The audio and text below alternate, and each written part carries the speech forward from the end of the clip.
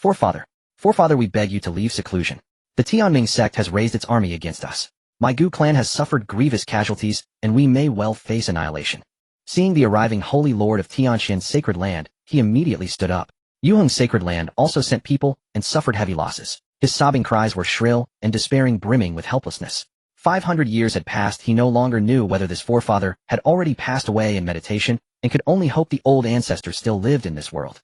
Within the secret chamber, Gu Xian slowly opened his eyes, and his original gaze was replaced by a pair of cold, unfamiliar eyes. 500 years ago, he had been a model young man riding an old granny across pedestrian crossings every day to help her cross the street. Though he was an orphan with neither kin nor relatives, he did good deeds every day. Who could have known that one day, while helping an old granny across the crosswalk without checking the traffic light, he would quite literally stumble into great misfortune. With a crisp crack, Gu Xian traversed into this archaic, desolate continent. This continent was a flourishing era of cultivation where martial might reign supreme. Realms rose from mortal martial, and she, gathering step by step up to the heavens until one reached the great emperor. This was a world of cultivation everyone could cultivate, and likewise it was a world fraught with peril. Not only humans, but even demonic beasts and vicious beasts could embark upon the path of cultivation. In this world, strength alone was revered. Only those with power possessed the right to speak. The archaic, desolate stage was boundless. If you dared to dream, you could step onto it. By all rights, since he had crossed over, he should have been the child of the plain or son of fortune, with heaven-defying talent, drawing the frantic attention of mighty experts from all directions. Then, by virtue of his personal charm, the cherished daughters of those powerful clans would vie with one another to bear his children. Yet reality turned out to be nothing like he had imagined. When Gu Xian opened his eyes, he saw only an ancient secret chamber, the air thick with the staleness of ages. Strange memories surged into his mind. He was the forefather of the Gu clan, a minor family in Qingyan prefecture of the eastern region. Yet this so-called forefather had lived a truly miserable life. His lifespan was nearing its end, his cultivation stuck at the peak of the Tongxian realm, unable to break through. The moment he closed his eyes, his body was taken over by Gu Xian, the transmigrator from Earth. So I began as a forefather on the verge of death. On this archaic, desolate continent, the Tongxian realm could only be counted as ordinary. Any slightly stronger cultivator could pinch him to death with a flick of the wrist. Gu Xian's lips twitched as a chill seeped through his heart. Others received full benefits when they transmigrated, yet he had actually become a useless forefather with one foot in the grave. At that moment, a cold, mechanical voice echoed in his mind. Scanning host information. Host Gu Xian. Identity, Gu clan forefather. Realm, Tongxian realm peak. Lifespan 1 year and 6 months. Ding. You may draw a lottery once per day. Draw now. A booming shock went through him as Gu Xian's vision suddenly brightened. Could this be the golden sheet bestowed upon transmigrators? System. Damn, is this the system every transmigrator is destined to have? So the novels did not deceive me after all. For a moment, Gu Xian was incomparably exhilarated. He had thought his beginning was a collapse of the heavens, yet he had not expected his external cheat to arrive so promptly. Without this system, he had planned to muddle along in the Gu clan, eating and waiting for death. Now that the system had arrived, everything was different. System, draw for me. Ding. Beginning lottery. Congratulations, host. Reward obtained 500 years of lifespan. A torrent of rich life essence instantly swept through Gu Xian's body. His withered flesh began to brim with vitality at a speed visible to the naked eye. Lifespan updated 501 years and 6 months. This was the feeling he had longed for. System, do you have any other functions? Gu Xian inquired about the system's capabilities. No additional functions or missions at present. You may draw a lottery once per day. Our rewards are random. Lifespan, cultivation, realm, cultivation arts, and so on can all be obtained through the lottery. The reply, however, was far from ideal. It could only draw lotteries and had no other functions. Still, the surging vitality within his body was undeniably real. He now possessed abundant lifespan, yet his realm remained at the Tongxian level pitifully weak, and the system only granted rewards through daily draws. Gu Xian immediately made the clearest possible decision. Seclusion. Gu Xian decided on the spot, his authoritative voice resounding through the Gu clan's ancestral grounds from within the secret chamber. This sovereign is entering seclusion to assault the great Tao. While I am in seclusion, I shall not concern myself with worldly affairs. Remember this well, unless the Gu clan faces a calamity of annihilation, no one may set half a foot into this place. Whoever violates this shall be expelled from the clan and treated as a traitor to the bloodline. Outside, the Gu clansmen, upon hearing the forefather's voice, all dropped to their knees and kowtowed, replying with utmost reverence. We humbly obey the forefather's decree. With a heavy rumble, the stone gates of the secret chamber slammed shut, sealing completely. Gu Xian sat cross-legged at the center of the chamber. Give me some time, and it will be enough for me to rise above the world with the aid of this system. Ding. Host has entered seclusion. Daily lottery, opportunity 1. Thus began his seclusion. 500 years of time were but a finger snap to the archaic, desolate continent. To Gu Xian, however, it was a long journey of endless lotteries. Ding. Reward obtained, great emperor level cultivation art, eternal emperor scripture. Ding. Reward obtained 10 immortal meridians, 6,666 spiritual energy density. Ding. Reward obtained 999 fragments of law. Reward obtained primordial Hongmeng sacred body. Reward obtained 99999 gene of enlightenment tea. Reward obtained heaven and earth spiritual root, ginseng fruit tree. Reward obtained 99999 liters of longevity spirit liquid. Reward obtained 100 million high-grade spirit stones. Reward obtained extreme Tao Emperor weapon, primordial unity sword. Reward obtained 99999 emperor grade pills. Reward obtained clan protecting emperor formation. Reward obtained various innate talents phenomena and secret arts. Pills divine weapons secret arts foundation. Over 500 years the system's rewards piled up like a mountain enough to let a minor family rise directly into an invincible hegemon. 500 years flashed by in the blink of an eye. Xuan had originally only wanted to proceed a bit cautiously. He had not expected to be so cautious that he overdid it. Only now as his clansmen searched for him outside the secret chamber did Xuan remember that he was still the Gu clan's forefather. Yet in these 500 years his cultivation had not improved in the slightest, which threw Xuan into a brief panic. If the enemy's cultivation were even slightly stronger, would he not be utterly doomed? At that moment the system's voice rang out again. Daily sign-in available. Does the host wish to sign in? Agitated and irritable as he was, Xuan still did not refuse the system's reward. Sign in. Ding. Congratulations, host. Reward obtained Great Emperor Realm Perfection Stage Cultivation. Cultivation integration in progress. System is shielding the laws of heaven and earth. What the? Xuan's face was filled with disbelief. This was the highest realm on the archaic Desolate Continent. He did not know whether he had misheard or the system had misspoken. But as the system's prompt sounded, Great Emperor cultivation began pouring into Xuan's body. A thunderous boom resounded as his entire being shuddered. Power flooded into him, and his aura soared. In an instant, he broke through from peak Tongxian to the King Realm. The speed of ascension made Xuan feel utterly elated. Emperor Realm Perfection. Half step into transcendence. Break. Half Saint Realm Perfection. Saint Realm Perfection. Quasi-Emperor Realm Perfection. The barrier of the Quasi-Emperor Realm shattered with a resounding crack, and endless great Tao laws descended from the heavens, madly surging into Xuan's body. All realms were swept aside in a single instant. He charged straight into the Great Emperor Realm. Great Emperor Realm Perfection. The great Tao bowed its head. All laws returned to his body. Lifespan of 1,000,000 years, battle power unmatched under heaven. So this was the Great Emperor Realm. Fortunately, the system had already shielded the laws of heaven and earth. Otherwise the power of this breakthrough would have shattered everything for 10,000 miles around. Ding. After 500 years of sign-ins, loading complete. Strongest clan of all heaven system activated. Host is to develop the clan across the myriad worlds and nurture disciples within the family. Detection shows enemies have already arrived at your doorstep. The host can no longer sit and wait for death. Whoever offends the host's clan shall be slain no matter how far away. Please clear out the Tianming sect riffraff as a warning to others. Upon completing the mission you will receive 4 clan protecting divine beasts and 1 Saint Realm summoning card. Damn. So this is the Great Emperor. This is the might of the strongest on the archaic Desolate Continent. A body this formidable, battle power this terrifying. Xuan slowly opened his eyes. Now that others had already stormed up to his doorstep, it was time for him to step. Realm Hierarchy Qi, gathering Tongshuan Spirit, See King Emperor, Half Saint Saint King, Eternal Quasi-Emperor, Great Emperor. The Gu family. The clansmen of the Gu family retreated into the main hall. Cultivators led by the Tianming sect surrounded the entire Gu estate. 3 Tianming sect experts at the Spirit Sea realm stood arrogantly in midair, their faces full of mockery. Your Gu family cannot escape. If you surrender obediently, I can at least grant you a swift death. How dare your Gu family be so bold to steal from our Tianming sect's holy sun? Today is the day your clan is wiped from existence. The Holy Sun has ordered that whoever brings back the heads of these people may enter the 2nd level of the Scripture Pavilion and choose a cultivation technique. Several of them stood erect in the sky, overlooking the rivers of blood below, without the slightest ripple of emotion, even feeling a faint urge to laugh. Those standing before the main gate of the Gu estate did not retreat in the slightest. Though their bodies were covered in wounds, they still resisted tenaciously. You claim the Tianming sect is righteous and awe-inspiring, but in truth you are hypocrites, a pack of dog-like bastards. You will die wretched deaths. Your holy son acts only for his own selfish desires, yet you accuse us of stealing his belongings. How ridiculous! They roared in anger, venting their resentment at the injustice of fate. Originally, a group of young disciples of the Gu family had discovered a secret realm and ventured into it together. Within the secret realm, they discovered precious treasures and cultivation manuals. Yet before they could rejoice, another group suddenly struck, attempting to seize the fruits of their labor. Naturally, the Gu disciples refused to yield and fought these people fiercely. Though the Gu side had the advantage in numbers, they could not withstand the overwhelming strength of their opponents, and several members of the Gu family fell in battle. Fortunately, in the end, they still managed to bring the treasures and manuals out. Just as they were secretly rejoicing, they realized that the one who had attacked them was actually the holy son of the Tianming sect. The holy son of the Tianming sect had entered the secret realm with his subordinates as well, but his luck was poor. Not only did he fail to obtain any precious treasures or techniques, he even suffered serious injuries within the realm.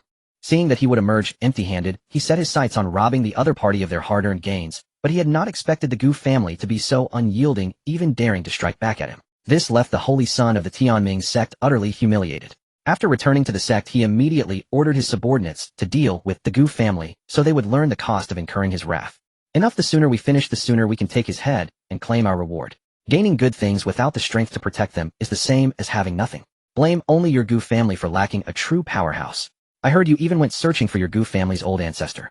It has been hundreds of years, he must have long turned to dust. Today, every one of the Gu family from top to bottom will be annihilated. The three drew closer and closer, their spirit, sea realm pressure wantonly crushing down. The Gu clansmen standing at the gate knew that the situation was beyond saving. The Tianming sect was an existence they could not afford to provoke. In their current plight, no one could rescue them. If there is a next life, our Gu family will surely slay your Tianming sect holy son. The three simultaneously unleashed their cultivation arts, striking down with their palms, intending to crush all remaining members of the Gu clan in a single blow. The people of the Gu family closed their eyes in despair. At that very instant, dong! A single Dao sound resounded, shattering the 9 heavens. Every member of the Tianming sect present froze in place in an instant. Their souls trembled, their flesh quivered, as though facing the wrath of the heavens themselves. The ferocious smiles on the three men's faces instantly froze. With great difficulty, they raised their heads to gaze toward the void. A figure in white slowly stepped forth. White hair fluttered lightly, his gaze indifferent. The people of the Gu family were stunned, looking up at the man in the sky in bewilderment. His aura was unfathomable. Could he be their old ancestor? Facing the greatest crisis in the Gu family's history, the elders of the clan had not hesitated to invite the old ancestor to emerge from seclusion. This was what the Gu clansmen were thinking. No one knew who shouted first. It is our old ancestor. The Gu family's old ancestor had emerged from seclusion. He had come to save the Gu family. The Gu family's old ancestor. The three men's faces were blank for a moment before they quickly recovered. They had heard some stories about him, but it had been several hundred years. How far could he possibly have advanced, even if he had broken through? Without resources, in seclusion, breakthroughs were difficult. Moreover, they had never seen this person before. Even if he truly was the Gu family's old ancestor, they would still strike him without hesitation. At worst, it just meant one more coffin. Such a bit of wood was something the Tianming sect could well afford. Seeing this, a Tianming sect expert let out a cold snort. The Gu family's old ancestor. Humph. A good for nothing of such low rank dares put on a ghostly act before us. Do you truly intend to oppose our Tianming sect? Noisy. Gu Xian's gaze fell upon him, sweeping lightly across. With just a single glance. Boom. The speaker's body exploded on the spot, his soul annihilated in an instant without even time for a scream. For a moment, everyone drew in a sharp breath. The Gu clansmen in particular were stunned. Their old ancestor was actually this powerful. He had killed a spirit sea realm cultivator in an instant with a single look. Even a king realm expert would likely be unable to kill with a single glance. You? How dare you kill someone of our Tianming sect? You are doomed. Even if you are a king realm powerhouse, our Tianming sect will never let you go. I advise your Gu family not to make any more mistakes. Even if your cultivation pierces the heavens, you cannot protect every member of the Gu clan. Instead of backing down, the Tianming sect experts began to threaten him. They brandished the name of the Tianming sect, hoping to stir a trace of fear in this man before them. At such a moment, they could not afford to show cowardice, or their momentum would falter. Otherwise, they would lose whatever hard stance they had left. Clearly, they did not realize what kind of existence they had provoked. A trifling Tianming sect, not even worthy of being called ants. Gu Xian's expression was cold and unruffled. He did not care in the slightest about this so-called Tianming sect. Powerful. Could they possibly surpass him, a great emperor? It was clearly impossible. No great emperor had appeared for hundreds of thousands of years, and a great emperor's realm was the pinnacle of cultivation on the archaic continent. Below the great emperor all were but ants. No one could even hope to measure themselves against such an existence. A single drop of his blood could suppress demons and fiends, who a mere projection of his form possessed the full power of a quasi-emperor at perfection. Such was the oppressive might of a great emperor. What an arrogant tone. After killing us, you two will die without a burial place. Together let us show him that we are not to be trifled with. The two men gripped their blades and launched a ferocious assault on Gu Xian. Before they could even cast their spells, Gu Xian waved his hand. A soft whoosh. In that instant, the two stared at Gu Xian in terror, and then, boom, boom. Their bodies instantly exploded, transforming into clouds of blood, mist the air thick with the stench of blood. Hiss. So this was the strength of the Gu family's old ancestor. It was simply terrifying beyond measure. The remaining Tianming sect members, seeing their own powerhouses slain, all collapsed in prostration, trembling so violently they did not even dare lift their heads. While I exist, the Gu family will not perish. Those who dare bully my Gu clan.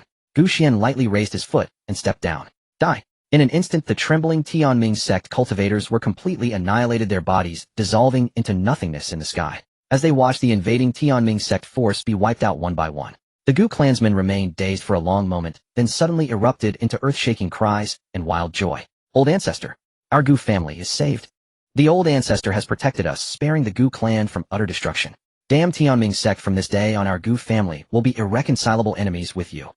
At this moment the people of the Gu family finally laid down their burdens. The threat of extermination had at last been lifted. With a sweep of Gu Xian's great hand, the clan members who had been covered in wounds were fully restored, and even those on the brink of death were pulled back from the gates of the underworld. In the great hall of the Gu family, several elders and the clan leader knelt on both knees, while Gu Xian, on the main seat, wore a serious expression. Speak what has happened during my seclusion. Gu Xian looked sternly at the clan members below. Clearly someone had come to challenge them, which displeased Gu Xian greatly. At that moment the current clan leader Gu Tianhua hurriedly reported to Gu Xian, Ancestor, it is the Tianming sect that has been acting recklessly due to their strength, and we are powerless to stop them. The Gu family was currently very united, and had not shown anger or dissent regarding the incidents involving their members. In this world of cultivation, a family's rise or fall was shared among all. Following that, Gu Tianhua spoke rapidly to Gu Xian, recounting everything that had transpired. A family had experienced significant development over 500 years. However, due to the retaliation from the Tianming sect, the Gu family's strength had been severely diminished, primarily due to the loss of powerful clan members. This allowed others to ride roughshod over them. Ancestor, the saint son of the Tianming sect, is being overly arrogant. Now that you have exited seclusion, we must devise a foolproof plan to skin the Tianming sect alive.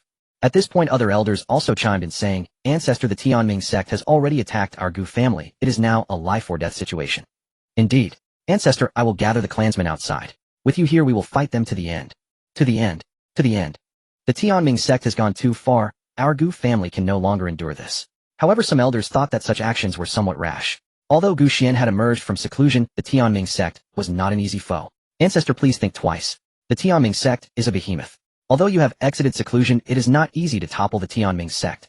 Yes, please consider it carefully, Ancestor. Although they had just killed 3 experts at the spiritual sea realm, this was insignificant to the Tianming sect. The Tianming sect had many members at the spiritual sea realm, and quite a few at the king realm as well. They had no idea that their ancestor Gu Xian had already reached the emperor realm, naturally commanding respect. The Gu family disciples knelt on the ground, afraid to speak, for they were the ones who had stirred up trouble and nearly brought disaster upon the family. They knelt there trembling, not daring to meet Gu Xian's gaze. Gu Xian looked at the dwindled numbers of the Gu family and couldn't help but frown. Clearly, compared to before his seclusion, the Gu family was now facing a population decline.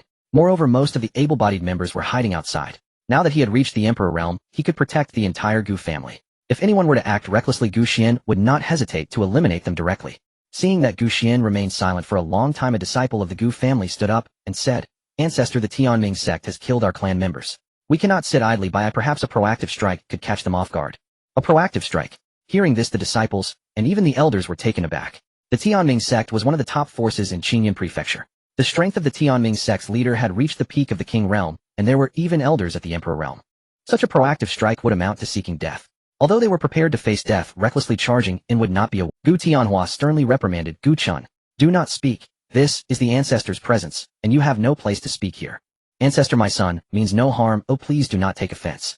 Gu Tianhua clasped his fists tightly, sweating profusely, fearing that Gu Xian would hold him accountable. In such an important moment, Gu Chun had made a blunder which could cause him great trouble. Gu Chun. Just hearing that name feels like the son of destiny, or a chosen one. Gu Xian did not take this to heart. Instead, he smiled as he looked at Gu Chun. Little Qinshin, come here, and let your ancestor take a look at you. After all, as the ancestor his age was there, so calling him, that wouldn't feel strange. He beckoned Gu Chun to come over. Gu Chun glanced at his father's grim expression, unsure of what to do. However, seeing the ancestor's beaming smile, he mustered his courage and walked over. Gu Xian looked Gu Chun up and down, then laughed heartily. Potential dragon sword body. When fully developed, it can open up the heavens and the earth. Not bad, not bad. His words shocked the entire Gu family. Potential dragon sword body. Gu Chun actually possesses the potential dragon sword body. This body is a top-tier sword path, hidden holy body. Ordinary cultivators cannot perceive this sword path constitution. Only those with profound sword path attainments, or those who have a realm far beyond their peers, can see it. Naturally, this could not escape the notice of Emperor Realm Gu Xian. Gu Chun was bewildered. What is this potential dragon sword body? Why does he know nothing about it? This news made Gu Tianhua beam with joy. His son was actually the potential dragon sword body. Activating the potential dragon sword body, he would be invincible among his peers, and could even defeat stronger enemies. However, given the current situation of the Gu family, there was no opportunity for Gu Chun to grow. Yet the focus of the discussion among the elders remained on the current situation. They chattered incessantly. Gu Xian quickly interrupted. Others have already come to our door. How could I let them off easily? This so-called Tianming sect can be wiped out with a flick of my hand. Gu Xian stood up and said powerfully. Below, the elders exchanged glances, astonished that the ancestor claimed it could be easily wiped out. They were shocked at the extent of the ancestor's cultivation. Nevertheless, they had already prepared themselves for a fight to the death. In the world of cultivation, fleeing to the ends of the earth would not prevent them from being hunted. Since death was inevitable, they might as well fight with all their might. Now that their ancestor had exited seclusion, they were already mentally prepared for a final battle. Just as some elders were about to speak, Gu Xian preemptively said, "You all go and ensure the safety of the clan members. As for the Tianming sect, I will personally go to them to demand an explanation." With the ancestor having spoken, they naturally did not dare to voice any objections. "Little Qinshan, come with me." Gu Xian smiled gently. Gu Chun was the current young master, and also a sword path holy body. He needed to be properly nurtured. Seeing his father's previously grim face now signaling with his eyes, Gu Chun understood immediately. "Yes, ancestor." With that, the two of them disappeared from the great hall. Originally, Gu Tianhua wanted to remind the ancestor about the situation with the Tianming sect, but now he had vanished without a trace, leaving the other Gu family members dumbfounded. Vanished. Even a king realm expert could not do that. He must have reached the emperor realm. The elders exchanged glances, utterly clueless about the true extent of Gu Xian's cultivation. Before his seclusion, Gu Xian had ordered the clan members to erase all records related to him, allowing only the Gu family to know that they still had an ancestor in seclusion. Therefore, the current clan members had no idea of Gu Xian's true power.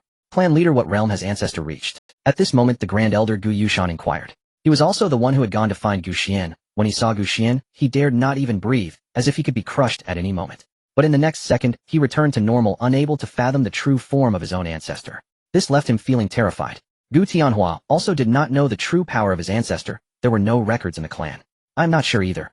I only know he was the ancestor from 500 years ago." The others exchanged glances, realizing that the priority was to stabilize the clan members first. In the hall of the Holy Son of the Tianming sect, two individuals knelt on one knee, while Yun Xuan, the Holy Son of the Tianming sect, gazed at them with a cold expression. "Have there been any news from the damned Gu family?" One of the burly men said with a smile. "The three people sent by the Holy Son must have returned triumphantly by now. The Gu family is nothing to fear. I showed them mercy by taking their possessions, yet they dare to be so ungrateful. If it weren't for their sheer numbers, they would hardly be my match."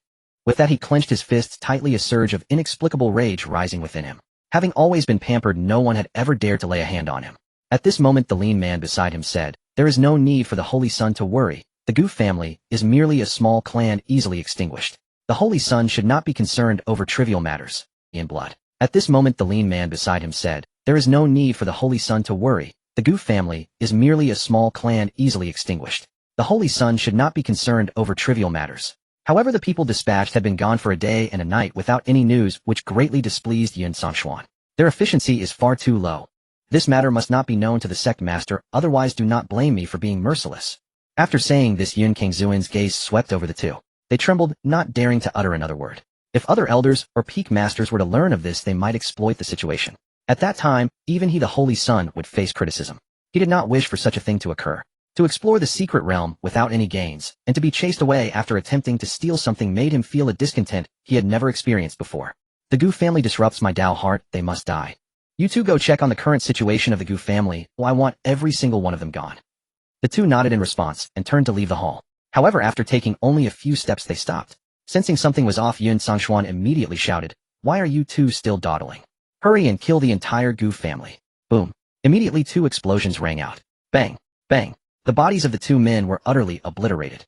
"Oof. To wipe out my Gu family. Such audacity." A cold snort echoed in response. Following that, the hall they were in shattered to pieces, and Yun Xuan was sent flying. Suddenly 2 figures appeared in the sky above the Tianming sect. Gu Xian and Gu Chun. Gu Xian looked down at the Tianming sect with disdain. With only one Emperor Realm cultivator within the entire sect, they appeared nothing more than ants in his eyes. Beside him, Gu Chun was already in shock. My goodness. Just a moment ago they were in the Gu family hall, and in mere seconds they found themselves in the sky above the Tianming sect. The strength of their ancestor left him utterly astonished. Emperor Realm. Impossible. Sovereign Realm. Perhaps. As for half-saint. Hiss. Gu Chun kept speculating, and the more he thought the more absurd it became. The Gu family was at least 1,000 miles from the Tianming sect, yet he distinctly remembered that he had not left the Gu family for long. It had only been a few seconds. The ancestor had stated that the Tianming sect was not to be feared, which clearly indicated he had a solid plan. After all, as the contemporary heir, he could not possibly bring him along to court death. Before he could ponder further, Yun Xuan was already captured in midair by Gu Xian. "You people from the Gu family. I am the Holy Son of the Tianming sect. Have you considered the consequences of acting against me?" Yun Xuan shouted loudly, evidently not taking the person before him seriously. You're the bastard responsible for this. Xuan upon seeing Xuan immediately flew forward and landed a fierce punch. Damn you. If it weren't for Xuan breaking through to the Tongxian realm, within the secret realm, he might have died there. Thinking of his family members being slaughtered moments ago, his rationality had completely gone berserk. Xuan disregarded everything, launching a relentless assault with punches and kicks, executing a complete set of SBA combination attacks, culminating in the lethal severing the lineage kick aimed at the vital points. Xuan did not stop him. It was indeed time for a good vent. Xuan was rendered incapable of thought, unable to articulate as he was struck repeatedly at his vital points. It's you. I want you dead. Following this, Xuan's palm descended with the weight of Mount Tai towards Xuan's head, intent on killing this scum. Stop. Just then 2 figures flew toward them, followed closely by a dull sound. Xuan's head exploded, and Xuan unceremoniously tossed him aside like garbage. He then quickly returned to Xuan's side. Phew, that felt good. Ancestor, let's run. Killing their holy son will surely make them suffer. The Tianming sect, after all, had an Emperor Realm powerhouse stationed there, and their strength could not be underestimated. He was worried that the elderly Ancestor might injure himself, and that would be the end. Run. Xuan looked puzzled. I brought you here to kill, and you want to run. Are you serious? Letting an emperor flee would surely be a laughingstock. As long as I'm here, there's no need to worry. Remember, not a single person who deserves to die can be spared. That's how the Gu family should be. Bold. To act against the holy son of the Tianming sect. You are audacious. Surrender immediately. A gust of wind swept through. Then one person quickly flew in and caught Xuan's body. He's dead. The holy son is actually dead. The person was filled with terror and could hardly believe it. The other individual was the sect master of the Tianming sect, who was also Xuan's father, Yunfei. He sensed the moment the hall shattered and rushed over. He hadn't expected to arrive a step too late. He naturally knew what his son had done, but had always turned a blind eye. Never would he have imagined that someone from the Gu family would dare to kill within the Tianming sect, especially targeting his son. They had encountered many reckless individuals, but none had the audacity to kill such an important person on their turf. It was utterly unheard of. It was akin to lighting a lamp in a toilet seeking out waste. Meanwhile, the disciples of the Tianming sect were in shock, and quickly relayed signals to the elders of the sect to prevent these two from escaping. However, Xuan had no intention of fleeing. The one who should flee was not him at all. Upon seeing his son's head blasted, an overwhelming fury erupted within Yunfei. My son, my boy. A tremendous pressure swept over instantly, making the disciples below struggle to breathe. Some who had come to join the Tianming sect suddenly felt they had come to the right place. Hiss! Such a powerful pressure. Is this the sect master of the Tianming sect? This strength is likely already half a step into the Emperor Realm. No wonder it's one of the top sects in Qingyun Prefecture. I've heard there's an Emperor Realm ancestor stationed here. Their strength is unfathomable. I've come to the right place. Who are those two? They seem to be courting death. It looks like they have killed the Holy Son. Everyone knows that the Holy Son of the Tianming sect is the son of the sect master. They did not expect the two figures in the sky to be so audacious. Gu Qian's expression changed, slightly feeling some pressure. But just then Gu Xian waved his hand casually, and the pressure on Gu Chun vanished in an instant. Ancestor. Looking at the ancestor before him, Gu Chun felt an overwhelming sense of security. After all, the ancestor's strength was somewhat unfathomable to him. How dare you kill my son? Prepare to pay with your life. Yunfei gripped his sword tightly and charged towards Gu Xian, utilizing his half-step Emperor Realm cultivation to rush forward swiftly. Another elder, unwilling to be outdone, felt compelled to make the two in front pay a price since the sect leader was furious. The two worked in perfect sync, moving so fast that they left only afterimages behind. It left everyone speechless. Gu Xian was utterly speechless. Shut up, Gu Xian said dismissively. The chaotic flowers dulled the eyes. A single word would send you to the underworld. Boom. An invisible pressure surged towards the two. Crack. Their bodies exploded in an instant, turning into a rain of flesh. Yet this was a rain of blood. What? So fast? Gu Chun had just wanted to comment on how the two moved too quickly for him to perceive, but unexpectedly a single word from the ancestor caused them to explode. Hiss. Everyone held their breath, not daring to blink or believe what was unfolding before their eyes. The surrounding cultivators gasped in shock. What? What just happened? My God, what did I just see? Who were those two? How could they be so powerful? Did those two words just make the Tianming sect leader explode, eh? Those two seemed to mention the Gu family. What family could be so strong? Could it be an Emperor Realm? Why have I never heard of such a force as the Gu family? Could it be a newly emerged power? This is terrifying, but the Tianming sect also has Emperor Realm powerhouses. And they are old powerhouses at that. These two will definitely face consequences. In that instant, everyone turned to look at Gu Xian, fearing that even a careless word might lead to their own demise. Gu Chun, standing behind Gu Xian, was also stunned by his ancestor's display. He had just witnessed a spiritual Sea Realm powerhouse explode, and now a single word had caused an Emperor Realm powerhouse to explode. There was even a half-step Emperor Realm among them. One more glance would cause an explosion. Gu Chun was filled with excitement, not expecting his ancestor to be this powerful. This teaches me that two skills could make one invincible. Ancestor is amazing. Truly the soul of our Gu family. I hope to inherit my ancestors' mantle in the future. Gu Xian laughed heartily. Good. It's nice that you have this mindset, but the realm of the ancestor is not something one can eat. Just as the crowd was still in shock, the heavens and earth suddenly boiled over. A powerful pressure erupted from deep within the Tianming sect. The pressure of the emperor realm. The cultivators instantly turned pale, their knees buckling as they prostrated on the ground. Even breathing became difficult. It's the pressure of the emperor realm. It's the supreme elder imminent song of the Tianming sect. The legendary monster who has been in seclusion for 100 years and has long since entered the emperor realm. The reason the Tianming sect has stood strong here for a century is because of this elder imminent song. It seems now that those two will not have a good ending. Buzz. The void suddenly tore apart. A sharp sword energy suddenly surged from this rift towards Gu Xian and Gu Chun. This is bad, Ancestor. It's the super powerhouse of the Tianming sect's emperor realm. Gu Chun was somewhat frightened. He had never seen such a scene. The emperor realm truly represents a ruler's power. Ordinary people would tremble at the sight of an emperor realm. How could they not fear their ancestor? Not panicking, steady hands, just follow the instincts. Everything felt so mundane. Just a slightly stronger ant. Gu Xian said nonchalantly. The sword charged directly at the two, and Gu Xian snapped his fingers. The sword instantly shattered into pieces, leaving not even a trace of residual force. The entire arena fell silent. Silence. The next moment, an old man with white hair and a blue robe slowly stepped out from the spatial rift. Behind him followed the elders and disciples of the Tianming sect. Might I ask who you are to dare to slaughter in my Tianming sect, killing our sect leader and elders?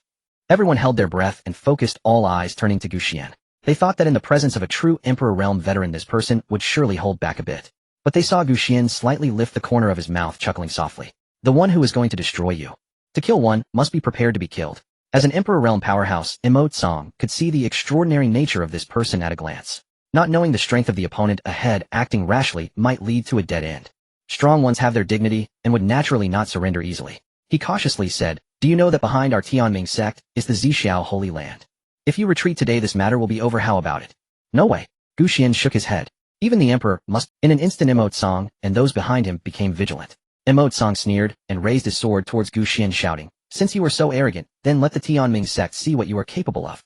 Gu Xian didn't even look at him directly and sneezed. Achoo. Instantly, Emote Song's voice was cut off. Before long, the emperor realm Emote Song exploded on the spot, his soul extinguished, and all the surrounding Tianming sect cultivators self-destructed. Bang bang bang bang bang bang. All the members of the Tianming sect turned to blood mist dissipating between heaven and earth. Hiss. The foreign cultivators were left dumbfounded. Bang bang bang bang bang bang. All the members of the Tianming sect turned to blood mist dissipating between and then a single sneeze killed an emperor realm powerhouse. It seems to be the case. My god. Just a sneeze, and they didn't even feel his move. Even a half-saint couldn't execute such a silent attack. What kind of skill is this sneeze? Sneeze divine skill. For a moment the cultivators buzzed with discussion, but soon came back to their senses. They had come to join the Tianming sect, but now the Tianming sect had been destroyed. Would that man kill them all? In an instant the hearts of the cultivators were in their throats. Fortunately, Gu Xian only killed those who deserved it, leaving no Tianming sect member alive. Congratulations to the host for establishing the Gu family's prestige, earning the reward of 4 divine beasts to protect the family Qinglong Baihu Zhuqiwe and Xuan. 10 summoning cards of the same level can summon even higher level powerhouses. The divine beasts have been dispatched to the Gu family's back mountain. 10 summoning cards of the same level can summon even higher level powerhouses. The divine beasts have been dispatched to the Gu family's back mountain. A saint summoning card. The level is too low, better to keep it. Gu Xian murmured after seeing the reward. He was already at the level of an emperor, and with the 4 divine beasts also being emperors, summoning a saint is simply going down the drain. It's better to keep it anyway. The system said the cards can be upgraded. At that time, I can keep synthesizing continuously until they ultimately become emperors. By then, the entire Gu family stronghold will be filled with emperors. If anyone dares to harm the Gu family, they can just go to the Gu family stronghold and report it. From today onwards, the Tianming sect is disbanded, and all resources belong to the Gu family. Gu Xian's voice was calm, yet it resonated throughout the heavens and earth. No one below dared to speak, or even make a sound. With the Tianming sect gone, who would still worship them? It was better to go home and wash up for bed. Gu Chun, who had been hiding aside, was utterly stunned. Is this really my ancestor? A sneeze wiped out an emperor realm powerhouse. He couldn't imagine it, simply couldn't fathom. Gu Chun, who had been hiding aside, was utterly stunned. Is this really my ancestor? A sneeze wiped out an emperor realm powerhouse. Gu Chun nodded quickly, clearly still not fully processing everything. It was so fast, too fast. In less than a moment a sect was destroyed. How could Gu Chun digest this? After the two left, the news of the Gu family spread quickly. The Gu family's territory is perched atop a mountain peak. The surrounding hills have been reduced to rubble, and the houses are in a state of disrepair. Gu Tianhua has settled the clan members and sent people to summon those outside. The Gu family is beset by internal and external troubles, and only Gu Xian can manage the situation. However, Gu Xian and Gu Chun have the Gu family is beset by internal and external troubles, and only Gu Xian can manage the situation. However, Gu Xian and Gu Chun have vanished, leaving them at a loss. The Ancestor has his own plans. We should first recall our clan members. Just then Gu Xian and Gu Chun appeared. I have destroyed the Tianming sect. Immediately send people to reclaim all their resources. His voice was calm, yet filled with authority. As soon as he finished speaking, Gu Xian and Gu Chun descended from the sky. The scene fell into silence. The Gu family members could hardly believe the news. It came so abruptly. Especially Gu Tianhua, who trembled upon hearing it. Just a moment ago they were worrying about the extermination of their clan, and the next moment they were told that their enemy had been annihilated by the Ancestor. Everyone was frozen in place, mouths agape, faces filled with disbelief. After the two landed, Gu Tianhua immediately pulled Gu Chun aside, his voice trembling. Chainer, what happened when you went out with the Ancestor? Gu Chun was ecstatic, his tone exaggerated and excited. Dad, you should have seen it. The Ancestor just said 2 words, then snapped his fingers, and after that the Tianming sect was gone. Gu Tianhua, who had navigated through life for so long, was stunned, his face twitching at the words. 2 words. A snap. A sneeze. And then the Tianming sect was gone. How could all that be connected? Is that even something a person would say? Gu Chun said matter-of-factly, and then added, our Ancestor is a man of few words, but fierce actions. With those words the entire Gu family erupted. Everyone was dumbfounded, staring blankly. The sound of hissing whispers filled the air. Aside from Gu Chun, no one in the Gu family could remain composed. The Ancestor who had been in slumber for 500 years, it was terrifying to such an extent. After a moment, everyone reacted, shouting loudly, the Ancestor is mighty. The Ancestor is unparalleled. Gu Xian smiled faintly, feeling secretly pleased while maintaining an air of calm. He glanced around, seeing desolate mountains and depleted spiritual veins. The aftermath of the battle was evident everywhere. Gu Xian suddenly thought of the items he had signed in from his system that could come in handy. This place has been ravaged by disaster, it's too desolate. We owe the clan members an apology. Gu Xian spoke softly, then waved his hand. Suddenly the earth shook. The entire mountain trembled violently, and the ground split open with cracks. Majestic spiritual veins surged upward from the earth, resembling a fairyland. Following that spiritual light soared into the sky, auspicious energy surged, and immortal mist surrounded the area. A total of 10 spiritual veins appeared. Then a grand and magnificent hall rose at the peak. In the blink of an eye, many houses sprang up from the ground. In the back mountain, heavenly roots, ginseng fruit trees, and other plants emerged from the soil, frantically absorbing nutrients. The water flowed with spiritual liquid, with streams of spiritual liquid converging into a waterfall. Countless spiritual energies poured in, releasing a staggering 6,666 times the normal amount. Then with a wave of his hand, Gu Xian covered the entire mountain range with a protective array. Outsiders could not discern the true situation inside, and the array was self-defending. Even an emperor-level expert would take a considerable amount of time to break it.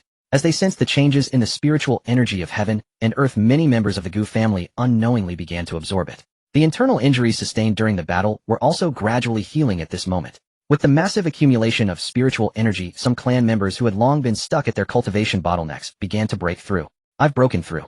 I've broken through too. In the secret realm, Gu Chun had forcibly broken through to the Tongxian realm, leading to an unstable foundation, making it hard to advance. But unexpectedly here, he sensed his cultivation breaking through 3 levels at once. He reached the 4th level of the Tongxian realm. This spiritual energy is probably several times higher than that of other major sects. If I cultivate here for a while, I won't be any worse than other major sects. Gu Chun was immensely excited. The surprises brought by the Ancestor were growing more numerous. Even Gu Tianhua, who hadn't broken through in years, at this moment broke through from the perfected Tongxian realm to the peak of the spiritual sea realm. I actually broke through too. Gu Tianhua felt it was incredible. It was truly the Ancestor manifesting his power. The Ancestor's abilities are unmatched. My Gu family will surely rise. The members of the Gu family were shaken to their cores, collapsing to their knees, a mixture of reverence and fervor. The Ancestor's powers are unparalleled. My Gu family will surely rise. With a wave of his hand, Gu Xian had everyone stand up. Cultivate well. While I am here, no one dares to act against the Gu family. Looking at the Gu family members, Gu Xian felt that their cultivation levels were too low and needed to develop quickly. Once they grew stronger, they would no longer be bullied. After all, it is impossible to handle everything personally. To forge the strongest family, every clan member must be powerful enough to instill fear in others. Little Chin, come with me. After saying this, Gu Xian headed towards the main hall on the main peak. Gu Tianhua immediately gestured to Gu Chen, still in shock from the astonishing capabilities of the Ancestor. First he annihilated the Tianming sect, and then with a mere wave the Gu family's spiritual energy multiplied geometrically. The Ancestor's power was surely beyond their comprehension. He needed to ensure his son spent more time with the Ancestor, perhaps unexpected gains would come from it. After all, his son was the potential dragon sword body. Gu Chun understood completely. He had witnessed Gu Xian annihilate the Tianming sect firsthand. He hadn't even blinked. If the Ancestor were to teach him a couple of moves in delight, he might just take off right then and there. After all, he was the current young master, and the Ancestor had even said he was the potential dragon sword body. Now that the Ancestor wanted him to come over, it was clear he wanted to give him special attention. Just thinking about it made him excited. With that in mind, Xuan did not hesitate at all, and immediately followed Xuan to the main peak's hall. The two chatted and laughed as they walked, which made several elders envious. They did not know what the Ancestor would do with Xuan, but it was certain that this trip was not simple. I must hurry and bring my daughter back. Perhaps the Ancestor likes young girls. That makes sense. My son is about the same age as the young master. Perhaps the Ancestor likes him too. Me too.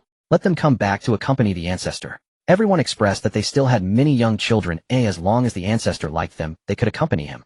If it weren't for the appearance of the Tianming sect, those weaker clan members would not have left, including their young children, and the elderly and infirm of the Gu family. Now that the Tianming sect has been destroyed, those people can return, especially considering the Ancestor's unfathomable. The Grand Hall of the Gu family exuded an imposing aura, leaving Xuan utterly speechless. It felt even more impressive than the holy places. Qingyan Prefecture boasts 5 great holy sites, each shrouded in unfathomable mysteries, existing beyond Xuan's reach. Xuan sat firmly in the main seat, his robes billowing, without wind, emanating a significant sense of pressure. Upon seeing Xuan in the main seat, Xuan froze in place. If it weren't for his own Ancestor, others would likely have knelt before Xuan. Ancestor. Xuan cast a casual glance at him, his voice calm. Little Qin, come here. Your Ancestor will help you activate the hidden dragon sword body. It'll forge your foundation and awaken the dragon body. Xuan was momentarily stunned, trembling with excitement. The hidden dragon sword body was something he had only seen in ancient texts. It was a special hidden sword body, inherently reserved and quiet, only revealing its might when it made its presence known. On ordinary days, his cultivation, aura, sword intent, and physical strength lay hidden, revealing nothing. It was known that activating the hidden dragon sword body was extremely challenging. Ancestor, the ancient texts state that to activate the hidden dragon sword body, one must resonate with a sword of their true fate, merging with it to awaken. I'm afraid there isn't a suitable sword for me anywhere in the Gu family. With that thought, Xuan sighed. How could he not know the Gu family situation? Finding a sword that resonated with his true fate would be incredibly difficult. If he merged with an ordinary sword, his future sword intent affinity would likely not be very high, making it impossible to truly comprehend the essence of the sword path. What a joke, your Ancestor has plenty of swords. Xuan then rummaged through the system and soon found a sword that was most suitable for Xuan. The Hidden Abyss Imperial Dragon Sword. This was obtained after he signed in through 500 years of history. The Hidden Abyss Imperial Dragon Sword is an ancient imperial weapon of the sword path long lost to the ages. This sword had no divine light, no oppressive force, and no imperial aura leaking. It looked like a rusted, lifeless sword. It was the perfect fit for Xuan's hidden dragon sword body. This sword is suitable for you. After saying this, he tossed it to Xuan. Upon receiving the sword, Xuan's first impression was that it was heavy. Not just heavy, but as if it contained the weight of 1,000 June. This sword is suitable for you. After saying this, he tossed it to Xuan. Upon receiving the sword, Xuan's first impression was that it was heavy. Not just heavy, but as if it, though it appeared to be scrap, his heart told him that this was the sword he desired. Moreover, how could the sword given by his Ancestor be subpar? At the very least, it was used by a powerful figure at the Emperor level. Though the sword's appearance was lacking, he trusted his Ancestor's judgment. Thank you, Ancestor. Xuan smiled faintly, then raised his hand gently. The sword transformed into a brilliant golden dragon-shaped sword energy, directly piercing into Xuan's forehead. In an instant, Xuan's entire body shook, the sword merging into him. Agony and ecstasy surged simultaneously. He could distinctly feel his bloodlines boiling like a true dragon, breaking free from its shackles, soaring to the skies. Without time to think, countless sword intents surged to his mind, prompting him to comprehend incessantly. In just a moment, he broke through to the 5th level of the profound realm, 6th level, 7th level, and soared into the spirit sea realm. The ascension wasn't over. He rocketed through and forcefully reached the 6th level of the spirit sea realm, before gradually coming to a halt. Boom. Then a dragon's roar erupted from within Xuan. Immediately after, his body and the sword resonated, producing waves of dragon roars. This not only signified Xuan's perfect fusion with the Hidden Abyss Imperial Dragon Sword, but also that he had activated his hidden dragon sword body. Is this the power of the hidden dragon sword body? Xuan opened his eyes, reaching a new height in his understanding of the sword path. With each gesture, he exuded sharp sword intent. His body felt as if it was bound together with the Hidden Abyss Imperial Dragon Sword.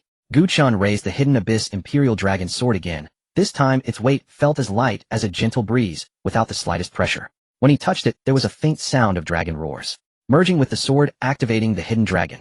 When Xuan tightly gripped the Hidden Abyss Imperial Dragon Sword, a dragon's roar resounded throughout the entire mountain peak. The entire Gu family heard this sound of dragon roars, leaving them bewildered and frightened. The sound was soul-shaking. Everyone turned towards the source of the roar. When they saw it was the Gu family hall, they were initially worried about what had happened, but soon the sound gradually faded away. Xuan, expressionless, uttered a single word: silence.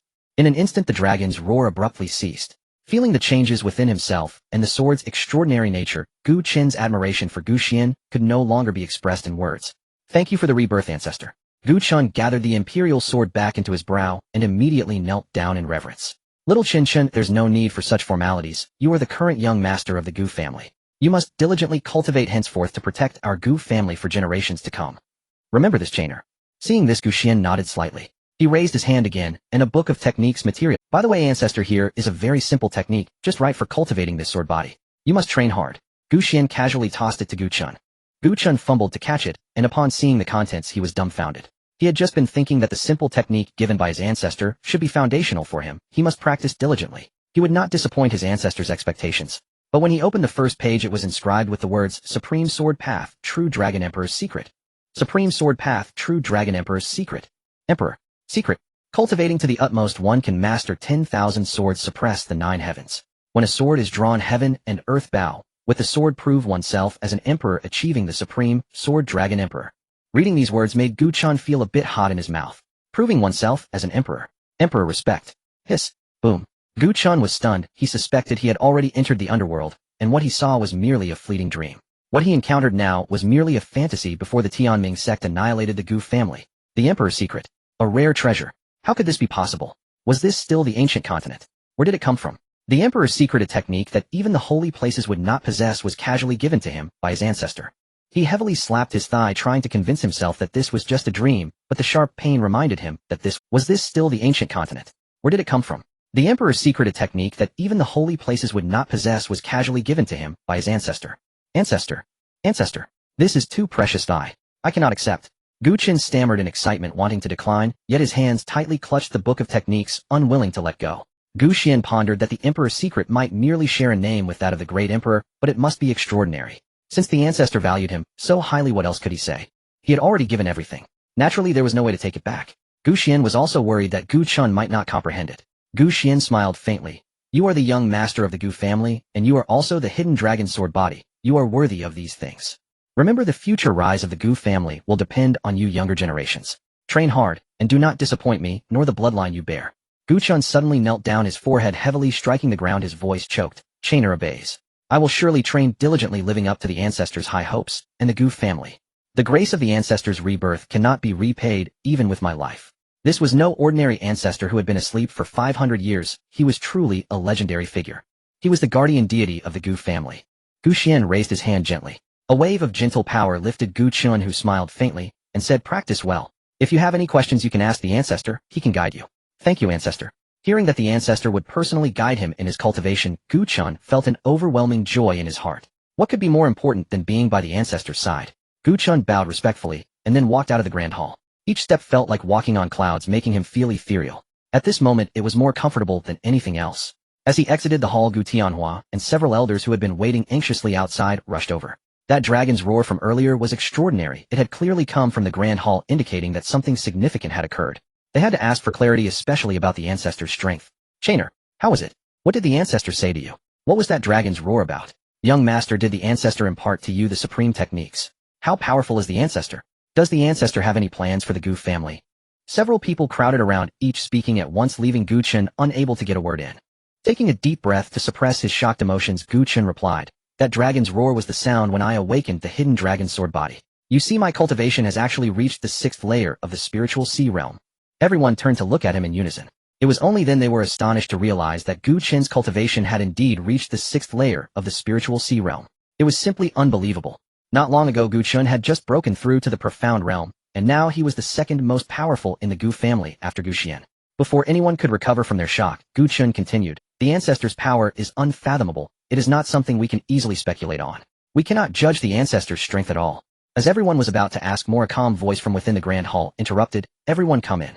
Following that, Gu Tianhua and the elders entered the hall in an orderly manner. Gu Qin let out a sigh, finally alleviating the pressure from these elders. Besides Gu Tianhua, who was the clan leader, there were 5 elders in total, and each one was no easy opponent to deal with. Fortunately, the ancestor was present, otherwise it would have required much effort to speak. At the main seat of the hall, Gu Xian waved his hand, and several cups of clear tea appeared on the table nearby. The tea was clear and fragrant. Gu Xian smiled slightly, and said, thank you for your hard work, elders. Please enjoy some tea. Thank you, ancestor. The elders carefully took their seats. Then they reached out to pick up the tea. This is enlightenment tea. and it's 3 leaves. Below the second elder Gu Kong, who was quite knowledgeable, exclaimed. He cried out in shock, trembling all over. Looking at the tea in his hands, which was indeed enlightenment tea, his hands started to shake. What? Enlightenment tea? Everyone turned their gaze to their cups, and to their astonishment, it really was enlightenment tea. How rare is enlightenment tea? Just taking a whiff would refresh the mind, as if the meridians were being massaged. Let alone ordinary families, even top-tier sacred places might not possess even a couple of leaves. The ancestor casually brewed tea to entertain these elders. Each cup contained 3 leaves. This was such a lavish waste. Without hesitation, Gu Kong drank it all in one go. After finishing, he made sure to eat the leaves, leaving the cup completely clean. He was afraid to waste even a drop. After drinking, he felt like a transformed person. Gu Kong was ecstatic. He hadn't expected enlightenment tea to have such miraculous effects on his understanding. It felt as if he had undergone a profound realization. This water, it can actually extend life. The elders, already of advanced age and looking older, instantly regained vitality. After finishing the tea, their white hair turning black again. It was incredibly magical. Gu Xian looked at their naive expressions and couldn't help but feel puzzled. This eternal life liquid indeed had something to do with enlightenment tea. However, Gu Xian felt it was rather pungent. It didn't taste as good as high-end teas. The most exaggerated drinker was Gu Tianhua, who after finishing didn't forget to request another cup from Gu Xian.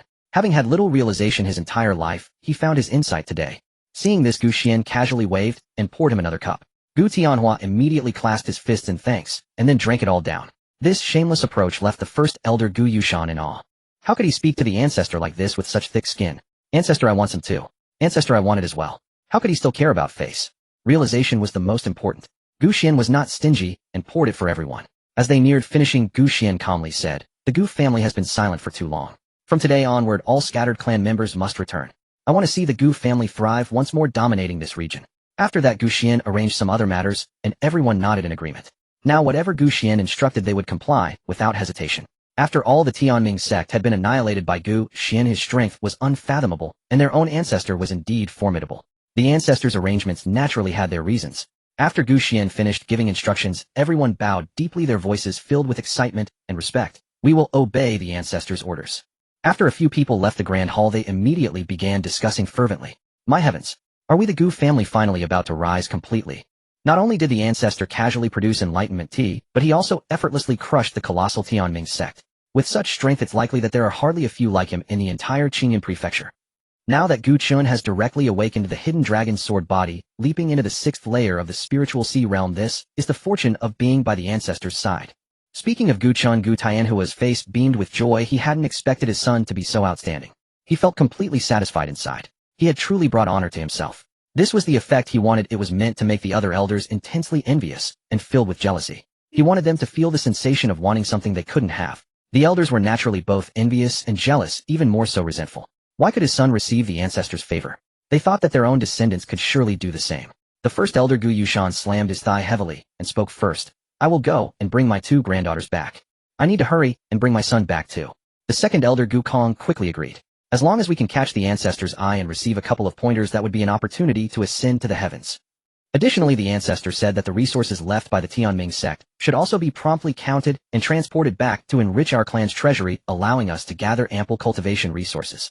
The ancestor also mentioned that from now on the Gu family must adopt a new posture and dominate this land. The group hastily departed, but their minds were focused on one thought. That was to quickly familiarize their descendants in front of the ancestor. Perhaps they would gain some great opportunities. The competition for the ancestor's favor was always fierce. They also dispatched clan members to the Tianming sect to bring back resources. For a sect of the emperor's realm, the resources within were countless. For a small family like the Gu family, it was like a huge cake. This was the territory that the ancestor had painstakingly built for them. Naturally, there was no reason to hand it over. 2 days passed. Gu Chen slowly opened his eyes. "I've reached the peak of the spirit sea realm. Over these 2 days, my cultivation has stabilized significantly, and I can practice effortlessly. With the weapon gifted to me by my ancestor, I have the strength to contend even against those at the king realm. However, I have discovered a few unresolved questions over the past 2 days, so today, I will seek my ancestor's guidance." Gu Chun rose and flew towards the back mountain. Back mountain. Sign in successful. You have obtained rare heavenly materials, 1 Qiyang, immortal fruit, and 1 I soul, immortal lotus. Another 2 rare heavenly materials. The repository of Gu Xian's system must be filled with countless rare heavenly materials. Not bad. Clearly these rare heavenly materials were not particularly precious to the current Gu Xian. But having them is better than not having them at all. The rewards from daily sign-ins are never the same, so one cannot say that these rare heavenly materials are worthless. Meanwhile, Gu Chun had already arrived at the back mountain. Looking up, Gu Xian was lying on a lounge chair with a white tiger curled up beside him. A phoenix was fanning itself slowly with its wings atop a tree, making for a very pleasant day. Upon seeing the two beasts beside Gu Xian, Gu Chuan felt immobile. His legs felt as if they were rooted like bamboo, unable to pull away. Fear surged rapidly in his heart. It felt as though he would be torn apart at any moment. Little Chun, what's wrong? Is there something you don't understand? Gu Xian looked at Gu Chun, and instantly the feeling of dread vanished. The two beasts immediately withdrew their gazes and continued with their own activities. Ancestor, what are these two beasts? Gu Chun asked cautiously. If he guessed correctly, the one in the tree must be a phoenix, and there was a white tiger on the ground. It had a large character king tattooed on its forehead. How terrifying. Just now 2 pairs of eyes only glanced at him. What Gu Chun did not know was that 2 pairs of eyes behind him had also glanced at him, and they belonged to great emperors. My ancestor casually collected a few beasts to serve as the guardian spirit beasts of the Gu family in the future. Gu Xian said nonchalantly. Hiss. Casually collected spirit beasts. Although he could not discern what kind of beast the tiger was, the phoenix was undeniably a super rare spirit beast. Each one was incredibly powerful. His own ancestor actually treated them as guardian spirit beasts of the Gu family. This completely shattered Gu Chen's understanding. That is a phoenix. This doesn't make sense. Even in the Holy Land, it would be impossible to capture a phoenix. He remembered that even a dead phoenix would not fall into human hands. Yet this phoenix was actually fanning his ancestor. Gu Chen remained silent, for a moment silently enduring this reality. He could no longer comprehend the strength of his ancestor. Seeing Gu Chen remain silent, Gu Xian immediately asked, Little Chen, how has your cultivation been over the past 2 days? Gu Chen finally came to his senses and replied, Ancestor, there are a few aspects of the technique I don't understand, and I hope you can guide me. Gu Chen then inquired about his points of confusion, waiting for his ancestor's resolution. He had completely forgotten about the 2 spirit beasts. Gu Xian merely took a glance and began to clarify his doubts. Gu Chen then inquired about his points of confusion, waiting for his ancestor's resolution. He had completely forgotten about the 2 spirit beasts. This was due to the deepening understanding of the sword path after awakening the potential dragon sword body, as well as the natural cultivation environment, plus his ancestor's expert instruction. With so many buffs, cultivation naturally progressed faster. Gu Chen felt that all his previous confusion had been swept away, and he began to comprehend on the spot. With so many buffs, cultivation naturally progressed faster. Gu Chen felt that all his previous confusion had been swept away, and he began to comprehend. However, not long after, 2 light and delicate figures giggled as they walked up the mountain path. One on the left and one on the right, they looked to be only around 11 or 12 years old. Their brows and eyes were very lively, quite endearing. Upon seeing the newcomers, Gu Chen immediately stood up and bowed to Gu Xian, saying, Ancestor, these 2 are the granddaughters of the great elder twins. The older sister is named Gu Qingqing, and the younger sister is named Gu Huahua. The 2 girls are still quite young and very innocent. Brother Chen Chun. Gu Chen smiled, and then brought the 2 of them to Gu Xian's side. Quickly greet the ancestor. Hello, ancestor. The 2 girls examined Gu Xian from head to toe. Their grandfather had repeatedly instructed them to be charming in front of their ancestor. The 2 girls bounced over to Gu Xian's side. Gu Xian unconsciously revealed a kind smile.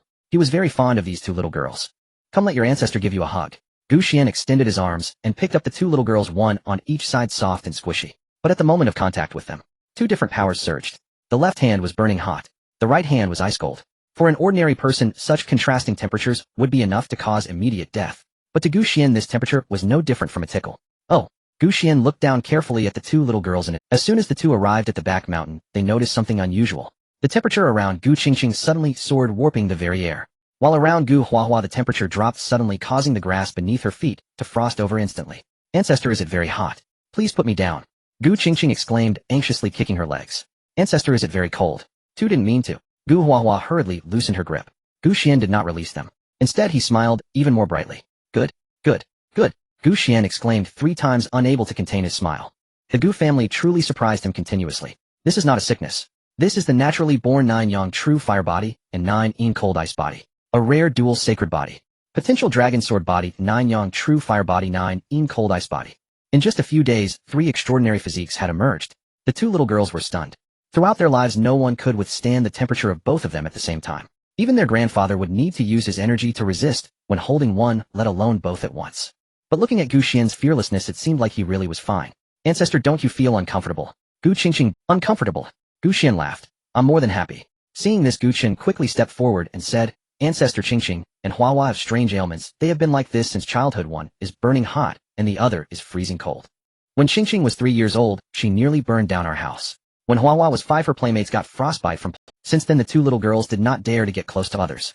Saying this, Gu Chen's voice became somewhat choked. Strange ailment. Gu Xian reached out and tapped Gu Qingqing's forehead. Boom. A burst of crimson golden flames erupted from Gu Qingqing's body. The flames soared into the sky, waves of heat rolling. Gu Qingqing shut her eyes in fright. But when she opened her eyes, she found herself utterly unscathed. Immediately after, Gu Xian reached out and tapped Gu Wawa's forehead. Crack! A layer of ice blue frost spread from Gu Wawa's body. Cold air surged forth and countless tiny ice crystals formed in the air. The ground was instantly covered with a thick layer of ice. The two little girls were dumbfounded. They had never known such terrifying power was hidden within them. Gu Chun was also left stunned. What on earth is happening? Gu Xian retracted his hand, nodding in satisfaction. Strange ailment. This is no illness.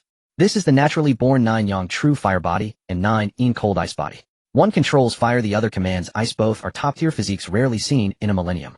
As soon as those words were spoken, Gu Chun was left petrified. What? Here we go again. Just a few days ago he had awakened the potential of the hidden dragon sword body, and now 2 supreme physiques had suddenly appeared. Had the Gu family stirred a nest of geniuses? Ancestor, are you saying this is not a disease? Gu Qin's voice, disease. Gu Xian chuckled. Across the entire ancient wilderness continent, there are only a handful of powers that can possess these 2 physiques simultaneously. In the early stages, this physique may indeed go out of control due to a weak body that cannot contain the innate power within. But with a little guidance, their future achievements will be limitless. Gu Qingqing and Gu Huahua were left stunned. They couldn't comprehend it. Ancestor, are we really not monsters? Gu Qingqing asked cautiously. Of course not. Gu Xian ruffled her little head. You are born cultivation prodigies. From now on, follow your ancestor in training, and I will teach you how to control the fire and ice within you. The 2 little girls exchanged glances and tears streamed down their faces. They had grown accustomed to being called monsters and freaks throughout their lives. Finally, someone said they were not sick. They were geniuses. Ancestor. The 2 little girls rushed into Gu Xian's embrace, crying uncontrollably. Gu Xian gently patted their backs. After a while, he raised his hand and 2 items appeared in his palm, a crimson immortal fruit and a blue ice lotus. To his surprise, the reward from today's signing was used so quickly. This is the Qiyang immortal fruit suitable for your 9 Yang true fire body. This is the Ice Soul immortal lotus suitable for your 9 Yin cold ice body. Gu Xian handed the 2 items to Gu Qingqing and Gu Huahua. Eat it, and your ancestor will help you refine it.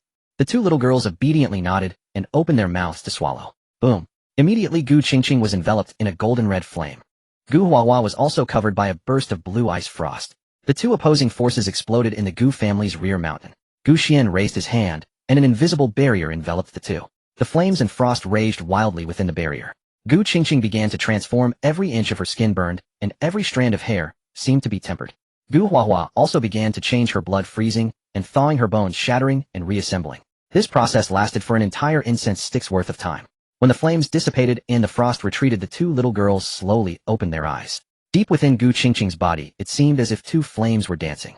In the depths of Gu Huahua's gaze, it seemed as if 2 snowflakes were falling. And their cultivation had directly reached the peak of the spiritual sea realm. The 2 11 or 12-year-old girls had instantly soared to the peak of the spiritual sea realm. Across the entire ancient wilderness continent, they were indeed the top geniuses. Gu Chun stood to the side, leaning forward, his mind blank. I can't believe it. I've worked so hard to cultivate, awakened the hidden dragon sword body, and integrated the imperial sword, finally reaching the peak of the spiritual sea realm. Now the ancestor gave each of the little girls a fruit, and they were on par with him. Gu Chun felt as if his worldview had shattered. Is there still any justice? Is there any law? Ancestor, this is too unfair. Gu Chun wailed. Gu Xian glanced at him. Weren't you also brought up by the ancestor? Besides, you at the peak of the spiritual sea realm can defeat a king realm expert, but they can't. Gu Chun. It seemed to make sense, but he still felt unbalanced inside. They say a spit of saliva can drive, but with one fruit the ancestor had easily spared them from countless hardships. The 2 little girls felt the surging power within them, excitedly bouncing around. Ancestor, I think I can control fire now. Gu Qingqing exclaimed. After saying that, a flame flickered and danced in her palm. I think I can control ice now too. Gu Huahua extended her hand, and an ice flower slowly blossomed in her palm. Gu Xian nodded in satisfaction. Once you completely master these 2 physiques, fire can burn the heavens and ice can freeze the earth. The 2 little girls looked at Gu Xian with admiration. Their ancestor was truly remarkable. Not only had he solved their issues, but he also allowed them to cultivate. This sudden surprise made them extremely excited. Ancestor is the best. Ancestor is the #1 in the world. Gu Xian chuckled and waved his hand. Go find your grandfather and make him happy. The 2 little girls hopped away yelling, Grandfather. Grandfather. The ancestor says we are not monsters. We are. Their voices echoed in the mountains, filled with uncontrollable joy. Gu Chun watched their departing figures, suddenly feeling a sense of emotion. The problem that had troubled them for so long was easily resolved by the ancestor. Indeed, with the ancestor around, there were no problems that could not be solved. Just then, a sharp sound of breaking air came. Gu Tianhua landed in the rear mountain, with a pale complexion, stumbling as he landed. Ancestor, something happened. Gu Xian frowned slightly. Clearly coming here in such a hurry was not a good sign. Gu Tianhua took a deep breath, suppressing his anger. According to the Ancestor's orders, we sent people to take over the Tianming sect's spiritual mind resources. Most of it was taken over smoothly, but there is one spiritual mind. Something went wrong. Yes. Gu Tianhua continued. There are people from the Holy Land in that spiritual mind. Gu Xian's expression turned cold. Which Holy Land? The Zixiao Holy Land, one of the 5 Holy Lands of Qingyun Prefecture. The Zixiao Holy Land is one of the 5 Holy Lands in Qingyun Prefecture. There are 2 half-saint powerhouses stationed there who like to bully the weak. Gu Tianhua said indignantly. The people from the Zixiao Holy Land said that the Tianming sect's spiritual mind has always been mined by them. Every year they have to hand over 70% of the profits to the Holy Land as protection fees. This 70% of the spiritual mind's profits is to be paid by our Gu family. Moreover, they said that considering the Gu family's recent establishment, we need to pay an extra 10% this year as an entrance fee. Not only that, but they also injured 3 of our clansmen. One of them is still in a coma. Let us remember that whether it's the Tianming sect or the Gu family, we are merely their mining slaves. The spiritual stones must be delivered to the Zixiao Holy Land within 10 days, or else our Gu family will face a fate worse than the Tianming sect. After finishing, Gu Tianhua knelt on the ground, his forehead pressed firmly against the ground. The spiritual stones must be delivered to the Zixiao Holy Land within 10 days, or else our Gu family will face a fate worse than the Goodness. They are demanding protection fees from him, and still daring to threaten him. Threatening a great emperor is simply courting death. Ding. System task issued. The Zixiao Holy Land, unaware of their impending doom, has bullied the Gu family's clansmen and insulted the Gu family's dignity. Please eliminate the threat posed by the Zixiao Holy Land, and uphold the Gu family's reputation. Task reward: upgraded version of the Guardian Emperor formation, the Eternal Undying Emperor formation. Capable of withstanding attacks from above the Great Emperor. Can obtain 3 Saint King summoning cards. After seeing the rewards, Gu Xian muttered to himself, withstanding attacks from above the Great Emperor. Could it be that immortals still exist in this world? But this is not the time to think about that. It's time to give the people of the Zixiao Holy Land a taste of their own medicine. Go. Gu Xian rose from the recliner, his tone unusually flat. Let's visit the Zixiao Sacred Land. Gu Chan was taken aback. Ancestor, are we going with just the few of us? Enough. Gu Xian glanced at him. What are you afraid? Not afraid. With Ancestor here, what do I have to fear? Gu Qingqing and Gu Huahua had just run out a short distance when they were pulled back by Gu Xian's gentle force. Ancestor, what's wrong? Gu Qingqing blinked. I'll take you out for a stroll. Gu Xian smiled. And by the way, teach you how to use the power within your bodies. The 2 little girls immediately became excited. Great, great. With a wave of Gu Xian's hand, the 4 of them vanished from it. Only Gu Tianhua was left bewildered in the wind. Not to mention the Ancestor, even his own son didn't spare him a glance. It felt as if he were not even his father. What a fine big son. Is it because I'm an old bone that I've been abandoned? After all, he was the current clan leader. At the entrance of the spirit mine, a dozen disciples from the Zixiao Sacred Land were either sitting or standing, their demeanor proud. In front of the mine, several members of the Gu family lay on the ground. One of them had a sunken chest, blood at the corner of his mouth, and was already unconscious. The others, although awake, were covered in injuries and could not even stand. A middle-aged man in a purple robe stood with his hands behind his back, exuding a powerful aura. He was Zhao Hong, the steward stationed here by the Zixiao Sacred Land. A bunch of oblivious fools. Zhao Hong looked at the Gu family members on the ground with a sneer on his lips. A mere insignificant little family, thinking they're impressive just because they wiped out the Tianming sect. A disciple beside him immediately agreed. Steward Zhao is right. What is the Tianming sect? Just a dog guarding our sacred land. Now that the dog is dead, we'll replace it with a new one to guard the door. It's the rule. Another disciple laughed heartily, but the Gu family has some nerve, actually daring to come for the spirit mine. Are they trying to turn the heavens upside down? Turn what heavens? Zhao Hong sneered. They are not even comparable to the Tianming sect. At least the Tianming sect has a sovereign realm to keep watch, but what about the Gu family? The strongest in the Gu family is just an ancestor in seclusion for hundreds of years, barely at the 5th or 6th level of the sovereign realm. Wiping out the Tianming sect. It was merely a sneak attack while Mo Tsang was in seclusion. Such petty tricks, and they dare to show off in front of the sacred land. Everyone burst into laughter. The story of Gu Xian obliterating the Tianming sect had been passed around by those cultivators. But it was too fantastical, causing no one to believe that Gu Xian could destroy the Tianming sect with a sneeze.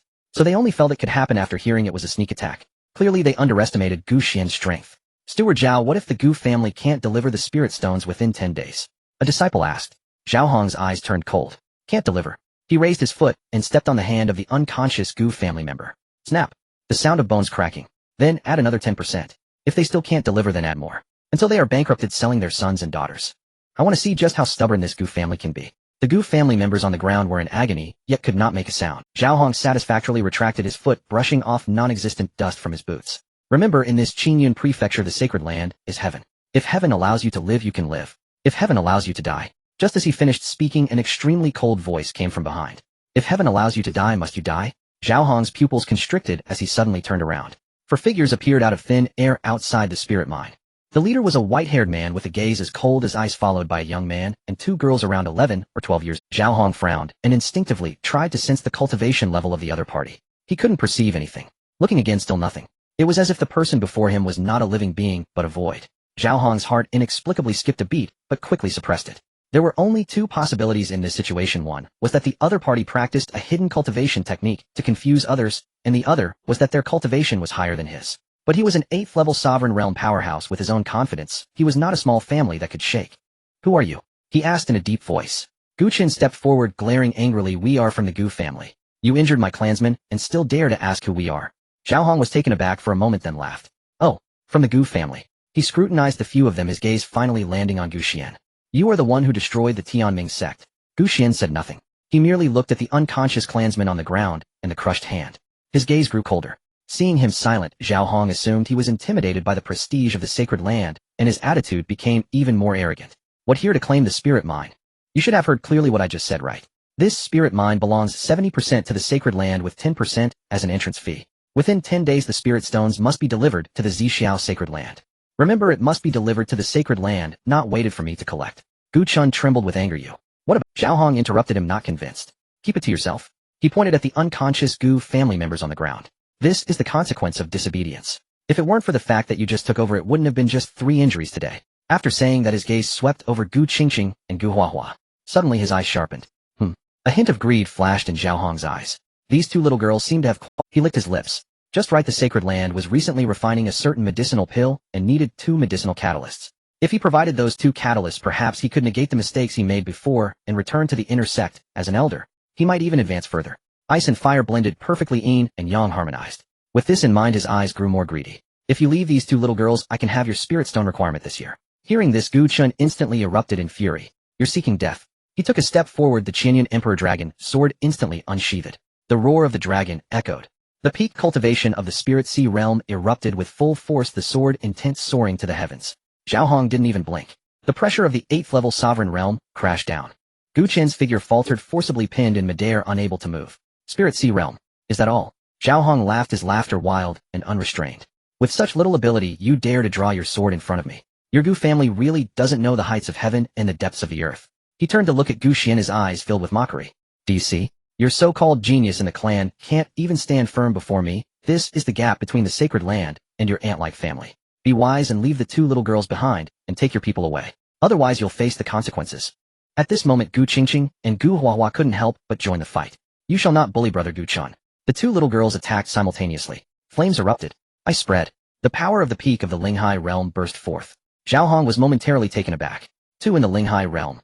Still just 11 or 12 years old. His eyes glinted with greed. Indeed, they had good physiques.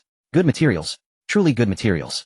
This medicinal guide, I shall claim it. He raised his hand. The pressure of the monarch realm manifested as 2 giant hands reaching for the 2 little girls. "Come along obediently." Gu Qin sternly said, "You dare." But he was firmly suppressed by the pressure and could not move at all. Although the 2 little girls had extraordinary physiques, they had just awakened and had virtually no combat experience. Faced with the power of the 8th level of the monarch realm, they had no power to resist. As the 2 giant hands were about to grab them, a palm gently rested on Zhao Hong's shoulder. Zhao Hong's body stiffened. He had not noticed anyone approaching. "Who did you say should come with you?" Gu Xian's voice was soft. But the moment Zhao Hong heard this voice, his scalp tingled. He turned his head rigidly. Gu Xian stood right beside him. "So, when did you get here?" Before Zhao Hong could finish, a resounding slap struck his face. This slap was very ordinary. There was no fluctuation of spiritual power, no laws in motion. It was just a simple slap. Yet Zhao Hong's face caved in. Then his entire body was sent flying like a cannonball. Boom. His body crashed through 3 mountains, accompanied by an boom. Debris flew and dust filled the sky. Zhao Hong was utterly obliterated. Silence. An utter silence. The 12 or so disciples of the Zixiao Holy Land were all frozen in place. They did not dare to open their eyes, hoping it was just an illusion. Zhao Steward was slapped away. How is that possible? Zhao Steward is a peak monarch realm practitioner. That person. Who on earth is he? The pressure on Gu Chun dissipated as Zhao Hong was sent flying. He landed on the ground, staring at the sound of the explosion, completely stunned. He knew the Ancestor was strong. But to slap a peak monarch realm practitioner into a dead dog, this was no longer a matter of strength. This was a dimensional strike. Gu Qingqing and Gu Huahua were also dumbfounded. The Ancestor was unexpectedly this strong, though they didn't know what cultivation level that villain had. But the Ancestor's slap was simply heart-stopping. So cool. The remaining disciples of the Zixiao Holy Land trembled as they looked at the exploded mountain. They didn't even dare to look at Gu Xian, their eyes filled with fear. A single slap killed Zhao Hong the steward. Can this still be played? Clearly the earlier sneeze that obliterated the Tianming sect was real. Instantly, they were filled with dread. Thud. Someone knelt down. Thud thud thud. Everyone knelt. Spare us, my lord. Spare us. We were just following orders. It was Zhao Hong who forced us. Please, my lord, let us go. Umph. Gu Xian snorted coldly. How dare such a small holy land threaten him? They clearly provoked the wrong person. Injuring a member of the Gu family will lead to death. Gu Xian raised his hand, releasing a trace of pressure. Instantly the dozen or so disciples of the Zixiao Holy Land were crushed into powder by that terrifying pressure, disappearing into thin air. Hiss! Gu Chun and the two sisters were dumbstruck, having seen no trace of the attack. All turned to dust. They could not imagine such a result. Afterward, Gu Xian walked to the unconscious members of the Gu family. With a wave of his hand, a gentle force entered their bodies. The fainted family members gradually awoke. Seeing Gu Xian's face, they were stunned and immediately burst into tears. Ancestor, it is our incompetence that has brought shame to the Gu family. Gu Xian gently patted his shoulder. There is no shame. I came late. From now on with me around the Gu family, need not feel timid. I will take action myself. Little Qin Shun, lead them back first. The ancestor has matters to attend to. After speaking, he looked up at the spiritual mind before him. Then he glanced at the direction of the Zixiao Holy Land, his gaze calm as water. But beneath that calmness lay a chilling depth. Zixiao Holy Land, he murmured, turning to vanish before everyone. Gu Qin wanted to say something, but Gu Xian had already disappeared. Ancestor. Even though the ancestor was confident being so reckless would surely lead to trouble. That was a holy land. Although the Zixiao Holy Land was the weakest in Qingyun Prefecture, it was still a top-tier force. The ancestor going alone might encounter unforeseen circumstances. Though the ancestor's strength amazed him, going alone was too risky. He had to return to report. Prepare the Gu family. Qing Hua Hua, tidy up and take the family members back. We need to report this situation. Gu Chen said so. Looking at Gu Chen's serious face, the two understood the severity of the situation and hurriedly helped the family members toward the direction of the Gu family. In the distance, several rogue cultivators hiding in the shadows witnessed the entire event. At this moment, they were trembling all over. The Gu family is going to war with the Zixiao Holy Land. A single slap killed a peak monarch realm practitioner. Who exactly is this ancestor of the Gu family? It's over, it's over. Qingyun Prefecture is about to change. Zixiao Holy Land. In the Destiny Tablet Hall. An elder of the Destiny Tablet Hall suddenly felt a chill. At that moment, the row of Zhao Hong's Destiny Tablets in the center shattered with a loud bang. Fragments scattered all over, dim and lifeless. The elder of the Destiny Tablet Hall looked at the shattered name, his face turning pale as he turned to flee. Zhao Hong has fallen. The news quickly spread throughout the Holy Land. In less than half a stick of incense, everyone in the Holy Land knew. In the main hall, the lord of the Zixiao Holy Land, Ren Tian, sat in the main seat, his expression dark as water. Below him stood several elders, each with a grim expression. Ren Tian's voice was low as he asked, what happened? Zhao Hong was a peak monarch realm practitioner. Who could have killed him? How dare anyone kill a member of the Holy Land, completely disregarding the Zixiao Holy Land? We must find that person and severely punish them. An elder in charge of intelligence stepped forward. Reporting to the Holy Lord, Zhao Hong's last message was yesterday. He said the Tianming sect was destroyed, and taking over the spiritual mind was a small family from the Gu family. Ren Tian frowned at the intelligence elder, clearly thinking this was not an important matter at all. What I'm asking now is who exactly killed Zhao Hong? The intelligence elder trembled and said, this matter should be related to the Gu family. Gu family. Ren Tian frowned. What background do they have? The Gu family is a small family in Qingyun Prefecture. The strongest is said to be an ancestor who has been in seclusion for hundreds of years, but a few days ago they destroyed the Tianming sect. At this time the second elder scoffed, destroying the Tianming sect. That kind of trash being destroyed is nothing. The intelligence elder continued. Zhao Hong said the Gu family wanted the rights to this spiritual mine. Zhao Hong was furious and taught them a lesson, and then the news of his death came. The main hall fell silent for a moment. At this moment Ren Tian slowly spoke. So you're saying that the Gu family not only refuses to pay the spirit stones, but also killed someone from our holy land? His face darkened upon finishing. It must be so, otherwise no one in Qingyun Prefecture would dare to act this way. This was clearly the existence of who doesn't know the reputation of the Zixiao Holy Land. A mere small family dares to harm someone from our holy land. This is simply courting death. A mere small family dares to touch someone from my holy land. Ren Tian's voice was calm, but those who understood him knew it was a precursor to his fury. At this moment an elder stood up saying, Holy Master, this matter cannot be let go just like that. A family as insignificant as an ant dares to provoke the dignity of our holy land. If we do not punish them severely, the Holy Emperor's reputation will be tarnished. At this time another elder interjected, frowning. The Gu family dared to kill Zhao Hong. Evidently, they have a trump card. Zhao Hong is at the 8th level of the Emperor realm. To kill him at least one must be at the peak of the Emperor realm, or even half a saint. Half a saint.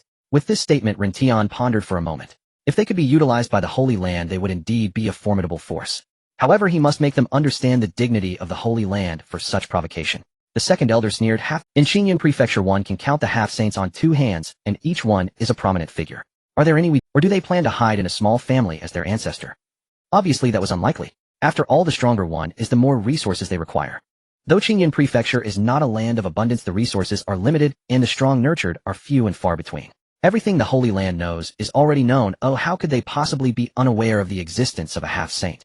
People only know that the Xixiao Holy Land has 2 half-saints, but what truly allows it to stand unshaken in Xinyan Prefecture for a millennium is the existence of a saint ancestor who is. People only know that the Xixiao Holy Land has 2 half-saints, but what truly allows it to stand unshaken in Xinyan Prefecture for a millennium is the existence of a saint ancestor who has been in seclusion for 1,000 years. Above the Emperor realm is the half-saint, and the one who becomes a half-saint is a saint. A single saint is enough to suppress all. Although Ren Tian is also at the half-saint level dealing with a half-step, saint does not require his personal involvement. Ren Tian pondered for a moment before making a decision. Send my order, gather 3 elders, lead 10 disciples at the Emperor realm, and head to the Gu family tomorrow. Tell them to either hand over the murderer double their share of the spirit mine and provide annual offerings, or they will face annihilation. Boom. The entire hall shook violently. Tiles from the roof fell incessantly, and cracks rapidly spread. Something was colliding with the Holy Land's protective mountain formation. Someone is attacking the Holy Land. The second elder's face changed drastically. Something was colliding with the Holy Land's protective mountain formation. Someone is attacking the Holy Land. The second elder's face changed drastically. Impossible. Who dares to attack the Holy Land?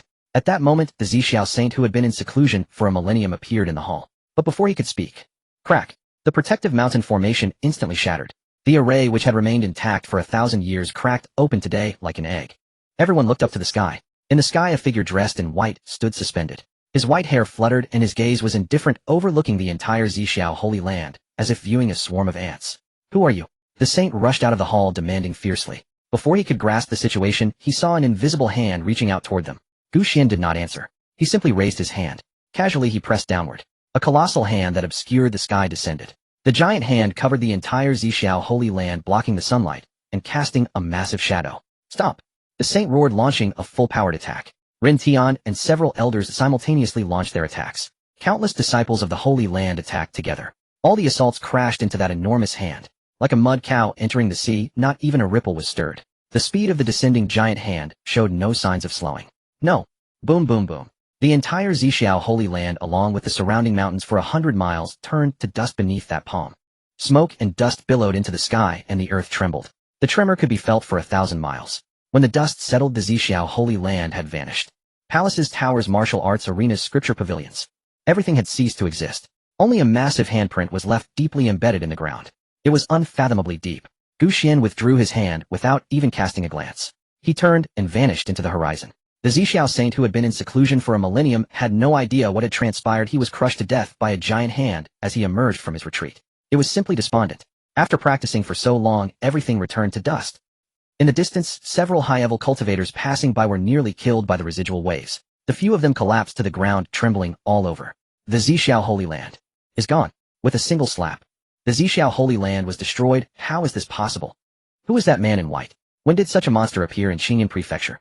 Could he be a powerful figure from another region? A saint? No, even a saint wouldn't be this strong. A half-saint is even less likely. I've seen saints act, but I've never seen anyone with such immense power. This person probably isn't a strong cultivator from our Xinyan Prefecture. Could it be the Saint King? Hurry and run. We can't stay here. The few of them fled in panic. The news swept through Xinyan Prefecture like a storm. On the other side, Gu Xuan had just returned to his family with his kin and hadn't even caught his breath. But he steadied his mind and asked what happened. Just now news came that the Xixiao Holy Land was destroyed. Gu Yuxian thought to himself that if even a holy land could be obliterated, then, but he steadied his mind and asked what happened. Just now news came that the Xixiao Holy Land was destroyed. Gu Yuxian thought to himself that if even a holy land could be obliterated, then Xinyan Prefecture would surely be in grave danger. If even a holy land could be destroyed, let alone they were just a small family. He wondered if that man would randomly wipe out a few families due to his bad mood. This news caused widespread panic. Gu Chen's mind buzzed. He had originally wanted to inform his family that the Ancestor had gone to the Xixiao Holy Land, and to prepare for it. Now he was being told that the Xixiao Holy Land had been destroyed. What? Just a moment ago someone saw a giant hand descend from the heavens, obliterating the entire Xixiao Holy Land with a single slap. The Holy Master Elders and disciples of the Holy Land were all without exception. Gu Chen stood frozen in place, a thought suddenly flashing through his mind. The Ancestor must have gone to the Xixiao Holy Land, and said he had something to do. And then the Xixiao Holy Land was gone. No way. A terrifying thought flashed through his mind. This sudden news left him utterly shocked. Gu Yushan was still saying, "They say the one who struck was a white-haired cultivator, no one knows who he is." With a single slap, he turned the Holy Land to dust. What kind of power is that? Gu Chen swallowed hard. Elder, the white-haired man you mentioned. What is it? Gu Chen took a deep breath, his voice, that could be our ancestor. The entire place fell silent. Gu Yushan widened his eyes, seemingly hearing something astonishing, his speech stuttering. Gu Chen took a deep breath, his voice somewhat airy. The ancestor said there was something to do, and then he left. He pointed in the direction of the Zixiao sacred land. The entire place fell into silence. Gu Yushan's legs weakened, nearly causing him to lose his balance. Are you saying that the Zixiao sacred land was wiped out by the ancestor with a single slap? But that is the Zixiao sacred land. Gu Yushan swallowed hard. That is a sacred land guarded by saints. Once again their ancestor had shocked them. Gu Chen forced a smile. He never expected the ancestor to be so formidable. He had thought the ancestor's stubbornness was unwise. Little did he know the fool was himself. However, Gu Chen had previously accompanied Gu Xian to the Tianming sect, and had thought it impossible. Now it seemed to make sense. When the Grand Elder felt that the Tianming sect was destroyed, he thought it impossible, and yet we now know the truth. Now that the Zixiao sacred land has fallen, it seems nothing is truly impossible. That being said, Gu Tianhua's legs still trembled.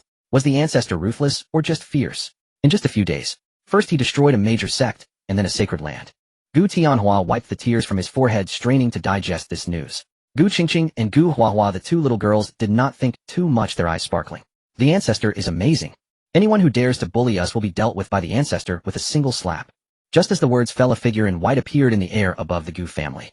Gu Xian descended slowly. His clothes were tidy and spotless, as if he had just taken a leisurely stroll rather than annihilated a sacred land. Ancestor.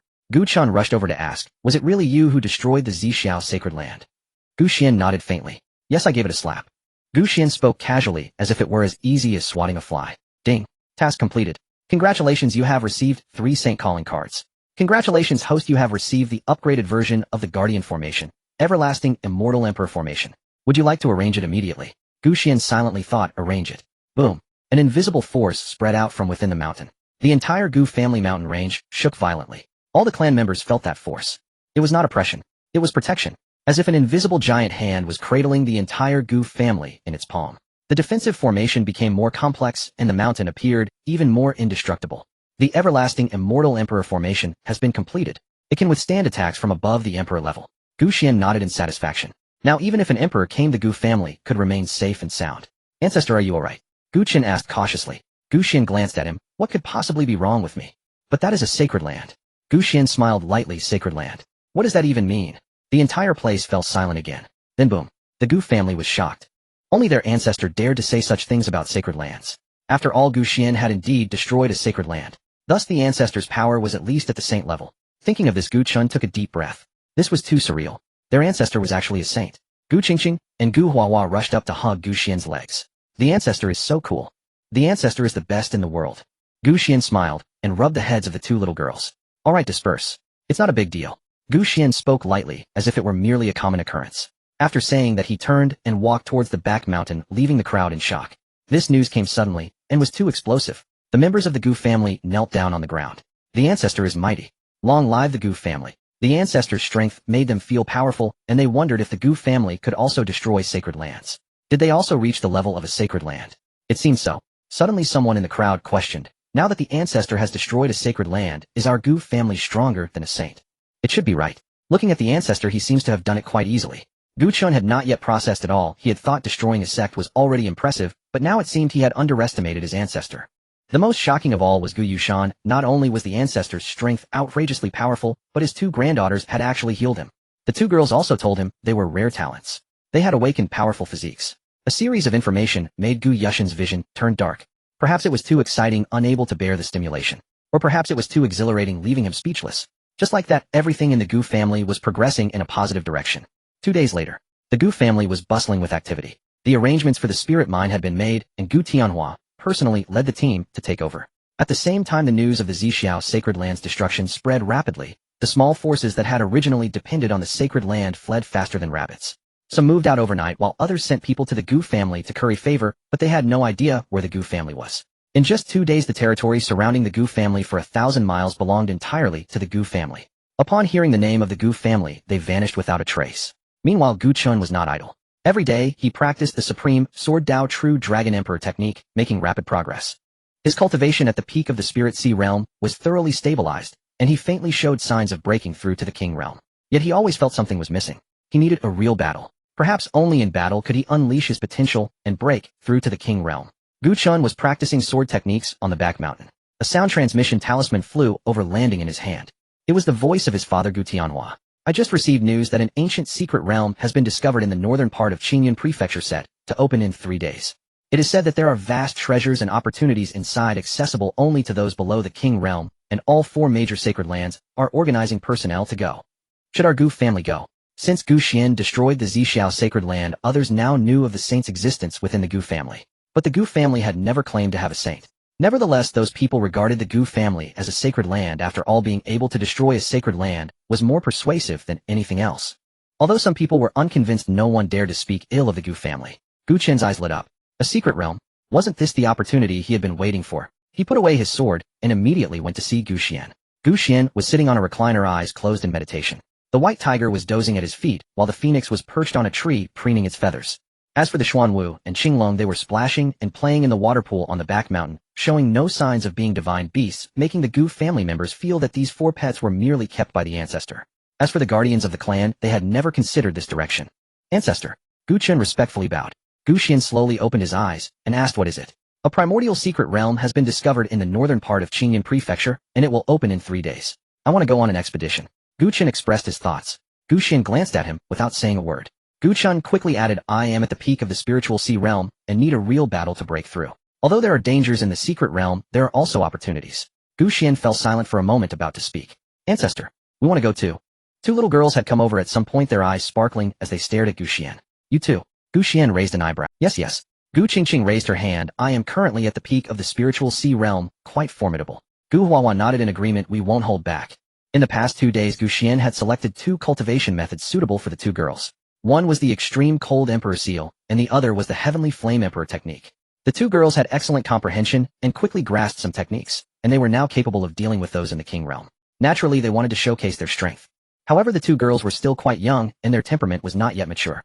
Gu Qian immediately opposed this idea. He frowned and said, no, the secret realm is too dangerous. You should continue to cultivate with the ancestor.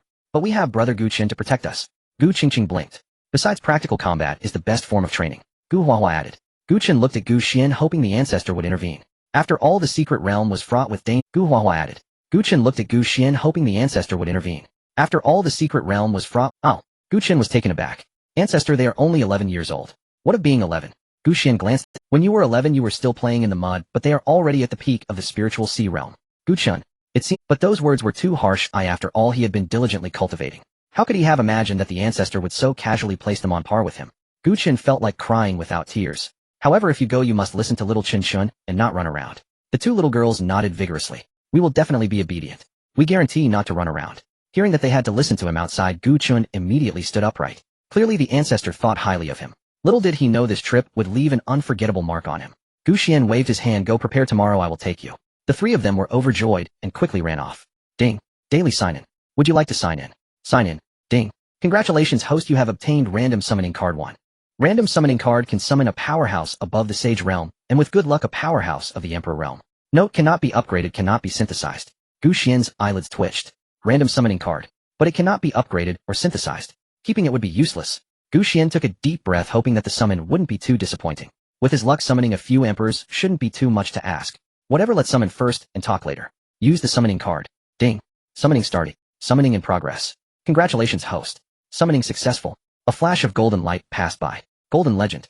Obtained Emperor Realm Powerhouse. Jian Wuji. Jian Wuji, Emperor of Sword Dao from the ancient era, master of myriad swords, breaking all laws with a single strike. I can't believe it, it's gold. A terrifying sword intent surged from the back mountain of the Gu family, soaring into the sky. The sword intent tore through the clouds. Countless cultivators within a radius of 10,000 miles felt this terrifying aura. Many people looked up towards that direction, trembling all over. What is that? So terrifying is the sword intent. Could it be that a sword sage has appeared? No. This aura is far stronger than a sage. What exactly is happening? That direction seems to be Qingyun Prefecture. Gu family's back mountain. A crack opened in the void. A man dressed in green with long hair cascading down and a long sword behind him stepped out from the crack. His gaze was deep, exuding an extreme sharpness of sword intent. However, that sword intent retracted completely the moment he saw Gu Xian. Jian Wuji knelt on one knee, his voice low and respectful. Jian Wuji pays respects to the master. Gu Xian examined him and nodded with satisfaction. Perfectly, in the Emperor realm. Not bad, not bad. A powerhouse of the same level as himself. And he wields a sword. This way he can also guide Gu Chun. Get up.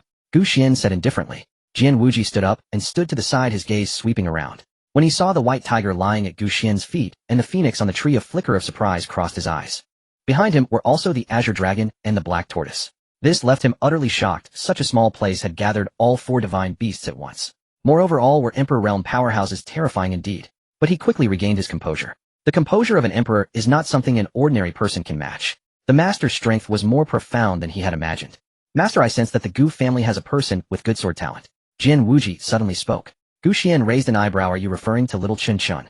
Yes. That child has an imperial sword within him, perfectly merging with his physique. If he receives guidance from a renowned master, he will surely become a sword emperor in the future. Then you go teach him. Jian Wuji bowed. I will definitely impart all my knowledge. Gu Xian smiled. This random summoning card is truly excellent, hitting the mark. Directly gave him an Emperor realm powerhouse. Worth it. In the distance. Gu Chun had just run a short distance when he was stopped in his tracks by that soaring sword intent. What is that? Gu Qingqing and Gu Huahua were also greatly frightened, hiding behind Gu Chun. Such a terrifying sword intent, although it can't compare to the ancestors, it's still very strong. Gu Chun swallowed hard. That sword intent was truly terrifying. It felt as if a single strike could split the heavens and the earth. Just then the sword intent disappeared. Gu Chun hesitated for a moment, but decided to return and take a look. This must be the commotion caused by the ancestor. Perhaps there would be great opportunities. Without further ado, back at the mountain. When Gu Chun returned with the 2 little girls, he saw such a scene. A man in green stood beside Gu Xian, his aura unfathomable. Meanwhile, Gu Xian was leisurely sipping tea. Ancestor, who is this? Gu Chun asked cautiously. Gu Xian set down his teacup. Oh, this is a hired hand I just recruited. Hired hand. Gu Chun nearly bit his tongue. A powerhouse with an aura more terrifying than a sage is a hired hand for the ancestor. Is this right? Besides, it hasn't been long since he left, and a hired hand has appeared. Jian Wuji glanced at Gu Chun and nodded slightly. Young master. Gu Chun's body stiffened. That address of young master nearly made him kneel. Ancestor, who is? Gu Xian casually replied Jian Wuji. In his heart, he began to contemplate establishing a hall of hired hands for the Gu family, specifically responsible for dealing with those who are detrimental to the Gu family. A hall entirely composed of Emperor realm hired hands. This would definitely raise the prestige. Xiao Qinshan, this sword senior, will be responsible for teaching you the way of the sword from now on. Make sure to learn well. Gu Chun was extremely excited. The aura of this person was even stronger than that of a saint. With such a person to guide him, how could his sword skills not thrive? Thank you, ancestor. Thank you, senior. Jian Wuji raised his hand, and a gentle sword intent lifted Gu Chun. Before we set off for the secret realm tomorrow, I will teach you a move. It will be enough for you. Gu Chun's eyes sparkled with excitement. This was his first lesson. What a gain. He had already begun to look forward to tomorrow's journey into the secret realm. Time quickly arrived at the day of the secret realm's opening. Others had long awaited in the secret realm, while Gu Xian remained completely unhurried. This made the 3 of them extremely anxious. The secret realm was about to begin, yet Gu Xian had not yet left the mountain gate. This made them anxious. Ancestor, are we not setting off? The secret realm is about to open, Gu Chen asked urgently. He had just learned a sword-drawing strike from Jian Wuji yesterday, and couldn't wait to interact with peers his age. He had not intended to be humiliated. What's the hurry? The ancestor will arrive in just 1 step, Gu Xian said leisurely, his demeanor calm and collected. Bragging. Gu Chen's first reaction was to think the ancestor was boasting. How could he arrive in just 1 step? The Gu family was at least 10,000 miles away from the secret realm. For the ancestor to arrive in just 1 step was something even saints could not achieve. Xiao Qinshan, during this trip to the secret realm, do not let down your guard. While the secret realm is extremely dangerous, you must also take care of these 2 little girls. Yes, I will listen to the ancestor and take good care of them. Ancestor, we are quite strong as well. Gu Qingqing said. Although their cultivation had not broken through in these days, the 2 little girls had already made initial progress in the techniques Gu Xian had taught them. Together the 2 could defeat even those at the king realm. Let's set off. Gu Chun was filled with excitement. They were finally about to depart. As Gu Xian finished speaking, he waved his hand. Whoosh. The scene before them instantly transformed. Gu Chun felt a flash before his eyes, and his feet had already stepped from the back mountain of the Gu family onto a piece of unfamiliar land. The sounds around him surged in like a tide. They had instantly arrived near the secret realm. Did we arrive already? Gu Chen's eyes widened as he looked at the crowd filling the mountains, his mind still trying to process what had happened. One moment, they were at the Gu family, and the next they were at the secret realm. Over 10,000 miles. Was the ancestor really able to arrive in 1 step? Gu Qingqing and Gu Huahua were also stunned, looking around in disbelief. Ancestor, how did you do that? Gu Huahua tugged at Gu Xian's sleeve. I just walked over. Gu Xian's reply left. Little did they know this distance was nothing but a moment's reach for the great emperor, Gu Xian. There was no need to waste time at all. In the northern part of Qingyun Prefecture, the vast mountains, once desolate and uninhabited, were now teeming with people. At a glance, all the major peaks were crowded with cultivators. The cultivators were gathered in groups of 3 to 5, some were seated in meditation, some whispered to each other, and others looked around. Many forces had gathered. Most were discussing matters within the secret realm before its opening. Have you heard? This secret realm is not simple. It seems to be the secret realm left behind after the death of the Saint King. Saint King, is that true? How long has it been since a Saint King appeared in Xuan Prefecture? That's impossible. If it were a Saint King's secret realm, then what's inside must be extraordinary. Who says otherwise? This time the secret realm has not only attracted the Holy Lands, but even the powerful forces of Xuan Prefecture are sending their strongest disciples. Is that true? Does that mean there's something good inside that even the Holy Lands covet? It is said to be left behind by a powerful figure called the Heavenly Sword Saint King from 10,000 years ago. This person swept through the eastern region with a single sword, making even the powers of other major prefectures wary. For some unknown reason he fell in Xuan Prefecture, and the secret realm was not discovered until recently. The Heavenly Sword Saint King. I remember now. Ancient texts record that he had a sword called the Heavenly Fallen Sword, and a self-created technique called the Heavenly Sword Sutra. When the sword is drawn, heaven and earth change color with boundless power. Exactly. The 4 Holy Lands have all come out this time precisely for these 2 items. Each family has dispatched their most powerful disciples. I heard the Holy Maiden Su Xinghe from the Tianshan Holy Land, the Holy Sun Hualai from the Yaoguang Holy Land, and the Holy Sun Yin Wuji from the Yuheng Holy Land. All have come. What? The prodigies of the 3 Holy Suns have all come. How are we supposed to fight? I hope we don't run into them once we enter. Don't forget our Xuan Prefecture's strongest Holy Sun Li Xuanshu will also be coming. I even heard that talented youths from other major prefectures will be coming too. Just after arriving, the few of them overheard upon hearing that even the Holy Sons from the Holy Lands were coming, as well as talented youths from other major prefectures, Xuan and the 2 little girls couldn't help but be slightly taken aback. A secret realm of the Saint King level. Not to mention techniques and weapons. They had initially thought it was just the disciples of the Holy Lands coming, but to find out that even the Holy Sons were arriving showed the seriousness of the situation. Surely what was inside the secret realm must make them envious. It would definitely cause a commotion once inside. Go all out. Whatever happens, the Ancestor will cover for you. Even if you face people from the Holy Lands, there's no need to worry, Xuan advised. Xuan nodded in agreement. Since the Ancestor had spoken, Xuan naturally felt fearless. He would never disgrace the Gu family. At that moment someone noticed Xuan's voice. Hearing such arrogance, as if they were disregarding the Holy Lands, the discussions began. Where did those people come from speaking so arrogantly, thinking even the Holy Lands are nothing to them? That white-clad man would probably soil his pants if he met a Holy Land member. From their attire they don't look like Holy Land members, nor do they seem like descendants of any major clan. They're probably from some small family trying their luck and speaking so arrogantly without knowing their place. Lower your voice. A few days ago the Zhixiao Holy Land was destroyed by a white-clad man. Perhaps it's this person before. Impossible. You think just any white-clad man off the street could destroy the Zhixiao Holy Land? That's obviously. Everyone felt that Xuan was speaking boastfully. After all, the Holy Lands were a sacred and revered existence, in their hearts a place they yearned for. Xuan ignored their discussions, advised them to be cautious, and handed them a jade pendant. In case of an emergency they could crush it directly. Trying to run. I wonder how far you think you can escape. Suddenly a cacophony of voices erupted. Dozens of men were seen chasing after a few raggedly dressed individuals. The dozens of men quickly surrounded them. Their clothing was bright and extravagant, clearly of significant power, while the pursued individuals were bleeding profusely. This quickly attracted the attention of many. Even before entering the secret realm, a fight had already broken out. It was a spectacle that absolutely could not be missed. The onlookers quickly made space, their eyes wide open. It soon caught Xuan's attention, and upon looking up he realized it was someone from the Gu family. Xuan focused his gaze, and his expression changed dramatically. Among the ragged, bloodied figures there was a face he recognized all too well. Gu Qingshan, the son of the second elder Gu Kong, was 2 years older than Gu Chun, having grown up together. He had gone out to train a few months ago, and had not returned. When the family was in trouble, Gu Chun was relieved that he was not there. At least he had escaped a calamity. Chase. Don't let them get away. Dozens of disciples from the Yuheng's sacred land pursued relentlessly, led by a peaked spirit sea realm expert. His gaze was sinister, a smirk playing at the corners of his mouth like a cat toying with a mouse. Run, why aren't you running? Gu Qingshan and several other Gu family disciples were surrounded. Their wounds were still oozing blood, their spiritual power nearly depleted, unable to stand steady. Yuheng sacred land, you are too overbearing.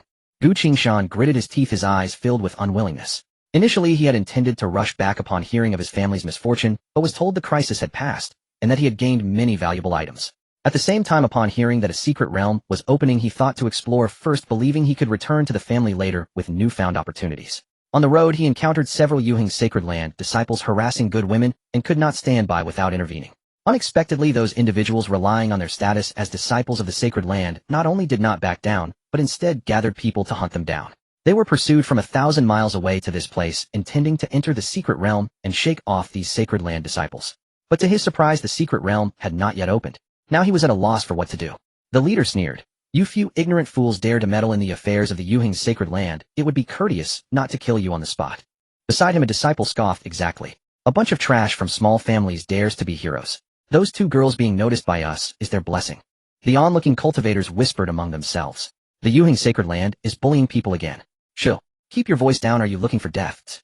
Those are people from the sacred land. The members of those small families are just out of luck. Why provoke the Yuhing sacred land? It's over. They've caught up to the entrance of the secret realm. Now, there's no escape. Gu Qingshan looked around, a glimmer of despair flashing in his eyes. They had already fled for over 1,000 miles, believing that if they rushed into the dense crowd at the entrance of the secret realm, the Yuhing sacred land members would hesitate.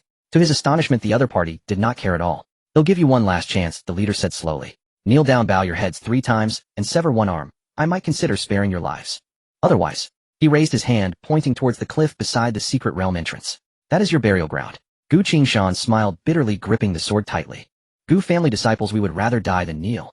The nearby Gu family disciples gritted their teeth, as well trembling all over, but none of them bowed their heads. Good, you have spirit, then I will fulfill you. He raised his hand, condensing spiritual power, and struck down.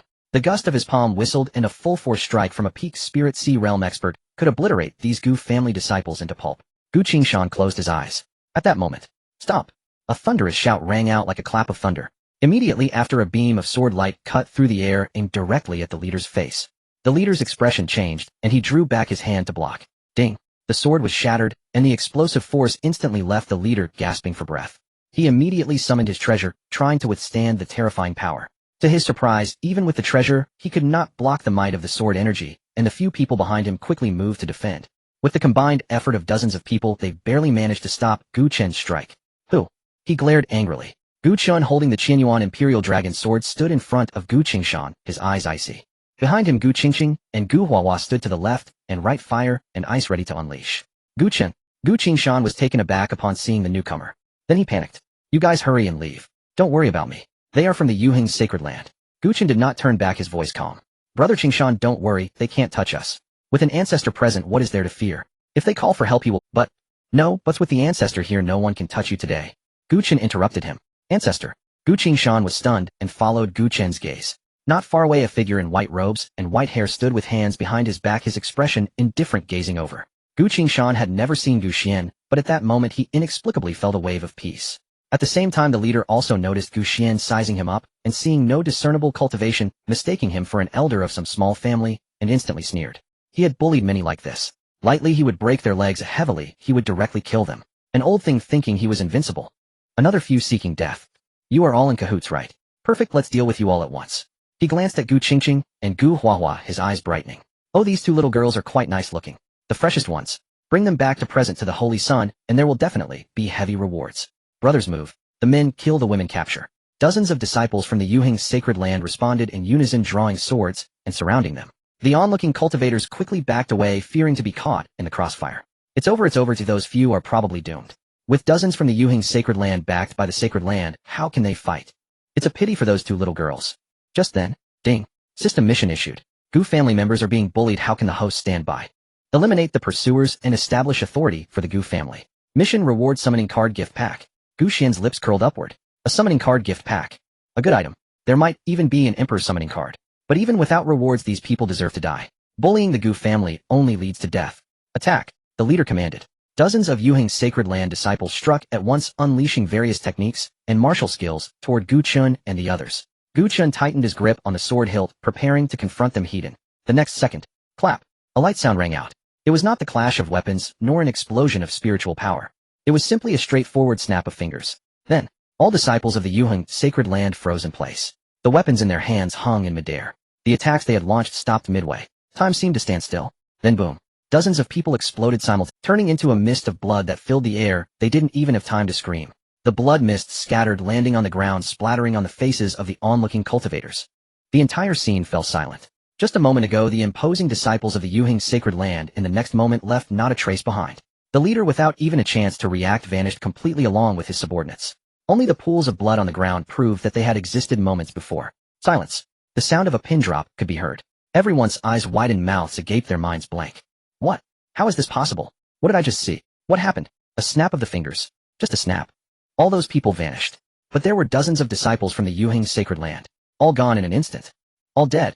This is the rhythm of going against the Yuhing's sacred land. Someone's legs went weak, collapsing direct. Someone instinctively retreated, wanting to distance themselves from Gu Xian, wishing to disappear immediately. I shouldn't have come. Who is that person in white? How can it be so terrifying?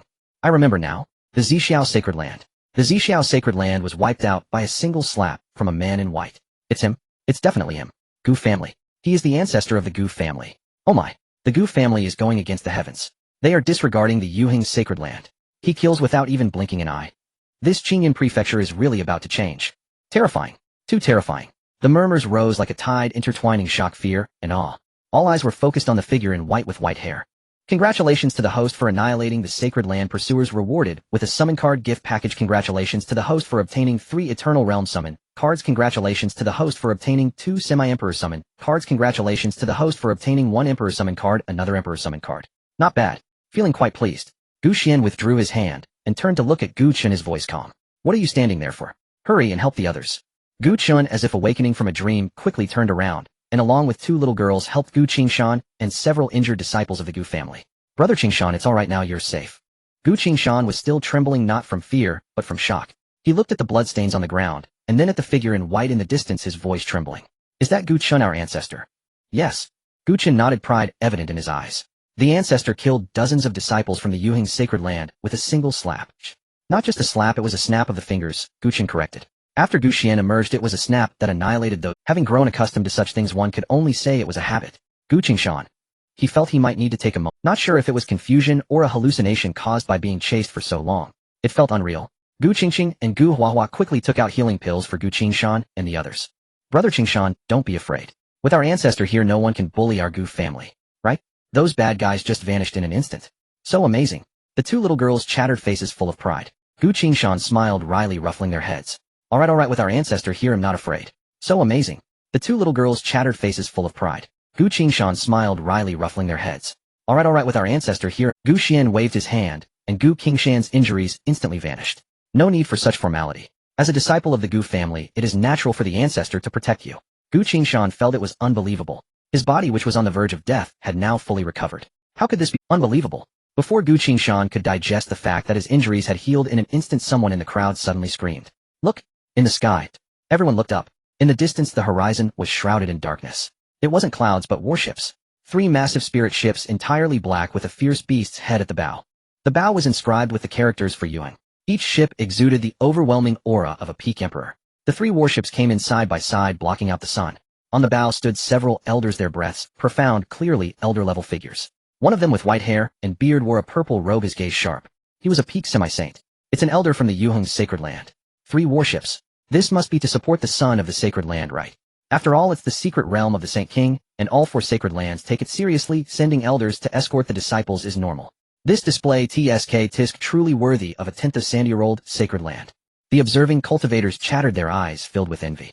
Meanwhile, in 3 other directions, strange phenomena also appeared. To the east, a green divine ship from the Qingyun sacred land tore through the air. Surrounded by various lights, it emitted bursts of sonic booms as it passed.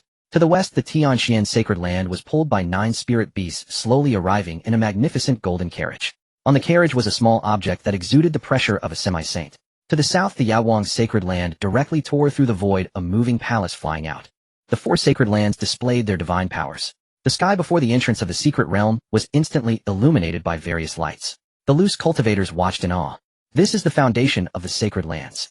We loose cultivators will never touch this kind of threshold in our lifetime. Perhaps only in dreams can it be realized. You're daydreaming. Gu Chun looked at those massive objects in the sky and instinctively tightened his grip on the sword hilt. To be honest, he felt a bit anxious. Previously, the destruction of the Zixiao sacred land was done solely by the ancestor. He wasn't present at the time. He didn't know how the ancestor displayed his divine powers to annihilate the sacred land. Now, face to face witnessing the spectacle of the 4 sacred lands, the pressure was palpable. Gu Qingqing and Gu Huahua also quieted down, the 2 little girls huddling behind Gu Chun. The rest all moved behind Gu Xian. Brother Gu Chun, Gu Qingqing whispered. It's alright, the ancestor is here. Gu Chun took a deep breath. But his hands were also trembling slightly. Gu Xian looked at the gaudy things in the sky, the corner of his mouth slightly curling. Gaudy. Making such a grand display, as if afraid others wouldn't know they had arrived. Do true powerhouses need this? It's the behavior of the weak. Showing off in public leads to a faster demise. Not everyone is like Gu Xian, a true emperor. When an emperor travels, that's a display. Their kind is just pure pretentiousness. At this moment, the peak semi-saint elder on the Yuhing's sacred land worship suddenly frowned. He sensed something. The ground had the lingering scent of Yuhing's sacred land, disciples' blood. There were also signs of battle. His gaze swept around, landing on the bloodstains on the ground. His expression changed drastically. Who harmed my Yuhing's sacred land members? His voice boomed like thunder rolling down. The pressure of the peak semi-saint descended like a tidal wave, causing the loose cultivators on the scene to change their expression, some kneeling directly. Xuan stood still, unaffected, a barrier appearing before him, isolating this pressure. The people behind him felt nothing. The elder quickly locked onto Xuan. Because he was the only one in the entire venue who had no reaction under his pressure. The elder's gaze sharpened as he flew down from the warship, landing 10 zhang away from Xuan. Seeing Xuan up close, the elder's heart skipped a beat. This person he couldn't see through. Breathless, he resembled an ordinary person. Impossible. How could an ordinary person stand still under the pressure of a half-saint's pinnacle? Absolutely impossible. The old man felt a sense of unease in his heart. But behind him were 3 warships representing the face of the Yuhing sacred land. Naturally, he felt no fear and didn't even consider whether the sacred land behind him would agree. Did you kill a disciple of my sacred land? The old man questioned in a deep voice. After all, he was a powerful figure at the half-saint pinnacle. There was no need for excessive politeness in such inquiries. Xuan remained silent. Surrounding people murmured, speculating that the Gu family was doomed and wondering how to face the sacred land. These words were caught by the half-saint's ears. It turned out that the person before him was from the Gu family. However, he had also heard that the Gu family had destroyed a sacred land, indicating their extraordinary strength. Yet taking action against a disciple of the Yuhing sacred land was tantamount to slapping the Yuhing sacred land's face, and it certainly wouldn't end easily. So it's the Gu family. Do you know that the Yuhing sacred land has a history of 10,000 years, far beyond what the Zixiao sacred land can compare with? He continued. Destroying the Zixiao sacred land indeed shows some capability, but not much. In the face of absolute strength, you will still have to bow down. He paused, raising his voice. At that moment, a youthful voice came from the warship. Hand over the murderer. Otherwise, none of you in the Gu family will survive. A young man dressed in a black robe stepped down from the warship, his complexion pale and his gaze icy. This person was none other than the holy son of Yuhing Wuji. He looked down at Xuan from a height, as if gazing at a dead man. Everyone in Qingyun Prefecture knows how we Yuhing sacred land operates. If you provoke us, there is only one path: death. He was not wrong. The Yuhing sacred land had a notoriously bad reputation, with bullying and extortion being commonplace. However, because of their great strength, ordinary people dared not voice their anger. Many could only swallow their grievances and dared not express dissent against the Yuhing sacred land. At this moment, Yin Wuji stood on the warship, overlooking the crowd, as if everything were within his grasp. The onlooking cultivators sighed one after another. It's over. The Gu family has provoked the Yuhing sacred land. During the time of the 5 great sacred lands, the Zixiao sacred land was the weakest, but the Yuhing has a history of 10,000 years. I heard that Yuhing still has several elders at the saint level alive, much stronger than Zixiao. No matter how strong the Gu family's ancestors are, can they surpass a 10th of sand-year-old sacred land? The Gu family's ancestor is at most just a saint. What a pity. At that moment, another voice lazily echoed. Oh, I didn't expect to see people from the Gu family here. A breathtakingly beautiful woman dressed in white slowly walked out. She was the Tianxian saintess, Su Xing'a. A smirk danced at the corner of her mouth as her gaze landed on Xuan, laced with a hint of mockery. You destroyed a Zixiao sacred land, and now you think you're invincible. You even dare to kill people from the Yuhing sacred land. What great prestige. Do you also look down on our Tianxian sacred land? As soon as she spoke, the onlooking cultivators gasped. The Tianxian sacred land ranks second among the 5 great sacred lands. The Yuhing ranks third. The 2 families had a close relationship and had intermarried for generations. Both had terrible reputations. Su Xing's words were clearly siding, with Yuhing applying pressure in unison from the 2 great sacred lands. Guchen's palms were drenched in sweat. He hadn't anticipated this situation suddenly digging such a big hole. It truly put his ancestor in a predicament. He wondered if the ancestor could handle it. After all, it was 2 great sacred lands. Ancestor, Guchen called out softly. Xuan did not turn around, merely speaking in a bland tone. What is there to fear? Remember, when the Gu family is out, we are the heavens. If anyone dares to be blind, just tell the ancestor, and he will teach them a lesson. Guchen took a deep breath, straightening his back. Yes, what is there to fear? The ancestor is here. Su Xingha saw Guxian's silence as fear, and her smile grew even more radiant. What's wrong? Gone mute. You were quite impressive when you were killing earlier, weren't you? Now you know fear. It's too late. She turned to Yin Wuji and said with a smile, Brother Yin, this small family that knows not the heights of heaven and earth should be crushed directly. Let them know that in Qingyun Prefecture the sacred lands are the heavens. Yin Wuji nodded, a glint of cold light flashing in his eyes. Since the saintess has spoken, then I shall. His words were not finished. Guxian moved, not to strike, but to raise his head and glance at him. Just a glance. Boom. A blankness exploded in Yin. A wave of indescribable fear surged from the depths of his soul. It felt as if an invisible giant hand was gripping his heart. His face suddenly turned pale, his legs weakened, and he directly knelt on the warship. Holy Son! The elder beside him exclaimed, hastily going to support him. But Yin Wuji trembled all over, unable to stand up at all. He opened his mouth wanting to speak, but producing no sound. The entire arena fell into silence. Everyone stared blankly at Yin Wuji kneeling on the warship, their minds unable to comprehend. What just happened? That person merely glanced at him. Su Xing's smile froze on her face. She instinctively took a step back, alarm bells ringing in her heart. This person is not right. The half-saint elder of the Yuhing Sacred Land's expression changed dramatically as he stood closest to Gu Xian. Just in that instant he felt a presence that made his soul tremble. That was not a half-saint, not a saint, nor even a saint king. What was that? He dared not think. Who are you? The elder's voice trembled. Gu Xian finally spoke. His voice was soft, but everyone heard it clearly. Gu family's ancestor. You have 3 breaths of time to leave. The half-saint elder's face turned ashen. He was an elder of the Yuhing Sacred Land, a half-saint pinnacle. Being scolded to leave in front of so many people, where would he put his face? But the earlier presence was too terrifying. Su Xinghe gritted her teeth wanting to say something, but seeing Yin Wuji still kneeling and trembling on the warship, she swallowed her words. 3. The moment Gu Xian's voice fell. Boom. The 3 warships of the Yuhing Sacred Land simultaneously exploded. Not from being attacked, but from exploding in midair. Rune's shattered spirit was scattered everywhere. The 3 priceless warships turned into countless fragments. The elders and disciples aboard were thrown into chaos, tumbling as they fell to the ground. Yin Wuji remained in a kneeling position, falling from the air and smashing into the ground, creating a deep pit with his knees. The arena fell into complete silence. This was no joke. Everyone was dumbfounded. The 3 warships exploded at the same time. What did he do? He did nothing. He just said 3 numbers, and the warships exploded. What kind of power is this? A saint? No, a saint can't do this. Could it be a saint king? Some were weak in the knees, some collapsed, and some cried in fear. They never expected that the Gu family's ancestor would really take action against the Yuhing Sacred Land. This shattered their perception. In the distance, the people from the Qingyun Sacred Land and Yaoguang Sacred Land stood frozen in place, thankful they hadn't offended the Gu family. This reduced one competitor for them in the secret realm, which was excellent. The elders of the Yuhing Sacred Land crawled out from the ruins covered in wounds and utterly defeated. They looked at Gu Xian, their eyes filled with fear. The half-saint pinnacle elder was now trembling all over, unable to articulate his words. Gu Xian didn't even glance at him. He turned to Su Xinghe. You just said that the Holy Land is the heavens. Su Xing's face turned pale, her lips trembled, unable to utter a single word. This scene was a tremendous shock to her brain. Gu Xian smiled a plain smile. What is the Holy Land to me? Su Xinghe trembled all over, taking several steps back, almost falling off the royal carriage. An elder from the Tianxian Holy Land hurriedly stepped forward to protect her, but fear was written all over everyone's faces. The entire venue fell silent. The people from the Qingyun Holy Land and the Yaoguang Holy Land did not speak throughout. At this moment, they silently retreated a distance. It's none of their business, let it happen. Suddenly a ray of light flashed in the distance, shooting straight up into the sky. As the light appeared, someone immediately shouted excitedly. The secret realm has opened. It's open, it's finally open. Hurry, rush in. In an instant, countless cultivators soared into the air, scrambling to charge into the secret realm. They completely forgot what had just happened. For these loose cultivators, obtaining opportunities was the most important thing. Since they had not offended the Holy Land or the Gu family, if those two fought, they could be the first to rush in, and maybe even be the first to obtain an opportunity. However, the true powers and Holy Lands would not be the first to enter. Someone had to scout the path. After all, it was the secret realm of the Saint King, and they could have set up formations at the entrance. The people from the Qingyun Holy Land and the Yaoguang Holy Land did not rush, but stood still to observe. Instead, the people from the Yuhing Holy Land and the Tianxian Holy Land reacted. Yin Wuji crawled up from the ground, his face pale, and his eyes filled with resentment. He glanced at the half-saint elder kneeling on the ground, still recovering, and then looked at Gu Xian, his teeth itching with anger. And there was nothing he could do. Let's go. Let's enter the secret realm first. He lowered his voice and ordered those beside him. Get the things, then come back to settle accounts with the Gu family.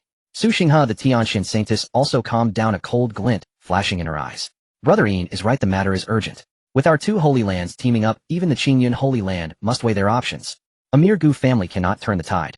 The 2 exchanged glances and led their respective groups toward the entrance of the secret realm. At that moment, bang! The first few disciples of the Yuhing Holy Land, as if they had collided with an invisible wall, were directly bounced back. A few of them fell bruised and battered. What happened? Yin Wuji's expression changed as he raised his hand to probe forward. As soon as his palm extended a distance, he touched a transparent barrier. Incredibly solid, unmoving.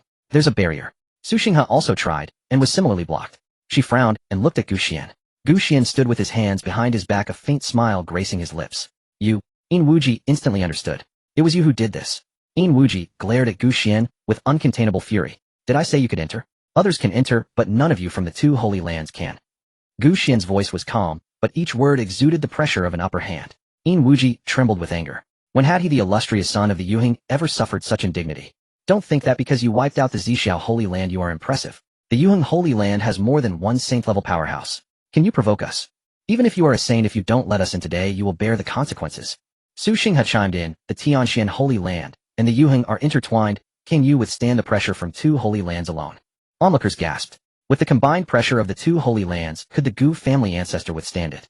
Gu, he smiled faintly. Then he raised his hand. Slap. With a single strike, the Half-Saint Peak Elder was blown apart. Gore splattered everywhere without even a scream. Half-Saint Peak. One slap. Gone. This was Gu Xian. Get out of here within 3 breaths. I don't mind wiping out 2 more holy lands. He refused to let them in, wanting to drive them to madness.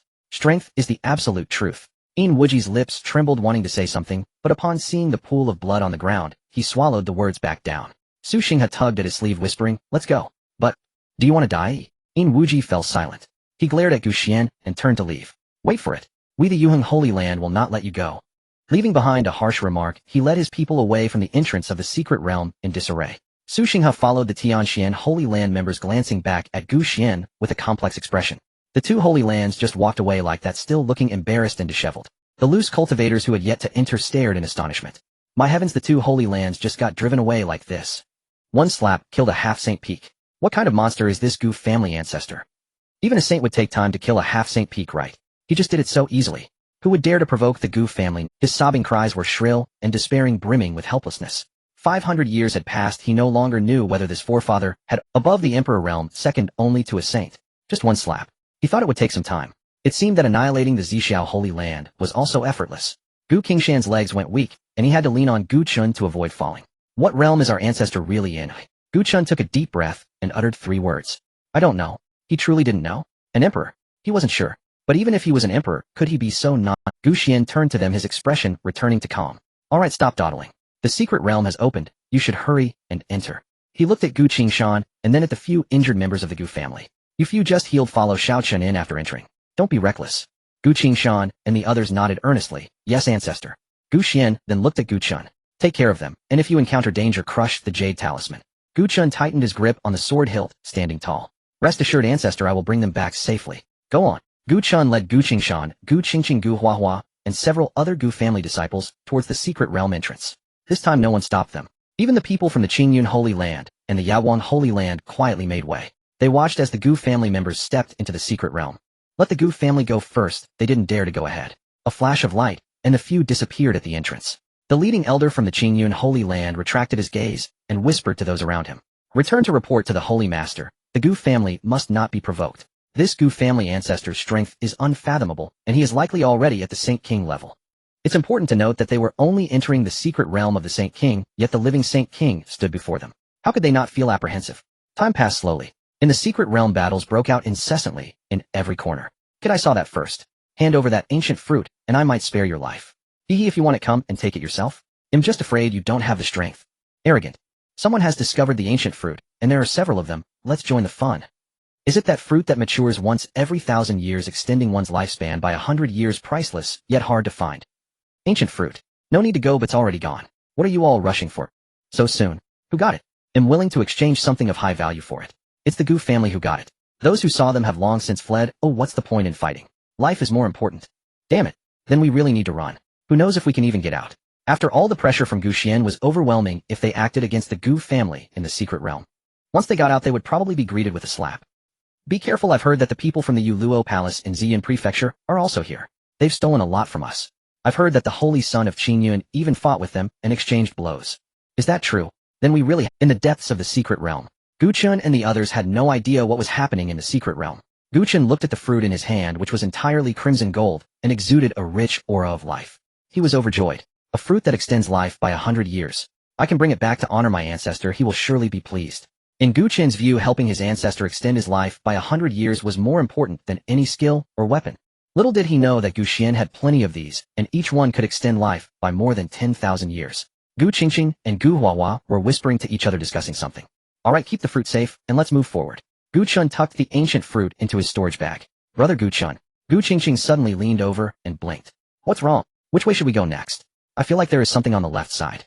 Gu Huahua nodded as well. I think there's something on the right side too. Gu Chen frowned. Don't mess around, the ancestor said to listen to me.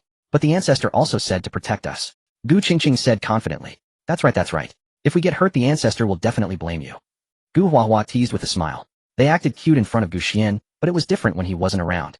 The demon pill descended. Gu Chun. He suddenly felt like he had been set up.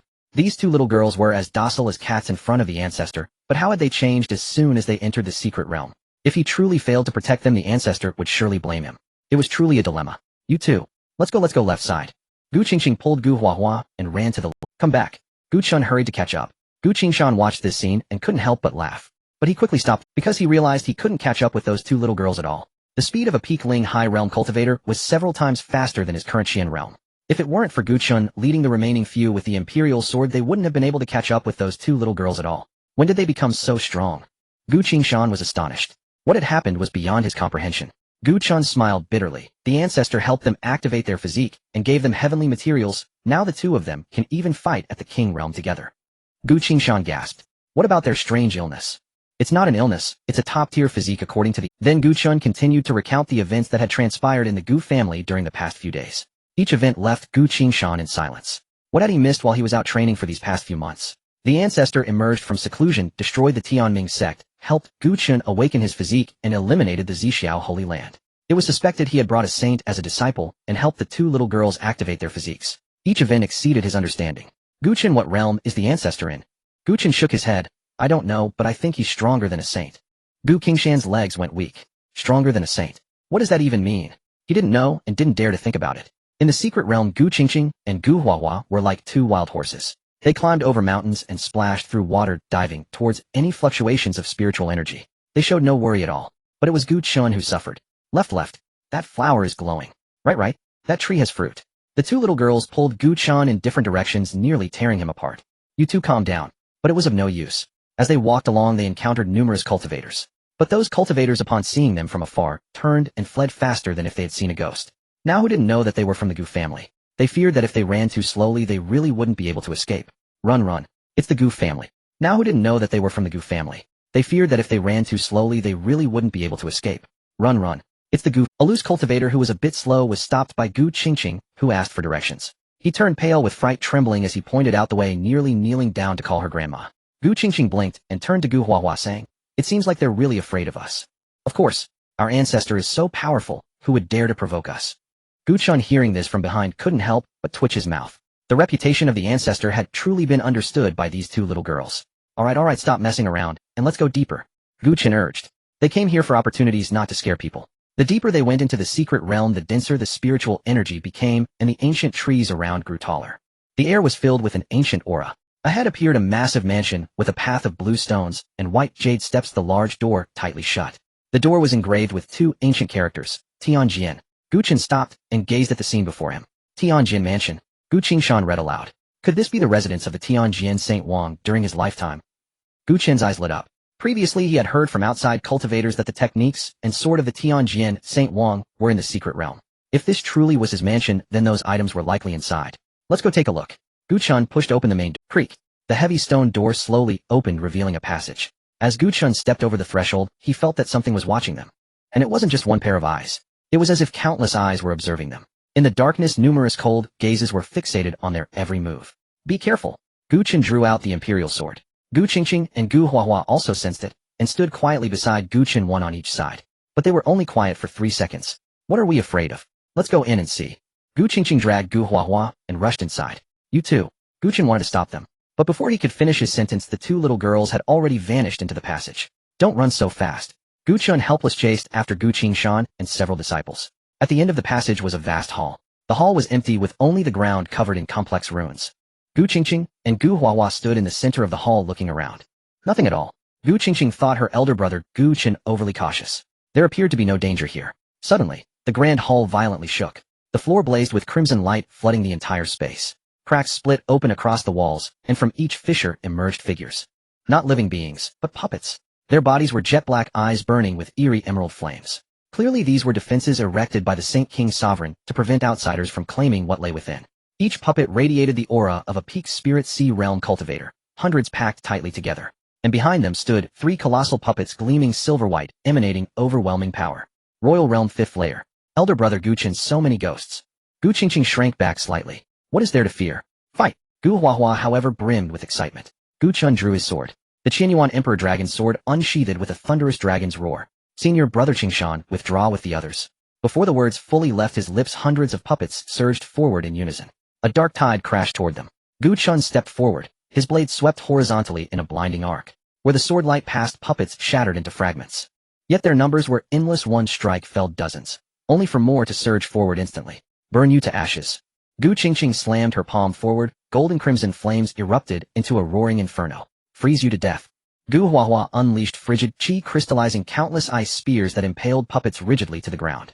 Fire and ice intertwined in violent harmony. Gu Chen's sword danced like a celestial dragon. Each strike struck true, severing the core of its target. The trio carved through the puppet horde, as if traversing empty air. Within half an incense stick's time, all 100 Spirit Sea Realm puppets lay in ruins. Only the 3 silver-white Royal Realm puppets remained. Simultaneously they launched their assault, blazing fast, converging upon Gu Chun from 3 directions. Gu Chun closed his eyes and struck. A flash, faster than lightning. All 3 puppets froze mid-motion. The next instant, they exploded in unison. Shards scattered like rain across the floor. Gu Chun sheathed his blade. That's it. Gu Qingshan and several Gu clan disciples stood utterly stunned. Has our young master truly grown this formidable? He just obliterated Royal Realm puppets. This can't be the young master I knew.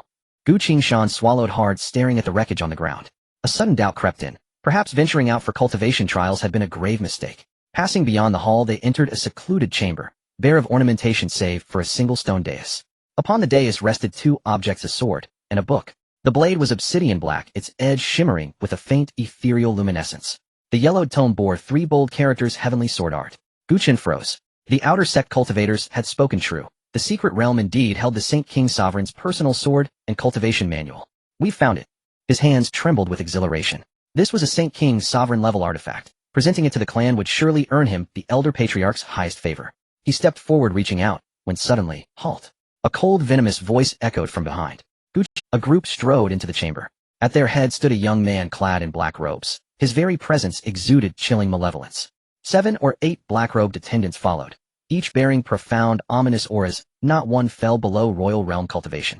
These artifacts belong to the Yuluo Hall. I am Jiu of the Yuluo Hall, here specifically to claim the Saint King Sovereign's weapon and manual. Gu Chun frowned. Yuluo Hall. The Yuluo Hall of Xuan Prefecture. Gu Qingshan's face paled. He seemed to recall something dire. Leaning close to Gu Chen's ear, he whispered, "Yes, the Xuan Yuluo Hall. They specialize in assassination and plunder." Gu Chun had heard of this sect. Xuan Prefecture, a vast domain eclipsing Qingyun Prefecture itself. The Yuluo Hall, among the most feared powers in Xuan, infamous for ruthless brutality and leaving no survivors. Most critically, the Yuluo Hall boasted 3 Saint King Sovereigns, its strength dwarfing even the sacred lands of Qingyun Prefecture. Seeing Gu Chun remain silent, Jiu assumed fear, and curled his lips into a cruel smirk. "Step aside, and I may spare your lives. Your Qingyun people tremble before the Gu clan, but I do not. Your Elder Patriarch is less than nothing before my Yuluo Hall. Even if I slaughter every one of you within this secret realm, he dare not retaliate against me." Gu Chen's gaze turned glacial. To slander the Elder Patriarch, that alone sealed this youth's fate.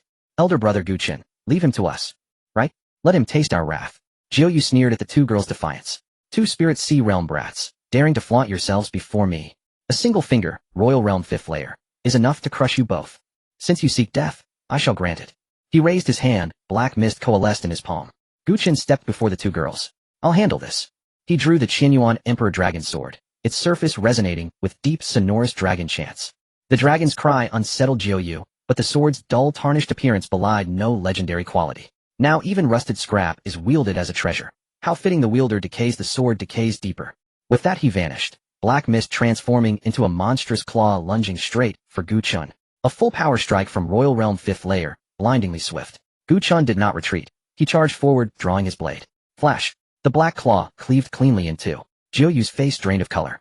No. He recoiled, instantly layering defensive techniques. He did not know Gu Chen's sword art came from Jian Wuji, the Sword Supreme. Even a single technique personally refined by a celestial emperor was beyond any Royal Realm cultivator's defense. Realizing his guard was breaking, he unleashed overwhelming force, burning life essence and invoking forbidden arts. Enough. Enraged, Jiu unleashed his full Royal Realm 5th layer might. Black mist swelled, coalescing into a serpentine black dragon, its maw wide descending to devour Gu Chun whole. Gu Chen's eyes hardened. Second form drawn sunder. This slash surpassed the last, in speed and ferocity. The black dragon split cleanly, from crown to tail. Jiu's pupils contracted violently. He instinctively retreated. But it was too late. The blade's edge grazed his chest, leaving a deep, gory wound. Blood gushed forth. Clutching his wound, Jiu stared in disbelief. Xuan granted him no chance to speak. Another stroke flashed forth. A single cut, severing throat and life alike. Jiu collapsed, eyes wide and unblinking, dead before he hit the floor. The remaining black-robed attendants stood paralyzed. 2 moves, and their leader lay slain. How could he be so strong? Even the Qingyun holy disciple failed to subdue Jiu. Yet this youth wields such terrifying power. None of you will escape. To insult the elder patriarch deserved 10,000 deaths. They turned to flee, but none outran the Qianyuan Emperor Dragon's sword in Guqian's hand. In moments, no survivor remained. In the secret realm, Guqian and others were still exploring. Guqian did not worry. With Jian Wuji's guidance and the Q Emperor's sword in hand along with the support of the 2 young girls. If Guqian still encounters problems, it would be too embarrassing. Ding, please help the host quickly enhance the cultivation levels of the clan members. In 3 days, ensure that the average cultivation level reaches the King Realm level. Completion reward Emperor Summoning Card X3. During these days, Guqian had been focused on his own enjoyment and had not managed the family affairs. Now with the system presenting this task, it was clear it wanted the Gu clan to grow more rapidly. Reaching the average King Realm was not a difficult task for Guqian. Most members of the Gu family had mediocre talents, and it would be impossible for them to reach the King Realm through normal cultivation. Their talents were too poor, but he had previously obtained a divine-level cleansing pill from the system. He could use it like candy, as long as he cleansed the talents of the clan members, reaching the King Realm would be a matter of minutes. With this thought, he turned and stepped forward. The scenery shifted before him, and the back mountain of the Gu family was now beneath his feet. Jian Wujia sat cross-legged at the mountain peak, cultivating. Sensing Guqian's return, Jian Wujia immediately opened his eyes and stood up. Guqian said nothing and walked straight towards the main hall. Summon all the elders. His voice was not loud, but the entire Gu family mountain range heard him clearly. Moments later, inside the main hall, Clan Leader Gu Tianhua, First Elder Gu Yushan, Second Elder Gu Kong, Third Elder Gu Yun, Fourth Elder Gu Shan, Fifth Elder Gu Enming. The 6 of them knelt on the ground together. Ancestor, you have returned, Gu Tianhua said respectfully. Guqian sat in the main seat, scanning the faces below. Your cultivation levels are too low. You must cultivate diligently. This statement was very direct, but no one dared to refute. The lowest was the Tongxian realm, and the highest was only the Linghai realm. In Qingyun Prefecture, they wouldn't even qualify as a second-rate force. If it weren't for Guqian, they might have been stuck as a second-rate power forever. Gu Tianhua bowed his head. What the ancestor said is true, but cultivation is not something that can be achieved overnight. Who said it can't be achieved overnight? Guqian interrupted him, waving his hand. 6 beams of light fell into the hands of the 6 people. Each person held a golden pill that radiated a strong medicinal fragrance. This is the cleansing pill, eat it. The 6 did not hesitate and swallowed them directly. Boom. At the moment the pills entered their stomachs, their bodies shook simultaneously. A terrifying power exploded within them. The cleansing power quickly spread throughout their bodies. Gu Yushan was the first to sense the change. All the impurities, blockages, and hidden injuries within him were crushed and expelled by that power. His blood boiled and black filth seeped out of his skin, emitting a foul odor. What is this? Gu Kong exclaimed, but before he could finish his sentence he was interrupted by the tumultuous changes within him. The spiritual power surged crazily through their meridians, each cycle faster than the last. The spiritual energy in the air seemed to have found its direction, pouring wildly into their bodies. The Gu family mountain range already possessed a spiritual energy concentration of 6,666 times. At this moment, it was being crazily absorbed by the 6, forming a swirling vortex of spiritual energy. This cleansing pill not only cleansed their bodies, but also allowed their mental states to comprehend deeper meanings. Coupled with the insights gained from the previous Tao Ti, their cultivation began to soar wildly. Gu Yushan's cultivation advanced from the 3rd level of the Linghai realm, to the 5th level of the Linghai realm, to the 8th level of the Linghai realm, to the peak of the Linghai realm, to the King realm. Breakthrough, from the 1st level of the King realm, to the 3rd level of the King realm, to the 5th level of the King realm, to the half-saint, to the 1st level of the half-saint, to the 5th level of the half-saint, to the peak of the half-saint. He stopped, but that power remained. It was just that his physical body temporarily could not withstand more and was suppressed by Guqian. Gu Kong was the same. He soared from the Tongxian realm, directly crossing the Linghai realm, King realm, and Emperor realm, smashing his way to the peak of the half-saint. 3rd Elder Gu Yun, 4th Elder Gu Shan, 5th Elder Gu Enming. 6 individuals, 5 at the peak of the half-saint. Only one was different. That was Gu Tianhua. As clan leader, Guqian gave him not only the cleansing pill, but also an additional surge of power. He believed the clan leader should not be weak. Moreover, Gu Tianhua had the best talent among those present, so Guqian added just a little more. Meanwhile, Gu Tianhua's cultivation began to soar from the Linghai realm, breaking through the King realm and half-saint realm, rapidly approaching the saint. Saint realm 3rd level. Saint realm 6th level. Peak of the saint realm. He stopped. Just one step away, and he would be the Saint King. Gu Tianhua opened his eyes, exuding the aura of a peak saint, as if he had been reborn. He became younger. His appearance returned to that of his 20s or 30s. He looked at his hands in disbelief. My heavens! Have I become a saint? He could hardly believe it. Never had he imagined he would actually become a saint. Inside the main hall there was a deathly silence. The 5 elders looked at Gu Tianhua, then at themselves, each one gaping in shock. Not only had they all become much younger, but their powers had also significantly increased. It was simply unbelievable. After a long pause, Gu Yushin's voice trembled. How is this possible? After decades, or even centuries of cultivation, they were stuck in the Linghai realm, unable to move in the Tongxian realm. Now with a single pill they had directly reached the peak of the half-saint. What had their previous hard work and cultivation counted for? Was it not bad luck? They would never have dared to dream of such a thing. What's impossible about it? Gu Xian leaned back in his chair, his tone calm. Now that you have washed away your ordinary spiritual roots and reshaped them, reaching the Quasi-Emperor level should not be a problem. Quasi-Emperor. Everyone's minds buzzed. They thought they must be mistaken due to not sleeping well the night before. Quasi-Emperor. That was a legendary existence, second only to the Emperor. The ancient continent hadn't seen an emperor in hundreds of thousands of years. A Quasi-Emperor was the ceiling. Of course the premise is that you don't slack off, Gu Xian added. Gu Tianhua took a deep breath, suppressing the turbulent waves in his heart. The great grace of the ancestor Tianhua will never forget. He knelt down and bowed his head. The 5 elders followed and knelt down. Great grace of the ancestor. Gu Xian waved his hand. Get up, it's not over yet. Not over yet. The 6 exchanged shocked glances, seeing the astonishment in each other's eyes. Gu Xian raised his hand, pulling out items from the system warehouse. 1 book, 2 books, 3 books. Cultivation methods. Dozens of cultivation methods piled on the ground, stacked together like trash. These were all cultivation methods Gu Xian did not want. The elders focused, their eyes nearly fainting. Saint-level cultivation method, Xiantian dominance technique, Saint King level cultivation, method 9, turn Saint Heart technique, eternal realm cultivation, method Sangqiong Wuxiang Sutra, quasi-emperor level cultivation, method Taishu, divine canon. One more outrageous than the last. Each book was more terrifying than the last. Choose the suitable ones and use them for cultivation. These are just some shabby items, make do with them, Gu Xian said casually. What are these shabby items? Gu Tianhua exclaimed, this is not an accidental intrusion into an exalted family. No, this is my family. Ancestor, are these all for us? Gu Yun's voice trembled. Yes, the techniques in the clan's treasury are outdated and need to be replaced, Gu Xian said casually. These techniques were of no use to him at all. Gu Tianhua picked up a quasi-emperor level technique, his hands trembling. A quasi-emperor level technique, not even the Gu family, let alone the Qingyun sacred land, possesses such a thing. It's impossible to have one. Otherwise they would all be called imperial clans. Only quasi-emperor forces can bear such a title. Did the ancestor just throw it out casually? And he called it a piece of junk. They were increasingly perplexed by the ancestor's actions. But for Gu Xian, it was merely basic practice. Gu Xian continued, additionally, I've designated a spot on the front mountain and set up a cleansing array. In the future, every disciple of the Gu family can enter to cleanse their marrow once. After cleansing, their talents will improve, and their cultivation speed will increase at least tenfold. What? Improving their talents is one thing, but increasing their cultivation speed too. The ancestor is taking care of everything. Wait, the ancestor isn't arranging his affairs, is he? With such meticulous arrangements, could it be that the ancestor's time is drawing near? Upon thinking of this, the eyes of several people turned moist. The ancestor had considered too much for them.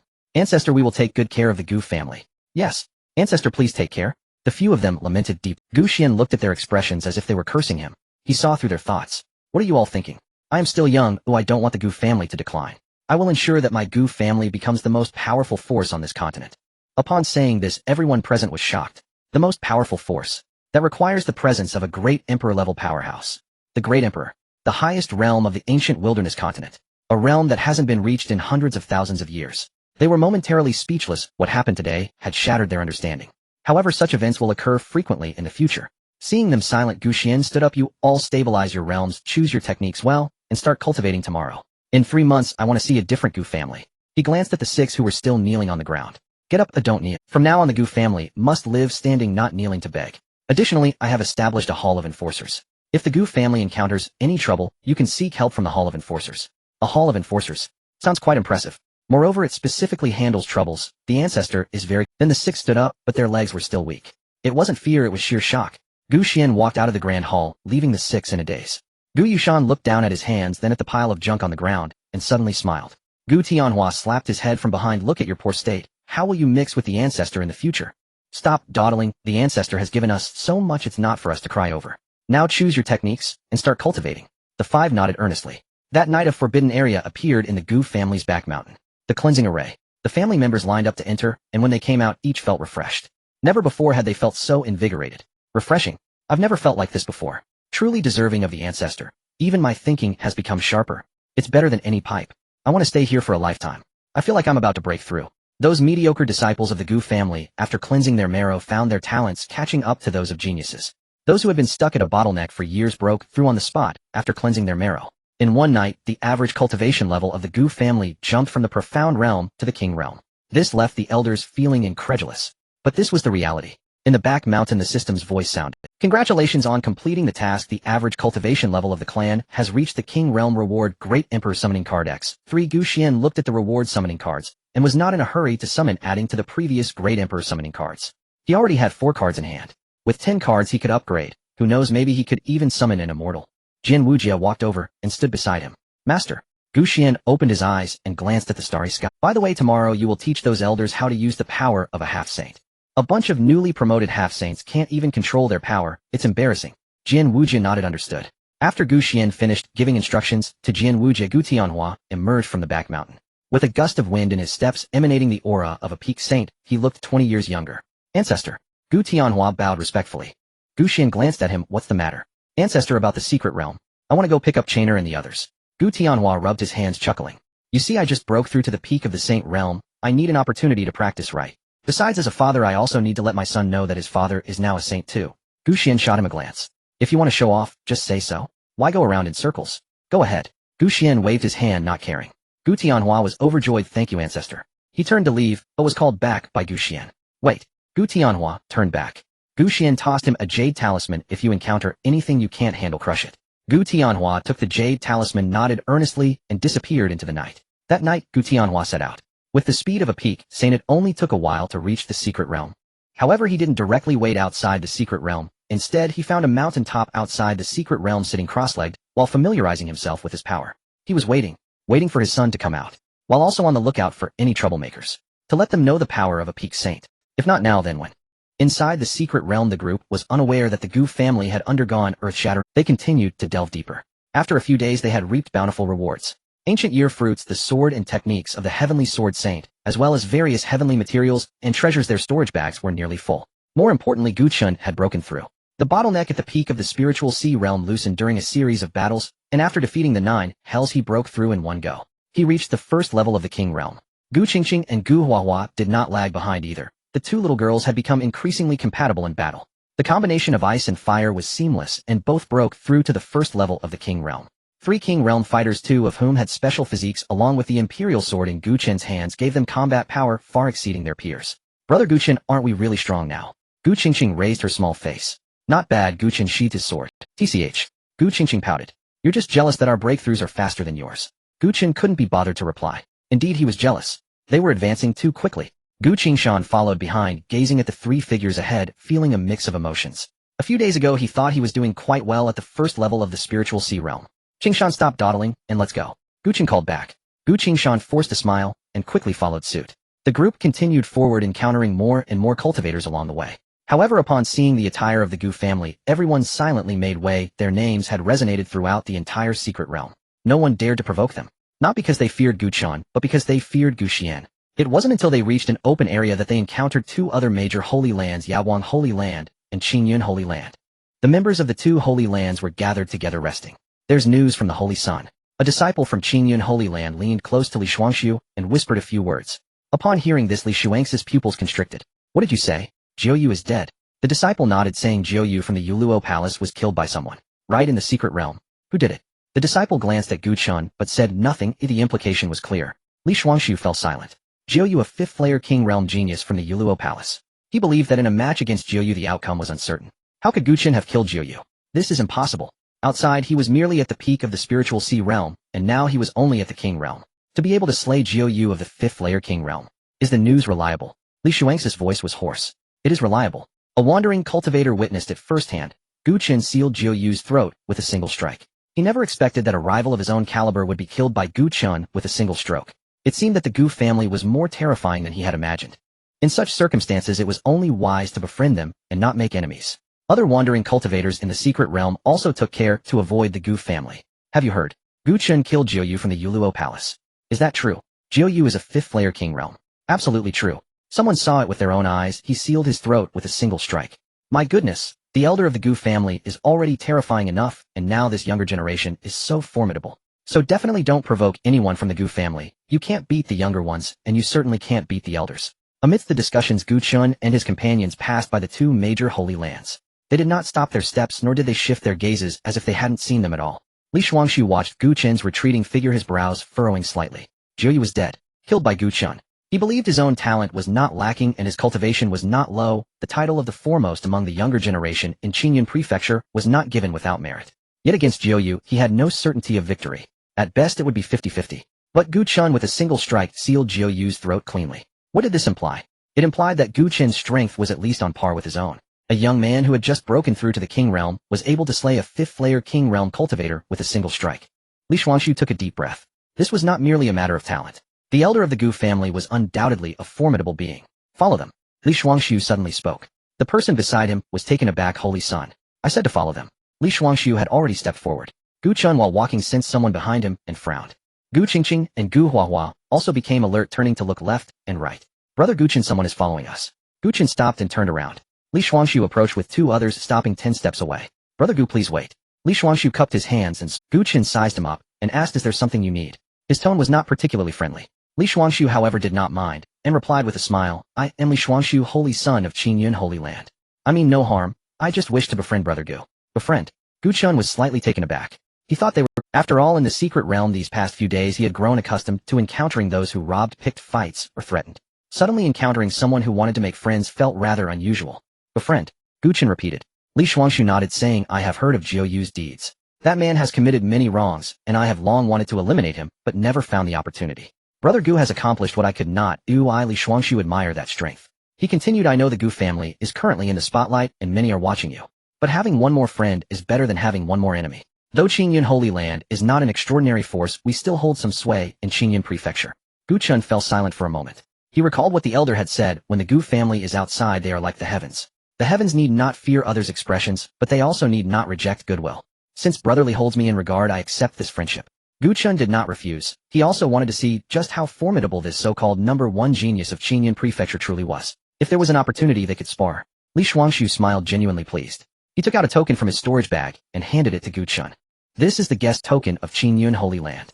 If Brother Gu has the time in the future, feel free to come by for a visit. As for other matters I dare not say, but we have plenty of good tea and wine. Gu Qin accepted the token, glanced at it, and stored it in his bag. I will definitely visit if I have the chance. Pausing for a moment, he also took out something from his storage bag. It was a wooden token marked with the character Gu, made by the Gu family itself, originally meant to signify identity. Now it could serve as a token of trust. This is the token of my Gu family. If Brotherly has the time, he is also welcome to visit the Gu family. The place may not be large, but the elder is hospitable. Li Shuangshu accepted the wooden token and solemnly tucked it into his chest. The disciple beside him twitched at the corner of his mouth. A mere wooden token, is it really that significant? But Li Shuangshu didn't think so. In his eyes, the value of this wooden token outweighed that of any guest token. That was the attitude of the Gu family. I certainly will. Li Shuangshu cupped his hands. The secret realm will soon close. Brother Gu, be cautious on your way. The outside world may not be peaceful. Gu Qin nodded and turned to leave with his companions. Li Shuangshu stood in place, watching them disappear into the distance. The disciple beside him couldn't help but ask, Holy Son, is it worth it? Although the Gu family has a powerful elder, they have offended many, including Yu Heng and Tian Xian, and now they have also offended the Yuluo Palace of Xian Prefecture. Li Shuangshu put away his smile and cast a faint glance at him. What do you understand? I cannot take down Jiuyu, but Gu Qin did. This shows that the Gu family's foundation far exceeds our imagination. Such a person to not befriend is to make an enemy. As for Yu Heng and Tian Xian, he scoffed. When the elder of the Gu family truly takes action, you will, but Gu Qin did. This shows that the Gu family's, as for the Yuluo Palace, it is not a power of our Qingyun Prefecture. This secret realm is so small, if others wish to divide a piece, no one will agree. The disciple opened his mouth, but said nothing more. The journey through the secret realm was nearing its end. At the entrance, beams of light flickered as groups of cultivators were teleported out. Gu Tianhua sat cross-legged on the mountain peak, his eyes brightening upon seeing someone emerge. However, after scanning the area, he did not see his son. He continued to wait. Another group came out. Still there was no sign of him. Gu Tianhua remained calm, closing his eyes to meditate. Suddenly he sensed several hostile gazes. Opening his eyes, he noticed a few groups of people in the distance staring at him. Judging by their attire, they were from the Yuheng Sacred Land and the Tianxian Sacred Land. They had been driven out of the secret realm by Gu Xian and returned to the sacred lands to bring reinforcements, waiting outside the secret realm with a large number of people. They planned to annihilate them all when they emerged. Let them know that the sacred lands cannot be insulted. The 2 major sacred lands joining forces gave enough face to the Gu family. At this moment, seeing the Gu family's attire, their eyes turned cold as if they were looking at an enemy. An elder from the Yuheng Sacred Land sneered, Gu family's people. Here to wait for death. Gu Tianhua glanced at him, but said nothing. He was unaware of what had transpired and did not wish to engage with them. What kind of strength dared to speak to him in such a manner? Yet at present no one here could match his power. The elders seeing him silent assumed he was scared, and continued, your Gu family's ancestor won't be arrogant for long. When our sacred land sage ancestor emerges, it will be the end of your Gu family. Gu Tianhua still did not speak. He silently memorized the elder's face. How dare he speak of his ancestor? This person must not be spared. He would take care of it after his son emerged. No need to rush. He was already contemplating whether to cuff or hang that person when the time came. After all, they were all doomed. The elder from the Yuhing sacred land, seeing Gu Tianhua's silence, assumed he had been intimidated and sneered, ignoring him. Just wait, once that Gu family brat comes out, we will take care of him all at once. Let him enjoy the last moments of his life here. Behind him stood an old man in gray robes, his aura deep and profound, who had not spoken a word from the beginning. He was the grand elder of the Yuhing sacred land. Next to him stood another old man in gray robes from the Tianxian sacred land, also of the sage realm. The two major sacred lands dispatched one sage and one peak half-saint along with dozens of outer sect elders at the emperor level. This display, rather than being a mission to exterminate a family, was more about showing off their might. They wanted to see just how formidable the Gu family was to dare look down upon them. With the two major sacred lands joining forces and sages appearing, the Gu family is finished, a casual cultivator muttered softly. It's hard to say that Gu family's ancestor killed a half-saint of Yuheng with a single slap. Can a half-saint and a sage be compared? Sages are on a whole different level. True, one sage might be able to fight, but two sages? That's impossible. Exactly. How can one person handle two sages? Amid the discussions, the teleportation light from the secret realm surged in waves. For the casual cultivators, it was unprecedented for the two major sacred lands to unite against a single family. They couldn't tell if the Gu family had real substance. After all, both sacred lands had legacies spanning thousands of years. Groups of cultivators were teleported out, and upon seeing the situation outside, their expressions changed, quickly retreating to the side. Gu Tianhua remained motionless atop the mountain. He glanced at the old man in gray from the Yuheng sacred land, and then at the old man in gray from the Tianxian sacred land. Two sages. One at the second heaven, the other at the fourth heaven. He waited in his mind. He could defeat them, but it would require some effort. He looked at his own hands, the power of a peak sage circulating within him. It seemed he wouldn't need to exert too much effort. Just then the light at the secret realm's entrance blazed brightly. Gu Chun, Gu Qingqing, Gu Huahua, Gu Qingshan, and several other disciples of the Gu family emerged from the light. They're out. Someone shouted. As soon as Gu Qin steadied himself, he sensed something was off. Two terrifying pressures descended from the sky, locking onto them tightly. One was a second heaven sage, the other a fourth heaven sage. Immediately after, two more peak, half-saint pressures joined in. The four auras intertwined, overwhelming them. Gu Qin's expression changed slightly. The gap between the emperor realm, first heaven, and a sage was too vast. Gu Qingqing and Gu Huahua turned pale, but gritted their teeth, refusing to retreat. Gu Qingshan fared worse, kneeling directly, his knees crashing to the ground, blood seeping out. Brother Qingshan. Gu Qin wanted to help, but the pressure rendered him immobile. The elder from the Yuheng sacred land stood not far away, looking down at this scene, with a mocking smile on his lips. The Gu family. Is this all they've got? I thought they were more formidable. Just a while ago, weren't they very arrogant? Killing my sacred land's disciples, preventing my sacred land from entering, seizing my sacred land's opportunities. Now let's see how arrogant they can be. He raised his hand, pointing at Gu Chun. Kneel. Two words imbued with the pressure of a peak half-saint crashed down like a mountain. Gu Chin's knees buckled, but he stubbornly held his ground. I said kneel. The elder's voice rose, the pressure intensifying. Gu Qingqing and Gu Huahua also couldn't withstand it any longer, nearly collapsing to the ground, but still desperately raising their heads. If Brother Gu Qin doesn't kneel, then neither will we. Right? We want kneel. The elder's expression darkened. He raised his hand and struck down. This strike, a full-force blow from a peak half-saint, was enough to turn Gu Chun and the others into mush. Just then, a hand reached out from the side, casually catching the blow. The elder's pupils constricted. Gu Tianhua had appeared in front of Gu Chun, gripping the elder's wrist, unmoving. Dad! Gu Chun was stunned. Gu Tianhua did not look back, only gazing at the elder from the Yuheng sacred land with a smile. Who did you just say should kneel?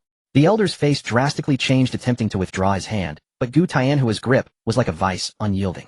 You. The words were left unfinished. Gu Tianhua casually flung him away. The elder flew several thousand meters, crashing into a mountain with a thunderous roar, half the mountain collapsing. He was left half dead. Hiss. The entire scene fell silent. The people from the Yuheng sacred land were stunned. The people from the Tianxian sacred land were also dumbfounded. The onlooking casual cultivators were even more bewildered. Who? Who is this person? A member of the Gu family. Has the sage of the Gu family made a move? That single throw, the peak half-saint had no chance to retaliate. This power must be that of a sage. Gu Tianhua clapped his hands and turned to Gu Chun. Are you alright? Gu Chun opened his mouth, struggling for a moment before managing to say, Dad, when did you become a sage? Even though I don't know why you came here directly, what is this sage realm? Gu Tianhua grinned. Just the other day the ancestor gave me. Gu Chun fell silent. The ancestor gave him a piece. What kind of heaven's law was this? While he had toiled hard to reach the emperor realm, his father simply ate a piece of candy and directly became a sage. What did his own hard work amount to? Such light words carried a heavy weight. Giving a peak sage was as simple as handing out. The gray-robed elder opened his eyes looking at Gu Tianhua, his expression shifting from calm to shock. Peak sage. His voice was not loud, yet it reached the ears of everyone present. As the 4 words escaped his lips, the old man in the gray robe instantly turned pale with rage. The saint of the Tianxian sacred land took an instinctive step back. The peak of the saint realm. What does that even mean? In the saint realm, each step from the 1st to the 9th level represents an insurmountable chasm. They were at the 2nd and 4th levels respectively, and together they were not enough to withstand a single strike from a peak saint. Withdraw. The old man in the gray robe decisively ordered. However, as he turned, he collided with an invisible wall. Boom. He was thrown back, staggering several steps before regaining his balance. Trying to escape. Gu Tianhua stood his ground, not even raising a hand, only casting a glance at them. The air around suddenly froze, and an imperceptible barrier enveloped a 1,000-mile radius. 4 directions prison. The name casually uttered by Gu Tianhua was actually the domain power of a peak saint. Although it lacked many miraculous abilities, the suppression of their cultivation was entirely sufficient. The old man in the gray robe's expression drastically changed. Oh, weren't you quite boastful just now? You even made my son kneel. Made threats against the Gu family. Now what? Gu Tianhua laughed. The old man gritted his teeth, glancing at the saint from the Tianxian sacred land. They exchanged a look and struck simultaneously. 2 saint-level attacks, one from the left and one from the right, charged at Gu Tianhua. He didn't even flinch. He raised his hand and brought it down. This strike was devoid of any flashiness, yet contained an immensely powerful blow from a peak saint. The strength of a peak saint was not something a 2nd or 4th level could withstand. Boom. The 2 attacks were crushed in midair. The residual force of the palm strike slammed into the 2 individuals. The old man in the gray robe's chest caved and blood gushed forth, and he crashed to the ground, convulsing twice before falling still. The saint from the Tianxian sacred land fared even worse, having been smashed into the ground with only his head protruding, his eyes bulging wide, devoid of any breath. 2 saints, 1 palm completely obliterated. Another elder at the peak of the half-saint realm witnessed this scene. His legs went weak, and he knelt down. Spare me, spare me. It's too late for that. Gu Tianhua didn't even glance at him, casually waving his hand. The body of the peak half-saint exploded, turning into a mist of blood. The disciples of the Yuheng and Tianxian sacred lands collapsed to the ground, lacking even the courage to flee. The onlooking loose cultivators gaped, their minds blank. Did 2 saints just get killed with 1 palm? Peak saint. This person from the Gu family must be a peak saint. My heavens. What kind of monsters have emerged from the Gu family? The ancestor is unfathomable, and there's a peak saint plus someone in the king realm who can fight above their level. It's over, the sky over Qingyun prefecture is about to change. Gu Chen stood behind Gu Tianhua, watching his father's back. His mouth opened and closed, then opened again. Not only was he incredibly strong, but he also appeared to have aged considerably less. He could almost call him brother. He had so much he wanted to say, but not a single word came out. Gu Qingqing and Gu Huahua, the 2 little girls, were the first to react. The clan leader is amazing. Gu Qingqing jumped up. With 1 slap, he killed 2 bad guys. Gu Huahua's eyes sparkled. Gu Tianhua chuckled, turning to look at Gu Chen. So how is it? Am I impressive? Am I handsome? Gu Chen took a deep breath, struggling for a long time before managing to utter, Dad, how did you become a saint? The ancestor gave me a candy, and after eating it I broke through. Gu Chen. He suddenly felt like a fool for risking his life in the secret realm. Gu Qingshan felt even more exhausted. Oh, what did his arduous training outside amount to? Clan leader, you really are at the peak of the saint realm. Could it be otherwise? Gu Tianhua puffed out his chest. Gu Qingshan's legs went weak. What on earth was happening? He distinctly remembered that the clan leader was only at the peak of the profound realm before. Now he was a peak saint. He had been out training for a few months, and upon returning he discovered that the Gu family had destroyed the Tianming sect, annihilated the Zixiao sacred land, killed the saints of the Yuheng and Tianxuan, and that the clan leader had become a peak saint. What had he missed out on? He had previously doubted that the ancestor could be this powerful. Now the facts proved that everything— Alright, this time I'm here to take you all home. Let's talk everything over once we're back. He glanced at the entrance to the secret realm, where cultivators were continuously being teleported out. The disciples of the Yuheng and Tianxian were still slumped on the ground, not daring to move. Gu Tianhua pointed at them, saying, You all go back, and tell your lord if you want revenge, the Gu family is ready. But next time it won't be as simple as just killing 2 saints. This was the confidence that came from strength. If you disagreed, just bear it. After saying this, he waved his hand, lifting Gu Chun and the others into the air, flying towards the Gu family. Behind them, the cultivators outside the entrance to the secret realm watched them leave, speechless for a long time. After half a stick of incense had passed, the entrance to the secret realm flashed with light as Li Shuangshu emerged with the people from the Qingyun sacred land. He had just stabilized himself when he sensed something was off. There was a bloody smell in the air, and large patches of blood stained the ground. In the distance, a mountain had collapsed halfway, and everywhere were signs of battle. He felt a vague sense of unease. What happened? Li Shuangshu frowned. An elder from the Qingyun sacred land, who had watched the entire process outside the secret realm, hurried forward and quietly recounted the events. After listening, Li Shuangshu's pupils constricted. The clan leader of the Gu family, a peak saint. Yes. He killed the two saints of Yuheng and Tianxian with one palm and effortlessly destroyed a peak half-saint. Li Shuangshu fell silent for a moment, taking a deep breath. He subconsciously touched the wooden token in his pocket engraved with the character for Gu. Thankfully. Fortunately, he had made friends voluntarily in the secret realm. The Gu family was becoming increasingly incomprehensible to him. Li Shuangshu turned around and said, "Let's go back to the sacred land. This matter must be reported to the Lord." He paused for a moment and added, "Tell the Lord that the Gu family should only be befriended, not antagonized." Then the people from the Qingyun sacred land quickly departed. On the other side, Huolai from the Yaowang sacred land also stepped out. After hearing his subordinates report, his expression changed several times. "Huolai, what should we do?" His subordinate asked. Huolai glanced in the direction of the Gu family and said solemnly, "Return and report to the Lord. The strength of the Gu family far exceeds our imagination. In the future, if we encounter someone from the Gu family, we must avoid them." He recalled how he had avoided conflict with Gu Chun in the secret realm and felt a wave of relief. "Let's go." The people from the Yaowang sacred land also hurriedly left. The news spread like wings, quickly covering the entire Qingyun prefecture. The two great sacred lands joined forces, and with their saints present, they were completely obliterated by the clan leader of the Gu family with a single palm. The Gu family produced a peak saint. This news was even more shocking than the destruction of the Zixiao sacred land. After all, the Zixiao sacred land was at the bottom, while Yuheng and Tianxian were truly ancient sacred lands. Even their saints were killed with a single palm. Who would still dare to provoke the Gu family? A suddenly emerging family possessing a peak saint and a mysteriously unfathomable ancestor. Gu family. On the back mountain, Gu Xian lay on a reclining chair, feeling a group of people flying back from a distance. They have returned. Gu Tianhua was the first to land, striding forward to kneel before Gu Xian on one knee. "Ancestor, I have fulfilled my mission. I brought them back." Gu Xian glanced at him. "Done showing off?" Gu Tianhua chuckled. "Yes, it's done. Get up." Gu Xian waved his hand, looking at Gu Chun and the others behind him. Gu Chun stepped forward, pulling out an ancient year fruit, the sword of the heavenly sword saint, and a cultivation method from his storage bag, respectfully placing them before Gu Xian. "Ancestor, these are all obtained from the secret realm." Gu Xian cast a glance at the pile of items. "What worthless junk is this?" "Ancient year fruit. Extending lifespan by 100 years. He had plenty of those in his warehouse, including ones that could prolong life for 10,000 years. The sword of the heavenly sword saint. The cultivation method. All of it is junk. But he kept it to himself and simply nodded. "Not bad, you have put in some effort." Gu Chun felt warmth in his heart and recalled the candy his father had given him, unable to help but ask, "Ancestor, my father." The bone-cleansing pill changed his aptitude, combined with his century of accumulation. That is what allowed him to break through to the peak of sainthood, Gu Xian explained. Otherwise, changing his aptitude wouldn't enable him to break through to the peak of sainthood in such a short time. It was his 100 years of cultivation and Gu Xian's guidance that led to his breakthrough. Gu Tianhua thought his son wanted to compete with him, immediately saying, "What? You want to compare with your father instead of your peers? What your father has is called accumulation, do you understand?" Gu Xian found their father-son banter amusing. He then instructed several returning members of the Gu family to also undergo bone cleansing. They left eagerly, and Gu Chun ran off to enter seclusion to comprehend the insights he had gained over the past few days. The back mountain quickly returned to tranquility. Tianxian sacred land. The Holy Lord sat on the main seat, his face ashen. Below, the elders knelt on the ground, no one daring to lift their heads. One saint, one peak half-saint, and dozens of disciples at the emperor level went to a secret realm, and not a single one returned. The Holy Lord's voice was terrifyingly calm, but each word seemed to be squeezed out from between his teeth. "Who will explain this to me?" No one answered. After a while, an elder steeled himself to speak.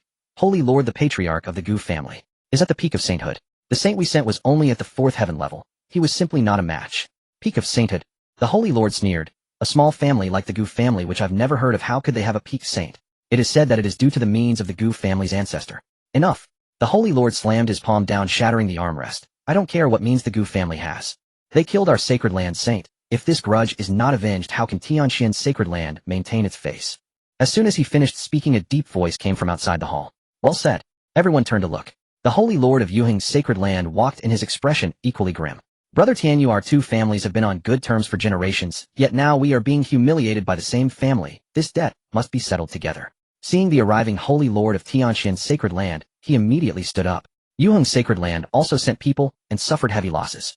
They came here to unite and attack the Gu family, wanting to stir up a storm in Qingyun continent, but they needed to ask if their two family saints would agree. Brother Xuan is right, but the Gu family has a peak saint, so it might not be easy to take action. What are you afraid of? The Holy Lord of Yuheng interrupted him. "We are both at the 8th heaven of sainthood. Can we not defeat a peak saint if we join forces?" The Holy Lord of Tianxian pondered. What about that ancestor of the Gu family? Just as the Holy Lord of Tianxian was still hesitating, the Holy Lord of Yuheng approached him, lowering his voice. "I heard that the legacy of the heavenly sword Saint King in the secret realm was obtained by the Gu family." The eyes of the Holy Lord of Tianxian lit up. The legacy of the heavenly sword Saint King, the cultivation method, and the sword, those are treasures at the level of Saint Kings. What do you mean? Destroy the Gu family and the legacy will be divided between our two families. The Holy Lord of Tianxian was tempted, but rationality prevailed. We must wait for the ancestor to come out of seclusion. Without a Saint King presiding, if that ancestor of the Gu family is truly a Saint King, we would be walking into death. The Holy Lord of Yuheng nodded. My ancestor has been in seclusion for 1,000 years, he should be close to a breakthrough. At that moment, two terrifying auras descended from the sky, enveloping the entire Tianxian sacred land. The faces of everyone in the Great Hall changed dramatically. Is this the aura of a Saint King? No, there are two. The Holy Lord of Tianxian suddenly stood up and rushed out of the Great Hall. In the sky, two figures hovered. One in a white robe, the other in a black robe. Both were elderly men with white hair and beards, exuding a terrifying aura that made the heavens and earth tremble. Ancestor! The Holy Lord of Tianxian exclaimed in shock. The elder in the white robe nodded slightly. After 1,000 years in seclusion, I have fortuitously broken through. The elder in the black robe was the ancestor of Yuheng's sacred land, his gaze equally sharp. I have done the same. A Saint King has been born. In the Great Hall, all the elders knelt on the ground. Congratulations, ancestor, on your breakthrough. Heaven bless the sacred land. The Holy Lord of Tianxian and the Holy Lord of Yuheng exchanged glances, both seeing ecstasy in each other's eyes. A Saint King. Each of the two major sacred lands has a Saint King in command. What does this mean? It means that from today onward the fate of Qingyun continent will be dictated by their two families. What Qingyun sacred land, what Gu family, all must stand aside. The Holy Lord of Tianxian stepped forward respectfully. Ancestor. The Gu family has gone too far. They killed our sacred land saint and robbed us of our opportunities. Please, ancestor, take charge. The elder in the white robe frowned. Gu family. The Holy Lord of Tianxian quickly recounted the recent events. The elder in the white robe finished listening and snorted coldly. A small family that has emerged from nowhere, how dare they touch the people of the sacred land? The elder in the black robe added directly. They killed my Yuheng sacred land saint. This grudge will not be shared under the heavens. Issue a decree. 3 days from now we will attack the Gu family. What they cared about even more were the cultivation methods and weapons of the Saint Kings. It was time to get a good weapon after breaking through to Saint King. News spread like wildfire across Qingyun continent. In Qingyun continent's largest market, the storyteller slammed the table, shouting loudly, ladies and gentlemen, a monumental piece of news. Tianxian and Yuheng, the two major sacred lands, are uniting to attack the Gu family. 3 days from now the Saint King will personally lead the charge. The crowd erupted in an uproar. The two major sacred lands joining forces. They are going to annihilate the Gu family. I heard that the ancestors of both sacred lands have broken through to Saint Kings. This is the first time in thousands of years in Qingyun continent. The Gu family is finished. A single family cannot withstand the power of two sacred lands. Not necessarily. That ancestor of the Gu family is unfathomable. What if he is a Saint King? Even if he is a Saint King, how can he fight against two? Besides, does the Gu family have any other strong experts? The patriarch is at the peak of sainthood. What about the others? It's a pity. Oh, I heard that the young master of the Gu family is quite formidable, able to defeat enemies of a higher level at the emperor level. If only he were given time to grow, he might become another prodigy. But there is no time left. The battle will begin in 3 days. Let's go and watch the excitement. Discussions were lively, some lamented, some gossiped, and some were simply there to watch the show. But no one had high hopes for the Gu family. Two Saint Kings joining forces had never happened in the history of Qingyun continent. What could the Gu family use to defend against this? The Gu family. News from the outside world rushed in like a wild wind. Yet the Gu family remained surprisingly calm. There was no panic, no chaos, not even any discussion. Everyone was engaged in their cultivation. In front of the cleansing array, clan members queued to enter, and after emerging they dove headfirst into the mountain rich in spiritual energy. The pure spiritual energy of the celestial vein allowed them to absorb it without any hindrance. They frantically absorbed and broke through. As long as the ancestor lay in the back mountain, they feared nothing, even if the sky fell. The ancestor was their source of reassurance. In the back mountain, Gu Yuxian sat cross-legged on a giant rock, his aura surging. The peak bottleneck of semi-holy was violently loosening, as if something was about to break free. Break for me. Boom. The aura of a saint soared into the sky. Gu Yuxian broke through to the first level of saint. Almost simultaneously, Gu Kong, Gu Yun, Gu Shan, and Gu Enming also erupted with a breakthrough aura. The 5 elders all broke through to the saint realm. Although they were not at the peak of saint, 5 saints would be top-tier combat strength in any holy site in Qingyun Prefecture. Gu Kong opened his eyes, feeling the surging power within him, and was stunned for a long time. I have become a saint. Just a few months ago he was still in the Xian realm, and now he was a saint. This speed was beyond his wildest dreams. Stop dawdling, stabilize your realm. Gu Yuxian stood up, brushed the dust off his clothes. We have a tough battle to fight in 3 days. Upon mentioning the battle in 3 days, the others exchanged glances and smiled. A tough battle. With the ancestor present, was that even a battle? The ancestor's strength was mysterious and unfathomable. Even a Saint King would gain no advantage. Moreover, Gu Chun had brought back weapons and techniques of Saint King level, which would surely elevate the ancestor's strength to new heights. But for Gu Xian these weapons and techniques were mere scraps. Difficult to use and ineffective, they were worse than useless. In the Qingyun Holy Land the atmosphere in the main hall was tense. Li Shuangshu stood in the hall facing the Holy Master of Qingyun Huidongyuan with a sincere tone. Holy Master, the ancestors of the Tianxian and Yuhing families have broken through to the Saint King level. This is a serious matter. If they join forces to attack the Gu family, if the Gu family is truly destroyed, we may very well be their next target. Huidongyuan furrowed his brows. What do you mean? Help the Gu family, Li Shuangshu articulated carefully. At the very least we cannot stand by and do nothing. Absurd. An elder beside him said sharply. The Gu family is just a nascent family, why should we stake everything from the Qingyun Holy Land on them? Exactly. With 2 Saint Kings, what can we do to help? Are we just going to march to our deaths? The Saint-level elders from our generation are still around, what do we really know about the Gu family aside from their peak saint? Saint Sun, did you drink the Gu family's Kool-Aid during your trip to the secret realm? We don't need to send troops. Even sending some resources to show our stance would suffice, letting the Gu family know that not everyone in Qingyun Prefecture stands with Tianxian and Yuing. Whether the Gu family can withstand this disaster is still debatable. If we choose sides now, and the Gu family loses, the next to be dealt with by Tianxian and Yuhing will be us. Li Shuangshu recognized the extraordinary nature of the Gu family, but this decision was not his to make. Clearly the elders of Qingyun Holy Land felt the Gu family was not worth it. They believed that the Saint Sun was betting the fate of Qingyun Holy Land on an unknown family. Qingyun Holy Land could not afford to lose or take such a gamble. Huidongyuan fell silent for a moment before speaking slowly. Shuangshu, you are still too young. Huidongyuan naturally had more considerations. Every action he took concerned the Qingyun Holy Land. One misstep could lead to total loss. He had also heard about the events in the secret realm, but offending 2 major holy sites at once was unwise. He did not know whether the Gu family's ancestor had true capabilities or was merely a facade. Regardless, not participating was the best choice. But that's enough. The Holy Master of Qingyun slammed the armrest. Someone take the Saint Sun back to his room to rest. No one is to leave without my command. Li Shuang's expression changed. Holy Master. 2 elders stepped forward, one on each side restraining him. The Holy Master of Qingyun turned his back, no longer looking at him. Li Shuangshu was dragged out of the hall, his eyes filled with reluctance. He pulled out the wooden plaque inscribed with the character Gu from his pocket. Indeed, the relationship among holy sites was purely about interests, but the Gu family was different. He had met Gu Chun Gu Tianhua, and that ancestor of the Gu family. The confidence that radiated from their very bones was not something that could be faked. In the Yaoguang Holy Land, Hua Lai stood before the Holy Master and recounted the events within and outside the secret realm in detail. After listening, the Holy Master of Yaoguang remained silent for a long time. Holy Master, what shall we do? Hua Lai asked. Do not help. The Holy Master of Yaoguang shook his head. With 2 Saint Kings, the Gu family is bound to fail. We do not need to wade into these muddy waters. But there is no but. The Holy Master of Yaoguang interrupted. Send out the order. All members of Yaoguang Holy Land are to enter seclusion, and no one is to leave. Hua Lai opened his mouth, but ultimately said nothing. He recalled Gu Qin's grace in sealing the throat with a sword in the secret realm and the indifferent gaze of the Gu family's ancestor. For some reason he felt a vague sense that this battle would not be so simple. In the market, news was still fermenting. I heard that neither Qingyun Holy Land nor Yaoguang Holy Land is intervening in this matter. The Gu family is isolated and helpless this time. Of course, who would dare to intervene? 2 Saint Kings, do they want to die? Even if that ancestor of the Gu family is powerful, he is just one person. How can he fight against 2? I think the Gu family is doomed. Not doomed, but finished. The storyteller slammed the wooden block. In 3 days, the outside world was in an uproar. Over at the Gu family, not a single person was discussing it. It wasn't that they looked down on the 2 major holy sites, they were simply too busy. The cleansing array worked day and night, and the spiritual energy of the celestial vein was so rich it felt like it could condense into water. The clan members cultivated as if possessed. Today one would break through to the king level, and tomorrow another would break through to the emperor level. The day after tomorrow. By then the elders would have become saints, who still had time to care about holy sites. In the back mountain, Gu Xian lay in a recliner, watching the bustling scene below, suddenly feeling a bit bored. Cultivation was all well and good, but having only cultivation without actual combat experience was just for show. He needed to practice. He sat up and waved his hand. Gu Tianhua scampered over. Ancestor, what is it?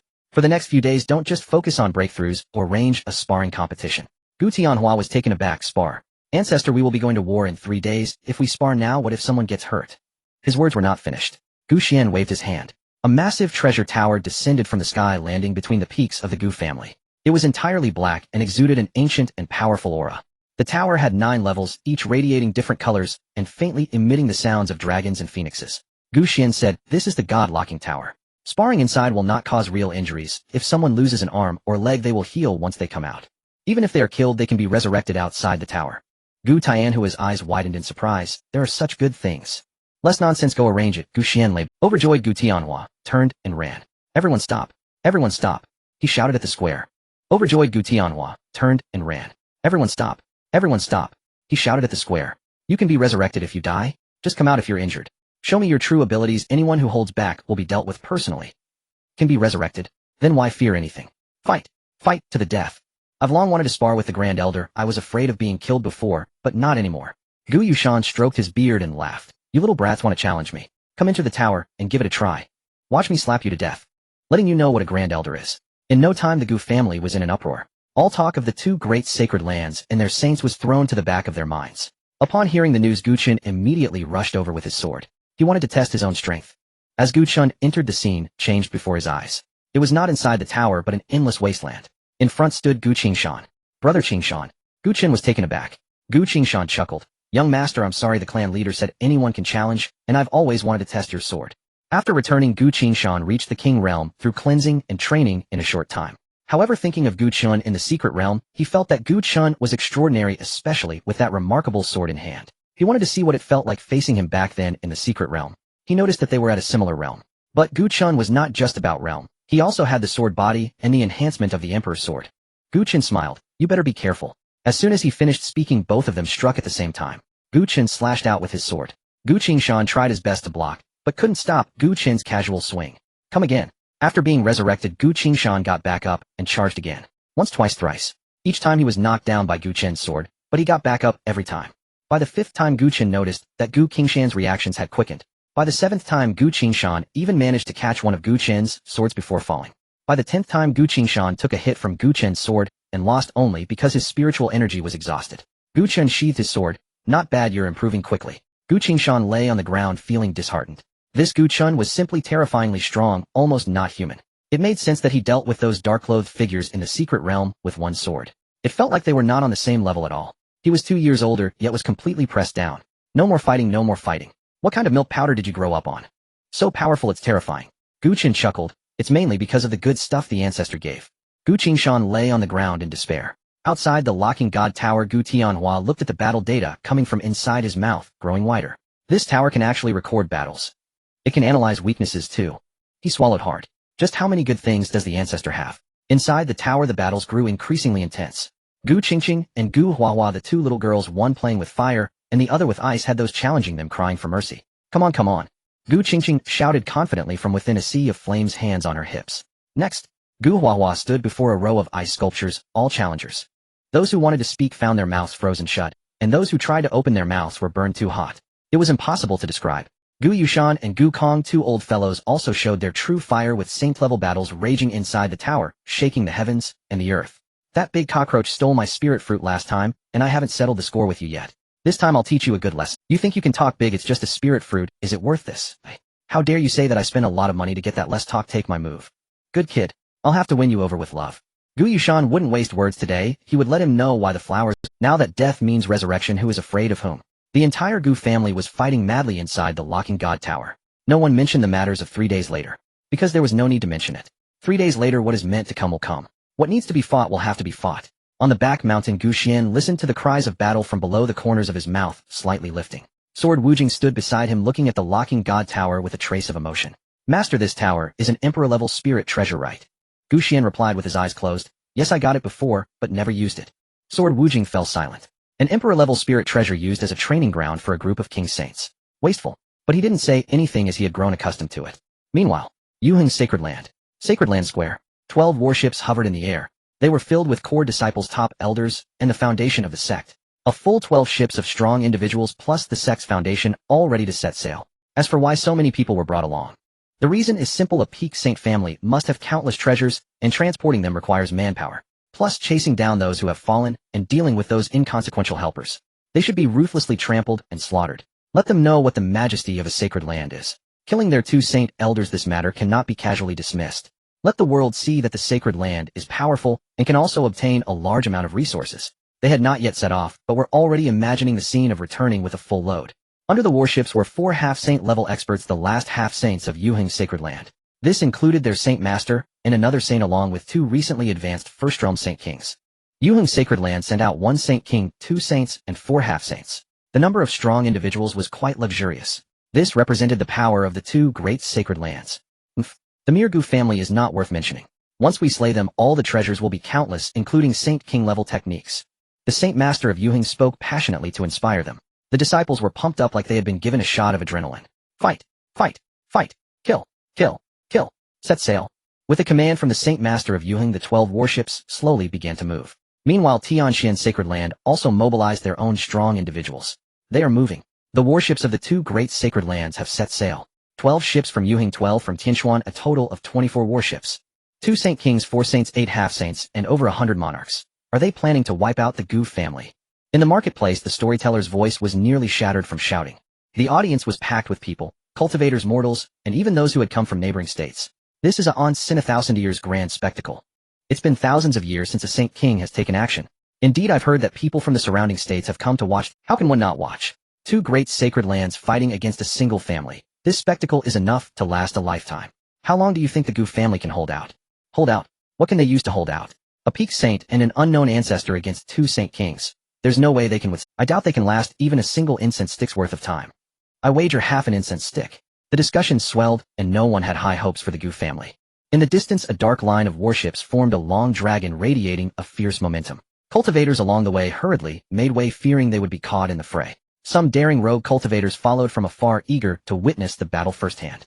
Let's follow along, maybe we can pick up some leftovers. Pick up leftovers? Are you trying to get yourself killed? A saint fighting could send shockwaves strong enough to kill you. Then let's just watch from a distance. The news spread further, even reaching the neighboring Xuan state. In Xuan state, at the Yuluo Palace, an elder in black robes listened to his subordinate's report. The Gu family. Is that the same Gu family that killed my Yuluo Palace's Jiuyao? Exactly. Good. Very good. The elder in black robes stood up, a surge of fury swelling within him. They were already planning to take action against the Gu family, and now it seemed they could let these two great sacred lands strike first, to deplete the Gu family's power. It's just a pity for Jiuyao. He was originally the most beloved disciple of the Yuluo Palace, the one most likely to inherit his legacy. Now he was killed by an unknown family, and it's said he was stabbed to death by a single sword. It's simply a disgrace to the might of the Yuluo Palace. The Yuluo Palace was already in the business of killing and looting, and now that one of their own was killed, this matter could not be easily overlooked. Yes. Other forces were also stirred into action.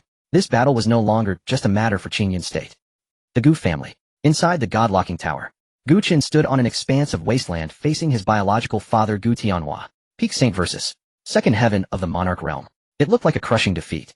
However, Gu Tianhua's expression was not pleasant at all. Father, your punches are neither fast enough nor fierce enough. Gu Tianhua was so angry his teeth were itching. You little brat, when I became a saint you were still eating dirt in the secret realm. Then why don't you hit me?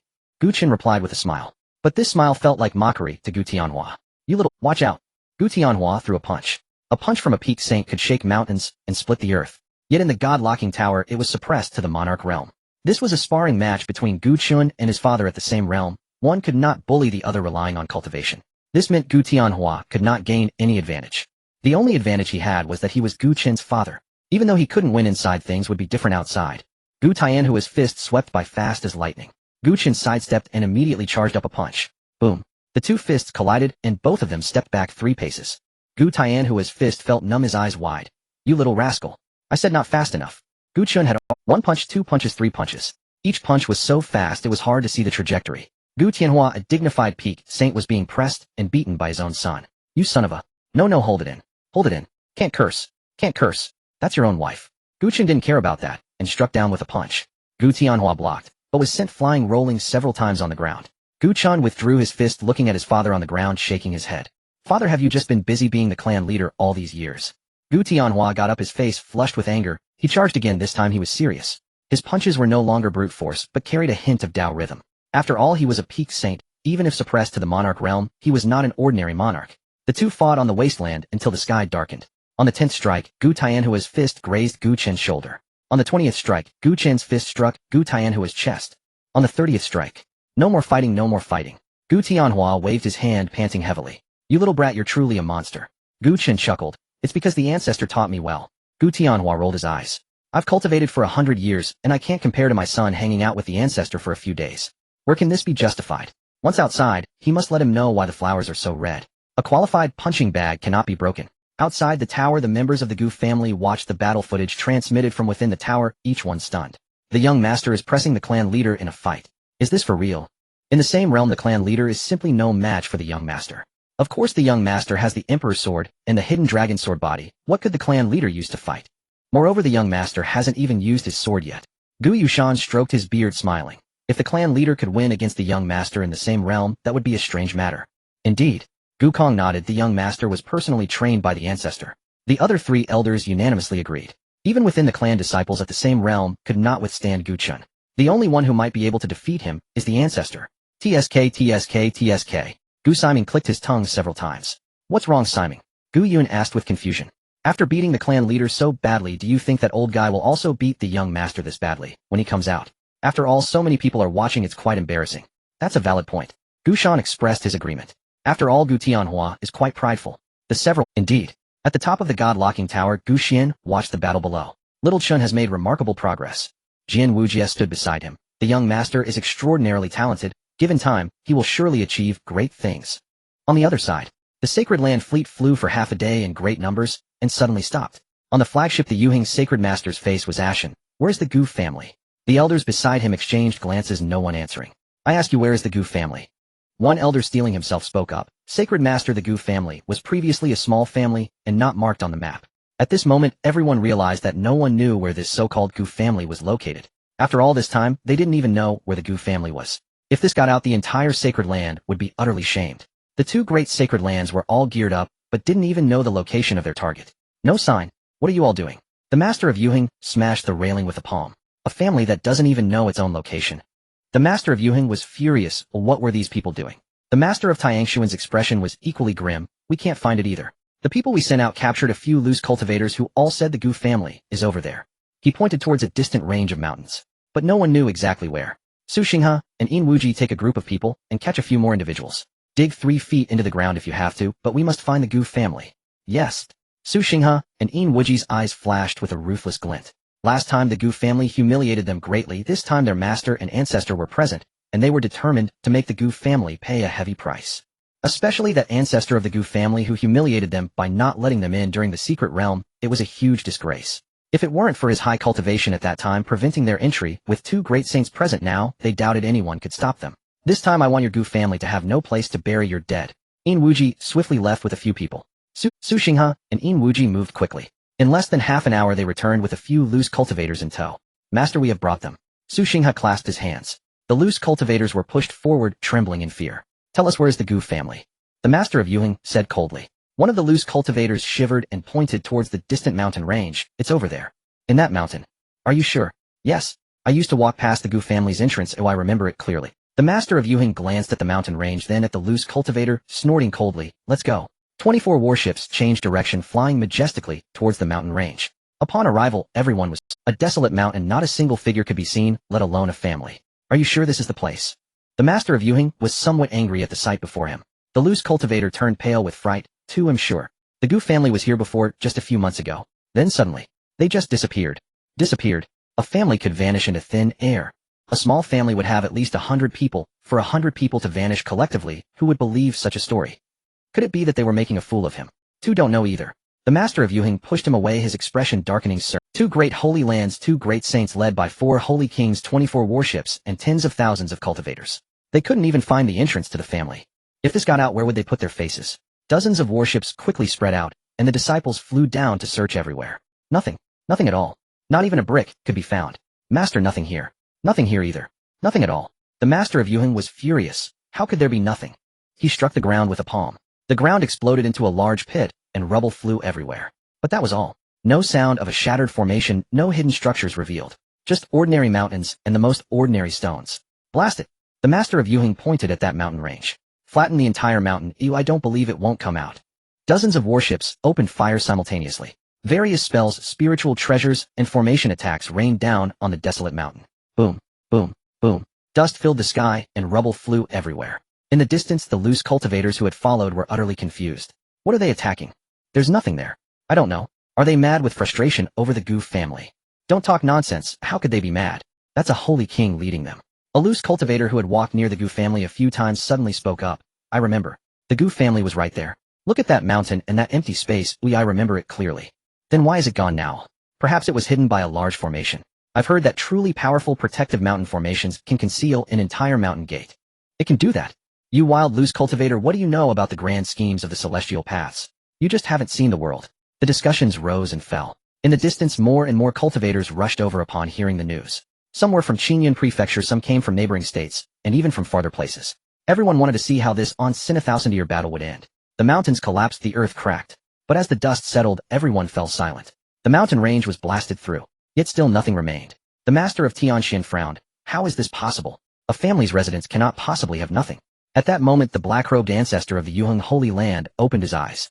No need to fight anymore. The black-robed elder scanned the mountain range and slowly spoke. It shouldn't be that there is nothing, be it is likely hidden. Hidden? The master of Yuheng was taken aback. It should be a hidden protective mountain formation, and a formation of extremely high grade that can conceal the entire mountain gate. Let me see if there is a formation. The black-robed elder raised his hand, and a holy king-level sense swept over the entire mountain range. He frowned. How is this possible? He sensed no fluctuation of spiritual power. There was actually nothing. What he didn't know was that the Gu family was a presence even more terrifying than the Emperor's formation, which even an immortal could not break. With their realm, let alone breaking it, they wouldn't even be able to see it. The people from the two great holy lands stood frozen in place. 24 warships, tens of thousands of cultivators, 2 great holy kings, 4 saints, and 8 half-saints. They hadn't even touched the Gu family's door. They couldn't break and couldn't see it, and couldn't withdraw with any satisfaction. The 2 great holy kings were silent. The holy king's sense swept back and forth, finding nothing. Elder, what should we do? The master of Yuheng asked in a low voice. The black-robed elder said nothing. He also didn't know what to do. Just then, splash, a sound of water. The master of Yuheng felt a chill on his face. What was that? He reached out to touch, yet there was an essence of pure spiritual energy. This was a rare tonic. But why was there also a foul smell? The master of Tianxian was also stunned, his face equally wet. The 2 raised their heads. Nothing was there. It wasn't raining from the sky, and there were no puddles around. So where did this water come from? The master of Yuheng instinctively licked his lips. Salty. A bit astringent. This. Before he could react, an elder next to him suddenly widened his eyes and pointed at the void ahead. Master, over there. There are words. Everyone followed his finger. In the void, a few large characters gradually appeared, crooked, and like something was written there. Gu family disciples are not allowed to urinate indiscriminately. The master of Yuheng read aloud, and his expression instantly turned ashen. He understood. That water was urine. It was as if someone urinated on his face from behind an invisible barrier. Gu family. The Yuheng sovereign roared, his voice shaking the ears of disciples nearby until they rang with resonance. Simultaneously, the translucent barrier trembled violently. Not from external assault, but because someone stood behind the barrier. On the other side, a Gu family disciple stood, bewildered, trousers still unfastened. His name was Gu Xiaolu, 17 years old, and at the first level of the king realm. Exhausted from battling inside the tower, he had stepped out for a moment's relief, and found a quiet spot near the grand formation's edge to relieve himself. Midstream, something felt wrong. His urine seemed to strike an invisible surface. He lifted his gaze, and froze in utter disbelief. Before him stretched a vast dark sea of figures, dozens of warships, tens of thousands of cultivators, all staring directly at him. Gu Xiaolu's knees buckled, his stream nearly reversed itself. What in the 9 hells is this? He gaped, outward eyes wide, while the crowd stared back, silent, stunned, locked in mutual shock for 3 endless seconds. Gu Xiaolu glanced down at his undone trousers, then up again at the overwhelming spectacle beyond the barrier. A single thought flashed: run. He spun and fled, pants flapping, shouting as he went. Invasion! Invasion! They've breached the outer perimeter. His cry swelled in volume, echoing across the entire Gu estate. And as he bolted away, the translucent barrier shimmered, suddenly crystallizing into stark clarity. For the first time, the scene beyond the barrier revealed itself to all. Every soul stood motionless, not at barren mountains or desolate wilderness, but at a true celestial paradise. 9 peaks soared into the heavens, each radiating a soft, ethereal luminescence. Between them cascaded waterfalls. Yet where droplets struck the earth, they did not splash, but bloomed into misty spirals of pure spiritual energy. Spiritual chi coalesced so densely it became visible, drifting like silken veils along mountain slopes. Its concentration surpassed even that of the 2 great sacred sects. Majestic pavilions crowned the peaks, built not of common stone or timber, but of spirit jade, spirit metal, and heavenly crystals. Each tile, each brick gleamed with radiant brilliance. The sight dazzled the senses, more opulent, more sumptuous than any sacred sect's sanctum. A realm of intoxicating splendor. Then, another revelation. The waterfalls did not flow with ordinary water, but with liquid spiritual essence. A substance rarer than starlight in the sacred sects now unveiled before their very eyes. Cultivators from both sacred sects hovered in midair, transfixed. Their eyes widened, not at a minor clan, but at a vision defying belief. This was no mere mortal enclave, it was a celestial realm. This surpasses our sacred sects by more than tenfold, murmured a Yuheng elder. No one dared contradict him, because it was truth. The black-robed elder narrowed his eyes, not in fear, but in calculation. Such a place. Why should it belong to the Gu family? Their patriarch stood only at the peak of the sage realm. Perhaps a handful of sages dwelled within their ranks. Even their ancestral founder. How powerful could he truly be? At most a sage king. Yet the black-robed elder and the white-robed specter united might yet prevail. And this land, so saturated with spiritual energy, surely concealed rare treasures capable of extending life. The black-robed elder had lived nearly 5,000 years. His lifespan neared its end, the very reason he urgently sought ascension to Sage King. Though such a realm granted 10 millennia of life, his late breakthrough had left his body weakened, leaving barely 1 or 2,000 years remaining. Yet with life-extending artifacts 3 or 5 more millennia were well within reach. The Gu estate had to be seized. The white-robed elder clearly harbored identical ambitions. Their gazes met, and in each other's eyes blazed raw, unvarnished greed. Though this formation is formidable, the black-robed elder intoned voice low and grave. It cannot be without weakness. We will wear it down, relentlessly. Issue orders surround the Gu estate. Assault it day and night. I refuse to believe it can endure forever. Yes. 24 warships fanned out, sealing the Gu estate in an impenetrable ring. Meanwhile, in the Gu estate's central plaza, utterly at odds with the tension beyond, their people gathered around bonfires. After a full day battling within the Lock Spirit Tower, evening brought respite. Giant cauldrons simmered over open flames, stewing spirit beast meat, whose fragrance filled the air. Several elders sat in a circle, with Patriarch Gu Xian sipping down enlightenment tea, and trading tales laced with wit and whimsy. Elder Ancestor, let me tell you. Back when the great cockroach pursued his future wife, he challenged a black bear at the Tongxian realm just to impress her with a bouquet of rare blossoms. The fight was legendary, and the young lady hadn't even become his wife yet. She'd nursed him for a full year beforehand. Gu Kong whispered conspiratorially to Gu Xian, only to be caught red-handed by Gu Yushan. Little Kong Kong one may eat recklessly, but words must be chosen with care. You two have your share of scandalous pasts. Elder Ancestor, let me tell you. He once got drunk on counterfeit wine, stripped bare, and dueled barefoot across the plaza. Gu Kong lunged forward and clapped a hand over his mouth. Enough. Enough. Senior Elder, I yield. I apologize. Gu Kong instantly silenced Gu Yushan. This secret would die with them. Gu Xian smiled softly. Young Gu Qingqing and Gu Huahua darted through the crowd, like blossoming flowers, laughter ringing pure and bright. The atmosphere glowed with warmth and ease. The sole discordant note came from a corner of the plaza, a frantic chase unfolding in real time. You little brat, stop right there. Gu Tianhua thundered, pursuing Gu Chun across the square, face flushed crimson. Gu Chun sprinted effortlessly, glancing back with a grin. Father, you lost to me inside the tower. Does that mean you hold grudges now? Inside the tower is inside the tower. Gu Chun sprinted effortlessly, glancing back with a grin. Father, you lost to me inside the tower. Does that mean you hold grudges now? Inside the tower is inside the... Gu Tianhua snatched up a sandal and hurled it. Gu Chen ducked just in time. The sandal whistled past his temple and slammed squarely into Gu Yushan's face. Gu Yushan had been lifting his teacup, poised to savor a slow, contemplative sip of downlightenment tea, when thwack. The sandal plastered itself across his features, tea spilling down his robes. Slowly, deliberately, he peeled the sandal from his face and fixed Gu Tianhua with a level stare. Patriarch, was that deliberate? A mishap? Utterly accidental. Gu Tianhua stammered, bowing deeply. Gu Yushan grunted, tossed the sandal back. Gu Tianhua caught it, then turned to hunt Gu Chen again. But the boy had vanished into thin air. That little brat, don't let me catch you, or you'll learn why flowers bloom so fiercely red. The elders burst into laughter, fully expecting such chaos. Before the echoes faded, Gu Xiaolu burst into the plaza, breath ragged panic etched across his face. Clan Patriarch. Disaster strikes. Gu Tianhua frowned. What's all this panic? What calamity warrants such alarm? No, it's worse. I just relieved myself, and my stream struck someone's face. Then I saw them. Thousands of cultivators, dozens of warships. The two sacred sects have surrounded us. Silence crashed upon the plaza like a physical wave. Every eye turned, fixed, on Gu Xiaolu. Gu Tianhua paused, silent for a heartbeat, then asked quietly, that stream, was it yours? A masterstroke, urine landing on a stranger's face. Gu Xiaolu blinked, cheeks flaming crimson. I didn't know anyone was out there. Gu Tianhua nodded once, then turned to face his assembled clansmen. No one spoke. Are you afraid? No. The reply rose, unified, unwavering, resonant, as a sing. The people are not pretending, they are truly fearless. Inside the godlock tower one can die, and still come back to life. Who knows how many times they have perished, having experienced death, who still fears those living outside. Gu Tianhua chuckled. All right then, you all eat and drink, the evening festivities will continue. Those mosquitoes outside, we old fellows will handle them ourselves. It's easy to say but difficult to do. Although Gu Tianhua is at the pinnacle of the saint realm, when truly facing the saint kings, even 100 peak saints would not be enough to contend. This is a complete dimensional suppression. Yet Gu Tianhua is not afraid at all. After all, there is still the ancestor right. Before long the crowd became lively again. The meat in the pot continued to stew and the tea in the cups was still being sipped. Gu Xian held a teacup in the square and took a sip of the Dao tea. He frowned. It wasn't that the tea was bad, but the noise outside was too much. Boom, boom, boom. Attacks came in waves like hundreds of mosquitoes, buzzing in his ears, impossible to shoo away. It's too noisy. He put down his teacup, about to rise.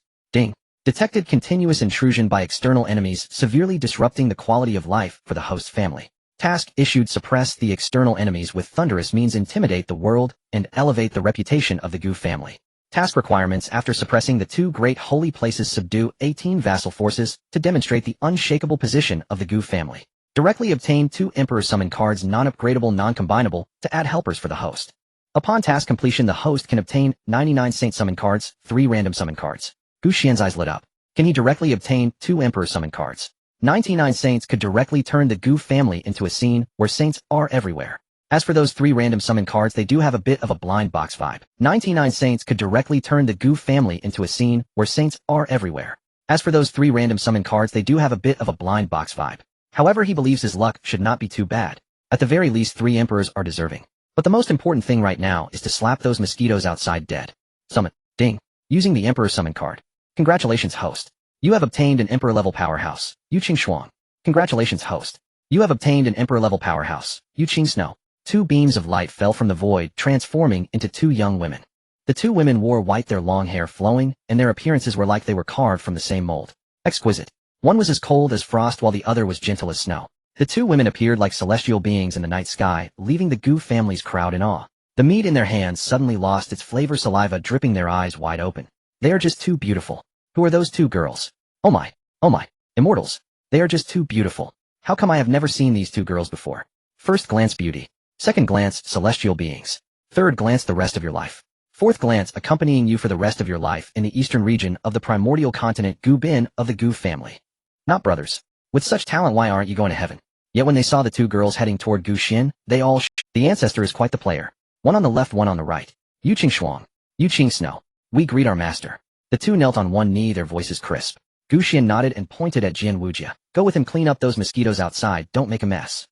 And you all go check out the strength of the Hall of Hands, so you won't be timid when going out in the future, bringing shame to the family. Gu Xian said to the elders of the Gu family and a few others. Gu Tian, whose eyes were wide open, unable to blink, and the other 5 elders were no different. Where did the Ancestor find these 2 fairies? They are just too beautiful. They actually came willingly to the Gu family's place. The Ancestor is too capable. He must learn from the Ancestor. Hearing Gu Xian's words, they reluctantly shifted their attention from the 2 women. One by one they clasped their fists, immediately complying with Gu Xian's arrangements. They just felt 3 people were enough, and the Ancestor even referred to the holy place as mosquitoes. Such arrogance. However, they did not question the Ancestor. Whatever the Ancestor said was law. Then, let's have a good look at the strength of the Hall of Hands. Gu Tianhua immediately sent a message for his son to hurry over. This is a great opportunity to observe a powerhouse. He felt that the 3 people before him were incredibly powerful, though he had never seen them in action. But the people the Ancestor found are definitely not ordinary, otherwise the Ancestor wouldn't have arranged for these 3. Either their strength is extraordinary, or there is no other explanation. After all, there are 2 beings at the Saint King level outside, along with countless cultivators. Several figures soared into the sky, flying towards the Great Formation.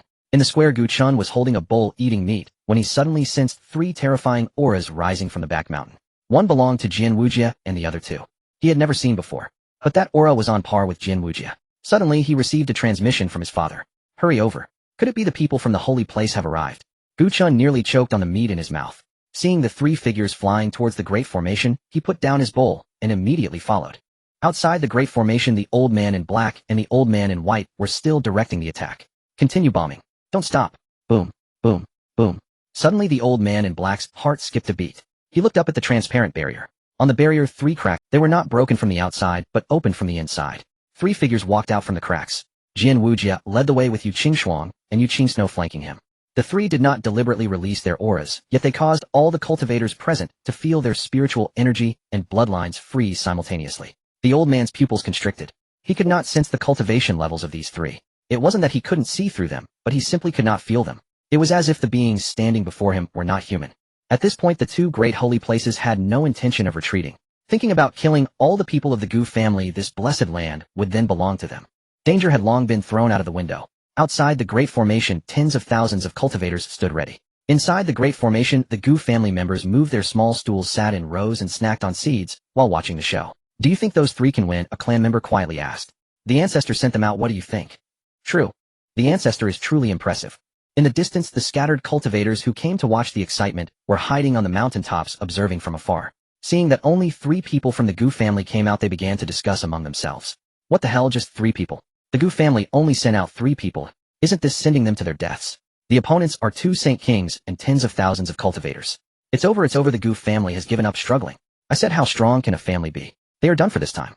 What a pity for those 2 fairies looking like celestial beings, and now they are about to. Such is fate. Chill. Are you tired of living? The old man in the black robe and the old man in the white robe were momentarily taken aback when they saw only 3 people emerge from the opposite side. Then they laughed. Has the Goof family run out of people? To send only 3 people out if this is an attempt to negotiate, then it's too late. The old man in the black robe sneered, these 3 must be here to seek death, right? The old man in the white robe stroked his beard, 3. That's enough to fill our teeth. Their gazes fell on Yu Xuan and Yu King Snow, and suddenly they couldn't look away. Dressed in white, like snow, her long hair gently danced in the night breeze. One was an icy beauty and the other was a gentle beauty like jade. The old man in the black robe squinted his eyes and licked his lips. After 1,000 years of retreat, the women he had seen were few and far between. The 2 before him were the most beautiful he had ever seen, and undoubtedly the most alluring. These 2 girls are not bad. The old man in the black robe whispered, his voice carrying a hint of hoarseness, don't harm them later, leave them alive. The old man in the white robe nodded, his eyes also glimmering, that's exactly my intention. Take them back and take good care of them. The 2 exchanged knowing glances and smiled. It was as if they had already included those 2 in their spoils of war. Behind them, Su Xinghe and Yin Wuji also saw Yu Xuan and Yu King Snow, their eyes flashing with greed. The old ancestor is wise. With such beauty, it certainly should not be wasted. The master of Yuheng and the master of Tianxian were not interested in beautiful women. They were focused on the Gu family's land of fortune. If they could acquire the items within the strength of the 2 great holy lands would multiply tenfold. At that time, the entire Qingyun prefecture would belong to their 2 great holy lands. And what was the Qingyun holy land? Just a roadside weed. The master of Yuheng urged, let's act. The sooner we finish, the sooner we can go in and take all these things back. The old man in the black robe nodded and raised his hand to give the order. Go. Behind them, the gathering spiritual light of 24 warships shot into the sky. Tens of thousands of cultivators surged with spiritual power, waiting for his command to tear the 3 people before them to shreds. Suddenly, an extremely terrifying wave of spiritual energy surged over.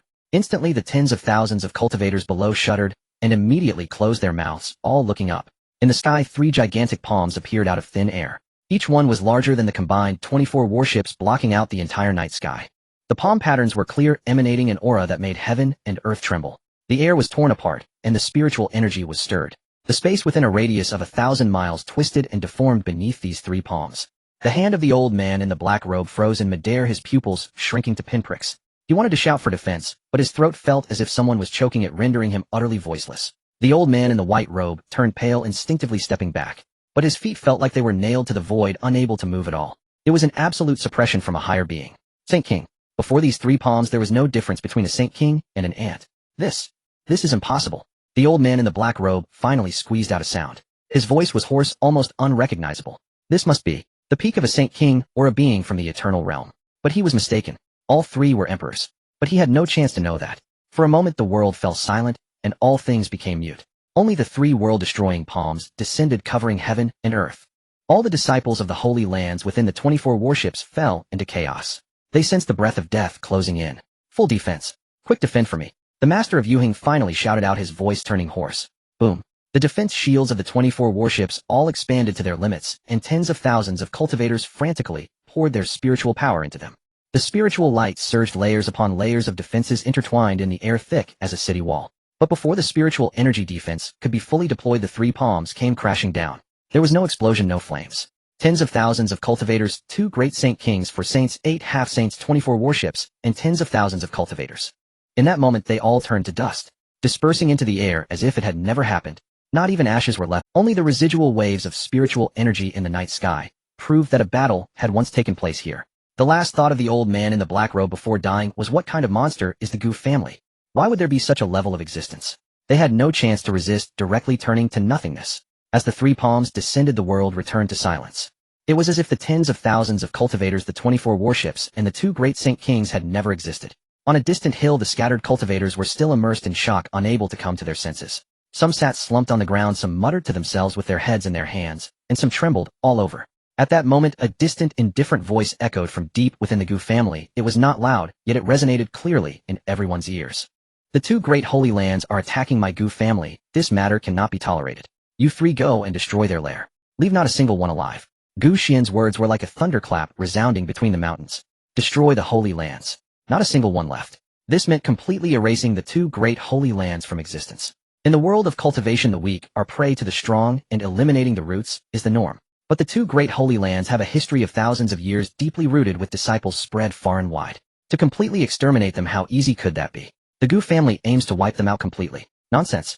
They've already come knocking at the door, can we leave them for the new year? But the two great holy lands are so scattered, how long will it take to kill them all? The scattered cultivators debated, and no one thought this could be accomplished easily. Outside the formation, Yu Qingxuang, Yu Kingsnow, and Jian Wuji heard Gu Xian's voice and simultaneously stopped in their tracks. The master has given an order, leave not a single one alive from the two great holy lands. Yu Qingxuang looked at Jian Wuji and Yu Qingsnow. How do we divide it? This was a question worth pondering. After all, there were 3 of them, but only 2 pieces of cake. Yu Qingsnow thought for a moment. Yuhing goes to me, Tianxian goes to you. That works. Yu Qingxuang nodded and looked at Jian Wuji. Senior Jian, will you take a break? Jian Wuji shook his head, his tone calm. No need to complicate things. If you want to take action, it's fine to let you have it, but this time, let me handle it. He glanced at Gu Chun, who was peering through the barrier, and the corner of his mouth curved slightly. It's just right for the young master to witness what a sword truly is. Yu Qingxuang and Yu Qingsnow exchanged glances and took a step back. Then let's see the senior show his skills. Jian Wuji nodded and stepped forward. He raised his hand, and 2 swords materialized out of thin air. One was completely transparent, faintly visible, with no light or patterns on its blade, only endless void. This sword is called Illusion. Jian Wuji's voice was soft, but everyone heard it clearly. The other sword followed, closely pitch black. The blade bore no decorations, but radiated a chilling aura. This sword is called Innocence. The 2 swords hovered in the air, their tips pointed towards the distant Yuhing Holy Land and Tianxian Holy Land. Jian Wuji didn't swing the swords, nor did he gather strength. He merely glanced at the 2 swords. Go. One word casually spoken. The 2 swords moved simultaneously. 2 swords are more than enough. There was no sound of breaking air, no sword light, not even a trace visible. It directly tore through the void, vanishing from sight. In the next moment, it appeared thousands of miles away. Yuhing's Sacred Land. The protective mountain formation was activated year-round with spiritual light flowing, enveloping the entire mountain range. Inside the mountain gate, the disciples left behind were still waiting for news of victory from the front. The warehouse had already been opened, awaiting the return of the Holy Master and others in triumph. Each face was lost in fantasies of abundant spoils, envisioning life filled with laughter and joy alongside the junior sister. Suddenly the sky cracked open a seam. A completely transparent sword fell from the crack, silent and unnoticed, bypassing the protective mountain formation and landed straight in the center of the Sacred Land. Boom. Centered on the impact point, an invisible ripple spread outward. Where the ripple passed, palaces collapsed, mountains shattered, spiritual veins severed, and cultivators turned to nothingness. Locking onto individuals related to the Sacred Land. For Jian Wuji at the Emperor realm, it was akin to using a cannon to swat a fly. The entire Yuhing Sacred Land within a moment was erased from the map. Mountain Gate Formation, spiritual veins, disciples. Everything transformed into a desolate wasteland. Tianxian Sacred Land. At the same moment, the sky also cracked open a seam. A long sword entirely black descended. Boom. The same ripple, the same destruction. The Tianxian Sacred Land also completely vanished beneath this sword. 2 swords. 2 sacred lands. Millennia of heritage obliterated in an instant. From Jian Wuji's utterance of the word go to the 2 great sacred lands turning to nothingness, it was but a breath. Outside the formation, Jian Wuji retracted his hand, and Xuan and Wuxia flew back from the void, hovering beside him, the sword body untainted by a speck of dust. To annihilate 2 great sacred lands, was it just 2 swords? From thousands of miles away, 1 sword for each. What cultivation? Jian Wuji said nothing, turning to walk into the formation. The scattered cultivators on the distant mountain peak could no longer speak. Their expressions were uniformly dazed. To annihilate 2 great sacred lands, was it just 2 swords? From thousands of miles away, 1 sword for each. What cultivation level is this? What sword technique is this? No one knew, and no one dared to ask. This. Tier space. 2 swords effortlessly obliterating sacred lands. It turns out there are indeed such powerhouses in the world. I had only seen it in ancient texts before, but never in person. Today I finally understand what is shocking. This is true cultivation. What are we practicing? Cultivation of chickens. They must be at the pinnacle of the Saint King. The Gu family must already be the first in Qin. Even the Qingyun Saint could not annihilate 2 great sacred lands. The Gu family members sat in a row, still holding sunflower seeds, but no one was cracking them open. Each of them gaped, eyes wide open. Gu Yushin's teacup fell to the ground, shattering without him noticing. Gu Tianhua stood up, directly leaning forward, unable to believe the scene before him. He knew that the person the ancestor found was very strong, but being this strong completely surpassed his understanding. A Saint King with a single slap. 2 great sacred lands, each met with a sword. Not even a struggle. Escaping felt like a luxury. He looked at Gu Chun beside him, seeking some affirmation. Then he discovered that Gu Chin's expression was even more exaggerated than his. Mouth agape, eyes wide open. The entire person seemed frozen in place. Son. Gu Chin did not respond. Son. Gu Chin suddenly came to his senses, swallowing hard. Father. What happened? The Sword Senior said my talent is not bad, and that I could find him for a spar if I had time. Gu Tianhua was momentarily taken aback, his feelings somewhat complex. And then, I feel like I want to live a few more years. If a sword can tear through the void, just how strong is that power? He could hardly fathom it. This has far exceeded his realm of understanding.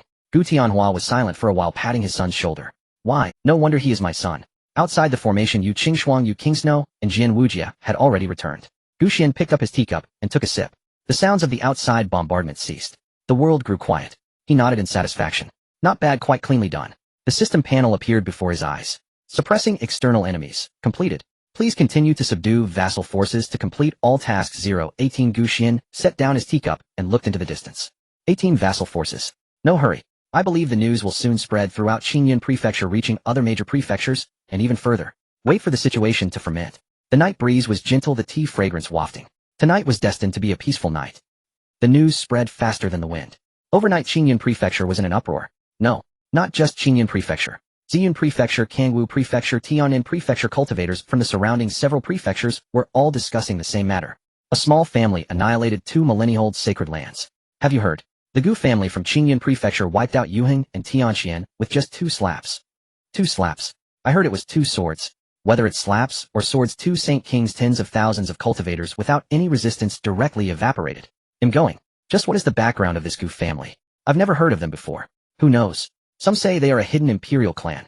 They have always acted low-key and only struck out after being provoked. Imperial clan? That can't be. Can't. Then tell me what family can slap a Saint King to death with 2 slaps? No one could answer. Kangwu Prefecture, Tianjin sect. The sect master sat in the main hall listening to the reports from his subordinates, his brow furrowed. Gu family. When did such a family appear in Qingyun Prefecture? Sect master, what should we do? Should we send some? The sect master of Tianjin sect pondered for a moment. No hurry. Let's see how other forces react first. Understood. The news spread like ripples, expanding outward in circles. The name Gu family, which was originally unknown, became the focus of the entire eastern region overnight. Qingyun Prefecture Gu family. The next morning, Gu Tianhua was called to the back mountain. Gu Xian lay in a recliner, his eyes not even opening. Has the news spread? It has spread, Ancestor. Gu Tianhua said respectfully. Now the entire Qingyun Prefecture is discussing our Gu family.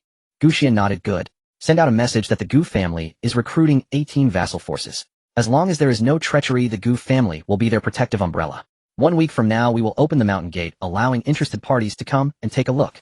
18. Gu Tianhua was taken aback. Vassal forces should ideally be as numerous as possible, yet the Ancestor set a limit. Ancestor, there will surely be many who come voluntarily. Why only 18? Too many would be unmanageable, too few would be inadequate. Gu Xian opened his eyes and glanced at him.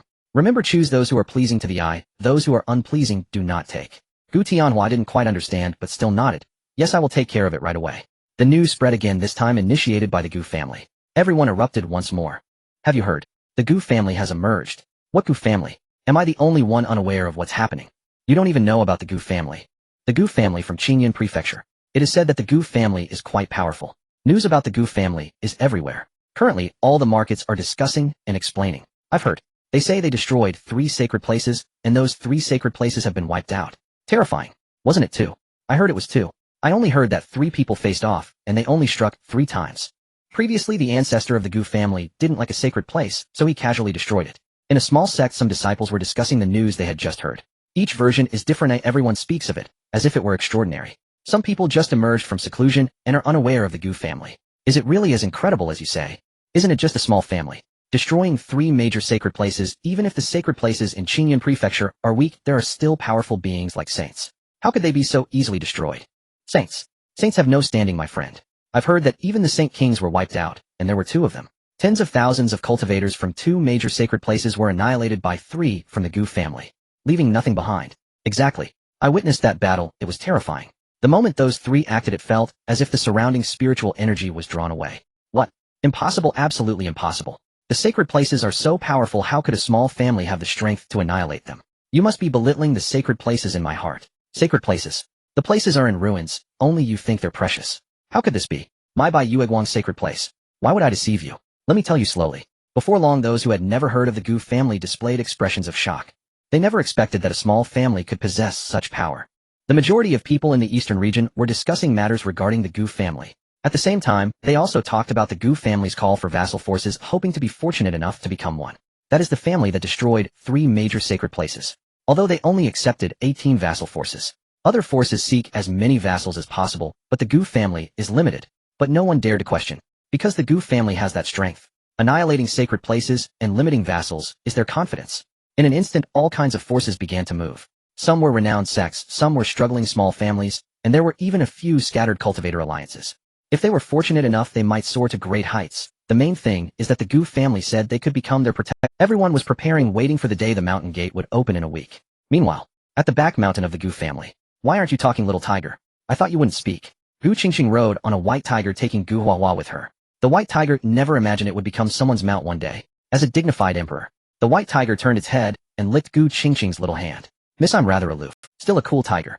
Gu Huahua gave the white tiger a pat on its rear. Gu Qingqing and Gu Huahua directly made this tiger their exclusive mount, feeling very stylish. Although the phoenix is nice, the tiger is cooler. Gu Xian said nothing. It was just right for the white tiger to watch over theirs. Ancestor, can we ride him out to play? Sure, just don't go too far. Gu Xian chuckled lightly, and then used her thoughts to ensure the white tiger keeps the two girls safe. The white tiger never expected to have such a job. If it were carrying beasts, that would be fine, but it had never carried humans. Plus, it felt there was something ominous about these two girls. However, since Gu Xian had spoken, it naturally had no objections. Gu Qingqing shouted, and the white tiger darted off. The two sisters sat on the tiger's back. The white tiger ran fast, and steadily, afraid of jostling the two little ancestors. Run fast, run fast. Let's go see what's happening outside. Gu Qingqing patted the tiger's head. I heard many people have come. Let's go see the excitement. Gu Huahua cheered along. The white tiger felt distressed. As a dignified emperor-level divine beast, it had fallen to being a mount, and not just any mount, but for two little girls. Outside the mountain gate, Gu Tianhua stood at the edge of the great formation, watching the crowd outside, his mouth twitching. How many days has it been? The news had just been sent out, and people came. And so many of them.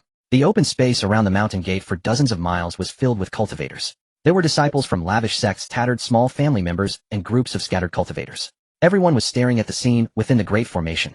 Spiritual liquid cascaded down, and the splashes were filled with spiritual energy. The 9 peaks were entwined with spiritual energy, looking like a fairyland. My heavens. This is 100 times stronger than our sect. The Gu family is simply a fairyland. Spiritual liquid used like water. Isn't this too extravagant? No wonder they can annihilate sacred places. That foundation, the ancestor of the Gu family, must be 100,000 realms. 100,000 realms. If I had that strength, I'd be willing to die to become a vassal.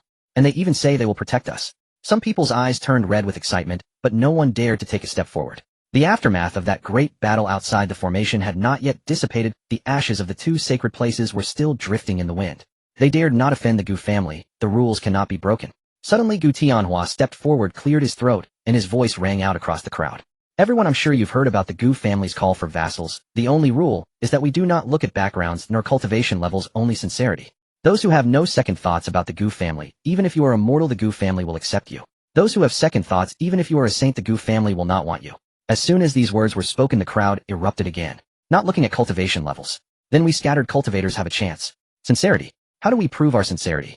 The Gu family has said that they will open the mountain gate in a week. At that time, there will naturally be a test. And those who pass, I don't care. Anyway, I'm not leaving. To be able to enter the Gu family as a vassal, my ancestors must be ecstatic. Someone started to set up camp on the spot. Those who set up tents, those who started fires, and some people simply sat on the ground and began to cultivate. While cultivating, trouble arose. What the hell? Why is the spiritual energy here so dense? Is there something different here? Can it be felt outside? If it's like this outside, what would it be like inside? I've never felt this refreshed. I feel like I'm about to break through. The bottleneck that had been stuck for 10 years is loosening. Don't crowd. Let me absorb a few more breaths. In an instant, spiritual energy surged outside the mountain gate, and people continuously broke through. Several scattered cultivators who had been stuck at their bottleneck for years managed to upgrade on the spot after absorbing a few breaths of spiritual energy outside the Gu family's mountain gate. Now no one was leaving. Everyone was stuck outside the Gu family mountain gate like nails, unable to be driven away. They didn't want to leave having casually broken through. They were eager for what lay inside. Do not linger. Break through more. Gu Tianhua watched this scene, both amused and helpless, never imagining that the Gu family would reach this day. He then turned to report to the ancestor. At the back mountain, Gu Tianhua relayed the situation, and Gu Xin nodded. Let them wait. The mountain gate will open in a week, and there will be challenges then. Gu Tianhua hesitated. Ancestor, dozens of forces have already arrived outside. In a week, there will likely be thousands of forces. Only 18 can be accepted. Oh, will this not cause dissatisfaction? Gu Xin glanced at him and smiled. Dissatisfaction? Who's dissatisfied? Let them step forward. I want to see who dares to be unhappy. Gu Tianhua fell silent. This statement was indisputable. For those who refused, the fate of the 2 great holy lands was evident. Go make arrangements. Gu Xin waved his hand. By the way, let Gu Qin participate in the selection. As the young master, he should learn to choose people. Understood. Outside the mountain gate, night fell and campfires flickered. Thousands of cultivators sat around the Gu family mountain gate, gazing at the resplendent realm within the great formation. Everyone had only one thought in their minds. A week later they must enter. Even if it was just to be a vassal. Even if it was just to be a gatekeeper. As long as they could enter the Gu family, their lives would be worth it. In the distance, several recently arrived cultivators looked at this scene, exchanging glances. This is too exaggerated, right? Exaggerated. You just arrived, you don't know. During the day someone took a few breaths of spiritual energy here and directly broke through. Is that true? Why not try it and see? The person attempted to cultivate, their eyes widening in shock. My heavens. This spiritual... I feel like I'm about to break through. Damn. Another person broke through outside the Gu family mountain gate. The news spread and more cultivators and forces arrived. Qingyun's sacred land. Inside the great hall the atmosphere was so oppressive it was hard to breathe. Hua Dongyuan sat in the main seat, his expression extremely grim. Several elders below lowered their heads, not daring to breathe. Li Xuanshu stood in the hall. When the news arrived, Hua Dongyuan was drinking tea. Upon hearing the report, the teacup fell to the ground, shattering into pieces. 2 holy lands were destroyed, just like that. Those were 2 Saint Kings, and it was a 10th of Sand-year-old sacred land. Just like that, the Gu family annihilated them. Moreover, the Gu family only sent out 3 people, yet they wiped out the territories of the last 2 great holy lands. No, it was 3 holy lands. Moreover, hearing that cultivators outside the Gu family could casually break through the scenes inside were even more inhumane than the holy lands. The Gu family was not a sacred land to be compared with, they were at least a family of the Eternal Realm. Eternal Realm. That was one of the few superpowers in the entire eastern region. He suddenly recalled what he had previously said to Li Xuanshu, you are too young. Whether the Gu family can withstand this calamity is still uncertain. Now it seemed the one who was too young was himself. Indeed, as one ages one cannot see the whole picture. Xuanshu. Hua Dongyuan spoke, his voice somewhat dry about Li Xuanshu interrupted, there is no need for the holy master to explain. Everything you did was for the sacred land, and I understand. Understanding is one thing, but the thorn in my heart cannot be removed. Hua Dongyuan sighed, about to say something, when a disciple rushed into the great hall tumbling. Holy master! Holy master! Something bad has happened. Hua Dongyuan frowned. What is it that has you so flustered? The Yaowang sacred land. The people from the Yaowang sacred land have already set off. They are bringing great gifts to the Gu family. The great hall instantly fell silent. Yaowang sacred land. One elder exclaimed, they are moving so fast. Not just Yaowang. As far as we know, at least 15 of the top 20 forces in Qingyun Prefecture have already started preparing. Some small families even set off overnight, fearing they would miss out. Hua Dongyuan's expression darkened further. He hadn't yet decided whether to go, and they were already on the road. This was the gap. It was not a gap in strength, but a gap in vision. If it were truly the Eternal Realm, being a vassal would also be a matter of great prestige. The Eternal Realm was among the top forces in the eastern region. They were undoubtedly many times stronger than those in Qingyun Prefecture. Hua Dongyuan took a deep breath. Send the order down, prepare generous gifts. Tomorrow morning, I will personally go to the Gu family. The hall was filled with exclamations. The Holy Master going personally. This had never happened for the Qingyun sacred land. But no one opposed it. Because everyone knew from this day forward the heavens of Qingyun Prefecture had changed. The Gu family was the new sky. The next morning, just as the sun rose, the mountain gate exploded. The people from the Qingyun sacred land have come. What? The Qingyun sacred land. They also want to come as vassals. How is that possible? No way. They were the #1 sacred land in Qingyun Prefecture. Everyone turned to look. In the distance, a blue spiritual boat slowly approached. Standing at the bow was Hua Dongyuan himself. Behind him followed 7 elders, including semi-saints and saints. The boat was piled high with gifts, spirit stones, pills, spiritual materials, and magical artifacts stacked like a small mountain. The spiritual boat stopped outside the Gu family mountain gate, and Hua Dongyuan stepped down. The scattered cultivators and representatives of small forces were all dumbfounded. No way. The Holy Master of Qingyun really came personally. What are we supposed to do now? It's over, it's over. Even saints are here to vie for positions. What can we do? 18 slots. The Qingyun sacred land will certainly take one. How do we divide the rest? Isn't this bullying? Saints are here to compete with us. Complaints arose one after another. Some sighed, some shook their heads, and some began to pack their things to leave.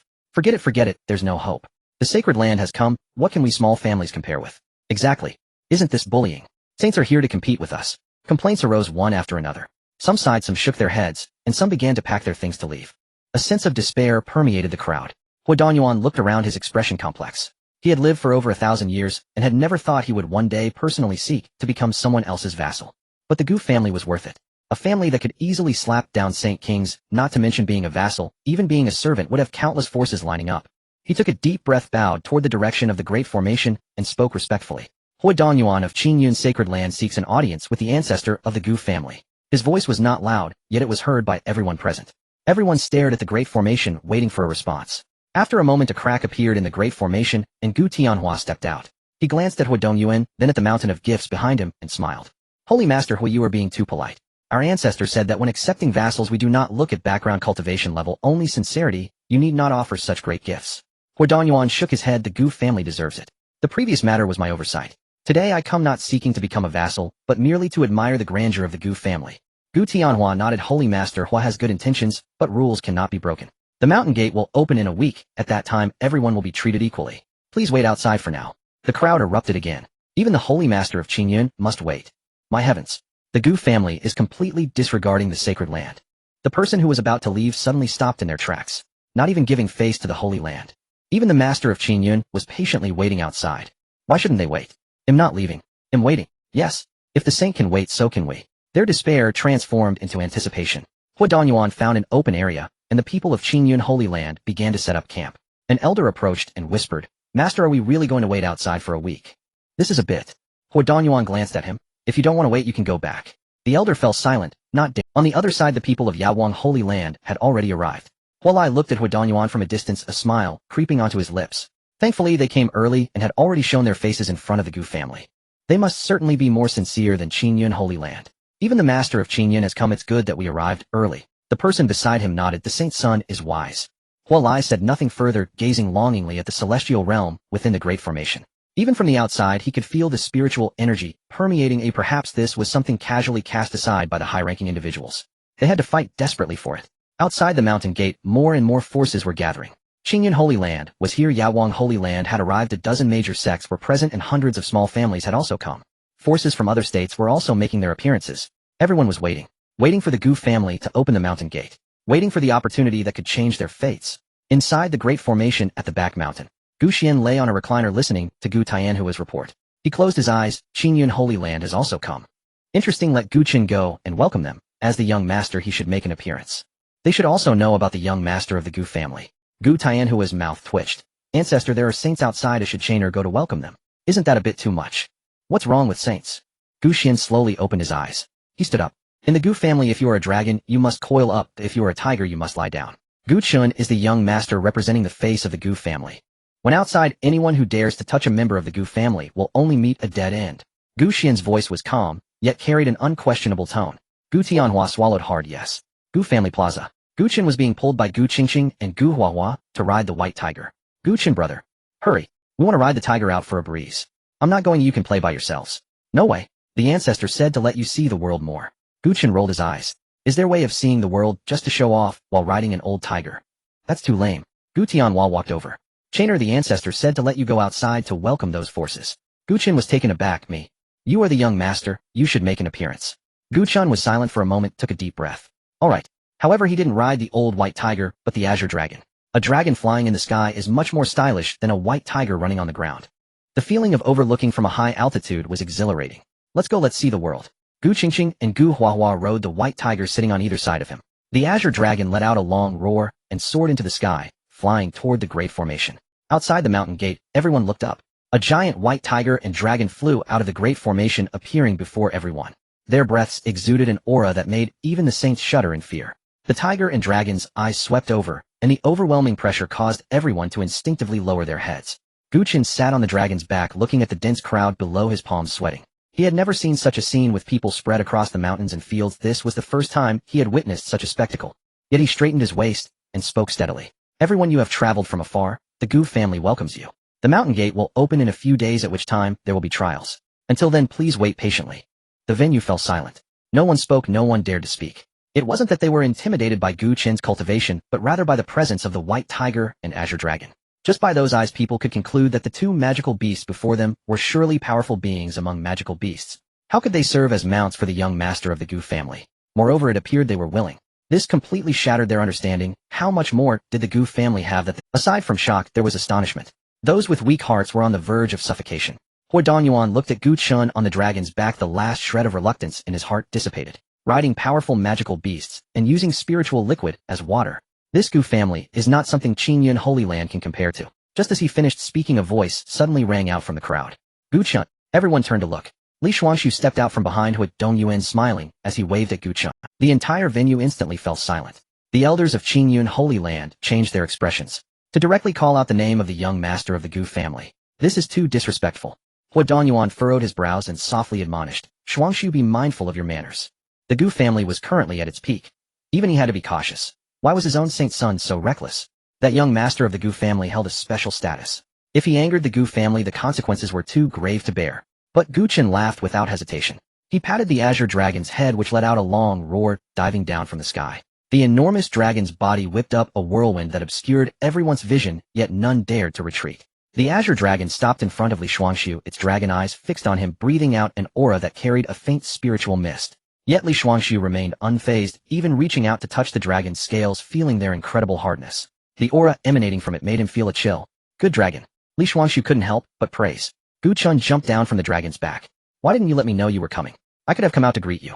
Li Shuangshu smiled wryly. I wanted to, but with so many people outside the Gu family's mountain gate, I couldn't even squeeze in. That's true, I didn't expect you to come as well.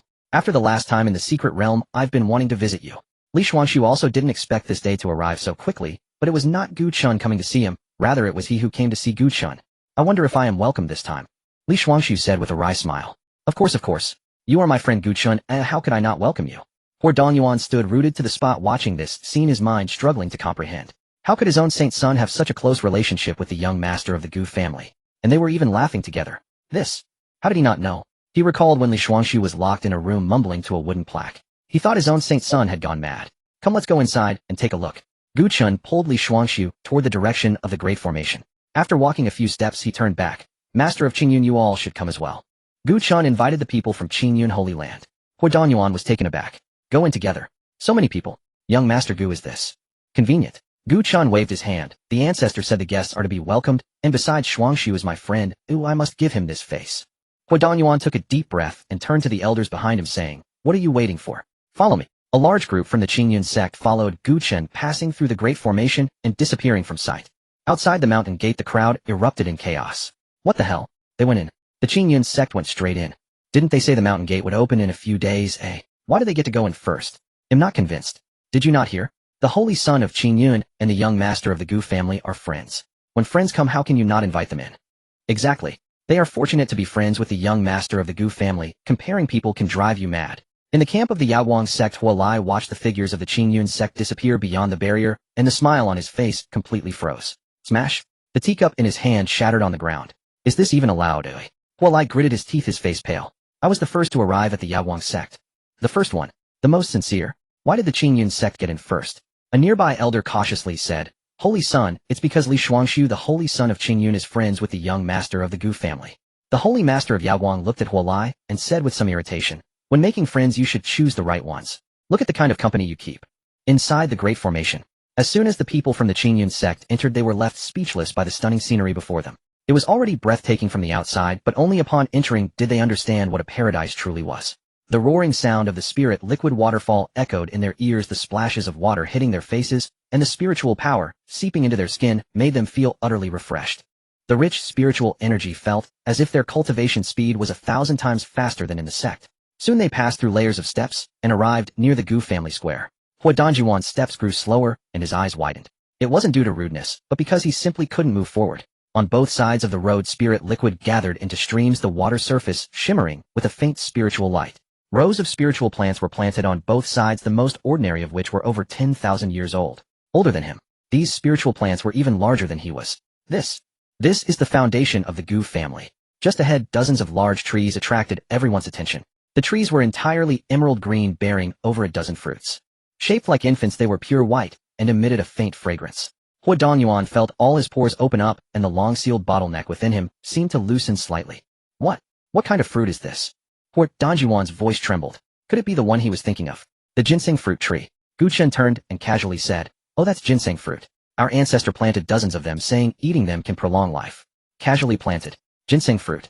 Prolong life. The combination of those words left Hua Danyuan's mind. He had only seen ginseng fruit in ancient texts which claimed it took 3,000 years to bloom, 3,000 years to bear fruit, and another 3,000 years to mature, with one fruit able to extend life by 47,000 years. No one in the entire eastern region had heard of anyone having them, yet the Gu family casually planted dozens. They could have one or two. What does dozens mean? Is it something to eat like a meal? This is simply inhuman. Young Master Gu, is this really ginseng fruit? An elder asked, trembling. Gu Chen nodded, saying, Yes, the taste is quite good, but they mature too slowly. It takes thousands of years to eat one, and sometimes our ancestor speeds up the process to make them ripen. Wait, it takes thousands of years to eat one, speeding up the ripening. Each word felt like a hammer striking at the hearts of the Qingyun sect's people. Is this something a person would say? Xuan walked to the tree, casually picked a few fruits, and handed them to Huadanyuan, and Li Shuangshu also distributing some to the elders, saying, "Try the fresh ones." These fresh ones could not be fresher. Picked right in front of them. Huadanyuan took the ginseng fruit, his hands trembling. He had lived for over 1,000 years, and had never imagined he would one day eat such a thing. Bringing it to his nose, he could clearly feel his lifespan increasing by over a decade, just from smelling it. So, what would happen if he actually ate it? Wow, this. Huadanyuan was momentarily at a loss for. The elders behind him were even more overwhelmed. Some held the ginseng fruits with tears streaming down their faces, some trembled all over, and one directly knelt on the ground mumbling, "This life is worth it." Huadanyuan took a bite. He broke through. Just by the roadside of the Gu family, he took a bite of the fruit and broke through. Having been stuck at the peak of the sage realm for thousands of years, he actually managed to break through today. He advanced to the first level of the Sage King realm. Xuan this. Li Shuangxi's eyes widened in disbelief as he watched his holy master break through. He knew how many years Huadanyuan had been stuck at this bottleneck. To break through today was astonishing. Xuan smiled and said, "It's normal, this ginseng fruit is indeed a good thing. I also broke through the first time I ate it. This isn't a dream, right?" An elder muttered to himself and slapped himself hard. Clap. The sound was crisp and loud.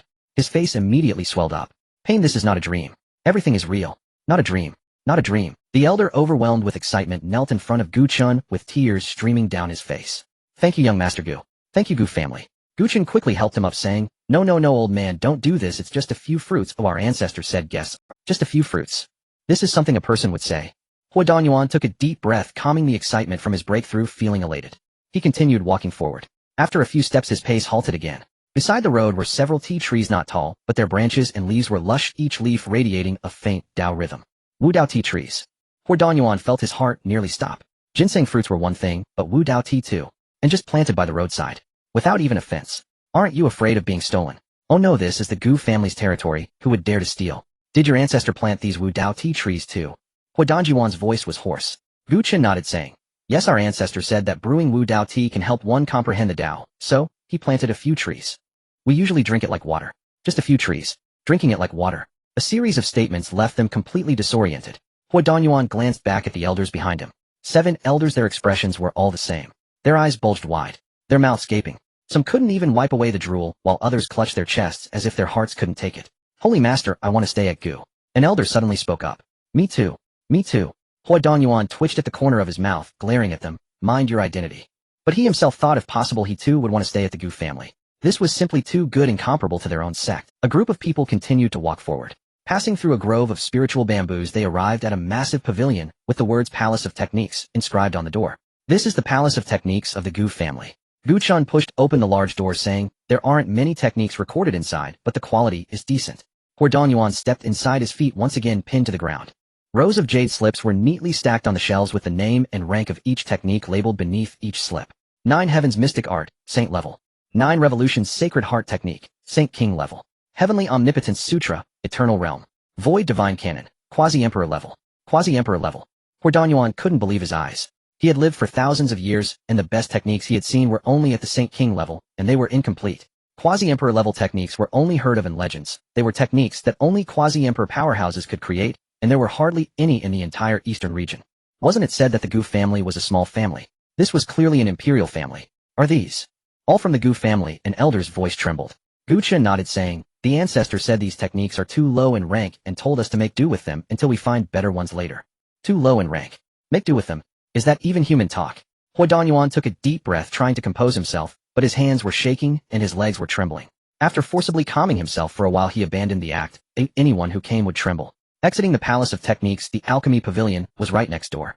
As he pushed open the door, a rich medicinal fragrance rushed towards him. The shelves were filled with jade bottles, each labeled Emperor-grade elixirs, Saint-grade elixirs, millennial spiritual herbs. Huadanyuan was already numb. His brain selectively blocked this information, fearing that if he continued to look, his heart wouldn't be able to handle it. Are these also refined by the ancestor? Li Shuangshu asked. Xuan smiled. The ancestor doesn't refine pills. These were all obtained from a Rui treasure bag by the ancestor. I don't even know what this Rui treasure bag is. Li Shuangshu didn't probe further. Where it came from wasn't important. What mattered was that the Gu family had it. After visiting the Palace of Techniques and the Alchemy Pavilion, Huadanyuan's mindset had completely changed. Before coming, he was the Saint Lord of the first sacred ground in Qingyun Prefecture, still holding some reservations. Now, he just wanted to kneel and call father, and then beg the Gu family to take him in. Xuangshu. Hua Danyuan grabbed Li Xuangshu. His voice was extremely low. You have a good relationship with the young master of the Gu family. Help our sacred ground say a few good words. Our Qingyun sacred ground must become a vassal. Li Xuangshu looked at his Saint Lord's old face, and his mouth twitched. A cunning man of thousands of years could change his face faster than flipping a book. Earlier he still held the demeanor of a Saint Lord, and now he wanted him to say a few good words. Saint Lord, didn't you just say to be mindful of your identity? What identity should I be mindful of? In front of the Gu family, what identity do I have? Hua Danyuan glared. Hurry up. Li Xuangshu felt a bit speechless, but nodded. On the back mountain, Gu Xian was reclining in a lounge chair, while Gu Tianhua sat beside him leisurely sipping tea. Gu Qingshan stood by attentively pouring tea for Gu Xian. Having spent a few days beside the ancestor, he had come to understand one thing. He didn't possess Gu Qin's potential dragon sword body, nor the special physiques of the two young girls. His talent was mediocre, and he couldn't match them in talent. But staying beside the ancestor pouring tea and running errands would surely lead to opportunities. It was proven that he was right. In just these few days, the ancestor casually gave him a few pills claiming they were delicious candies. And then, his cultivation directly soared from the king realm to the emperor realm. Delicious and not greasy, his cultivation doubled. Qingshan, the tea has grown weak, Gu Xian spoke. Coming. Gu Qingshan hurriedly changed the tea, leaves moving swiftly. Footsteps approached. Gu Chun led the people from the Qingyun sacred ground up the back mountain. Hua Danyuan caught sight of the figure in white on the lounge chair from a distance, and his steps halted. An invisible pressure rushed towards him. It wasn't just pressure, but an instinctive reaction from the depths of his soul. Like a rabbit seeing a fierce tiger. An ant gazing up at the vast sky. A thought flashed through his mind. If he had even the slightest evil thought, he would be reduced to ashes in the next moment. No need for verification, he was 100% certain. The Gu family was indeed terrifying. I am Hua Danyuan of the Qingyun sacred ground, paying respects to the ancestor of the Gu family. Hua Danyuan cupped his hands and bowed, his voice filled with utmost respect. The elders behind him all bowed in unison, some even collapsing to their knees. It wasn't deliberate, they truly couldn't stand. Li Xuangshu followed suit, but he wasn't as tense as the others. He had met Gu Chun and Gu Tianhua, and knew that the people of the Gu family weren't that terrifying. Gu Xian lifted his teacup, took a sip, and glanced at Hua Danyuan. Just broke through to the Saint King level, you need to comprehend it well. Hua Danyuan's heart trembled. He had indeed just broken through under the ginseng fruit tree. How could he tell? The ancestor has keen eyes. Thanks to the Gu family's blessing, I ate a ginseng fruit, and fortuitously broke through. Gu Xian nodded, not saying more, and turned to Li Xuangshu, a slight smile on his lips. You are the friend that Xiao Qinshan mentioned. Li Xuangshu replied respectfully. I am Li Xuangshu, I have seen the ancestor. Gu Xian smiled, indeed more composed than Xiao Qinshan. Gu Chen rolled his eyes beside them. What does it mean to be more composed than me? Is the arm just twisting outward? Gu Xian ignored him, and focused on Hua Danyuan, picking up his teacup to sip again. I know the purpose of your visit. Hua Danyuan's heart tightened. Just as he was about to speak, Gu Xian waved his hand. Bring your old Saint Lord over. I can see he doesn't have long to live. Here he still has a chance. As soon as the words fell, the back mountain suddenly fell silent for a moment. Hua Danyuan's pupils constricted, and he stood there as if struck by lightning. The elders behind him changed their expressions drastically, some even gasped for air. The old Saint Lord of the Qingyun sacred ground, had been in seclusion for 1,000 years with fewer than 5 people in the outside world knowing about it. How did the ancestor of the Gu family know? Moreover, he could tell at a glance that the old Saint Lord's time was short. Ancestor, you. What? Danyuan's voice trembled. Gu Xian glanced at him, saying, Saint King, third heaven, afflicted by soul-devouring powder, which acts once every 100 years. Hua Danyuan's legs went completely soft. He knelt on the ground with a thud, his voice choked. Ancestor's divine eyes. The old Saint Lord has indeed been afflicted by soul-devouring powder, having endured for 800 years. The last time it acted, he almost didn't survive. We've searched everywhere in the entire eastern region, but no one can resolve it. Please, ancestor, save him. The elders behind him all knelt down, the sound of their heads hitting the ground echoing. Gu Xian set down his teacup, his tone flat. Soul-devouring powder is not a particularly difficult poison to resolve. Oh, once we bring him here, I can easily resolve it. Easily. Resolve it. Just like that. Hua Danyuan trembled all over, not out of fear, but out of excitement. 800 years of torment, the hope of the entire sacred ground lay in the words of the ancestor of the Gu family. Thank you, ancestor. Thank you, ancestor. Hua Danyuan bowed deeply 3 times, his forehead hitting the bluestone ground until blood was drawn. From today onwards, the Qingyun sacred ground is willing to serve the Gu family as a vassal for generations, never to betray. Gu Xian glanced at him, said nothing, and simply nodded. Li Xuangshu stood aside, watching his sect master weep and snot uncontrollably, a sight he had never witnessed in Hua Danyuan's life. That single sentence from the Gu family's elder patriarch did not merely save one life. It saved the entire whole. Gu Tianhua sipped tea beside him, utterly unruffled. He had long grown accustomed to such spectacles. Even if someone shouted Father Gu Xian on the spot, his eyes would not so much as flicker. At that moment hurried footsteps echoed up from the mountain path. Gu Yushan burst into the rear mountains, breathless and pale-faced elder patriarch. Disaster strikes. He gasped, then pointed toward the mountain gate. A madwoman has arrived outside. A Saint King chasing 18 people. Gu Xian had already sensed their approach, but had not anticipated they would flee toward the Gu domain. A sovereign's cultivation allowed him to perceive even the faintest ripple across this continent. Jin Wuji, take Xiao Chunchen and handle this. Yes, Jin Wuji replied instantly. Only then did the disciples of Qingyun Holy Land notice the man standing silently behind Gu Xian, a figure whose mere presence inspired visceral dread. Rumors had circulated widely. A single Gu clansman had drawn his sword twice and obliterated 2 holy lands outright. A sharp involuntary intake of breath escaped the onlookers. Surely this was the very man. Beyond the mountain gate, a woman clad in golden armor wielded a long whip, relentlessly pursuing 18 fleeing figures. Each of those 18 bore formidable cultivation, saints at the peak of their realm. Yet they were being flogged like stray dogs, battered and broken, humiliating beyond measure. The crowd had long since retreated far away, not out of choice but necessity. Her whip's power was cataclysmic. Each strike split the earth open. Its aftershocks alone could slay sovereign-level cultivators. No one dared draw near. Are those warriors from the War Emperor Palace of the Western Wastelands? Someone cried, recognizing their attire. Yes, their garments bear the War Emperor Palace's insignia. The War Emperor Palace. That ancient 10th Sandapok sect of the Western Wastelands. Precisely that one. It is said the War Emperor himself stands at the 10,000 epic realm, commanding countless Saint Kings beneath him. Who then are these 18? And how did they incur the palace's wrath? This promises to be quite the spectacle. Will the Gu domain intervene? Someone finally recognized the 18 They're the righteous brotherhood. 18 chieftains renowned for virtue. Heroes who rescued countless innocents. How could they have offended the War Emperor Palace? Virtuous. In this age, virtue itself invites calamity. Indeed, everything thrives, except right. To offend a 10,000 epic sect is nothing short of suicide. As he spoke, the woman lashed out again, striking the slowest among the righteous brotherhood full across the back. A shriek tore from his throat. Skin and flesh ruptured, blood sprayed wildly, and his body hurtled through the air. Onlookers recoiled in horror. A collective gasp shuddered through the crowd.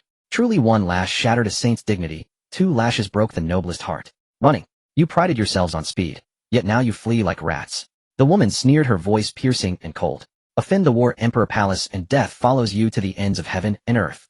The 18 chieftains leaned on one another, retreating toward the Gu domain's mountain gate. An elder gritted his teeth. The War Emperor Palace oppresses us beyond endurance. We merely rescued several hostages. How is that a crime? Those hostages were our cargo. You freed them. No further words were needed. The woman raised her whip high. Today shall be your funeral day. The righteous brotherhood gazed toward the celestial paradise within the Gu domain's mountain gate, their final fading hope. They had heard rumors the Gu domain accepted vassals and pledged protection to those who swore fealty. Risky, yes, but it was their last lifeline. Brothers, hold fast. Yet the woman closed in, her whip coiling overhead like a venomous serpent. A middle-aged man named Han Taixing, 3rd brother of the righteous brotherhood, abruptly halted, turned, and drew his blade, shielding the others. His name was Han Taixing, 3rd brother of the righteous brotherhood. Elder brother, go ahead. I'll cover your retreat. Another youth stopped, gripping a broken sword drenched in blood, yet unwavering in resolve. 2nd brother speaks true. We'll hold her off while elder brother leads the rest inside. Others moved to halt. But Shun Xinghe, the eldest chieftain and patriarch of the righteous brotherhood, glanced back, tears burning in his bloodshot eyes. For 300 years he and these brothers had risen from obscurity to the pinnacle of sainthood, not by cultivation alone, but by an unbroken spirit, the spirit of righteousness. Nonsense. Shun Xinghe seized Han Taixing's arm. We advance together, or perish together. When have I ever? Han Taixing cried out, elder brother. Silence. Shun Xinghe shoved him backward. Go alive. Life outweighs all else. This is my final command. The woman heeded none of it. Her whip descended. A blow infused with the full might of a Saint King at the zenith. It struck straight for Shun Xinghe's face. At the instant the whip fell, he closed his eyes and felt no pain. Instead, a crisp shattering sound rang out. He opened his eyes to see the whip suspended midair, its tip crumbling into dust, fragment by fragment, scattering like ash. It hadn't been blocked. It had disintegrated.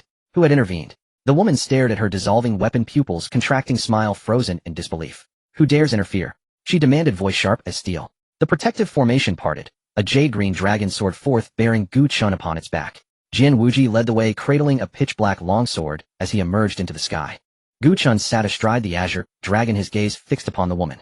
His voice, soft yet unmistakable, carried across the silence. You disturb peace upon Gu domain soil, assault the innocent, and flout order. Here authority rests with the Gu domain, not with you. Leave, within 3 breaths. As young master of the Gu domain, Gu Chun could not tolerate violence upon ancestral grounds. Silence fell, absolute, suffocating. Every cultivator present held their breath. She was of the War Emperor Palace, a sect rooted in the 10,000 epic realm, and yet he commanded her to depart without hesitation. Such audacity. No one imagined the Gu domain would intervene. This promised extraordinary drama. All eyes riveted upon the unfolding spectacle. The woman's expression darkened. She had never expected defiance in this remote, forgotten land. Do you know who I am? I am of the War Emperor Palace of the Western Wastelands. The War Emperor himself reigns at the 10,000 epic realm. Dare you meddle in my affairs? Xuan remained silent. West or East, Emperor or Pretender, he had never heard of them. It mattered not. Take your grievance to my elder patriarch. Suddenly a figure emerged from the crowd of the Yi gang. Dressed in azure with a delicate face and outstanding demeanor, she stepped out from behind Shen Qinghe, her steps light, as if she had long anticipated this moment. Shen Qing's expression changed and he reached out to stop her, but she gently pushed him aside. Yao, are you? Elder brother. What is meant to come will come. She is Shun Yao, the 18th leader of the Yi gang. She walked to Gu Chen's side, slightly nodding her head to acknowledge him, then turned to look at the woman. You say we have ruined the good plans of the Battle Emperor Hall. Are those hostages what you want? Shen Yao's voice was not loud, but each word was crystal clear. You and the Battle Emperor Hall are tyrannizing the Western region, forcibly seizing maidens. Do you really think no one knows? The woman's expression changed slightly. Shen Yao continued, her voice growing colder. This time your pursuit of us is not because of those hostages, but because the Western Battle Emperor has taken a fancy to me, right? The crowd erupted in astonishment. Onlookers among the cultivators exchanged glances. The lecherous reputation of the Western Battle Emperor was well known, even in the Eastern region. It is rumored that years ago he had his eyes on a married woman whose husband was also a powerful being of the Eternal Realm. The Western Battle Emperor, not being able to forcibly take her, ended up severely injured, taking 300 years to recover. His lecherous nature has not changed, and now he has set his sights on this azure-clad woman. Shen Yao let out a cold laugh. The Battle Emperor Hall is quite arrogant. Whoever he fancies he must seize. If he cannot, he will annihilate their entire family. You still look for a grand reason, do you not find it laughable? The woman's expression turned utterly grim. She did not expect that this seemingly delicate woman could tear apart the facade of the Battle Emperor Hall with just a few words. It is useless to say anything now. You will leave today whether you want to or not. If you cooperate and return with me to serve the Battle Emperor, well, you might suffer less. Otherwise you will only have a dead end. She looked at Gu Chen threatening. I advise you not to meddle in our affairs. The matters of the Battle Emperor Hall are not for you to interfere with. If not, the Battle Emperor's wrath will leave no one from your Gu family alive. When the Battle Emperor is enraged, blood will spill for miles. Clearly she had been taught too little by that Lin family powerhouse of the Eternal Realm. His nature is hard to change. This time he has set his sights on Shun Yao of the Yi gang. Find any reason, as long as they can bring her back, everything else does not matter. After all, the name of the Western Battle Emperor is not given lightly. Gu Chen frowned. I said you have 3 breaths to leave. Gu Chen's voice turned cold. Not only do you refuse to leave, but you also threaten the Gu family. The woman scoffed. Threaten? You think you are worthy of threatening me? I will say it again, hand her over. A family from a remote area dares to threaten the Battle Emperor Hall. You would think they were from an imperial clan. When the Western Battle Emperor arrives, these people will know what a powerhouse of the Eternal Realm truly is. Hearing the continuous threats made Jian Wuji feel displeased. Not only threats, but they also dared to disrespect the young master. Jian Wuji raised his hand and unsheathed his sword. Crack. In less than a breath's time, the woman's body froze in place, her mouth agape, her expression frozen in that moment of cold laughter. In the next second, her body split in two, turning into a cloud of blood mist. Not even a scream escaped her lips. For a moment, all the cultivators who had gathered to watch this spectacle were left in shock. Seconds, she was killed in seconds. I can't believe he really killed her. Hiss. The Gu family is terrifying. They dare to kill even people from the Battle Emperor Hall. But those are the people of the Western Battle Emperor, a powerhouse of the Eternal Realm. Has the Gu family gone mad? No. The Gu family is completely fearless. With a single sword strike, before anyone even saw the sword, the person was gone. What level of cultivation does that white-clad man possess? Who cares about his level? It feels far above a Saint King. I think this time the Battle Emperor Hall has kicked a steel plate. Steel plate. This is a steel sheet. Outside the mountain gate, chaos erupted. Shock, fear, excitement, and those who loved to watch the fun all mixed together. Shen Yao was stunned. Shen Qinghe was even more shocked. The others from the Yi gang did not expect that the Gu family would kill someone from the Battle Emperor Hall just like that. They thought the Gu family would at most drive away the people from the Battle Emperor Hall. They did not expect the man to say nothing and kill the person from the Battle Emperor Hall with a single sword strike. That was a Saint King, representing the Battle Emperor Hall as well. To kill directly was undoubtedly to offend the Battle Emperor Hall. Looking at how the man seemed to not regard this matter at all, Jian Wuji sheathed his sword, his expression unchanged. The Gu family will not tolerate any threats. Threateners will only find a dead end. This statement was light, but every person present heard it clearly. Outside the mountain gate, tens of thousands of cultivators fell into silence. After an unknown amount of time, someone in the crowd finally found their voice. The Gu family truly does not regard the Battle Emperor Hall. No one refuted, for all had witnessed the white-clad man kill the Saint King without even raising an eyelid.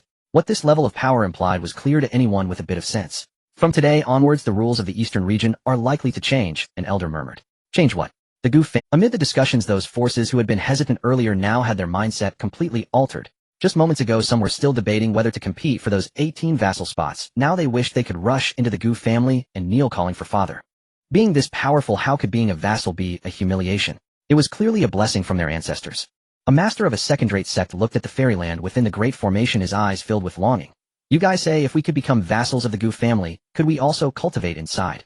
The person beside him swallowed hard. What are you thinking? Just becoming a vassal is already remarkable, and you still wish to cultivate inside. What if? The Gu family is so generous, who knows? The sentence was not finished. Beside a rogue cultivator coldly laughed, generous. Their generosity is their own capability. What do you have to make them generous towards you? The sect master opened his mouth, but could not say anything. Indeed, what do they have? Just their meager assets. The Gu family could casually pluck a hair, and it would be worth more than their entire sect. Xin Xinghe knelt on the ground, trembling all over. Not from fear, but from shock. He had lived for thousands of years, and had never seen such a powerful being. To slay a Saint King as easily as killing a chicken without even blinking. What shocked him more was that the Gu family did not regard the Battle Emperor Hall at all. That kind of composure was not feigned. Shen Yao also knelt down, her eyes red. Thank you, Gu family, for saving my life. The Yi gang will serve the Gu family as cattle and horses for generations, to repay your kindness. The 17 other leaders behind her knelt down simultaneously, their heads knocking together in unison. Gu Qin stepped forward to help Xin Xinghe up, then helped Shen Yao up, his voice gentle. Get up, the Gu family does not take advantage of others' misfortunes. Everything will be decided by the ancestors. Shen Yao stood up, gazing at Gu Qin's profile, a surge of complex emotions welling up within her. The young man before her, though merely at the king realm, rode a Qiongqi, and was accompanied by a guard capable of slaying a sage king with a single strike. This wasn't just a matter of cultivation, it was about confidence. Where did the Gu family's confidence stem from? She looked deep into the grand array. Perhaps the answer lay there. The news spread like wings. In less than half a day, the entire eastern region was aware that the Gu family had killed members of the War Emperor's Hall. Some said the Gu family had gone mad, while others claimed they acted with unbridled confidence. But more people were asking the same question: where was the Gu family? Were they still accepting vassals? If they didn't act soon, it would be too late. In a small sect in Qingyun Prefecture, the sect master slammed the table. Prepare the gifts. Go to the Gu family. Even if we can't become vassals, it's worth it to breathe in some spiritual energy outside their mountain gate. In a powerful faction next door, the elders were in an uproar. The pro-war faction argued that the Gu family would undoubtedly perish for offending the War Emperor's Hall. The peace faction insisted that the Gu family must have a hidden trump card to dare to kill. After 3 hours of heated debate without a conclusion, the sect master finally decided, let's go take a look. Let's not bear any malice, let's just make friends. 3 days passed in the blink of an eye. Outside the Gu family's mountain gate, it was a sea of people. From the foot of the mountain to 100 miles away, it was packed with cultivators. There were locals from Qingyun Prefecture, those who had rushed over from neighboring regions, and even some who had crossed half the continent from the western and northern regions. Everyone was waiting for the Gu family to open their mountain gate. But within the Gu family, all was eerily calm. In the back mountains, Gu Xian sat up from his recliner, holding a copper mirror in his hand. The mirror's surface was ancient, lacking any patterns or spiritual fluctuations, appearing just like an ordinary copper mirror. This copper mirror was the heart query mirror which Gu Xian had received previously, but had never used. Today was just right to test the sincerity of those factions. Gu Tianhua carefully took the copper mirror, sensing that it was extraordinary, though he couldn't pinpoint exactly why. It just felt different. Perhaps this was a sign of age and limited experience. Gu Xian explained, this mirror will create illusions filled with endless temptations and threats. If one can withstand them, it indicates sufficient sincerity. Those who cannot will be eliminated regardless of their cultivation level. Gu Tianhua nodded, surprised that such a small mirror could have such an effect. He truly felt enlightened. He turned to make arrangements. In the square, the Gu family members were already ready. Gu Qin stood at the forefront with Gu Tianhua and several elders behind him. Jian Wujia stood to the side, holding his sword expressionless. Yuqing Xuan and Yuqing Snow stood on the other side, dressed in flowing white robes resembling celestial beings. As for Gu Qingqing and Gu Huahua, they had no idea where they had run off to, riding their white tiger. Ever since Gu Xian had made that white tiger their mount, they had been restless, disappearing for entire days. Gu Yushan walked around the square, 3 times, beads of sweat forming on his forehead. He grabbed a clansman and asked, have you seen Qingqing and Huahua? The clansman shook his head. He grabbed another person, but they shook their head as well. Those 2 girls were always riding the white tiger around, and he couldn't even catch a glimpse of them. Gu Yushan was so anxious, he was stomping his feet, quickly walking up to Gu Qin. Young master, have you seen those 2 girls? It's such an important day for opening the mountain gate. They should be here. What if something happens while they're out? What should I do? Gu Qin put down his sword, thought for a moment, and shook his head. Elder, I haven't seen them since I woke up this morning. They must have gone out for a joyride on the tiger again. Don't worry too much. With the white tiger around, they won't get into any trouble. How can I not worry? Those are my precious granddaughters. Gu Yushan was in a frenzy, turning and running toward the back mountains. In the back mountains, Gu Xian was lounging in his chair sipping tea. Gu Yushan rushed in, just about to speak, when Gu Xian raised a hand to stop him. Gu Xian looked toward the distant horizon, his voice calm. Are you here to look for Qingqing and Huahua? Don't worry, with the white tiger around no one can touch them. Gu Yushan opened his mouth wanting to say something, but the ancestor had never lied before, and he felt reassured though those two girls were far too restless. Next time, they must be closely monitored. Just as Gu Yushan left, Gu Tianhua arrived, his face dark as thunder, clutching a sound transmission talisman. Ancestor, it's bad. Something big has happened. Gu Xian put down his teacup. What happened? The beast tide has erupted in the beast forest. It's advancing toward the eastern region. Leading the charge are 3 high-ranking ancient beasts. Gu Tianhua's voice trembled. He had seen the records from a millennium ago about the beast tide in the northern region, where 6 human ancient realms faced off against 3 ancient beasts. 3 were killed, 2 were heavily injured, and the last one survived only by depending on an imperial artifact. That battle left the northern region in ruins, and it took millennia to recover. And Gu Tianhua had just broken through to the Sage King, who facing the ancient realm was utterly insufficient. Perhaps only the ancestor could find a way out. Once the beast tide enters the eastern region, it will surely lead to a scene of devastation. The Gu family will undoubtedly suffer severe consequences. Gu Xian took the sound transmission talisman, scanning it with his divine sense, his expression unchanged. 3 ancient realm beasts, 1 was a demon ape, 1 a flood dragon, and 1 another wolf. Following them was a massive army of beasts, leaving nothing alive in their wake. The news reached outside the mountain gate, causing an uproar. Those who had originally awaited entry into the Gu family as vassals were now in complete disarray. 3 ancient realm beasts. How can we stop them? It's over. If the beast tide enters the eastern region, we're all doomed. What should we do? The northern region suffered heavy casualties, even with 6 ancient realms. How many can the eastern region muster? 2 or 3. Even if we can gather them, they'll just be sending themselves to die. The physical prowess of beasts far surpasses that of humans. 2 against 1 will still end in defeat. Run. If we don't run now, it'll be too late. How can you run from ancient realm beasts? Some were packing their things, some were sitting on the ground in despair, while others were crying out in anguish. Despair enveloped everyone. Hui Dongyuan stood at the forefront of the crowd, his expression grave. As a sage king, he was hardly enough to fill the gaps before ancient realms. He turned his gaze toward the ethereal scenery inside the Gu family's mountain gate, a mad thought surging in his mind. Can the Gu family withstand it? Perhaps only the Gu family could resist. Shen Qinghe also wore a serious expression. The 18 members of the Yi gang did not step back, but the fear in their hearts was very real. Ancient realm beasts were legendary beings. A loose cultivator from the northern region sat on the ground, recounting the horrific events he had heard about from a millennium ago. 6 ancient realms. All were ancient monsters surviving for over 10,000 years. After that battle, 3 died, 2 were crippled, and the last one lay bedridden for 300 years before he could walk again. That battle was truly tragic.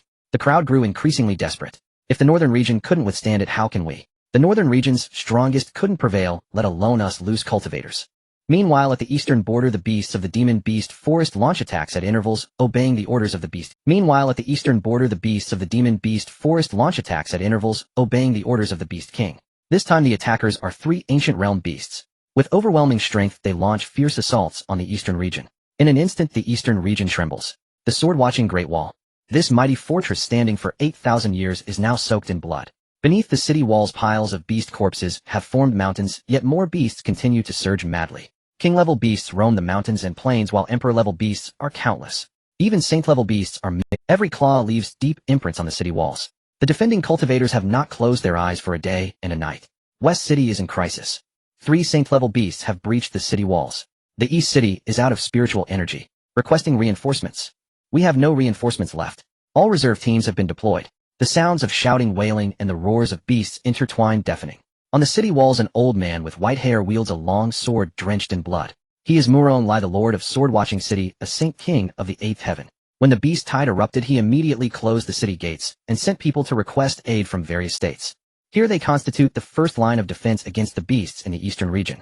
If the city falls, the gate of the eastern region will open. The beasts will rampantly sweep through all states. Even if we can't hold on, we must hold on. I have already sent people to notify the major forces in various states. Reinforcements should arrive within half a day at most. Muron Lai raised his long sword and felt invigorated. But deep down he was uncertain, facing 3 ancient realm powerhouses leading the beasts without the support of a powerful force. The city's fall was merely a matter of time. Master, you're injured, you should heal first. There are too many beasts. If it comes to it, we should retreat. When those major forces arrive, we can counterattack. A bloodied man said to Muron Lai, it's fine. I can still fight. Quickly defend the city walls. Those beasts are inside the city. Panic reigned. All those with some cultivation were pulled to defend the city walls, but there were still some who rolled up their bedding and left. For them it was a death sentence. 3 ancient realm beasts. The history of the northern region from 1,000 years ago has already provided the answer. Most forces received the news that Muron Lai sent out. This included the Gu family. The first to act were the families with ancient realm guardians: the Wang family, the Hua family, the Ming family, the Tian family, and the barbarian tribe. The last 5 pillars of the eastern region all have ancient realm guardians. But upon hearing about the 3 ancient realm beasts, they made the same decision. Run. Not to fight, but to run. They only wanted to save themselves. As for the people of the eastern region, they had no intention of caring. Those who recognize the times are wise. They are not saviors. They have no obligation to protect. Inside the Wang family courtyard, the head of the family, Wang Jintian, said solemnly, "Issue orders, migrate the entire family, take everything we can, and depart immediately for the central state." None of the elders opposed. The central state is the center of the 3,000 states, the place where the imperial family resides with countless ancient realm powers. Only by reaching there can they be safe. At that time, the imperial family can easily suppress these beasts by sending just a few people. They have no need to make unnecessary sacrifices. When disaster strikes, each flies. As for the people of the eastern region, if they die, they die. They do not care. The Hua family, Ming family, Tian family, and the barbarian tribe almost simultaneously made the same choice. The 5 great families, 5 ancient realm powerhouses, none stepped forward to say they would defend the eastern region. The news of the 5 great families fleeing shattered the last hope of the scattered cultivators.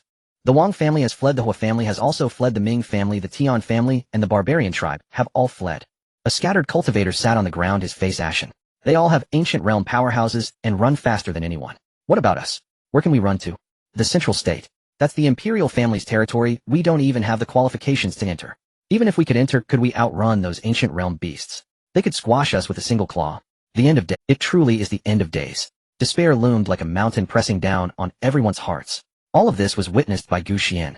These eastern region forces are truly ridiculous, usually claiming dominance, but in the face of disaster, they flee faster than anyone. Instead, those smaller forces and scattered cultivators understand the principle of mutual survival better.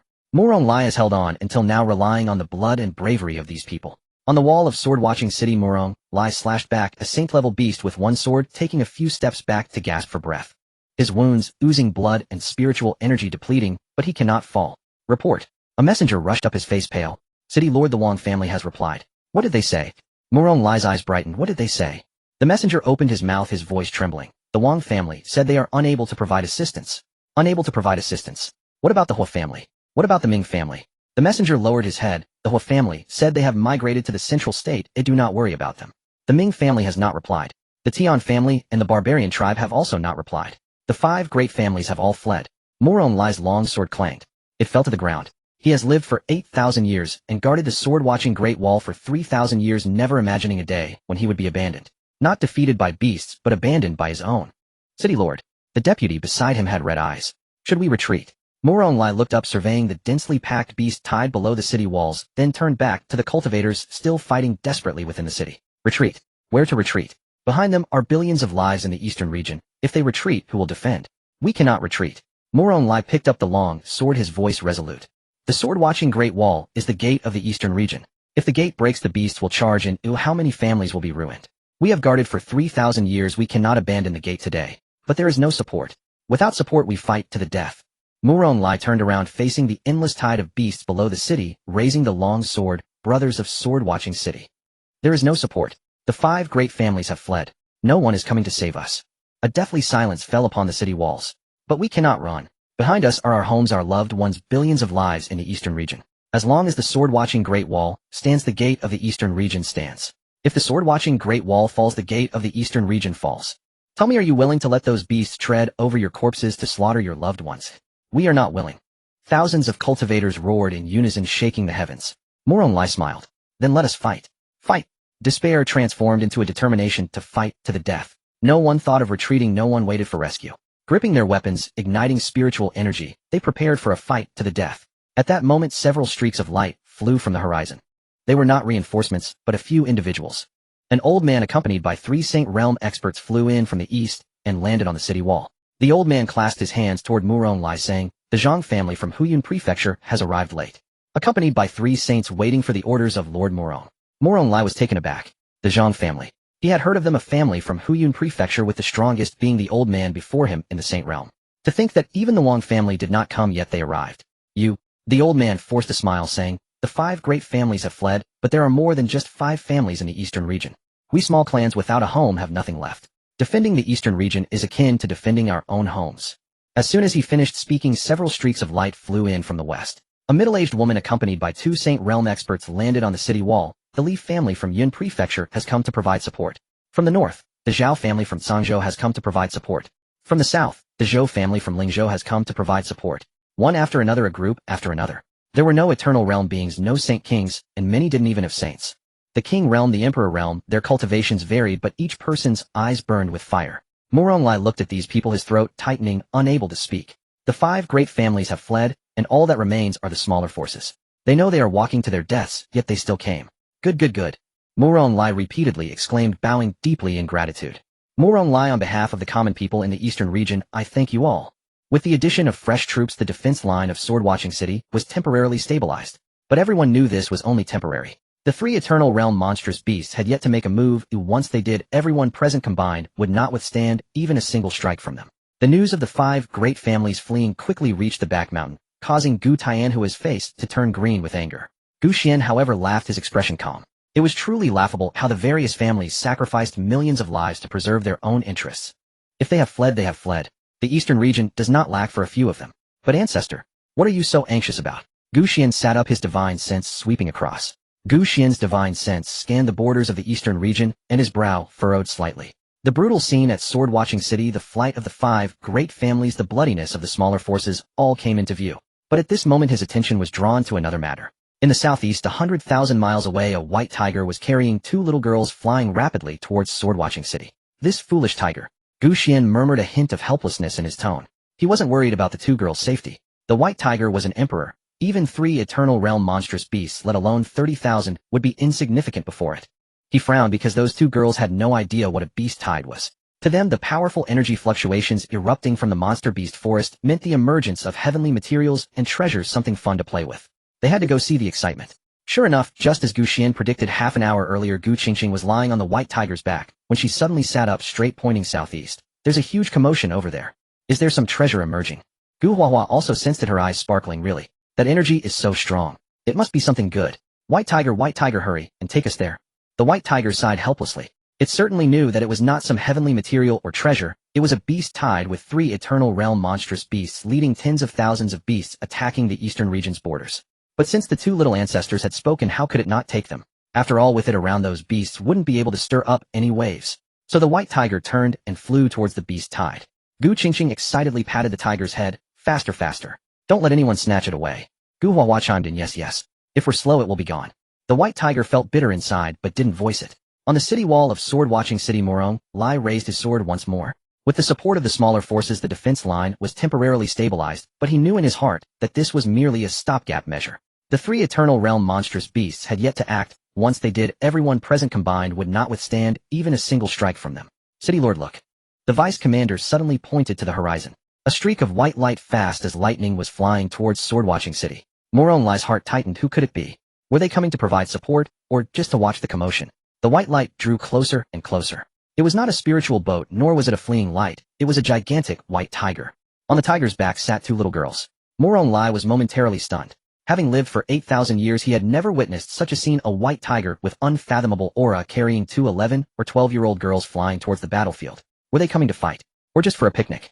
The cultivators on the city wall were also dumbfounded. What is that? A white tiger. And 2 little girls. Could they have taken a wrong turn? This is a battlefield. The 3 eternal realm monstrous beasts behind the beast tide also sensed it. The demon ape raised its head, the flood dragon lifted its chin, and the hell wolf perked its ears. Then they sensed the aura of the white tiger. A terrifying pressure swept over. Divine beast bloodline. Emperor-level pressure. The demon ape's legs began to tremble. The flood dragon's wings folded in fear. The hell wolf's flames extinguished, lying on the ground, not daring to move. Tens of thousands of monstrous beasts lay flat on the ground, trembling in fear, not daring to move. Above Sword-Watching City, the white tiger hovered, its golden pupils surveying below, its pressure enveloping the entire battlefield. Gu Qingqing leaned out half her body from the tiger's back, looking down. Wow, so many monstrous beasts. Are they fighting? Gu Huahua also leaned out. Didn't they say there were treasures? Where are the treasures? The white tiger calmed itself and spoke. Little ancestors, this is not the emergence of treasures. This is a beast tide. Those beasts are attacking human cities. Gu Qingqing tilted her head. Beast tide. Is it fun? The white tiger remained silent for a moment. Not fun. Many people will die. Gu Qingqing looked at the blood-soaked cultivators on the city wall, and then at the piled-up monstrous beast corpses below the wall, finally understanding something. She patted the white tiger's head, stood up on its back, placed her hands on her hips, and took a deep breath. Everyone stop. Her childish voice was filled with authority. The white tiger timely released a hint of pressure to accompany her shout. The three eternal realm monstrous beasts simultaneously laid down, burying their heads in the ground. The tens of thousands of monstrous beasts lay still, not daring to breathe loudly. On the city wall of Sword-Watching City, there was a deathly silence.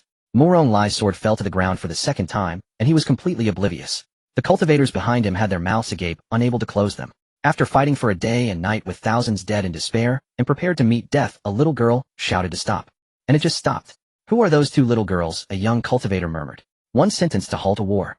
Immediately call to arrange a mediation. This is just too absurd, isn't it? No one could answer the young cultivator's question, for everyone was still in shock, unable to regain their senses. After Gu Qingqing yelled out, she waited for a moment and found that the beast truly had stopped moving. She tilted her head and thought for a moment, then patted the white tiger's head. Did you make them stop? The white tiger replied honestly, my aura has a suppressive effect on the beasts. Gu Huahua's eyes lit up. Can you make them listen to me? The white tiger responded yes. Gu Qingqing and Gu Huahua exchanged glances and smiled simultaneously. That smile was innocent and carefree, but the white tiger inexplicably felt a chill run down its back. It sensed that something bad was about to happen. While the two little girls were contemplating new games, the three ancient beasts were already in chaos internally. The demon ape was the first to strike, filled with anger, as it sent a mental transmission. It's all your fault. You insisted on talking about triggering the beast tide. Now look, we've encountered a divine beast. And it's an emperor. What should we do? The flood dragon chimed in. Exactly. I told you not to be so high profile, but you wouldn't listen. All the energy accumulated over millennia was used to open the beast tide passage, and now look, the energy is gone, and we've exposed ourselves. The dark wolf complained bitterly. How was I to know what run into an emperor? Hasn't there been no emperor in the eastern region for millions of years? Don't mention the eastern region. Even the central continent doesn't have many. Can you blame me? Who else should we blame? You sensed that some human's fortune was weak, and said it was the best time to attack. Do you know this is an emperor? Is it wrong if I sensed incorrectly? You all agreed back then. Us agreeing doesn't mean you can shift the blame. The three beasts were arguing fiercely, their mental transmissions growing increasingly heated. If it weren't for the white tiger's pressure holding them down, they might have fought right then and there. The dark wolf grew increasingly uneasy, its voice dwindling. It had never expected to be so unfortunate encountering an emperor-level divine beast. And it just so happened that they ran into one.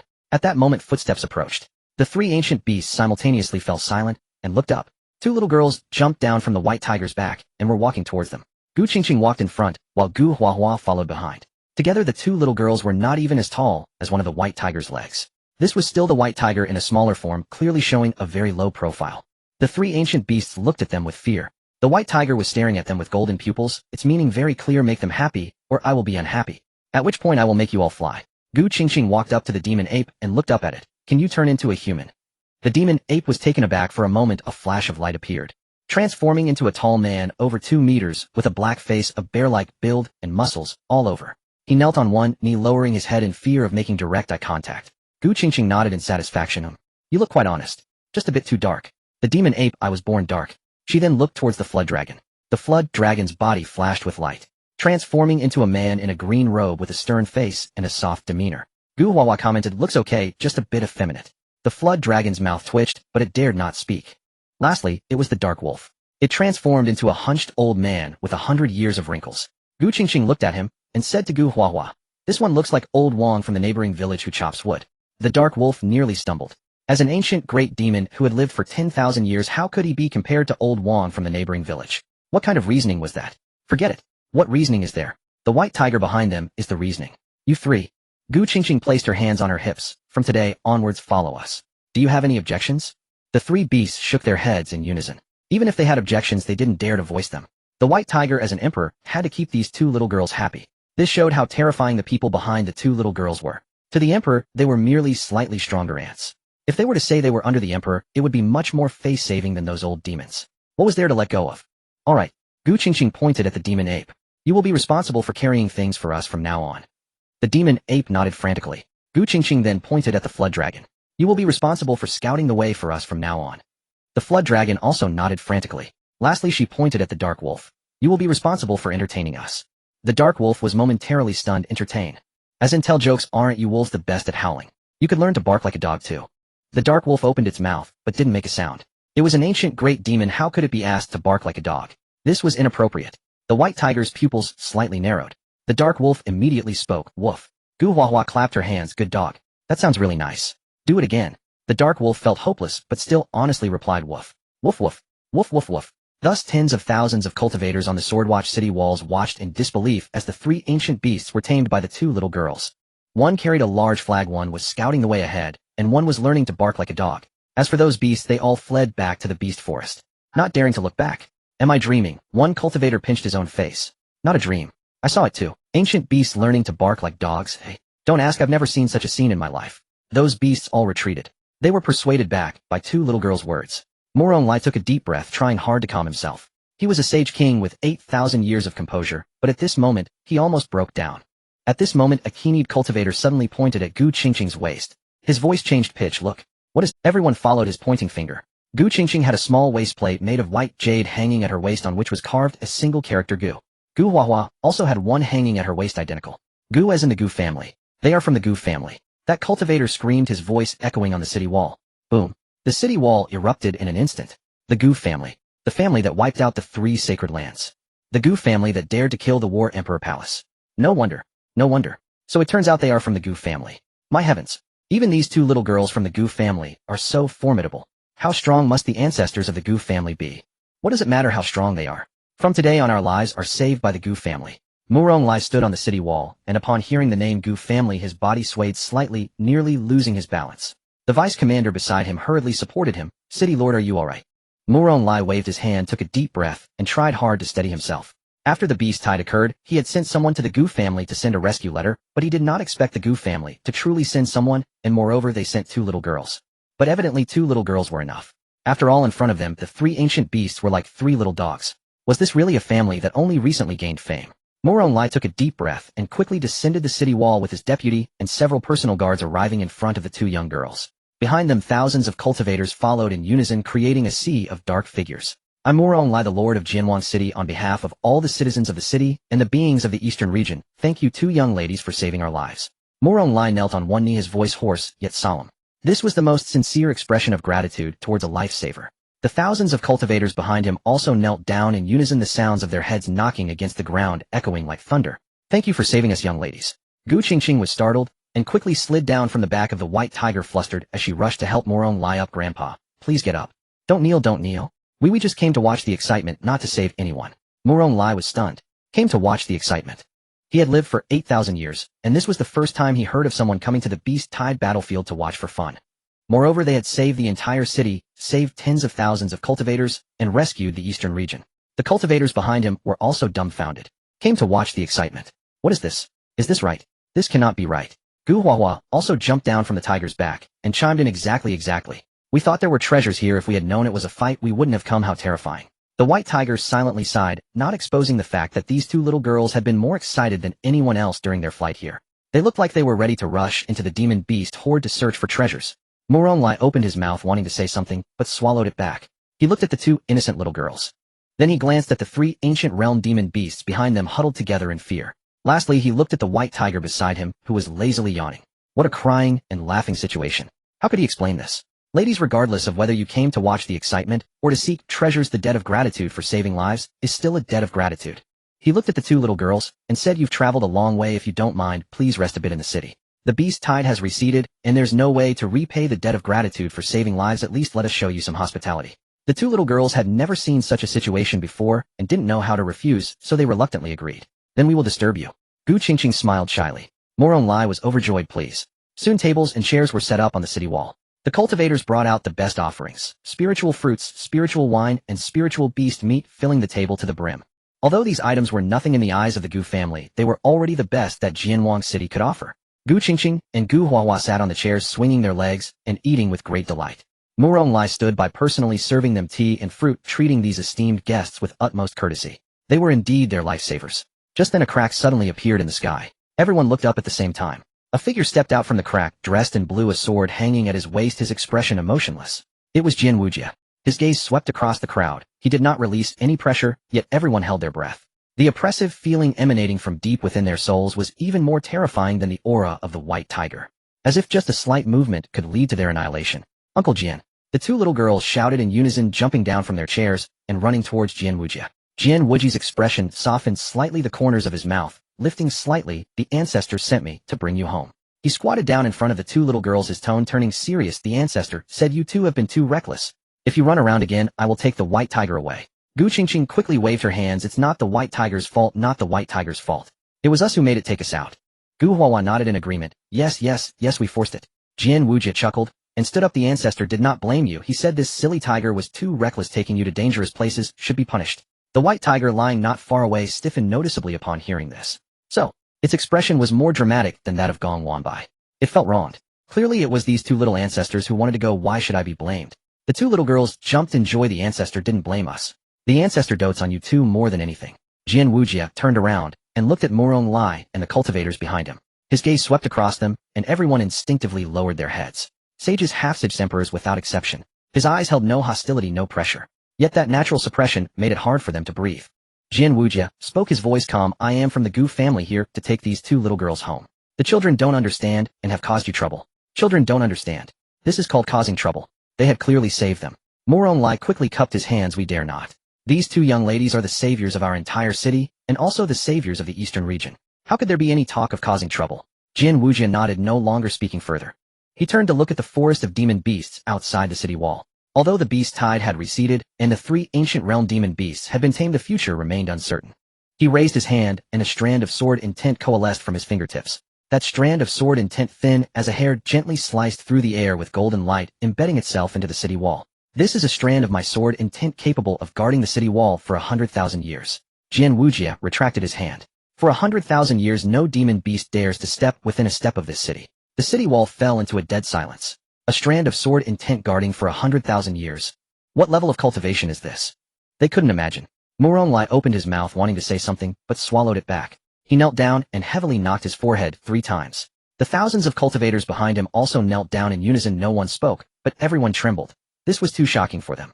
Jian Wujia did not say anything further. He waved his hand, taking the 2 little girls and the white tiger along with the 3 ancient realm demon beasts, and vanished into the sky. On the city wall, Murong Lai slowly stood up, looking at the empty sky, muttering, sword intent. Just a strand of sword intent. Yet it can guard for 100,000 years. Is this the foundation of the Gu family? The deputy commander asked tremulously. City lord, that strand of sword intent. Do not touch it. Murong Lai turned to look at the deputy commander, his voice serious. Send word down where the sword intent is located shall be declared a forbidden area. No one is allowed to approach, touch, or discuss it. This is the city protecting treasure bestowed upon Jianwang City by the Gu family. Whoever touches it is a sinner of Jianwang City. Understood. Soon, the news spread like it had grown wings.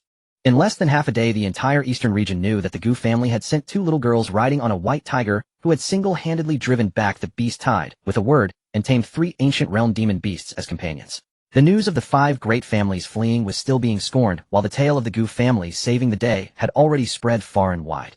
Before the news reached outside the Gu family's mountain gate, Gu Tianhua was already holding the harvesting mirror, preparing to begin the test. Everyone queue up one by one, no shoving.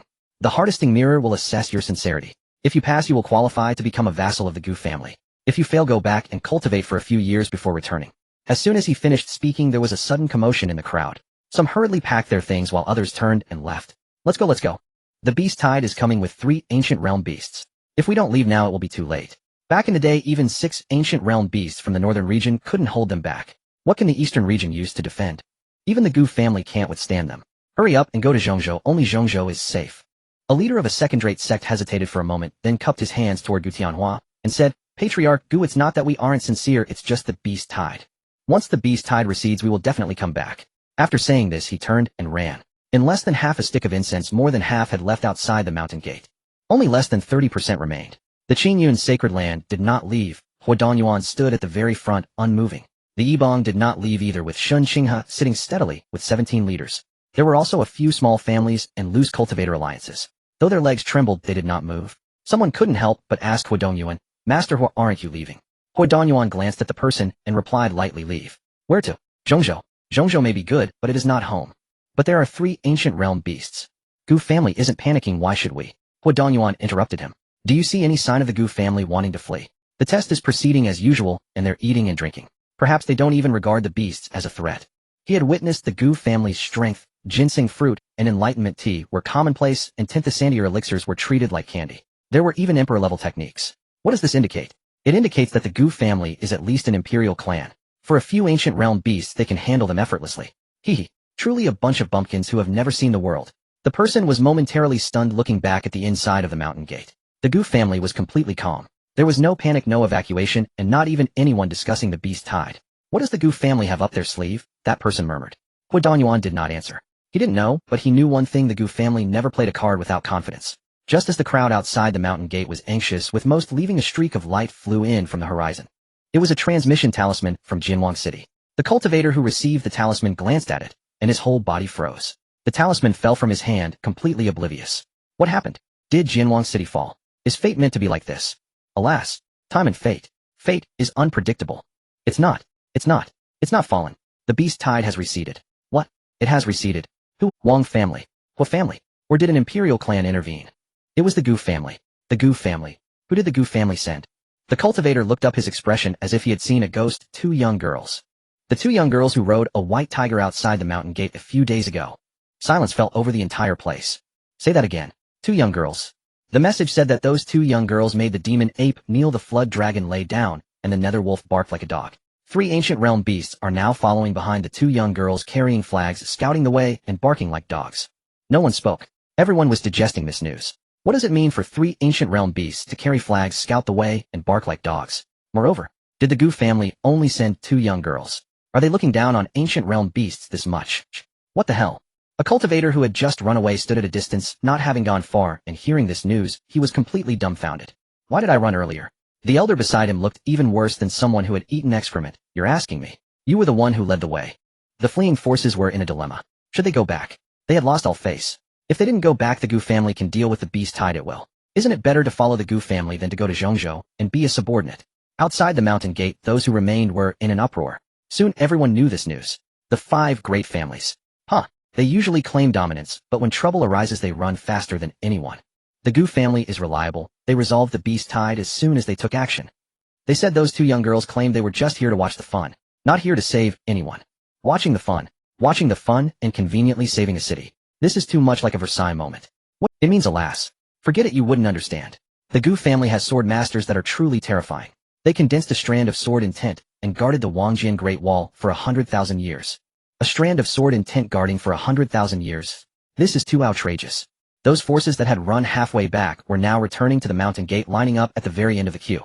The gazes from the surrounding cultivators were like knives, but they did not dare to speak. The road they chose must be walked to the end, even if they had to kneel. Gu Tianhua stood at the mountain gate, his expression unchanged, as if he had known this would happen all along. He cleared his throat and said, "These beasts our ancestors didn't even take seriously." The mountain gate erupted once more. Didn't take them seriously? But they are ancient realm beasts.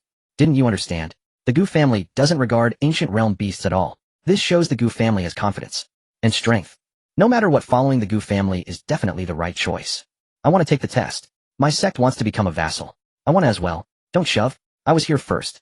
My clan also wants to become a vassal. Outside the mountain gate, the crowd surged even more than before the beast tide. Those factions that had run away returned, bringing even more people.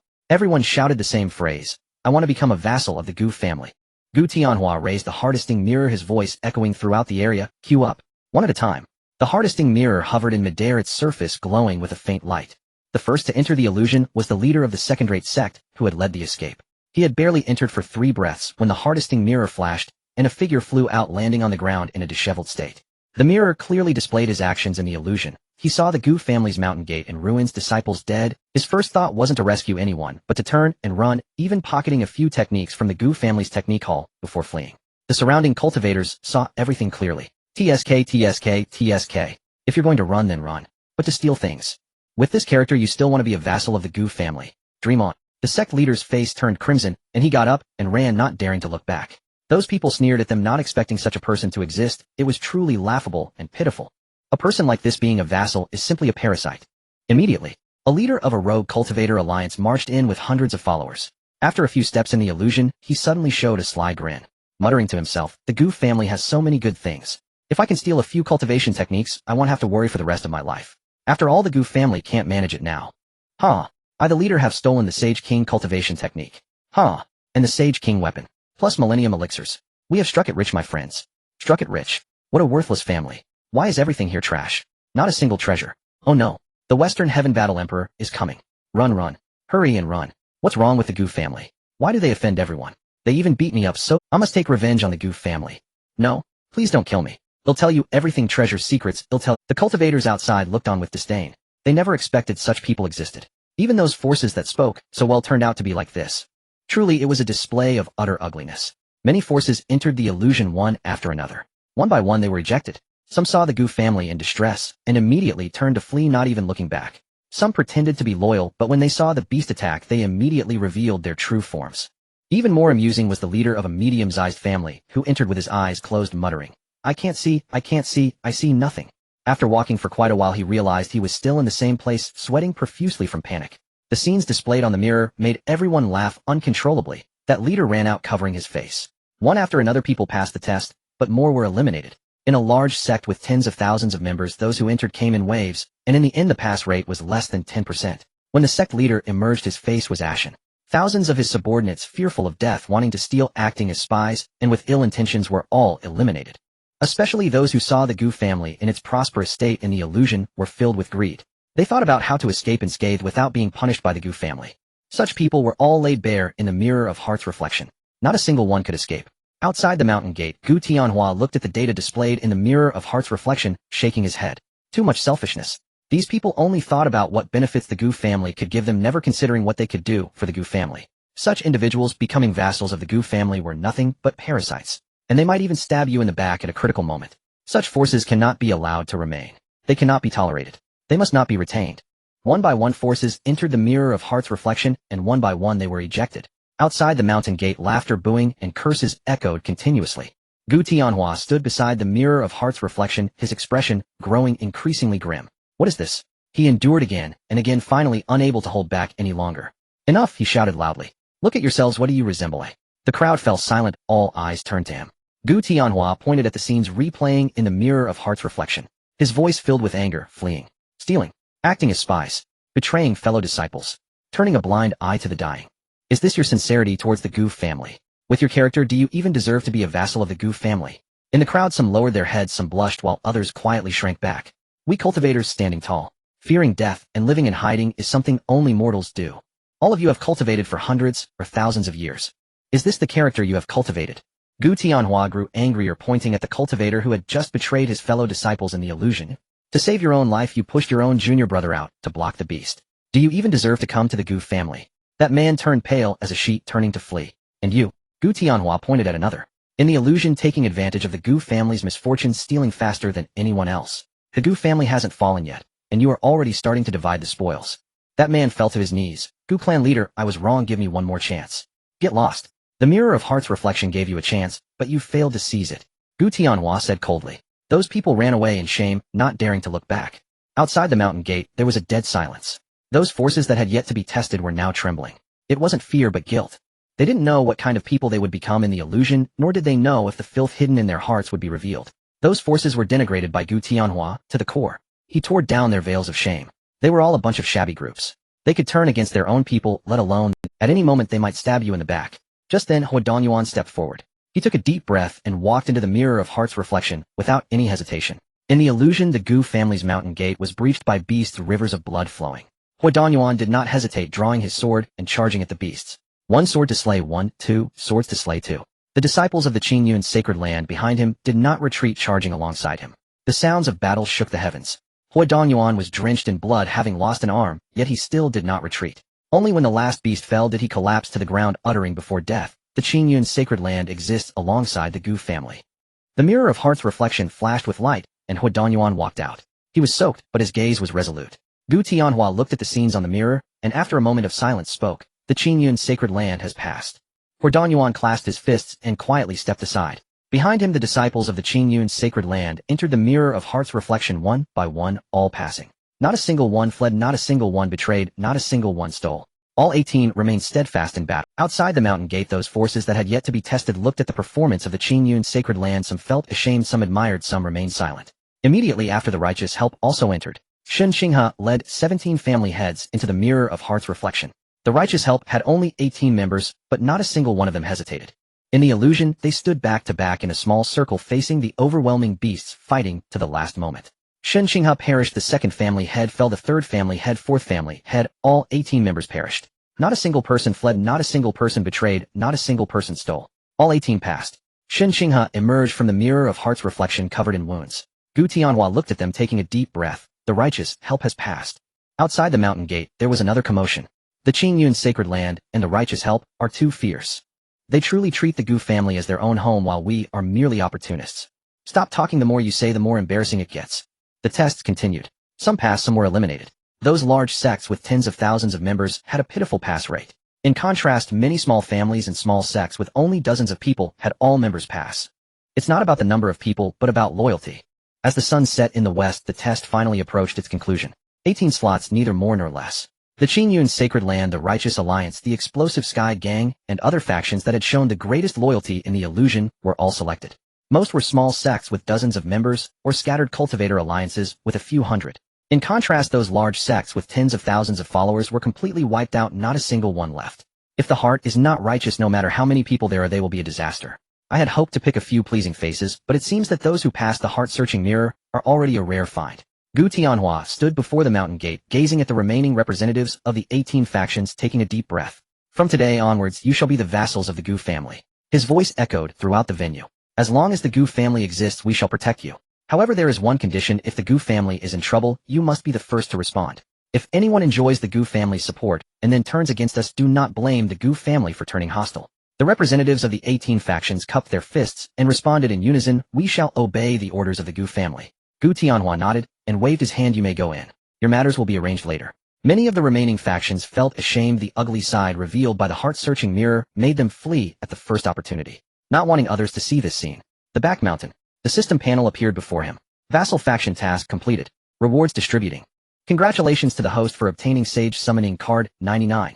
Congratulations to the host for obtaining Random Summoning Card 3. 99 Sage Cards, 3 Random Summoning Cards. Not bad, but still not enough. He raised his hand, and all the summoning cards accumulated in the system warehouse flowed. Emperor Summoning Card X4, Semi-Emperor Summoning Card X2, Eternal Realm Summoning Card X3, A Sage King Summoning Card X3, A Sage Summoning Card X1, plus the 99 Sage cards he just obtained, totaling 100 cards. There were also 3 random card summoning cards were spread out all over the ground. System synthesized them all.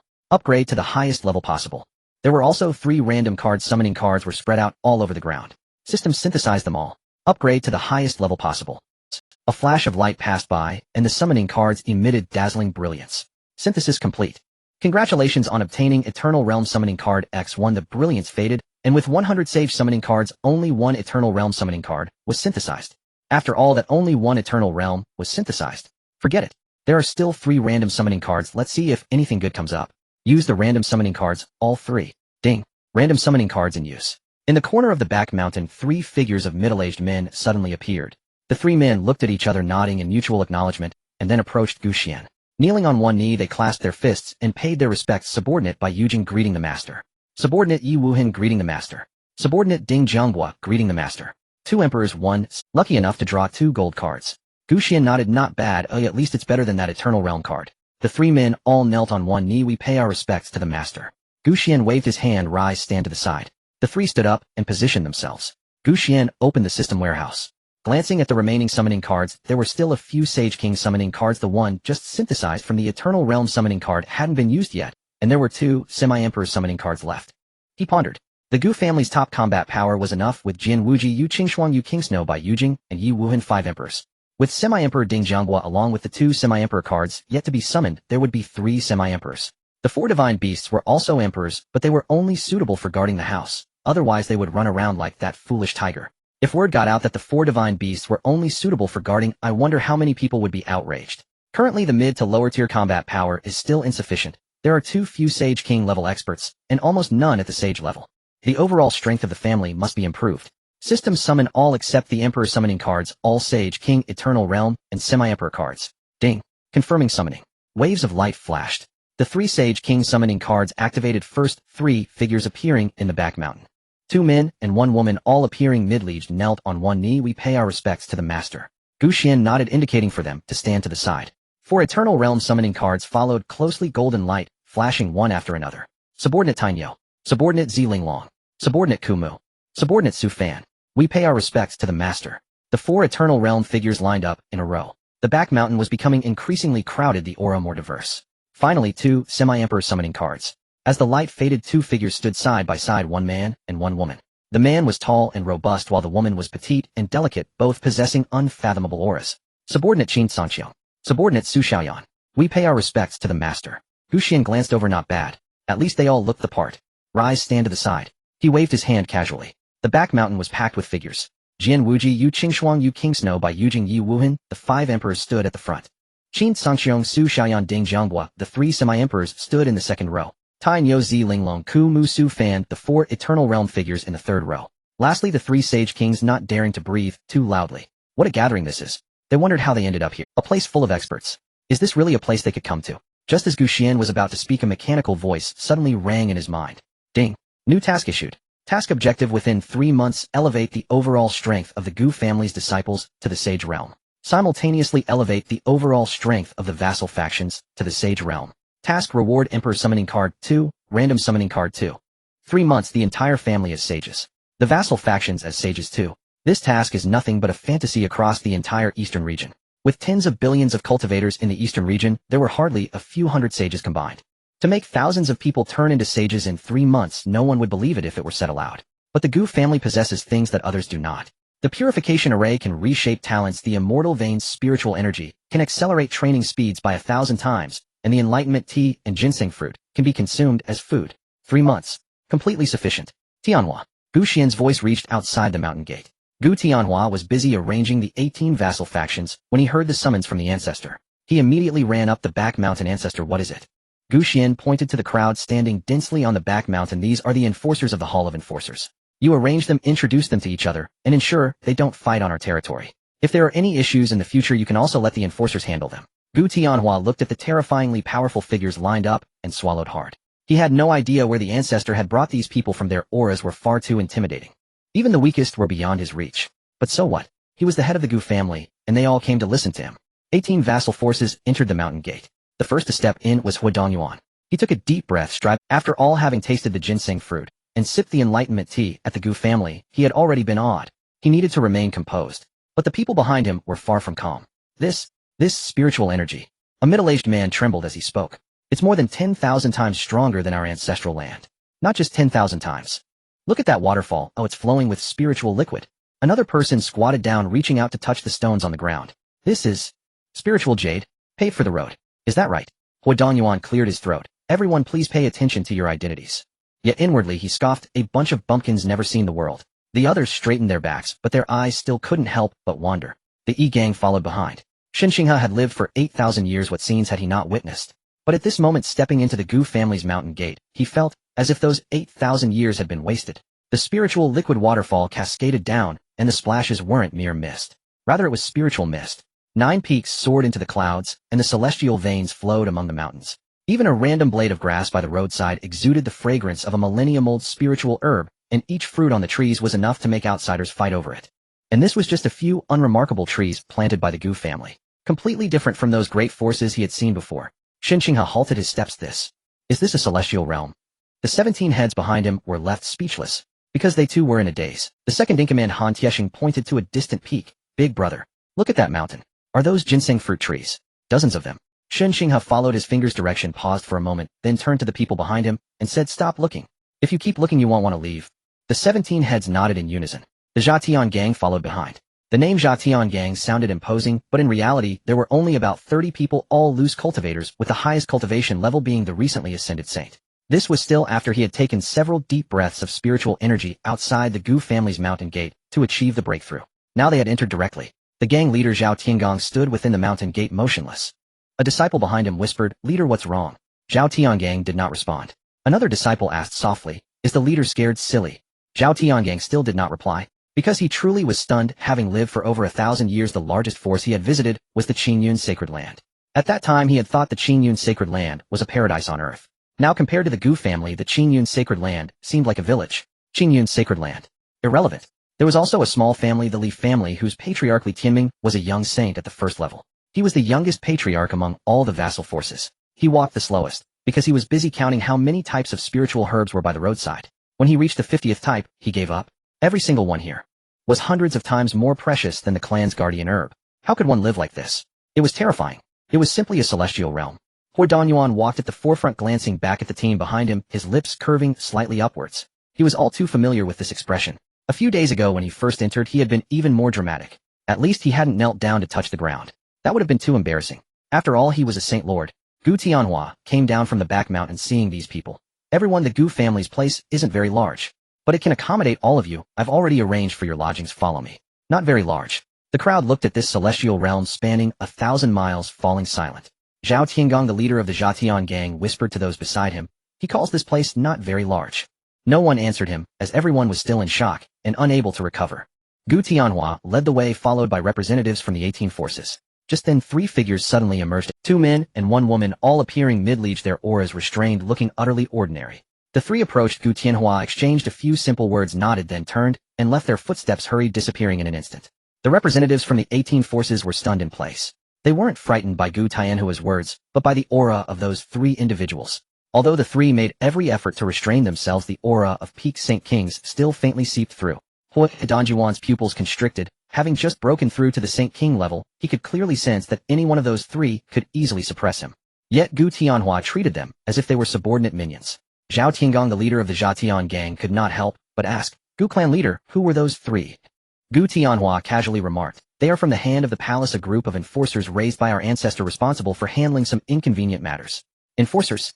Zhao Tiangong gulped. What cultivation level do they have?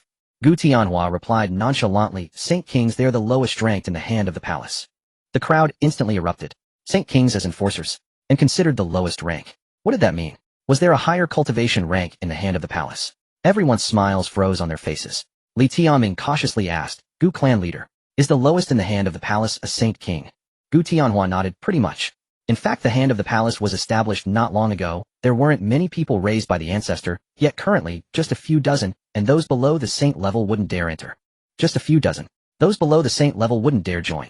Meaning the hand of the palace was all above the saint level. Hua Danjuan's head buzzed. He, the dignified saint lord of Qingyun, having just broken through to the Saint King level, was considered a top combat power in the eastern region, but at the Gu family, he couldn't even touch the threshold of the hand of the palace. Shen Xinghe was just a step away from the Saint King level. He thought he would at least hold some status in the Gu family. Now he realized that in the Gu family the peak of the saint level was only fit to be a vassal.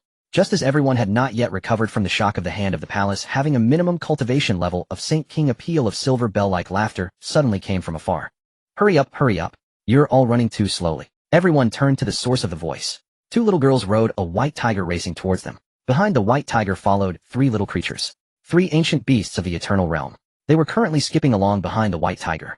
The demon ape carried a flag, the flood dragon held a flower basket, and the dark wolf had a red string tied around its neck, the other end held by Gu Qingqing. 3 ancient beasts that had lived for over 10,000 years were being led like pets by 2 little girls. Aren't those the 3 ancient beasts of the beast tide? It seems so. How are they being led by 2 little girls? Did you not see? That dark wolf has a string tied around. Everyone fell silent. Ancient beasts of the eternal realm being led on a string. This was 1,000 times more outrageous than having a minimum cultivation level of Saint King in the hand of the palace. Gu Qingqing rode her white tiger and charged in front of Gu Tianhua, uncle clan leader. We are training our pets. Look how well behaved they are. Gu Tianhua glanced at the 3 ancient realm demon beasts huddled together, his mouth twitching slightly. Gu Tianhua reluctantly said, not bad. But you 2 don't just play around. The ancestor said if you don't reach the saint realm within 3 months, these 3 beasts will be tied up at the mountain gate as stone lions. The 2 little girls were anxious. Uncle clan leader, we are only at the king realm now. How can we possibly reach the saint realm in 3 months? Gu Tianhua spread his hands. It's what the ancestor said. If you have a problem, take it up with him. Regardless, I've conveyed his words. If you don't reach it in 3 months, these 3 will be tied at the gate. By the way, the white tiger must be tied too. The white tiger stiffened all over. What the heck? Why am I included? Can't the tiger be spared? Uncle clan leader, please talk to the ancestor. 3 months is too short. Gu Tianhua found it amusing and helpless. Don't talk to me, talk to the ancestor. He directly passed all the problems to Gu Xian. These 2 little girls were too troublesome. I'll let the ancestor deal with them. The 2 little girls exchanged glances and then ran toward the back mountain. On the mountain path, their voices echoed, Ancestor, you're bullying us. How could we possibly reach the Saint Realm in 3 months? Gu Tianhua turned around and looked at the 18 subordinate forces behind him. Thousands of people wore dazed expressions. Stop dawdling, and let's go. They'll take you to your accommodations, though it's a bit simple. Gu Tianhua clapped his hands. After a moment, as if remembering something, he spoke up. By the way, you also have a task. The ancestor said that within 3 months the overall strength must reach the Saint Realm. If you don't reach it by then, the Gu family will not keep you. The crowd erupted. What the hell? Reach the Saint Realm in 3 months. Many of us are only at the King Realm. How could we possibly reach the Saint Realm in 3 months? From King to Saint in 3 months. Isn't that asking for trouble? The Gu family's resources are plentiful, maybe we can actually do it. How can we do it? Even with elixirs it can't be that fast. Alright, don't think too much about it. Gu Tianhua waved his hand. Since they dared to make this demand, there must be a way. First settle down. Starting tomorrow, everyone will enter the washing marrow formation, drink the enlightenment tea, eat ginseng fruits, and the cultivation resources will be abundant.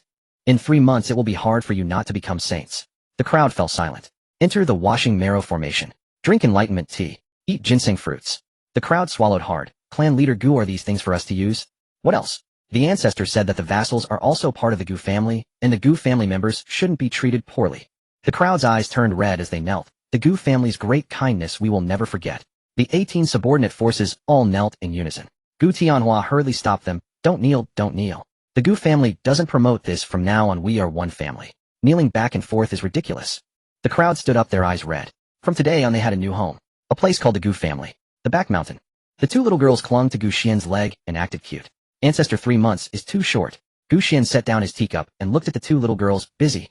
Then let's tie the white tiger at the gate to keep you from running outside every day. The white tiger lying not far away stopped wagging its tail upon hearing this. Its rear end clenched tightly. It was afraid Gu Xian would get angry and blame it. The 2 little girls panicked. This simply wouldn't do. Don't tie it, don't tie it. We'll just cultivate. Gu Xian smiled. Are you going to keep your word? We will. Then why aren't you going? The 2 little girls promptly turned and ran, then halfway back they called out. Ancestor, if we reach the Saint Realm, can we keep more pets? Gu Xian replied, we'll talk about it then. Alright. The 2 little girls rode on the white tiger and disappeared in a flash. Meanwhile Gu Qian sat in his room growing increasingly angry. The 2 little girls rode the white tiger and solved the beast wave. Now the entire eastern region was talking about the 2 little fairies of the Gu family. His own status as the young master of the Gu family was completely overshadowed by 2 little girls playing in the mud while riding a tiger. This won't do. Gu Qian slammed the table and stood up. I need to prove myself. I am the young master of the Gu family. I can't let the spotlight be stolen by these 2 little girls. But how to prove it? Gu Qian paced in his room 3 times, suddenly recalling someone, Li Xuanxiu. The holy son of Qingyun, once the #1 genius of Qingyun Prefecture, well-versed, and certainly clever. Perhaps he could offer him some advice. Yes, I'll find him. Gu Qian turned and headed outside. At this moment Li Xuanxiu was standing at the foot of the back mountain accompanied by Yuan and several elders of Qingyun's sacred land, with an old man with white hair in the middle. He looked haggard, exuding a stench of decay. He was the old master of Qingyun's sacred land, Tianqing, a saint king of the 3 realms, afflicted by the soul-devouring powder, having endured for 800 years, now completely spent. Tianqing looked around at the immortal realm, his old eyes wide with disbelief. Is this the Gu family? His voice was hoarse, filled with incredulity. Yuan nodded. Yes, ancestor. Spirit liquid. Spirit jade. Ginseng fruit trees. Enlightenment tea trees. Tianqing grew more and more excited as he spoke. Why didn't you tell me earlier? Yuan smiled bitterly. Ancestor, the Gu family has only been established for less than a month. I only found out a few days ago. I don't care. I've suffered for 800 years. Where have you been all this time? Yuan didn't dare to respond. The elders nearby lowered their heads, pretending not to hear. Tianqing waved his hand, trying to calm his emotions. Alright. Quickly take me to see the ancestor of the Gu family. If he can cure my poison, the Qingyun sacred land will serve him like a cow or horse. Yuan's mouth twitched. They were already vassals, even more so than cattle and horses. At that moment Gu Qian walked up the mountain path. Upon seeing Li Xuanxiu, his eyes lit up. Xuanxiu. Li Xuanxiu turned his head. Young Master Gu. Gu Qian pulled him aside and lowered his voice. Xuanxiu, I want to do something big. Help me think of an idea. Li Xuanxiu was taken aback for a moment. What big thing? Gu Qian briefly explained the situation. Essentially, he wanted to prove himself and not let the 2 little girls steal all the attention. Li Xuanxiu listened, fell silent for a moment. Then suddenly his eyes brightened. Gu brother, I thought of a place that might make your name renowned throughout the world.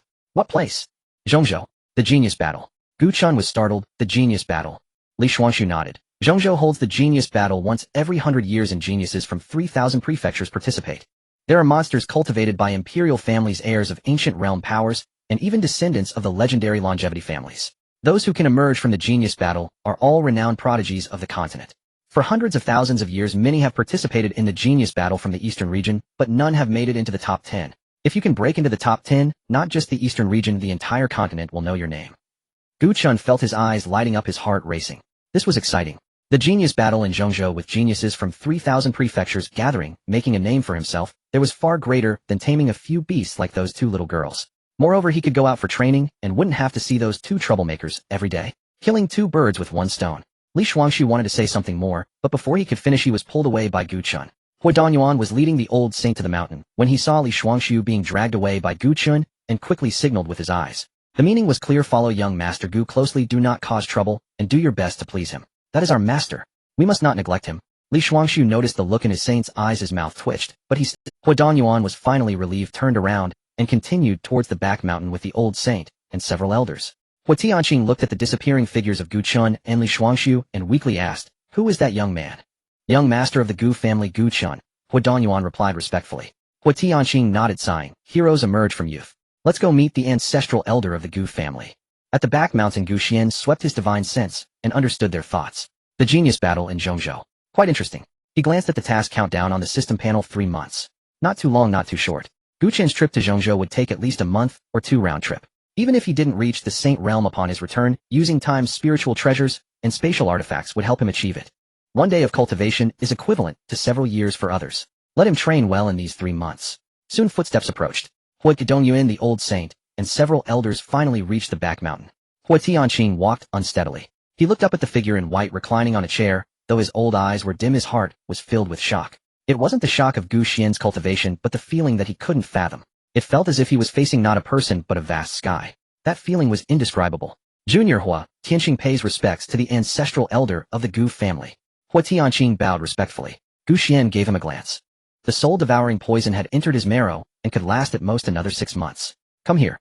Hua Tianqing stepped forward and Gu Xian casually raised his hand, directing a wisp of spiritual light into his brow. The soul-devouring poison had entered his marrow and could last at most another 6 months. "Come here." Hua Tianqing stepped forward and Gu Xian casually raised his hand, directing a wisp of spiritual light into his brow. The soul-devouring poison had entered his marrow and could last at most another 6 months. "Come here." Hua Tianqing stepped forward and Gu Xian casually raised his hand, directing a wisp of the ancestral elder of the Gu family raised a hand, and it was fixed. "This is too outrageous. It's simply divine. Thank you for saving my life, ancestral elder." Hua Tianqing knelt down with a thud, tears streaming down. Hua Danyuan and several elders followed suit, kneeling and kowtowing in unison.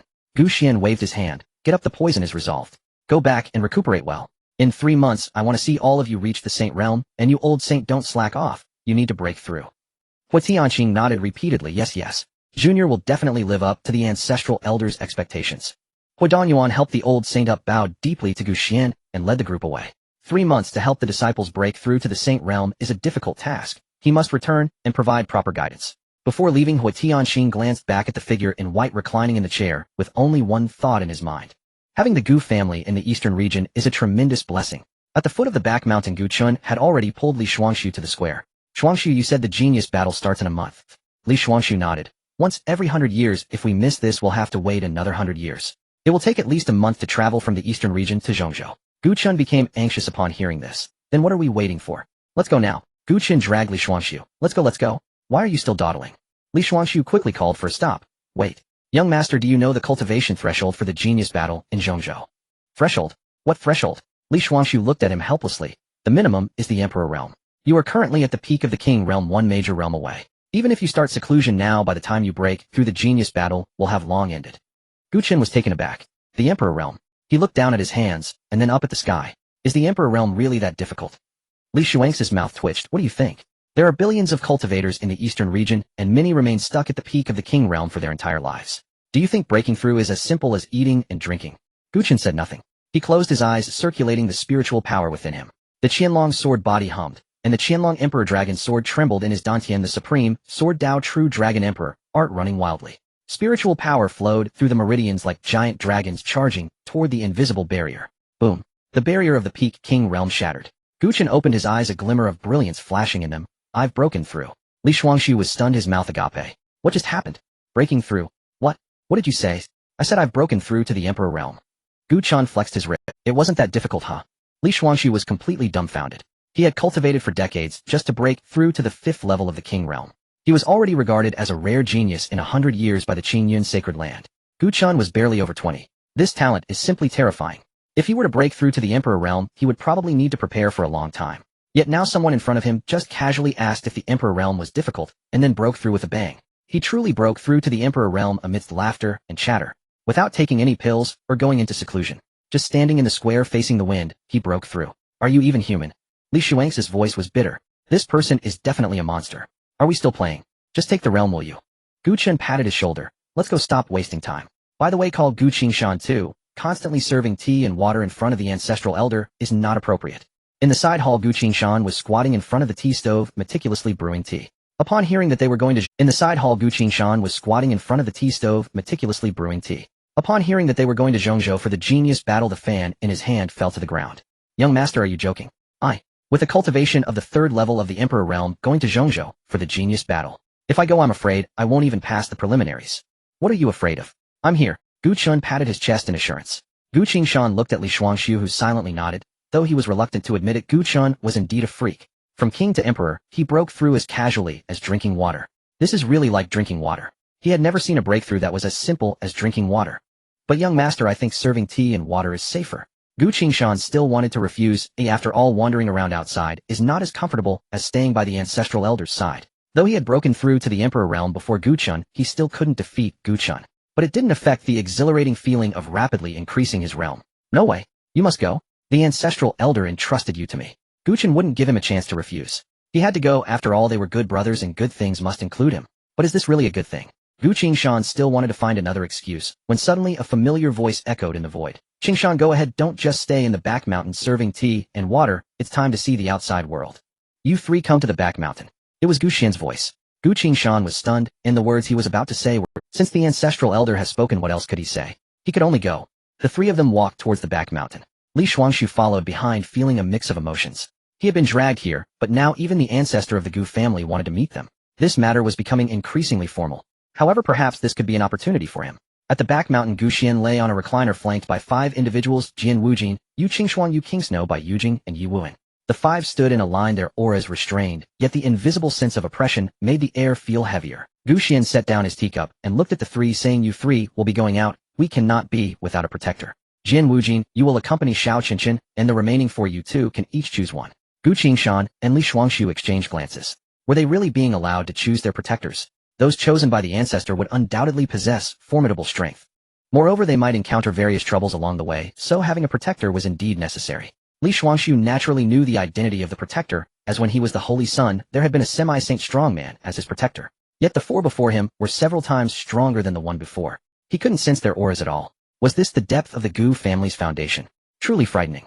Li Shuangxiu's gaze swept over the 4, finally landing on Bai Yujing, who wore white robes and held a jade flute. Senior, I choose you. Bai Yujing gently nodded and stood behind Li Shuangxiu. Gu Qingshan looked at the remaining 3 individuals. Yu Qingshuang was as cold as frost, while Yu Qingsnow was gentle as jade. Both were treasures beyond his reach. Besides, having such beautiful women by their side might lead to even more trouble. It was better to leave such exquisite individuals for the ancestor. Who knows, they might return pregnant. That would be a joyous occasion. After pondering for a moment, Gu Qingshan said, Senior, I choose you, pointing to Yu Wuhan. Yu Wuhan glanced at him, nodded slightly, and stood behind him holding a blade. Yu Qingshuang and Yu Qingsnow exchanged glances, feeling somewhat dejected. They wondered why they were not chosen. Was being too attractive a fault? Gu Xian waved his hand. You 2 stay behind to guard the house. The 2 women could only nod and step aside. Gu Xian pointed to 3 bundles nearby. These are for you. Use them on the road as needed. Spend what you should, and especially you Xiao Qinshan, your cultivation is still shallow. I do your best, but don't worry too much about rankings. Additionally, your protectors will only step in to assist you when you are in danger. On the road of training, everything will be arranged. Gu Chun took the bundle, feeling its weight. When he opened it, he found it filled with top-quality spirit stones. There were enough to buy 4 realms. There were also many pills. The bottles were labeled for healing, recovery, breakthroughs, and so forth. Everything one could need. Gu Qingshan's and Li Shuangxi's bundles were similar, except they had an additional weapon. These were specially chosen by Gu Xian to maximize their combat effectiveness. Rest assured, Ancestor, I will do my best, and not bring shame to the Gu family. Gu Chen secured the bundle on his back. Gu Xian smiled, and waved his hand. Go. When you are out, do not bring shame to, just do it. Understood, Ancestor. The 3 bowed, and turned to descend the mountain. Outside the Gu family's mountain gate, Gu Tianhua was organizing 18 affiliated forces when he suddenly heard that his son was going to Zhongzhou to participate in the genius battle. In a panic, he dropped what he was doing and rushed towards the back mountain. Halfway there, he saw 3 streaks of light flying across the sky. It was Gu Chun, Li Shuangxiu, and Gu Qingshan. He opened his mouth to shout, but the streaks of light had already vanished into the horizon. That little brat. Gu Tianhua stood in place, staring at the horizon, and after a moment managed to squeeze out his sentence: a young man should not be retained. If you keep them, they will turn into enmity. If you keep them until the end, they will become someone else's. No, wait, he is going to fight not to find a wife. At this age, he still doesn't know to find a wife. I don't know when I can hold a grandson. Gu Tianhua sighed, mumbling to himself, I wonder if he can bring back a little girl when he returns, then I could hold a grandson. Wouldn't that be wonderful? Just as he was thinking happily, Gu Xian's voice echoed from the void, Tianhua, hurry up and arrange those forces. The rules of the Gu family must be made clear. Gu Tianhua shivered all over, and with a swift leg he ran. Yes. I'm on it. outside the mountain square. This was the area designated by the Gu family for the residents of affiliated forces. Originally, Gu Tianhua thought of sending them back to their territories, but after these people came in, none were willing to leave. Not to mention going back, they couldn't even be driven away. Just a whiff of spiritual energy here was better than a day's cultivation outside. Oh, anyone who leaves would be a fool. The square was filled with people, some meditating and cultivating, others sparring with each other, and some studying the cultivation manuals issued by the Gu family. When Gu Tianhua entered, everyone simultaneously stopped what they were doing and stood to attention. Gu Tianhua wasted no words and got straight to the point. Everyone, now that you have become the Gu family's vassals, some rules must be clarified. First, as vassals of the Gu family, you are part of the Gu family and must never betray it. Betrayers will be punished according to ancestral rules. Second, no fighting among vassals is allowed. If there are disputes, come to me for resolution. Anyone daring to act on the Gu family's territory will not be treated kindly. Third, and most importantly, unity is essential. The people of the Gu family must not engage in internal strife. All nodded in agreement. They had long anticipated these rules. Without rules, there would be no order. With such a large force, the Gu family could not allow them to run amok. Now that the rules are done, let's talk about the benefits. Gu Tianhua shifted his tone, a smile playing on his lips. Everyone perked up their ears. First, you can freely use the Gu family's cultivation facilities with no limits on frequency or duration. The square erupted in excitement. No limits. Does that mean they can use the washing marrow formation as many times as they want? The benefits were not. Second, you may enter the Gu family's Hall of Techniques to select a technique for yourselves. What you can choose depends on your own luck and destiny. However, all techniques and spells are forbidden from being shared. Anyone found doing so will be executed without mercy. This time, even Huadanyuan lost his composure. The Hall of Techniques had techniques at the quasi-emperor level which he had seen with his own eyes. To casually choose one would be enough to benefit them for a lifetime. As for sharing, how could that be possible? They would want to treasure it, as if it were a precious gem. Third, every month the Gu family will distribute a suitable amount of cultivation elixirs and pills to each vassal force. It may not be much, but it will be enough for you. Cultivate well, and strive to break through to the Saint Realm within 3 months. The venue fell silent. Was this really just a vassal relationship? Was it sure they weren't raising dead servants? The resources mentioned earlier were treasures that even holy places regarded highly. They couldn't be easily obtained even for direct disciples. Now they could obtain them easily. Moreover, they were expected to cultivate everyone into saints. The Gu family was stepping into a whole new height. In an instant, everyone was filled with excitement. Long live the Gu family! Someone shouted, and everyone followed suit, chanting, long live the Gu family! Long live the Gu family! Gu Tianhua raised his hand to signal everyone to be quiet. All right, enough shouting. Hurry up and cultivate. 3 months will pass in the blink of an eye. If anyone fails to reach the Saint Realm, by then don't say, I didn't warn you. The three flew for half a day with the mountains and rivers beneath them growing increasingly unfamiliar. Gu Chen flew in the lead, full of vigor, wishing he could leap straight into the central continent. Li Shuangshu followed behind, quietly calculating the route. But why did it feel like they were becoming more lost with every step? As if he had never been here before.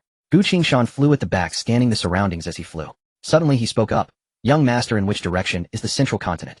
Gu Chen's figure stiffened as he halted.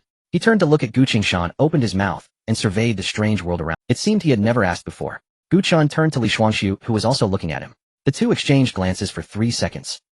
You don't know the way? Gu Chen asked. I thought you knew, young master Gu. Li Shuangshu replied. Another silence ensued. Gu Qingshan sighed. So we've flown for half a day and have no idea of the direction.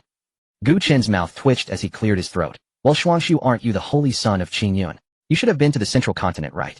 Li Shuangshu shook his head. I haven't been, but I should know the way. He pulled out a yellowed map from his storage bag, unfolded it, and checked the direction.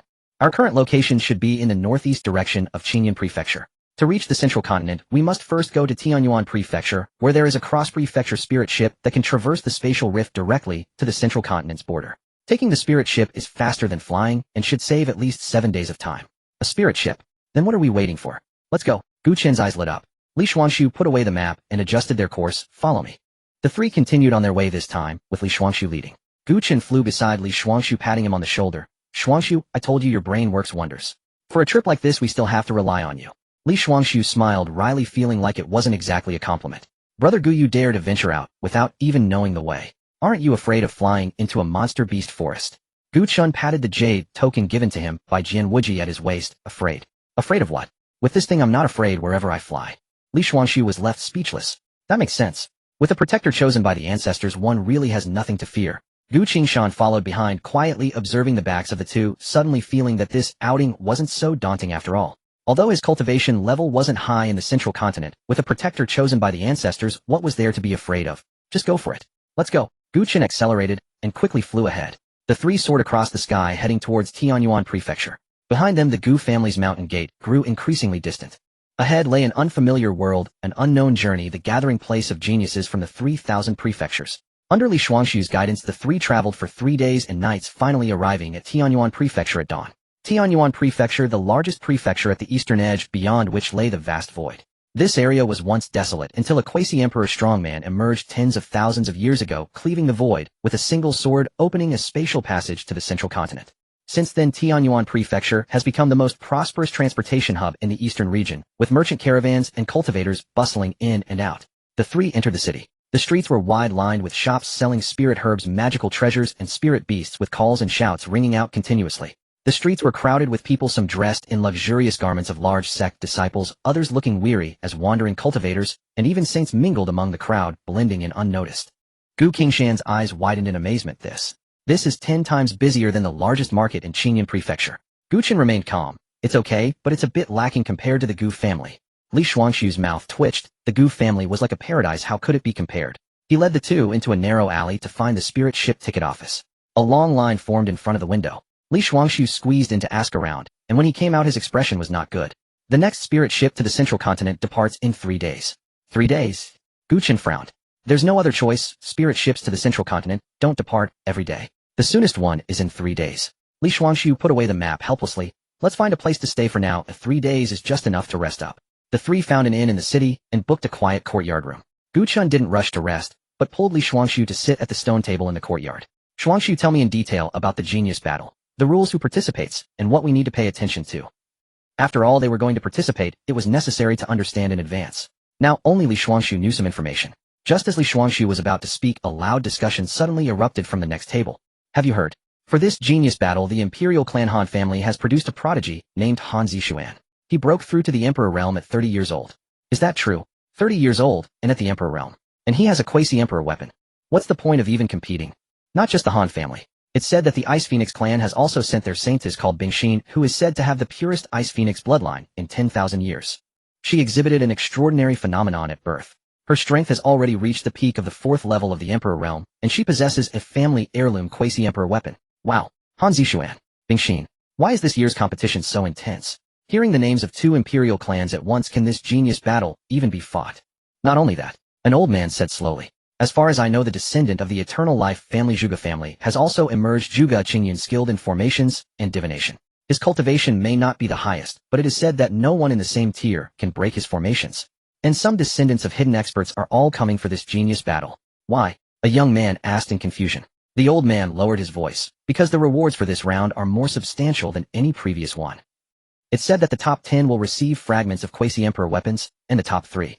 Haha, even I don't know, but if it can make so many imperial clans and the eternal life family interested, just think for yourselves. The table next door was getting more animated. Suddenly a young man slammed the table, his voice loud enough for half the street to hear. What you're all saying is outdated. I just received news that the anti-pressure is also participating in this round of the genius battle. Anti-pressure? Which anti-pressure? Someone asked. Which other anti-pressure? It's the one that doesn't care about pressure in battles, only eats soy sauce flavored roast chicken. It's said that this person has been a devil child since childhood, frequently fighting with others, and has thus refined incredible skills. Without saying anything else, his ability to withstand pressure, no one of the same tier can compare. When others hit him, it's like a tickle, he knocks others out with one punch. Is that true? Doesn't care about pressure, only eats chicken. Absolutely true. My cousin's second aunt's neighbor's nephew was once a lackey under anti-pressure, and he saw it with his own eyes. Before fighting anti-pressure, must eat a soy sauce flavored roast chicken. After eating, he fights like he's on chicken blood, and his combat strength doubles. The whole table burst into laughter. Some didn't believe it, some were half convinced, and others began to inquire about the recipe for soy sauce flavored roast chicken. The murmurs from the neighboring table continued, yet Gu Qin no longer heard them. He turned his head toward Li Shuangshu, his expression oddly perplexed. A genius who only broke through to the sovereign realm at 30. Gu Qin whispered, voice low and laced with bewilderment. I myself, barely into my 20s, have already attained the sovereign realm. Is this what they call the prodigies of imperial clans? Li Shuangshu's lips twitched. For a moment he was speechless, yet he forced himself to remain calm. At just over 20, Gu Qin had reached the first tier of the sovereign realm, a talent deemed monstrous even in Zhongzhou. Yet his breakthrough had been absurdly effortless, merely standing in the plaza letting the wind brush his skin, and suddenly the barrier shattered. It inspired no awe, only incredulity. All he wanted to do was curse. Just accept the realm. You don't need to announce it. Li Shuangshu explained, Brother Gu, the talent war imposes an age limit of 40. Breaking through to the sovereign realm at 30 is by Zhongzhou standards truly exceptional. Not everyone ascends as effortlessly as you do. Drinking water is harder than your breakthroughs. Gu Chen chuckled softly. That's true enough. Still, those Imperial clan prodigies, the heirs of longevity lineages, they wield quasi-emperor artifacts and formation arrays. Dealing with them will be no simple matter. All I carry is a humble sword. Li Shuangshu nearly choked on his own saliva. A humble sword. He'd heard this blade had been personally selected by Gu Chen's ancestral patriarch. How could it possibly be ordinary? If it shatters mid-battle, the optics will be dreadful. Meanwhile, Gu Qingshan mused, this man who eats neither pressure nor sauce-flavored giant chicken is intriguing. To eat no pressure meant extraordinary resilience under duress. As for sauce-flavored giant chicken, perhaps some eccentric cultivation method. The world teemed with marvels and anomalies, one must never dismiss another merely for unusual dietary preferences. Yet one truth had crystallized: none of the talent war participants were to be underestimated. Not even those whose cultivation levels appeared modest, for their hidden trump cards ran deep. None were trivial. Over these 3 days, whispers rippled across every faction. Ancient sects reaching the myriad ancient realm, imperial clans, longevity families, and reclusive cultivators of unfathomable power. This year's talent war promised unparalleled prestige. Gu Chen's ambition burned fiercer. Victory would elevate his standing within the Gu clan, and prove his worth before his venerable patriarch. The thought steeled his resolve. 3 days passed like a breath. During them, Gu Chen slept, ate, and trained his sword without pause. Jian Wuji had taught him 3 techniques: sky-rending drawn/unity sword, and a third unnamed technique, of which Jian Wuji had said only, "This strike leaves no trace of death." After 3 days of relentless practice, Gu Chen had barely brushed its threshold. Far from mastery, yet confident it would suffice. His sword intent had grown denser, more incisive. His hidden dragon sword body vibrated with restless urgency, as if urging him to unsheath. At dawn on the 3rd day, the 3 set out for the spirit ship dock. The dock teemed with throngs, travelers bound for Zhongzhou, farewelling relatives, curious onlookers, all pressed shoulder to shoulder. A colossal spirit ship loomed at shore, its overwhelming aura deterring low-tier cultivators from approaching. As the trio took their place at the tail of the queue, a fragrant breeze drifted past. A veiled woman glided by, clad in snow-white robes, her scent delicate and ineffably pleasing. Perhaps this was the natural fragrance of a maiden, soft, sweet, intoxicating. Gu Qingshan inhaled deeply, truly exquisite. Even Gu Chen found himself drawn, not only by the aroma but by the woman's poised, unmistakably formidable bearing. Not a soul aboard that vessel would be ordinary. She moved to the front of the line, flanked by 2 attendants whose auras pulsed with quiet strength. Just then a clamor erupted behind them. Several figures strode forward with arrogant nonchalance. The leader, a young man draped in golden robes. His features were striking, yet his gaze held disdainful arrogance, his chin tilted so high it seemed aimed at the heavens. "Make way. Clear the path." His entourage shoved aside those waiting in line. One disgruntled man turned back, then froze upon spotting the golden token at the young man's waist. He fell silent, instantly stepping aside without protest, clearly recognizing the bearer's identity. As the entourage pushed through, one reckless attendant lunged straight toward Gu Chen's group, reaching out to shove Gu Qingshan aside. Before Gu Qingshan could react, Gu Chen's hand intercepted the attendant's wrist. His voice quiet but unyielding: "Stand in line, properly. What business do you have cutting in?" The attendant paused, eyes sweeping over the 3. Plain attire, no insignia, no tokens. Clearly outsiders with no backing from any major faction. How dare they speak so boldly? Did they truly consider these men beneath notice? The attendant sneered, "Boy, what grievance do you hold? Do you even know who we are?" "The Zhao clan, the imperial Zhao clan of Zhongzhou." A hush fell over the crowd, then erupted into fevered whispers. "The Zhao clan. That Zhao clan of Zhongzhou. Could that golden-robed one be Zhao Ritian, the Sun Emperor body cultivator, the one prophesied to ascend to emperorhood? Now this promises spectacle, daring to defy the Zhao clan. Has he signed his death warrant? Who are these 3? What a pity." Li Xuanshu's face paled slightly. In recent days he'd heard Zhao Ritian's name repeatedly, celebrated heir of the Zhao imperial clan, bearer of the Sun Emperor body, sovereign realm, 3rd tier, armed with a quasi-emperor artifact. He'd assumed such imperial clan prodigies would only appear in Zhongzhou, not here in Tianyuan Prefecture. Yet Gu Chen remained unmoved, his grip unwavering. "I care not who you are," he said coolly. "Join the line." Zhao Ritian had already walked past, but at those words he halted, turned, and strode back. His eyes locked onto. He smiled, a smile dripping with condescending superiority. Arms crossed, he declared, "How delightfully amusing. In 30 years of life, I've never encountered anyone in this wretched place daring to lecture me on propriety." Wretched place. Gu Chen released the attendant's wrist and met Zhao Ritian's gaze. "You stand in Tianyuan Prefecture at the spirit ship dock, where everyone queues. Why do you refuse?" "I'd assumed imperial clans upheld decorum. Turns out they resemble forest savages." A tomb-like silence descended. No one dared breathe too loudly. Savages. Calling the Zhao clans heir a savage. Was he courting suicide? Zhao Ritian's smile froze, an icy light flickered in his eyes. His attendants surged forward in unison, radiating menace, their spiritual energy surging, each at least sovereign realm peak, some even attaining sagehood. Whispers fluttered through the crowd. Who are those 3, daring to challenge Zhao Ritian? Never seen them before. Perhaps minor sects from the eastern region. Would a minor sect dare such audacity? Do they wish annihilation by the Zhao clan? Who knows? Maybe they're monsters in disguise. Let's keep our voices low. Tension crackled razor-sharp. Even the white-robed woman glanced over, her expression subtly wary. Provoking an imperial clan was undeniably perilous. No one knew how the three would extricate themselves. At that moment someone in the crowd suddenly recognized Xuan. In a hushed voice he murmured, "That young man appears to be from the Gu clan. The very same Gu clan that recently quelled the East region beast tide." A collective gasp rippled through the crowd, every pair of eyes snapped instantly toward Xuan. The East region beast tide, 3 ancient-tier demonic beasts of Hongguo realm, had been driven back by 2 young Gu clan maidens astride a white tiger. The tail had already spread across the entire East region.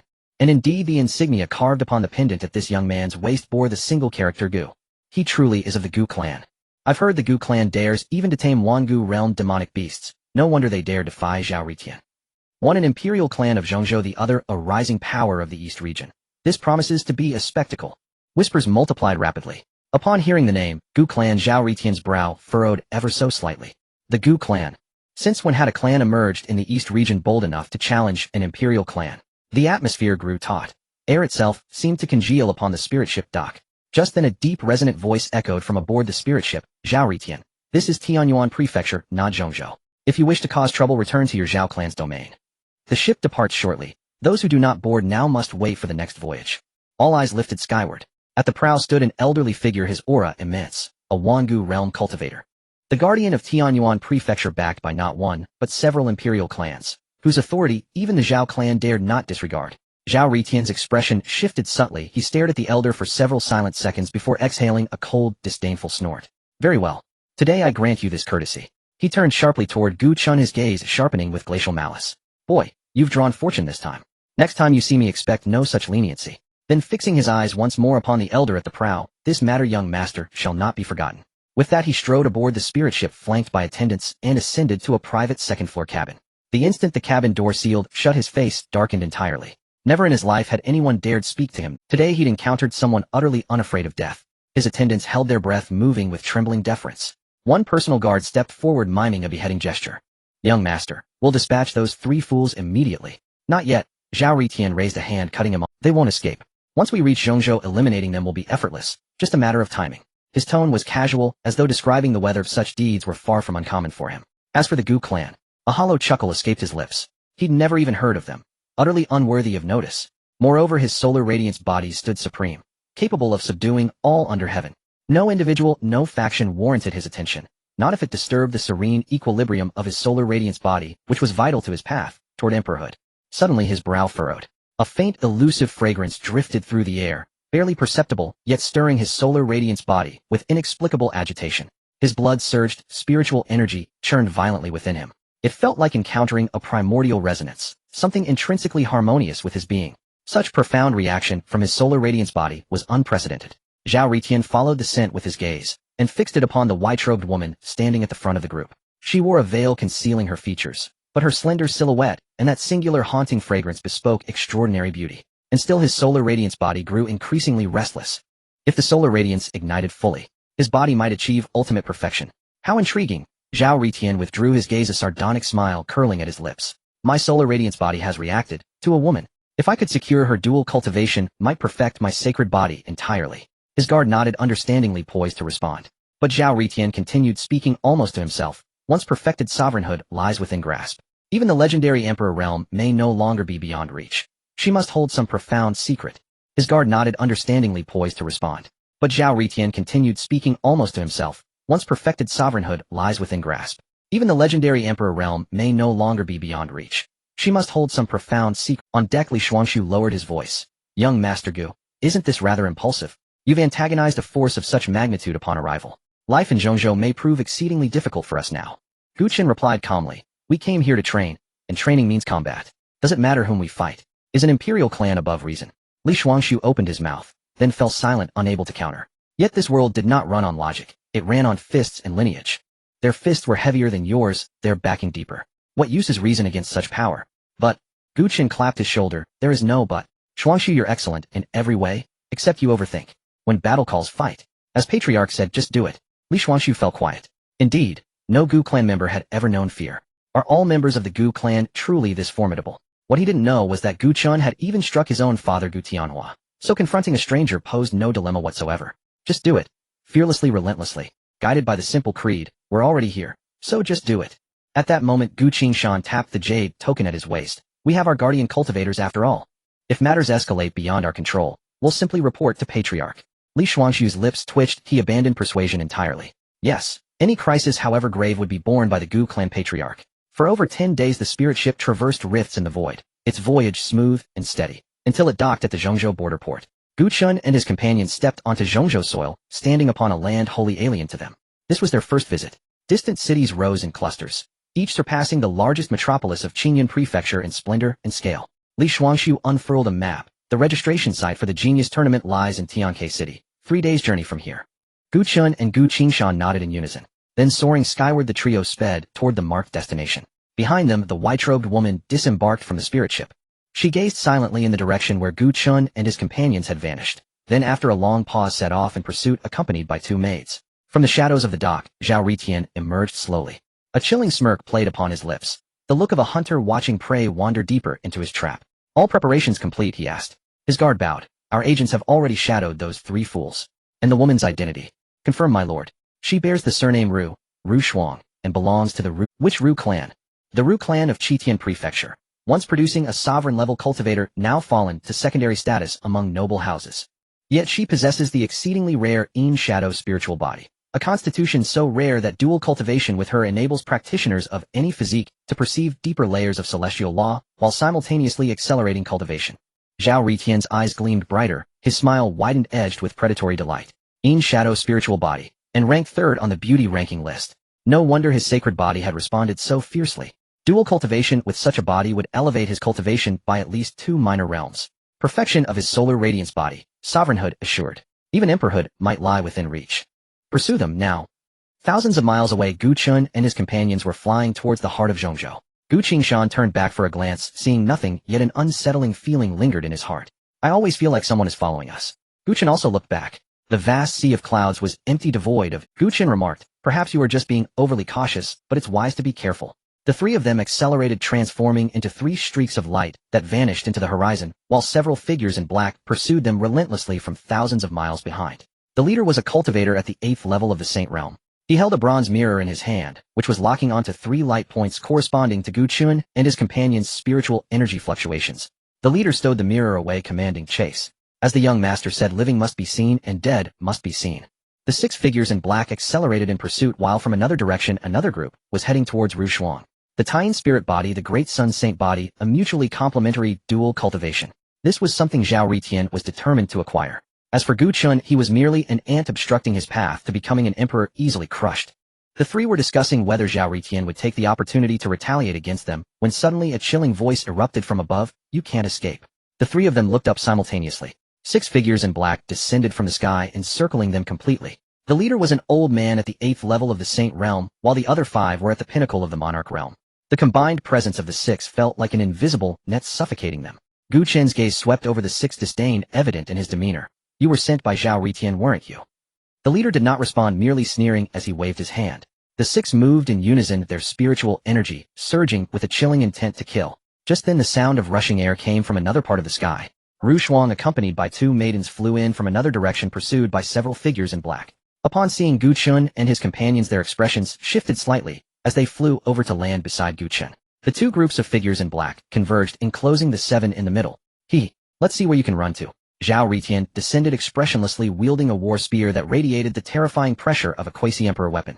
Unexpectedly at this genius battle, he encountered someone unafraid of death. But what surprised him the most was coming across the Tian spirit body, a tremendous boon for him.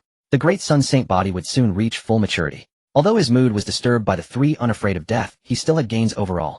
Moreover, the servants his father rewarded him with had already become tiresome, and the Tian spirit body could serve as a diversion when he felt bored. It was indeed a good choice. After all, the beauties on the beauty ranking are all exceptional. He waved his hand, and a gust of wind howled forth, rushing towards Ru Shuang's face. Ru Shuang had no time to evade, and her veil was swept away, floating in the air.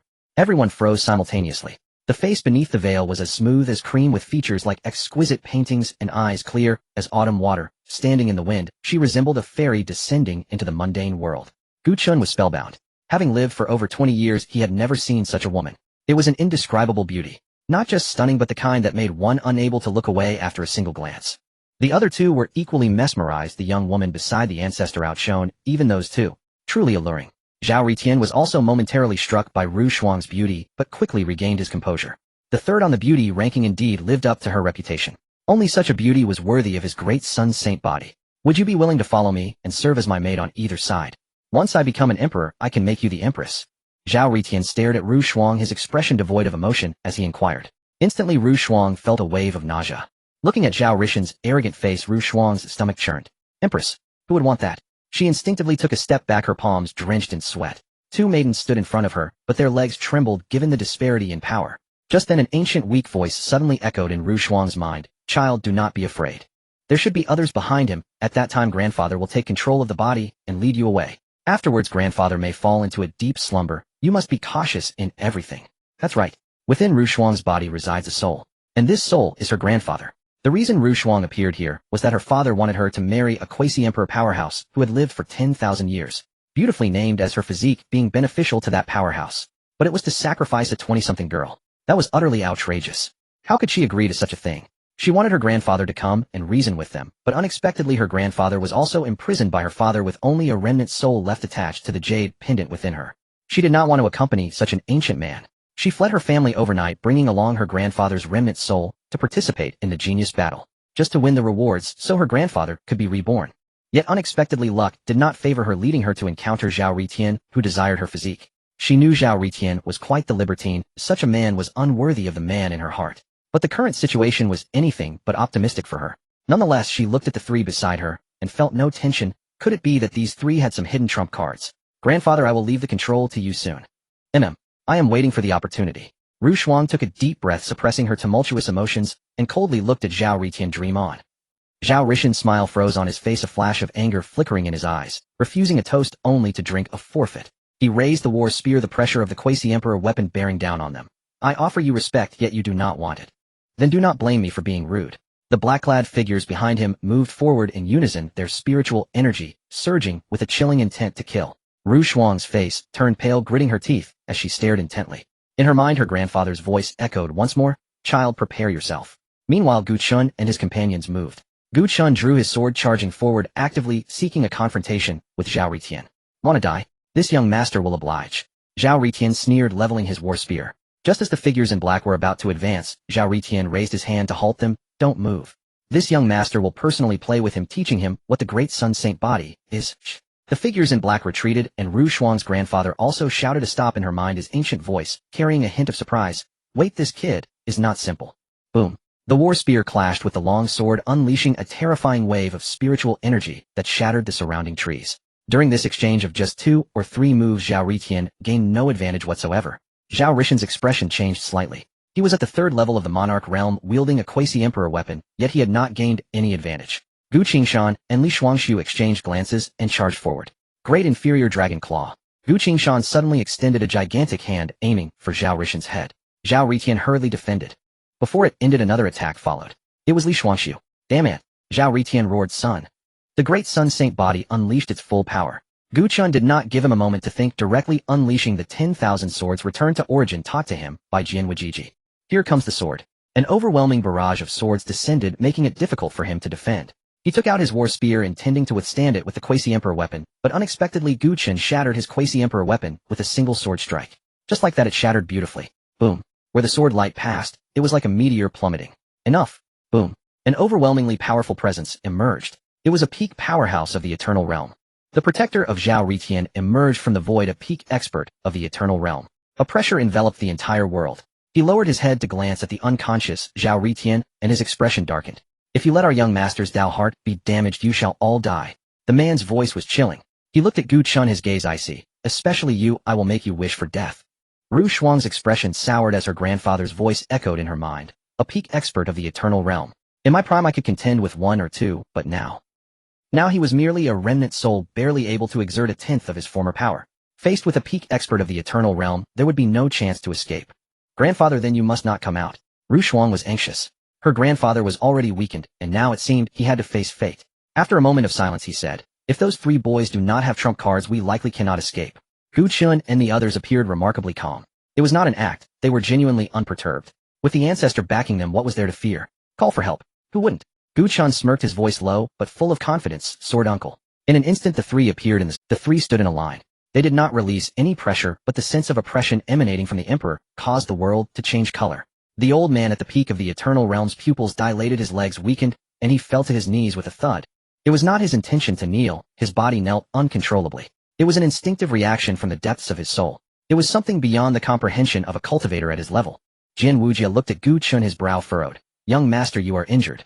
Xuan was taken aback, looking down to check his body, finding no issues. He wasn't injured at all. I'm not injured. Xuan was puzzled. Jian Wujia stepped forward, reached out, and wiped the sweat from Xuan's forehead. The movement was light and his expression was serious. Xuan's mouth twitched. Sweating counted as being injured, but he dared not say it, for Jian Wujia's demeanor was far too grave. The Ancestor said fighting is fine, but one must not be injured, and you have already sweated. The other two were momentarily stunned. This was acceptable. I was scared too. In Xuan's mind, her grandfather's voice resounded again, this time filled with deep shock. Girl, these three people. I cannot sense their cultivation. Xuan was startled, her grandfather couldn't sense them. Her grandfather had been a peak expert of the Eternal Realm. He could even sense the power of a quasi-emperor. Yet her grandfather could not sense the three before him. Those three have surpassed my understanding. Even at my peak, I would likely be unable to withstand a casual blow from them. Could they be peak quasi-emperors? Xuan's heart skipped a beat. Peak quasi-emperor. That was the pinnacle of imperial clans. If the emperor did not appear, a peak quasi-emperor would be the strongest existence. But no emperor had emerged from the ancient continent for hundreds of thousands of years. When did such a family emerge in the eastern domain? Her grandfather murmured. Gu family. Gu family. I have never heard of this family in Central State. Could it be a hidden family? Xuan looked at Xuan's back, falling silent. She didn't know what the Gu family was, but a family capable of having three suspected peak quasi-emperors as protectors could not be an ordinary family. The peak expert of the Eternal Realm did not even dare to lift his head, because he knew that any one of the three before him could turn him to ashes. Jian Wujia finally looked at him, his voice flat. So you intend to kill our young master? The man opened his mouth, but couldn't make a sound. Jian Wujia glanced at the man and said no more. He raised his hand and casually swung his sword. No sword light, no sword energy, not even the slightest fluctuation of spiritual power.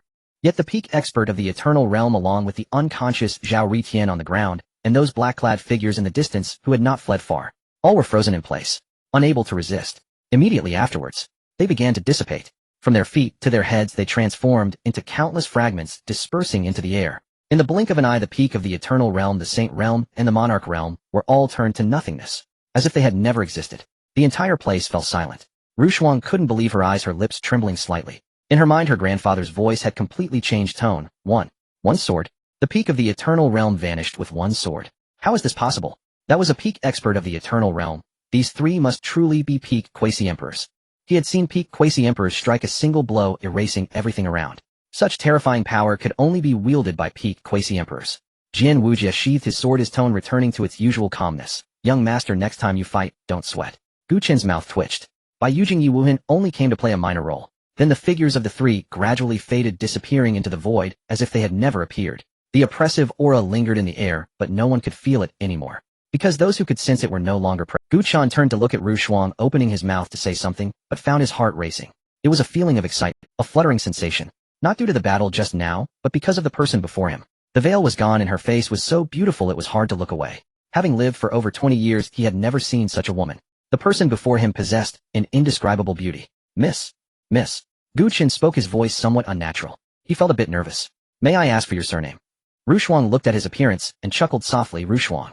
Xuan's face turned red. A young man in his 20s speaking to such a beautiful girl for the first time was so nervous he didn't know where to put his hands. Miss Ru, where are you going? We are also heading to Central State for the genius battle, if it's on the way. Before he could finish, his ears were already burning red. Gu Qingshan watched from behind, whispering to Li Shuangshu. Gu Chun is blushing. Li Shuangshu nodded. I can see that. Gu Qingshan added, I've never seen Gu Chun like this before. Li Shuangshu thought for a moment. First time, it's normal. People might lie, but the second brother wouldn't. Ru Shuang found it somewhat amusing to see Gu Chen's blushing face. It was the first time she had seen such a boy. Clumsy. Completely different from those flirtatious men. Ru Shuang replied, I am also going to Central State to participate in the genius battle. Gu Chen's eyes lit up then. Then together. Ru Shuang nodded, all right. Gu Chen turned around, trying to appear calm, but couldn't suppress the smile at the corners of his mouth. Let's go. If we don't leave now, we won't make it in time to sign up. On the back mountain, Gu Xian was reclining on a lounge chair, savoring tea. His divine sense casually swept across the direction of Zhongzhou, and he suddenly smiled. He saw Gu Chun blushing standing helplessly before Xuan, resembling a bumbling young lad. It was the first time he had seen this boy like this. Interesting. Gu Xian set down his teacup. Gu Tianhua was reporting on the training progress of the vassal forces when he noticed the Ancestor suddenly smile and was momentarily stunned. Ancestor, what has you so happy? Gu Xian glanced at him, his tone indifferent. Your son is in love. Gu Tianhua was taken aback, stunned for a moment before he reacted. What? My son, Gu Chun, in love? His voice grew louder, nearly shouting. Is it true? Ancestor, you're not joking with me, are you? Gu Xian took a sip of tea. When have I ever lied to you? Gu Tianhua was so excited that his hands trembled as he grabbed Gu Xian's clothing. Ancestor, quick, tell me about the girl. What is she like? Which family is she from? What is her cultivation level? How does she look? Does my chainer deserve her? It wasn't about whether the girl matched up. It was about whether he matched up. Gu Tianhua thought about how difficult it was to find a wife these days. Moreover, the one who could move his son's heart must be extraordinary.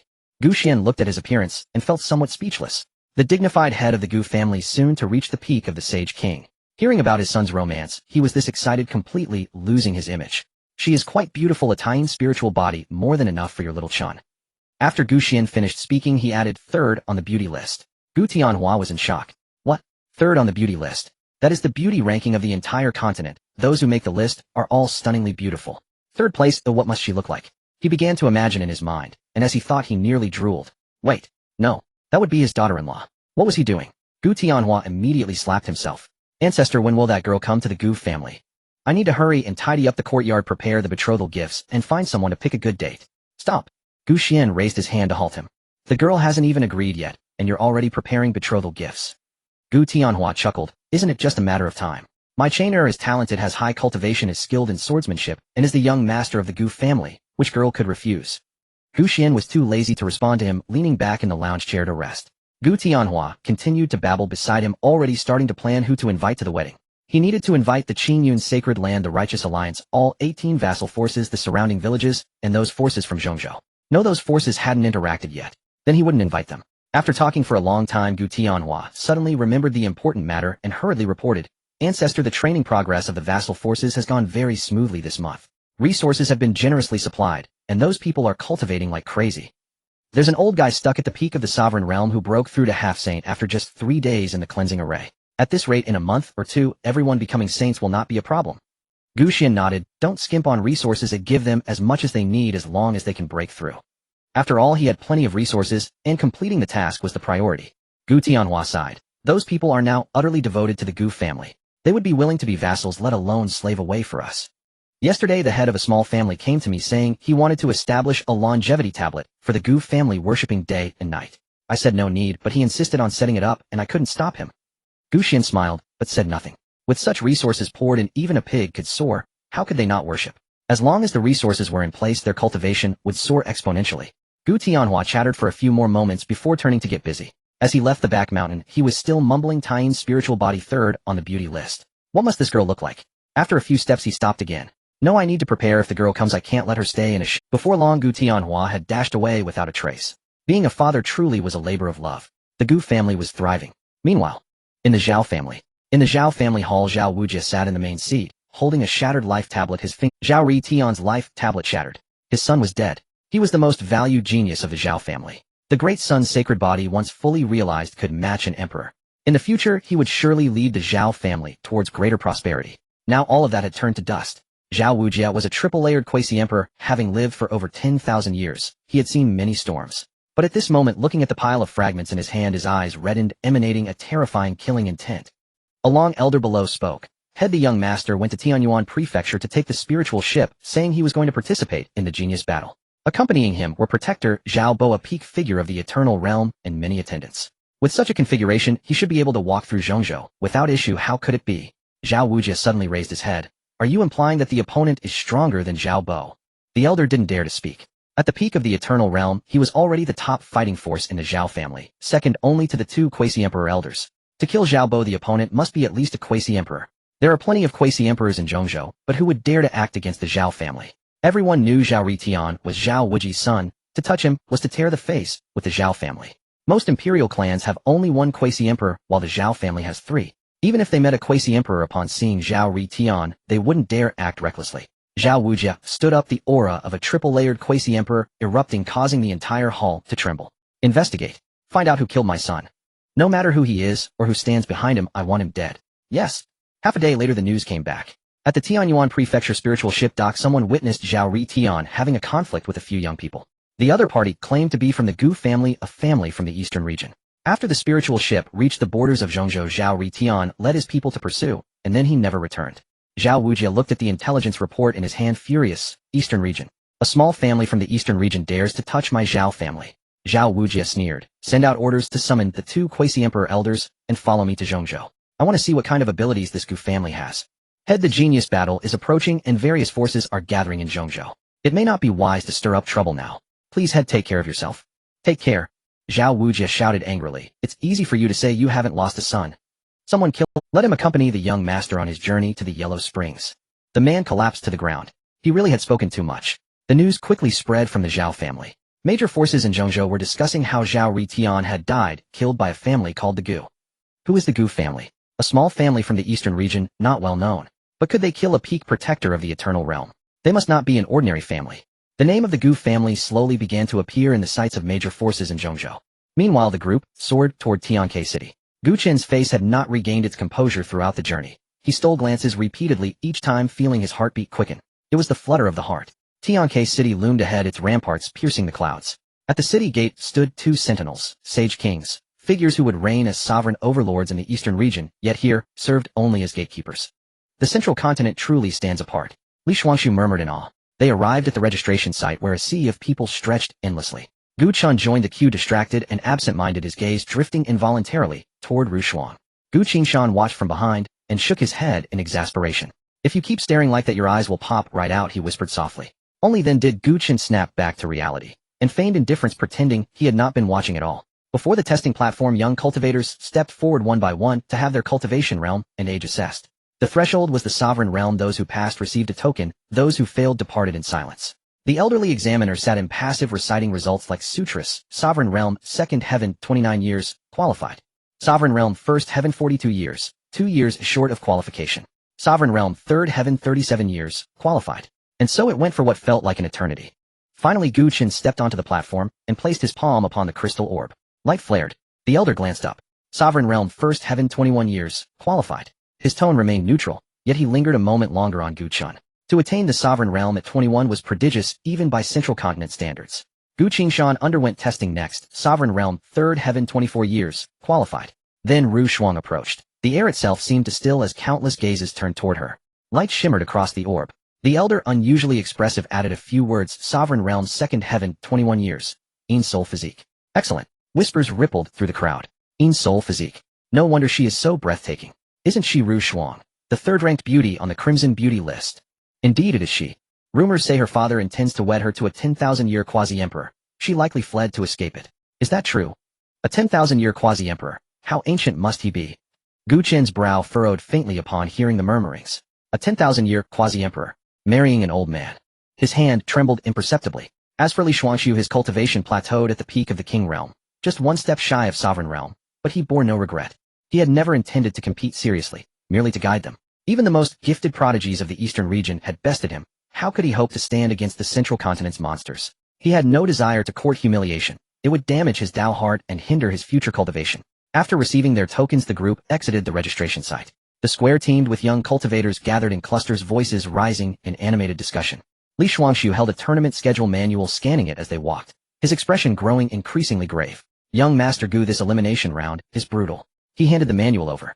In the first elimination round, 99% are cut. Billions of cultivators compete, divided across countless battlefields, each hosting 10,000 participants. Only one victor survives per field.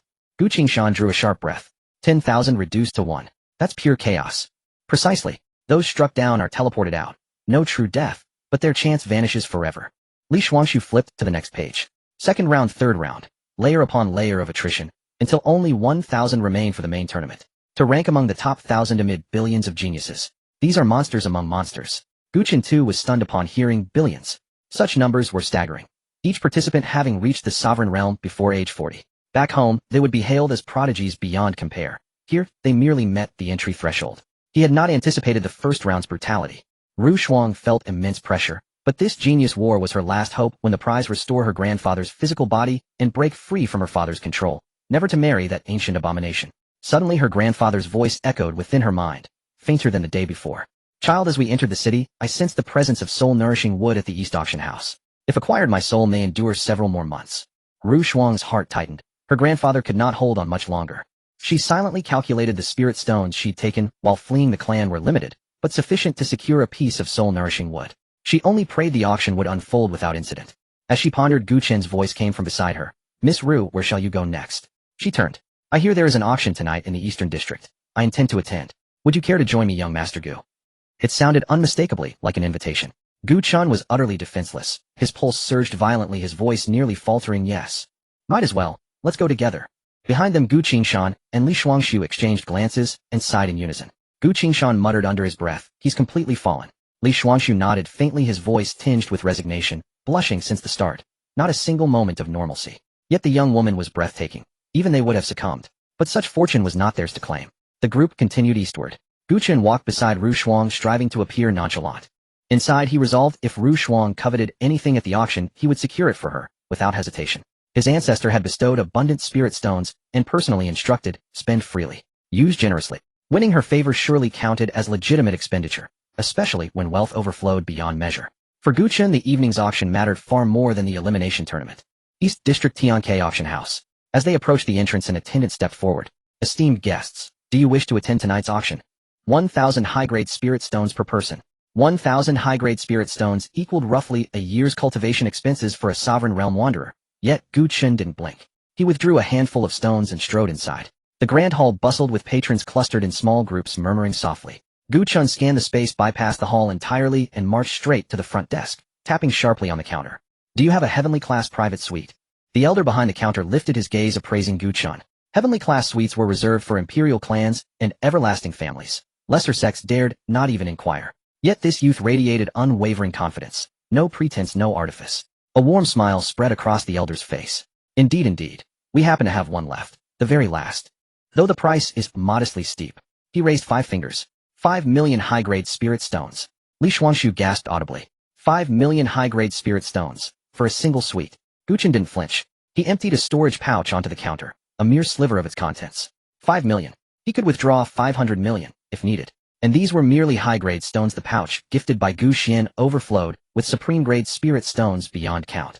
Such sums meant nothing to Gu Chen. The elder counted the stones, beamed broadly, then bowed deeply. Honored guest, this way please. I shall escort you myself. Ru Shuang stood behind Gu Chen, gazing at his back. Her eyes flickered with something rare and unspoken. The cost of a single suite eclipsed her wildest dreams of wealth. A man who spent freely was undeniably magnetic.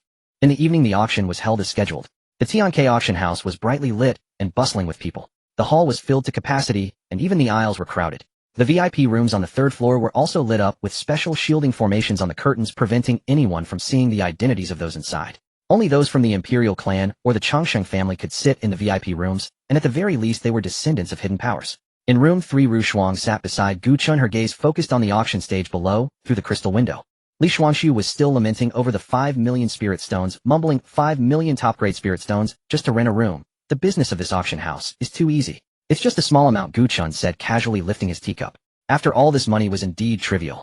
Besides, it was worth it to impress a girl.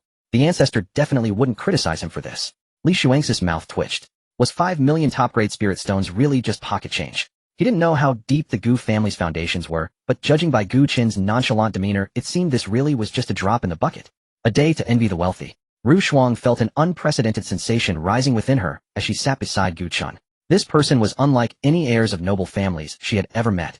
He spent money without a second thought, not to show off, but with an innate confidence. It was as if these spirit stones were merely numbers to him. For Gu Chen, they really were just numbers. He had never earned spirit stones, but spending them felt exhilarating. Suddenly his grandfather's voice echoed in his mind, tinged with a hint of amusement. Girl, this kid is quite something. Wealthy, capable, with a background.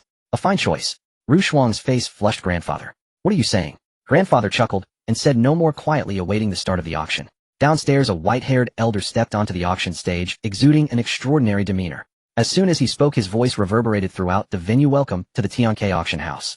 As always, the highest bidder wins. Tonight's auction items are all exquisite, and the final item is a treasure that is hard to come by in 10,000 years. Everyone get your spirit stones ready. The moment the elder finished speaking, the atmosphere in the venue ignited. Everyone's gaze was focused on the stage, eagerly anticipating the unveiling of the first auction item. The first item, the Flowing Cloud Sword, a saint-level weapon specifically designed for women. The sword was lightweight with spiritual power flowing like clouds and water, starting at a price of 800,000 top-grade spirit stones. A servant brought up a silver-white long sword, its blade shimmering with a faint glow, clearly not an ordinary item.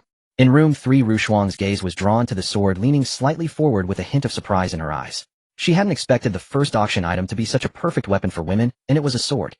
Her fingers moved slightly, seemingly in thought. Xuan noticed her small movement and immediately raised his bidding paddle 1 million. Xuan was taken aback. Xiao, why are you buying a sword? Don't you already have one? It's a gift, Xuan casually. Xuan turned her head, looking at him in surprise. Gongzi. It's just a small amount. Xuan interrupted her, his tone. Others in the hall began to place bids. 110,000. 150,000. Xuan raised his paddle again. The opponent fell silent. Although saint-level weapons were rare, 150,000 was already a considerable markup. There was no need to compete with someone from a VIP room. The auctioneer dropped the hammer, and the Flowing Cloud Sword belonged to Xuan. Xuan opened her mouth wanting to say something, but ultimately held back. She was simply surprised by the sword's quality and didn't intend to bid for it. But Xuan had already bought it and claimed it was a gift. A gift for whom? The answer was already apparent. Xuan's face flushed slightly, and she remained silent. For the upcoming auction items, Xuan originally had no intention of bidding. However, every time Xuan reacted slightly, leaning forward, or her fingers moved, or a sparkle appeared in her eyes, he would immediately raise his paddle. For the third item, a tenth of sandy-rolled snow lotus, Xuan gasped lightly, and Xuan bid 2 million to secure it. For the fifth item, a scroll of ice attribute techniques, Xuan looked at it a bit longer, and Xuan bid 3 million to acquire it. For the seventh item, a soft armor made of ice silkworm silk, as Xuan instinctively touched her clothing, Xuan bid 5 million to take it. All in all, Xuan had already spent over 20 million top-grade spirit stones. Li Shuangshu and Gu Qingshan sat at the back, from shock at the beginning to numbness later, and now confusion. They exchanged glances and sighed simultaneously. Why is the young master bidding for these items? Gu Qingshan asked quietly. Li Shuangshu thought for a moment, probably to give gifts. He glanced at Xuan, then at Guchen. But the girl seems to not have asked for them. Did Guchen misunderstand something? I don't know, but as long as Gu Xiao is happy, that, after all, the ancestor has money. In Xuan's mind, her grandfather's voice rang out again, this time filled with deep surprise. Girl, why is this kid bidding for everything? Did you move just now? Xuan helplessly thought. Grandfather, I just thought that armor looked nice and looked at it a bit long. I didn't want it. Her grandfather was silent for a moment, but he has already bid and spent 5 million. Xuan opened her mouth wanting to tell Guchen to stop bidding, but every time her words reached her lips, Guchen had already raised his paddle. She didn't have time to speak. What was she supposed to do? The auction continued. For the 8th, 9th, and 10th items, Guchen seemed to be in a shopping frenzy, raising his paddle for every item regardless of what it was. Pills were bid, spirit materials were bid, magical treasures were bid, even a normal 10th of sandy-rolled spirit mushroom was bid. The paddle for room 3 had barely been lowered at all. The people in the hall no longer wanted to compete. Others in the third-floor rooms began to express their dissatisfaction. In room 5, someone looked increasingly displeased. Their target for this auction was a piece of refining material, but it was snatched away by Guchen. In room 2, a white-haired young man snorted, "Who is this person, and why are they snatching everything?" In room 6, an old voice said indifferently, "Investigate the origins of room 3. There are very few families in the entire Zhongzhou that can spend money like this." But these voices were isolated within their respective rooms, and Guchen could not hear them. All he knew was that every time Xuan moved, he would bid for an item. Xuan finally couldn't hold back, and softly said, "Gu Gongzi, you don't need to bid for every single one. They're all small amounts." Guchen turned and smiled at her. Xuan was speechless. She gazed at Guchen's profile, feeling a vague sensation rising in her heart. The way he spent money was truly admirable. A man who spends money is the most handsome. As the auction progressed into the later stages, Guchen had already spent nearly 100 million top-grade spirit stones. Li Shuangshu silently calculated in his heart, then decided to stop counting. After all, the Gu family's money had nothing to do with him. Xuan's grandfather was completely silent. Having lived for almost 10,000 years, he had seen many prodigals, but had never encountered one so extravagant. What was even more terrifying was that this kid didn't even blink after spending all that money, as if he was spending stones instead of spirit stones. Is this right? The auction had finally arrived at the moment Xuan anticipated the most. When the soul-nurturing wood was brought up, her breathing became cautious. The starting price was 3 million, and each bid made her heart tremble. When the price soared to 10 million, she was almost in despair. The typical price for the soul-nurturing wood was around 8 to 9 million, and the current price had far exceeded her budget. If she couldn't obtain the soul-nurturing wood, her grandfather's soul might not last much longer, not until the end of the genius battle. 20 million. Until Guchen raised his bidding paddle, ultimately acquiring the soul-nurturing wood for 20 million. Xuan's lips moved, her eyes reddening slightly. "Young Master Gu, this is too precious. It's a small matter." Guchen interrupted her with a smile. "Besides, this is not for you, it's for the soul entity within you." What? He actually knew about her grandfather. Xuan was taken aback. In her mind, her grandfather's voice also paused. How does he know of my existence? Xuan did not explain, merely turning to look at the auction stage. Her grandfather remained silent for a long time, countless thoughts swirling in his mind. He recalled the three guardians who had emerged from the void, remembering their unfathomable aura. Perhaps at that moment those three had already seen through his existence. Even some near-emperor-level powerhouses could not see through his disguise, yet now his identity had been uncovered. It seemed that they simply did not care, or perhaps looked down upon him. A remnant soul could not stir up much trouble, naturally not worth a second glance. No wonder. Her grandfather's voice sounded somewhat hoarse. No wonder he is neither surprised nor inquiring. It's not that he is unaware, but rather that he simply does not care. Xuan bit her lip, glancing at Gu Chen's profile, softly speaking. Young Master Gu, I will definitely repay you for the spirit stones used for the soul nurturing wood. It might just take a little longer. A little time is hard to say. Xuan turned his head. No need, it's not a big deal. Consider it our first meeting gift. Xuan wanted to say something more, but her grandfather's voice suddenly rose a few pitches in her mind. Girl, listen to your grandfather, you don't need to repay the spirit stones. Xuan was taken aback, wondering why. This is not just 2,000 spirit stones. That is 20 million spirit stones. And they are of top quality. Her grandfather's tone became profound. This kid spends money lavishly. Throwing down 20 million spirit stones without blinking indicates he simply does not lack this bit of money. And don't forget those three guardians. Being able to see through my existence without a change in expression shows they have that kind of wealth can reach the heavens and power can suppress others. The foundation of the Gu family is probably deeper than we think. If your father's people come after you, you can follow him to hide for a while. He's not a bad person. And perhaps develop some feelings. Xuan's face turned bright red, and in her heart, she anxiously and shyly said, Grandfather, what are you talking about? Who gives something worth 20 million as a meeting gift? Selling 20 million spirit stones for oneself. What is grandfather thinking? It's so embarrassing. Her grandfather smiled, but said no more. His meaning was already quite clear. However, Xuan's grandfather felt somewhat worried. This kid spends money too aggressively. He had already bought too many items, provoking many envious eyes. After the auction, someone would likely come looking for trouble. She didn't know if her guardian would be able to handle it. After all, the Central Plains is a place of hidden talents with countless emperor-level powerhouses. Seeing Xuan suddenly blush, Xuan thought she was still uneasy about the spirit stones. You really don't need to repay. If you feel bad, just treat me to a meal after the genius battle is over. Xuan lifted her head to look at him and nodded gently. Okay. After that, Xuan did not bid again. The competition in other boxes began to intensify, and several final auction items reached sky-high prices. Soon the auction came to an end. As they were leaving, many people glanced towards box No. 3, as if harboring some. As a few people exited the auction house, Xuan walked beside her with an arm's distance between them, and neither of them spoke. Young Master Gu. Xuan suddenly stopped in her tracks. Xuan also halted, looking at her. Thank you. Xuan's voice was soft, but earnest. Thank you not just for the soul-nurturing wood, but also for saving me earlier. Xuan's face flushed a bit more. No need to thank me. The elimination rounds will begin in a few days, so take care of yourself. Xuan looked at his profile. You too. A few days of rest passed in the blink of an eye. The elimination rounds of the genius battle had finally arrived. Outside Tianke City, the vast wilderness was filled with a sea of people that seemed endless. Billions of cultivators, all under 40 years old, and above the Emperor realm gathered here. Each person held a token in their hands with their battlefield number marked on it. Billions of cultivators in the first round, 90% would be eliminated. 10,000 people on each battlefield, leaving only one victor. The elimination would be fierce. Xuan glanced down at his token, battlefield number 62. Gu Qingshan's token was for battlefield 78. Xuan's token was for battlefield 98. The three were not together. Li Shuangshu stood on the outskirts without a token. His cultivation level was insufficient to register, making him the most carefree person at this moment. Xuan stood not far away, her gaze on Xuan. Her lips moved, but she said nothing. It seemed she was either shy. The innocence of a girl is much the same as that of a boy. In the sky, an ancient voice echoed across the wilderness, authoritative as heavenly might. The genius battle elimination rounds now begin.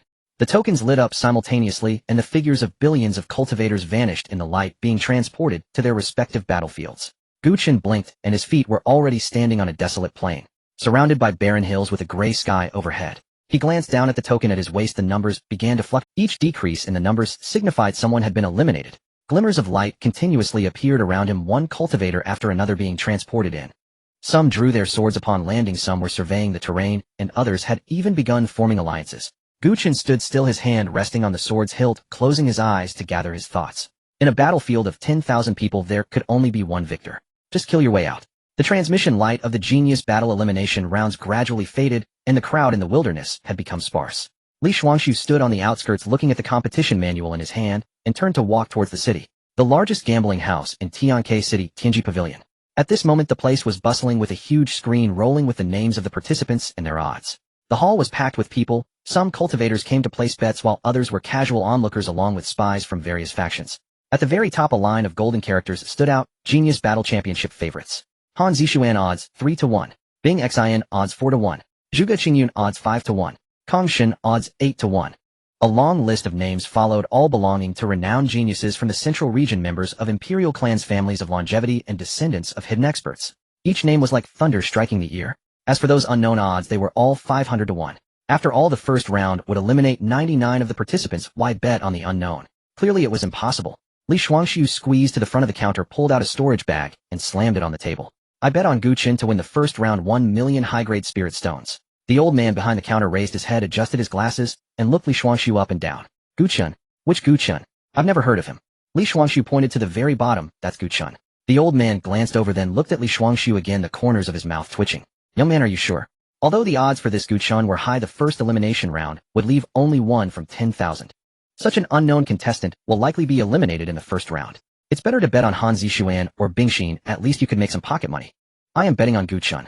Li Shuangxiu did not hesitate. After all, he was the young master of their clan. Who else? A young man in fine clothes leaned over, glanced at Li Shuangxiu's betting slip, and scoffed. Betting on an unheard-of minor character? Are you out of your mind? His voice was loud, and several people around turned to look. Some laughed, some shook their heads, and others looked at Li Shuangxiu as if he were a fool. Betting on a minor character winning was simply impossible. This person must be here for charity. It's like giving away money. Exactly, with spirit stones it's better to bet on Han Zixuan or Bing Xin. It's a sure win. Maybe he's just here to give away spirit stones, who cares? 500-1, that's not how dreams work. If that person wins, he'll eat shit. Li Shuangxiu ignored the gossip, tucked away his betting slip, and turned to leave the Tianji pavilion. Behind him, the laughter of the young man in fine clothes echoed. Fools show up every year, but this year, there are particularly many. Stop talking and drink.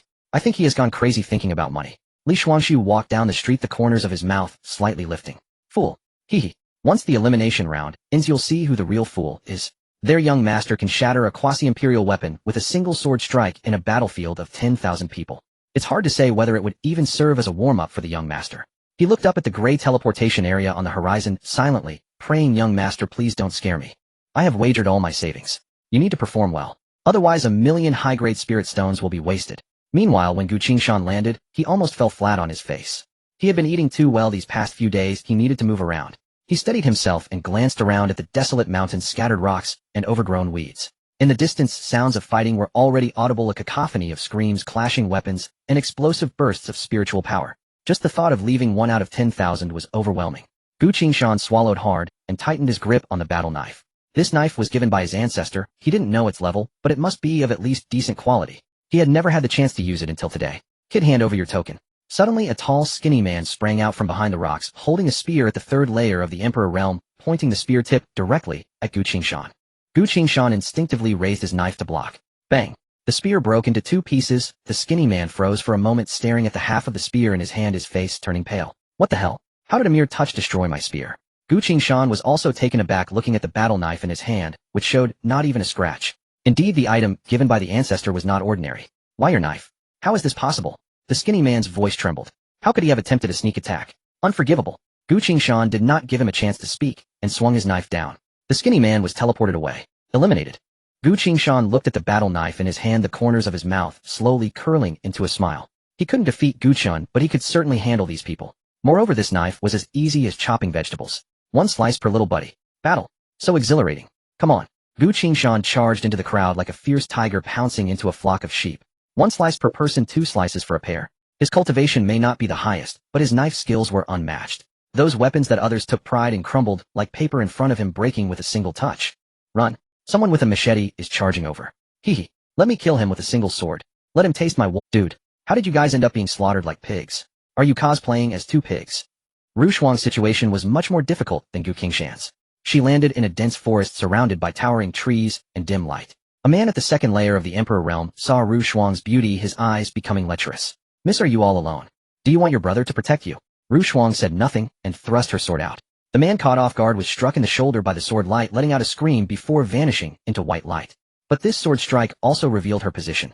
In less than half a stick of incense, 4 people surrounded her. 2 men and 2 women, all at the 3rd layer of the Emperor realm, working together, clearly a team. The rules of the competition only stated that in the end there could only be 1 victor, so teaming up didn't violate the rules. Taiyin spirit body. Ranked 3rd on the beauty list. The leading woman sneered. What use is good looks? Here strength is the only truth. All four of them attacked simultaneously. Ru Shuang faced four opponents. Her cultivation was not lower than theirs, but her combat experience was too lacking, and she soon fell at a disadvantage. Girl, the sword from the person on the left is off. Ooh, dodged to the right. Ru Shuang dodged to the right. Her grandfather had been at the peak of the Eternal Realm, and though he could not intervene, his guidance could help her avoid many crises. However, Ru Shuang still managed to defeat these people with her own strength and her grandfather's help. She had steadied herself in this battlefield. On the other side, Xuan was quite relaxed. With a single sword, he could slay dozens of people. This led many to band together, thinking they must first drive such a strong opponent away. A group of ranged attackers launched assaults from afar, various techniques, spiritual treasures, and hidden weapons raining down. Xuan didn't even look and swung his sword. Those attacks were shredded by the invisible sword energy in midair. His sword is strange. Don't engage him up close. Someone shouted. Xuan immediately moved forward and killed him. Everyone knew he was strong, so no one dared to fight him. This won't do. These people were too weak to even be considered opponents. Xuan continued searching for a worthy adversary. An hour later, the number on Xuan's token jumped to over 3,000, while he alone had killed over 1,000 people. Some were breaking down, wondering why he never seemed to tire. Having already killed over 1,000 people, how could his spiritual power appear inexhaustible? After another hour, the number jumped to 6,000. On the battlefield of 10,000, Xuan had eliminated nearly 3,000 by himself. The remaining people either hid in corners trembling or fought among themselves for second place. Finally, someone could no longer hold back. A young man dressed in black battle attire stepped out from the crowd, wielding a war spear at the pinnacle of the fourth heaven of the monarch realm. He was followed by a dozen attendants, all above the third heaven of the monarch realm. You are quite interesting, the man said coldly as he gazed at him. From the imperial family, the Nangong clan, I am Nangong Lai. He revealed his identity, making Xuan aware of who he was up against. Upon hearing the words imperial family, Xuan's eyes finally lit up. Damn it. No wonder there wasn't even a decent opponent. It turned out that after fighting for so long, he was only facing a bunch of weaklings. This broken sword was almost rusty. It was time to unleash its power. Xuan assessed Nangong Lai and nodded slightly. Nangong Lai took the initiative, brandishing his war spear, and the pressure of the quasi-imperial weapon erupted with a bang. His dozen attendants rushed forward, encircling Xuan. Do you think I am one of those useless fools? Nangong Lai thrust his spear, and a phantom of a black dragon roared into being. Black dragon break. Xuan swiftly drew his sword. The Qianyuan imperial dragon sword let out a dragon's roar. The sword light clashed with the black dragon, cleaving it in two. Nangong Lai felt a numbness in his fingers, nearly losing grip on his spear. His expression changed as he struggled to react. Xuan's second strike was already upon him. Nangong Lai quickly blocked the attack, but was forced to retreat 3 steps. His attendants behind him turned pale and rushed to intervene. Dozens of attacks rained down upon Xuan. What the hell? How did a unknown turn into a group fight? But it seemed Nangong Lai never stated it would be a duel. Xuan hurriedly swung his sword 3 times. The 3 sword strikes swept out, and the sword light expanded, tearing apart the numerous attacks midair. 3 of them were eliminated on the spot. Nangong Lai was startled. He thought he was the hunter, only to realize the prey was never the person before him. He gritted his teeth, channeling all his spiritual energy into the spear, desperately attempting to block. With a resounding clash, the war spear shattered. The quasi-imperial weapon was utterly unable to withstand the Qianyuan imperial dragon sword, breaking into dozens of pieces scattered on the ground. Nangong Lai held a broken spear in shock. That was a quasi-imperial weapon. How could it have shattered? Who are you? It's unbelievable. Nangong Lai thought incredulously. Xuan spoke in a calm tone. Gu family. Xuan. Gu family. Could it be the one that killed Zhao Ritian? The Gu family, that Zhao's clan even offered a bounty for Xuan's head. He never expected the person Zhao's clan was looking for was right before him. So it's you. Xuan did not give him a chance to speak, striking down with his sword. The genius of the imperial family Nangong clan at the pinnacle of the 4th heaven of the monarch realm eliminated. The imperial family is nothing but this. Why can't they withstand my sword? It's just a broken sword. Is it really that powerful? The remaining attendants turned to flee, but Xuan would not let them escape. With 2 swift sword strikes, they were all annihilated. He would not allow them to escape, lest he had to chase after them again. Such a waste of time. It was time to clear the field. Half an hour later, in Battlefield 6 Titwo, only Xuan remained. A voice resonated from the sky in Battlefield 6 Titwo. The victor is Xuan. Qinji Pavilion. Xuan's name was refreshed again. The entire hall erupted in excitement. Xuan, the one with a 500 to 1 payout. What the hell? Did that person actually win? I'm going to get rich. Damn it. Why didn't I bet on him back then? What? 500 times. How much did he bet? 1 million. And it was in high-grade spirit stones. What? That's 500 million. The elder behind the counter trembled. 500 to 1. Someone even wagered 1 million. In the 5,000 years of Qinji Pavilion's operation, they had never seen such a large bet. 500 million. How many years would it take to earn that back? A young man stood in the crowd, his face turning pale to green. A person beside him patted his shoulder and whispered, "Didn't you just say that if he wins you'll eat shit?" The young man turned and ran faster than a rabbit. Eat shit. That would never happen in this lifetime. Li Xuanshu sat in a corner staring at the name on the screen. He was at a loss for words. 500 million. 500 million. He rushed to the counter with his betting slip, slamming it on the table. Time to collect my winnings. The elder shakily exchanged spirit stones for him. Li Shuangshu left the Tianji pavilion with a storage bag feeling on top of the world. 500 million high-grade spirit stones, enough to marry 100 wives. The winner list for Battlefield 78 also came out. Gu Qingshan. In Battlefield 98 Frost. 3 names all promoted. The teleportation area shimmered. Gu Chun, Gu Qingshan, and Frost almost simultaneously appeared in the wilderness. On the other side, outside the teleportation array of Battlefield 62, Nangong Lai emerged with a dark expression.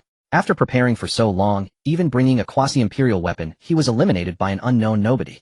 What made him most resentful was that seemingly rusty broken sword, which had easily shattered his quasi-imperial weapon spear. This was absolutely abnormal. Third uncle.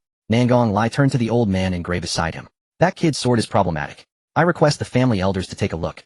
The old man in gray was an outer elder of the Nangong family, a peak Saint King. He frowned. What good sword could a junior in the monarch realm have? Nangong Lai gritted his teeth. My spear is a quasi-imperial weapon, and he shattered it with one strike. Do you think that's normal? The old man's expression changed.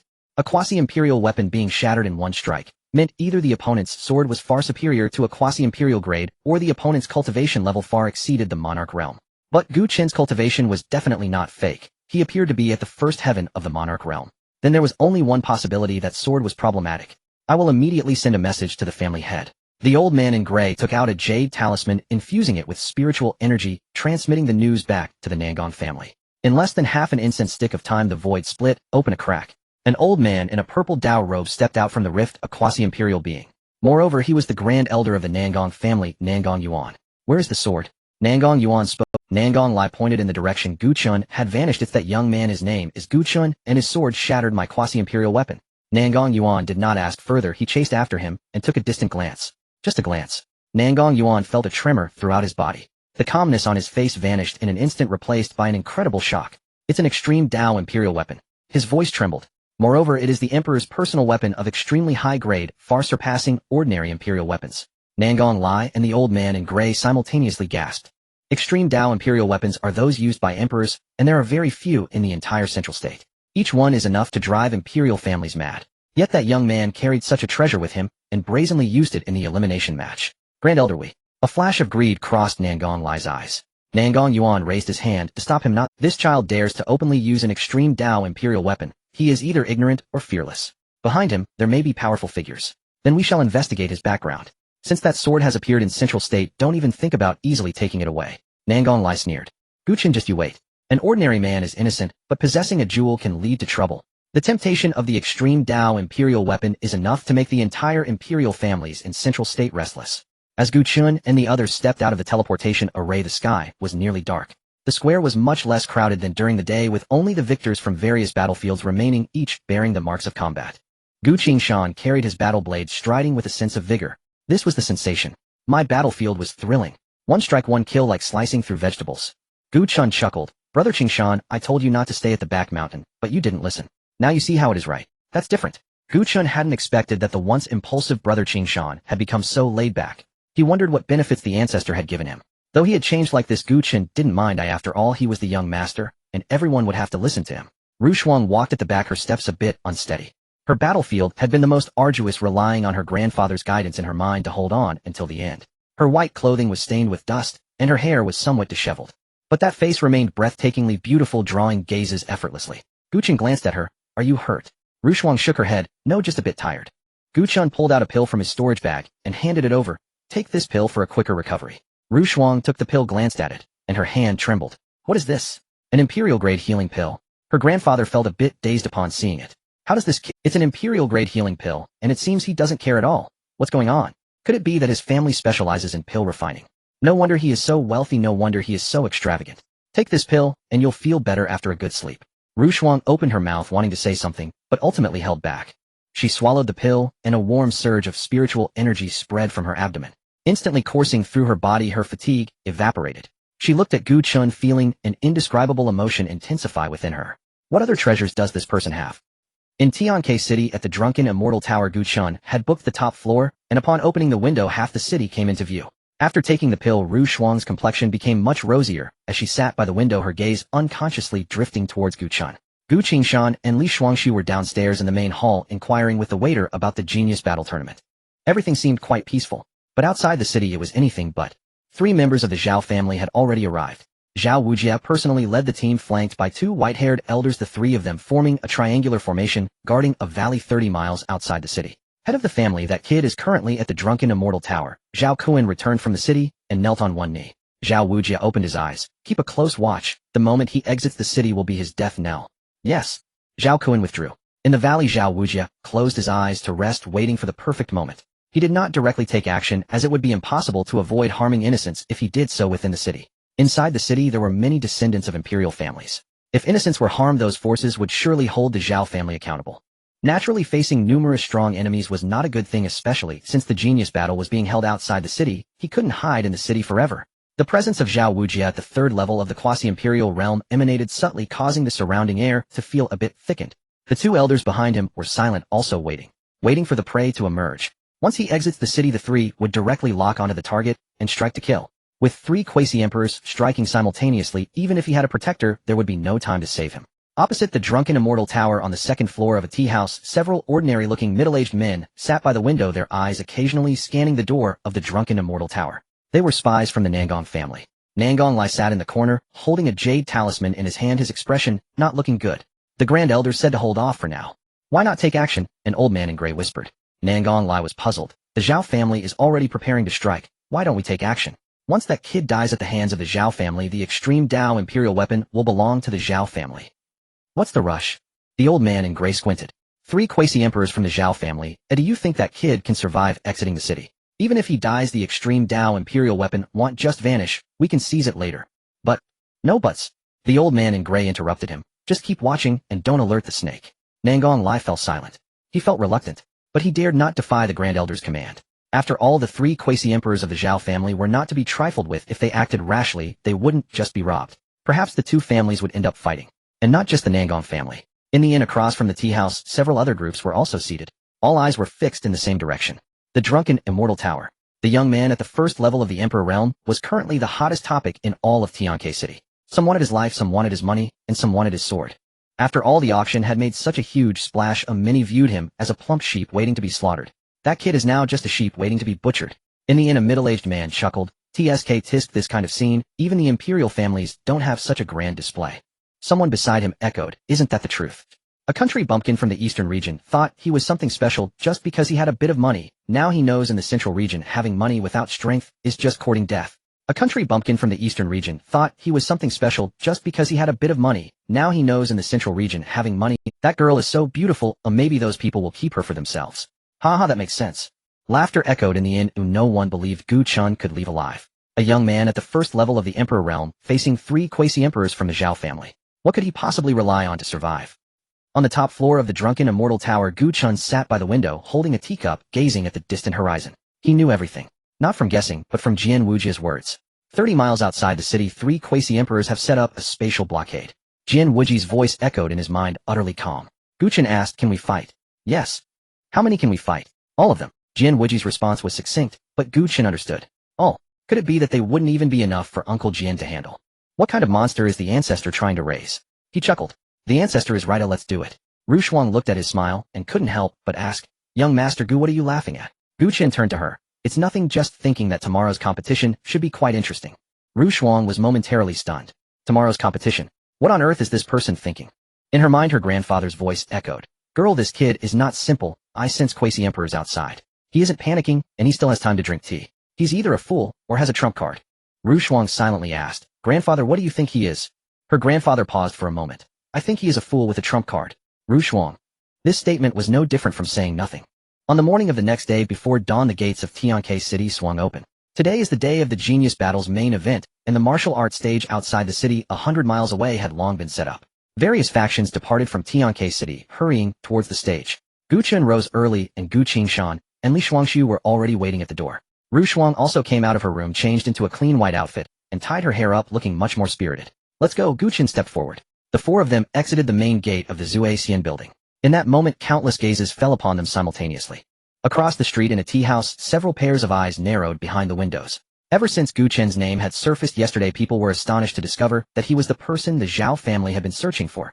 The Zhao family had offered a tempting reward of a quasi-emperor weapon, which naturally drew everyone's desire. Everyone was fixated on Gu Chun, who walked about like a plump sheep.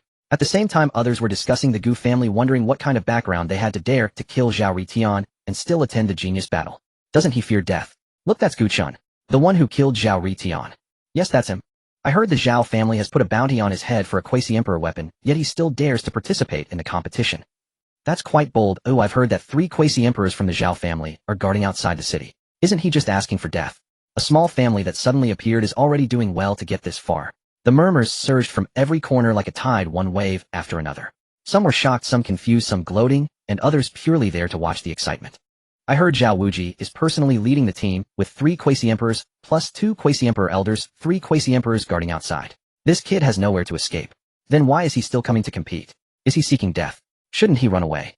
Who knows? Maybe he thinks that since death is inevitable, he might as well die on stage with some dignity. Dignity.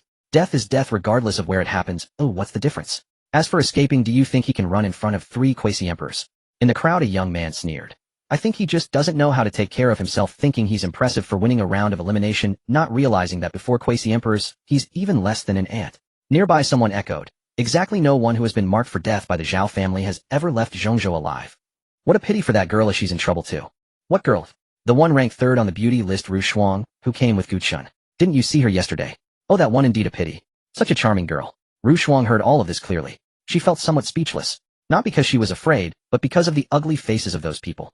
Clearly knowing nothing, yet speaking so eloquently, as if Gu Chun was already dead. She turned to look at Gu Chun. He sat beside her, polishing his sword, utterly unconcerned about the gazes around him. Gu Gongzi. Xuan couldn't help but speak. My, aren't you afraid? Gu Chun looked up at her, afraid of. They say there are 3 quasi-emperors outside the city. Oh, that. Gu Chun chuckled. Why should I be afraid of them? Even Sword Uncle said, he can take them all on. The one who should escape is not him. Xuan opened her mouth to ask why he wasn't afraid, but the words got stuck in her throat. If Gu Chun hadn't shown up, she would probably have been taken away by Zhao Ritian. She recalled her grandfather's words last night, that he was a fool with a trump card. But what exactly was that trump card? Meanwhile, Nangong Lai was watching Gu Chun from a corner, his expression dark, and his fingers trembling incessantly. That was a supreme imperial weapon. He wanted it so badly. The Grand Elder said not to act today, and to observe the Zhao family's reaction. The gray-clad elder whispered. Nangong Lai gritted his teeth. Can those 3 quasi-emperors from the Zhao family handle him? It's hard to say. The gray-clad elder narrowed his eyes.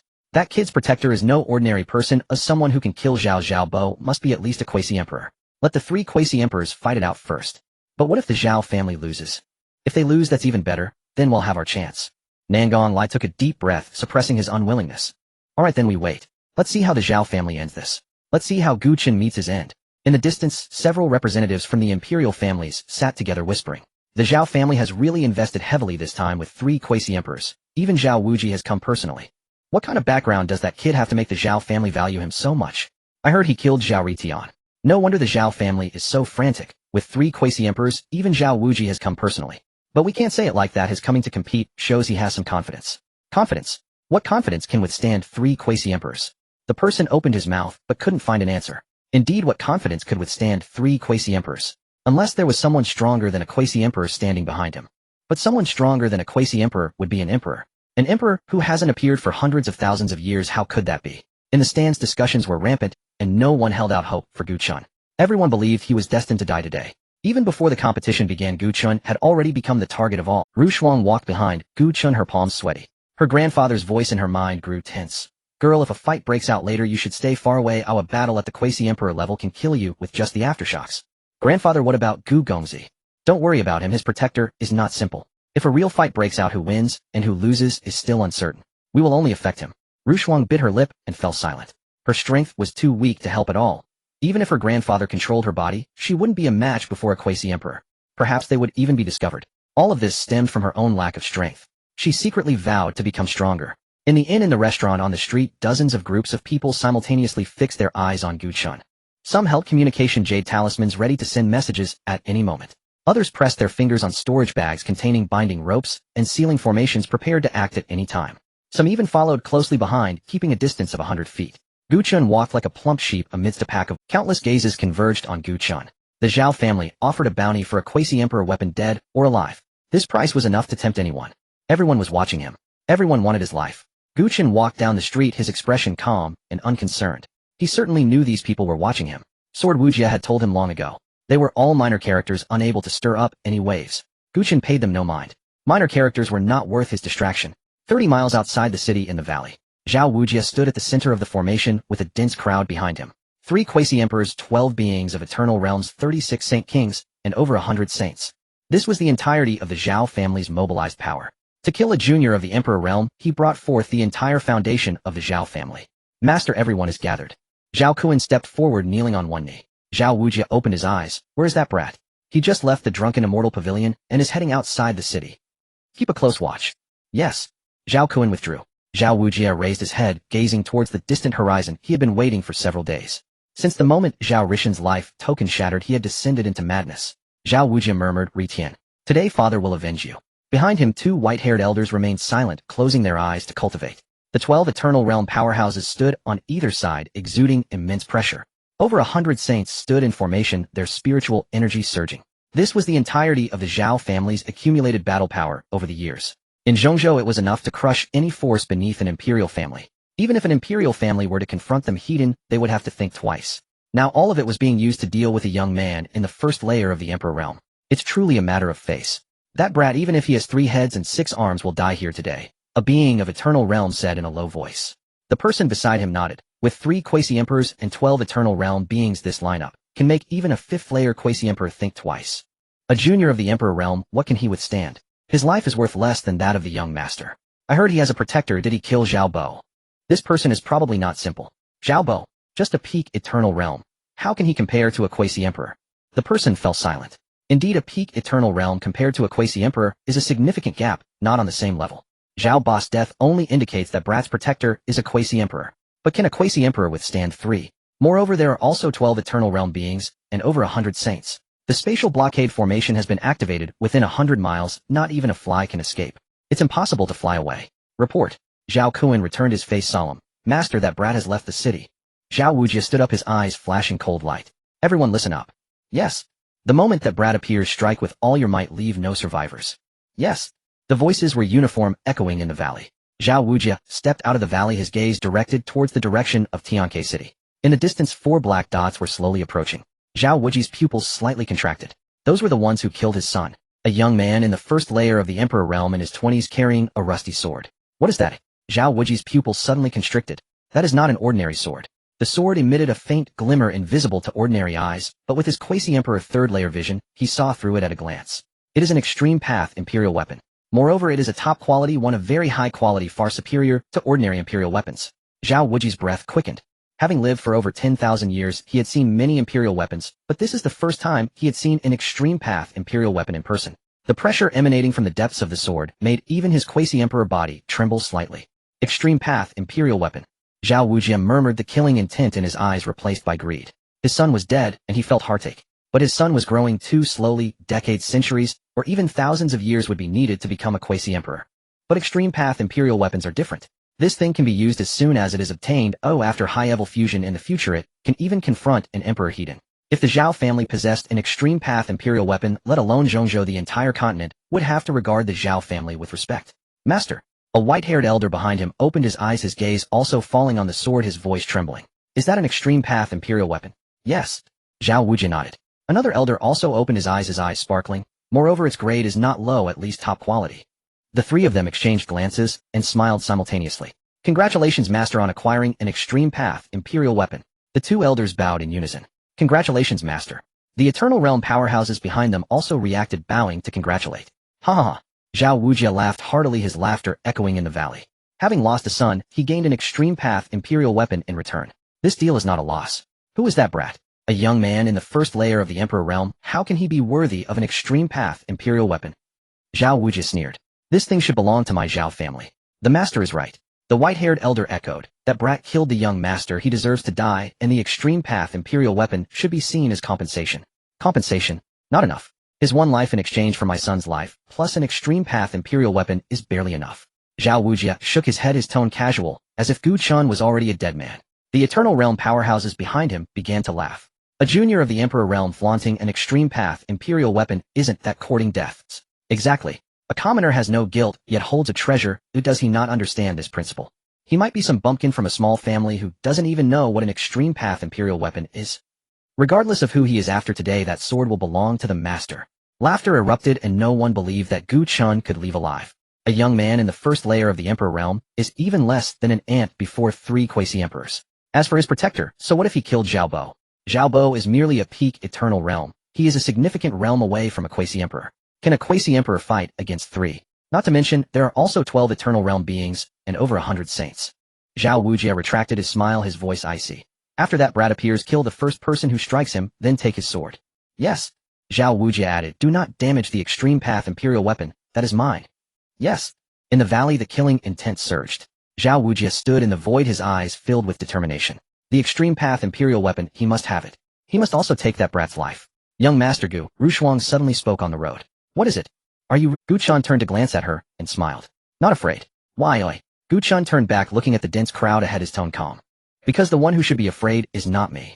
Rushuang was taken aback, not understanding what Guchan meant. However, seeing Guchan's demeanor, he seemed unafraid, but she couldn't comprehend why he was so confident. Moreover, it appeared he was not at all nervous, even somewhat excited. Could it be that this person truly was not afraid? Soon the 4 approached within 100 meters of the crowd.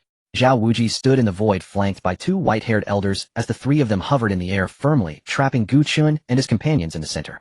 The spatial blockade formation had been activated, solidifying the space within 100 miles. You forget, flying, even teleportation, was impossible. They were like fish trapped in a net. Zhao Wuji looked down at Gu Chun, his gaze icy. Are you from the Gu family? Gu Chun raised his head, disdain evident in his expression. Are you Zhao Rishan's father? You dare speak to me like that after killing my son? Your son struck first, he deserved to die. I simply dealt with him. Are you dissatisfied? If you're dissatisfied, come and fight me. Gu Chen's voice was not loud, but it was clear for all to hear. The crowd behind gasped in shock. This kid dared to say that someone's son deserved to die in front of 3 quasi-emperors, and even questioned their dissatisfaction. You killed someone else's son, and if one didn't know better, they'd think your son was the one who was killed. Is this courting death? Do you think you're not dying fast enough? Well, after all, with 3 quasi-emperors here, if you can enjoy a few words before you die, it's worth it. Zhao Wuji laughed angrily. Very well. Very good. Very good indeed. You have guts. He raised his hand, and the spiritual power of the 3 realms of the quasi-emperor coalesced in his palm, transforming into a blinding light. Then take your guts and go to your death. The light exploded, morphing into a gigantic hand that blotted out the sky and descended upon Gu Chun and his companions. Kid, today is your day to die. The crowd behind gasped in shock. They really made a move. Someone is going to die. 3 quasi-emperors, this kid is finished. What a pity. If he had time to grow, he might have truly amounted to something. There's no time left. Today is his end. Fate is just like this. Gu Qingshan and Li Shuangxu were not nervous at all. It was just that this old man talked too much. He had already killed his son and was still babbling on. Next time, just send him a letter. Let him get furious. Let him be anxious. Ru Shuang bit her lip, her hand resting on her sword, desperately, trying not to retreat.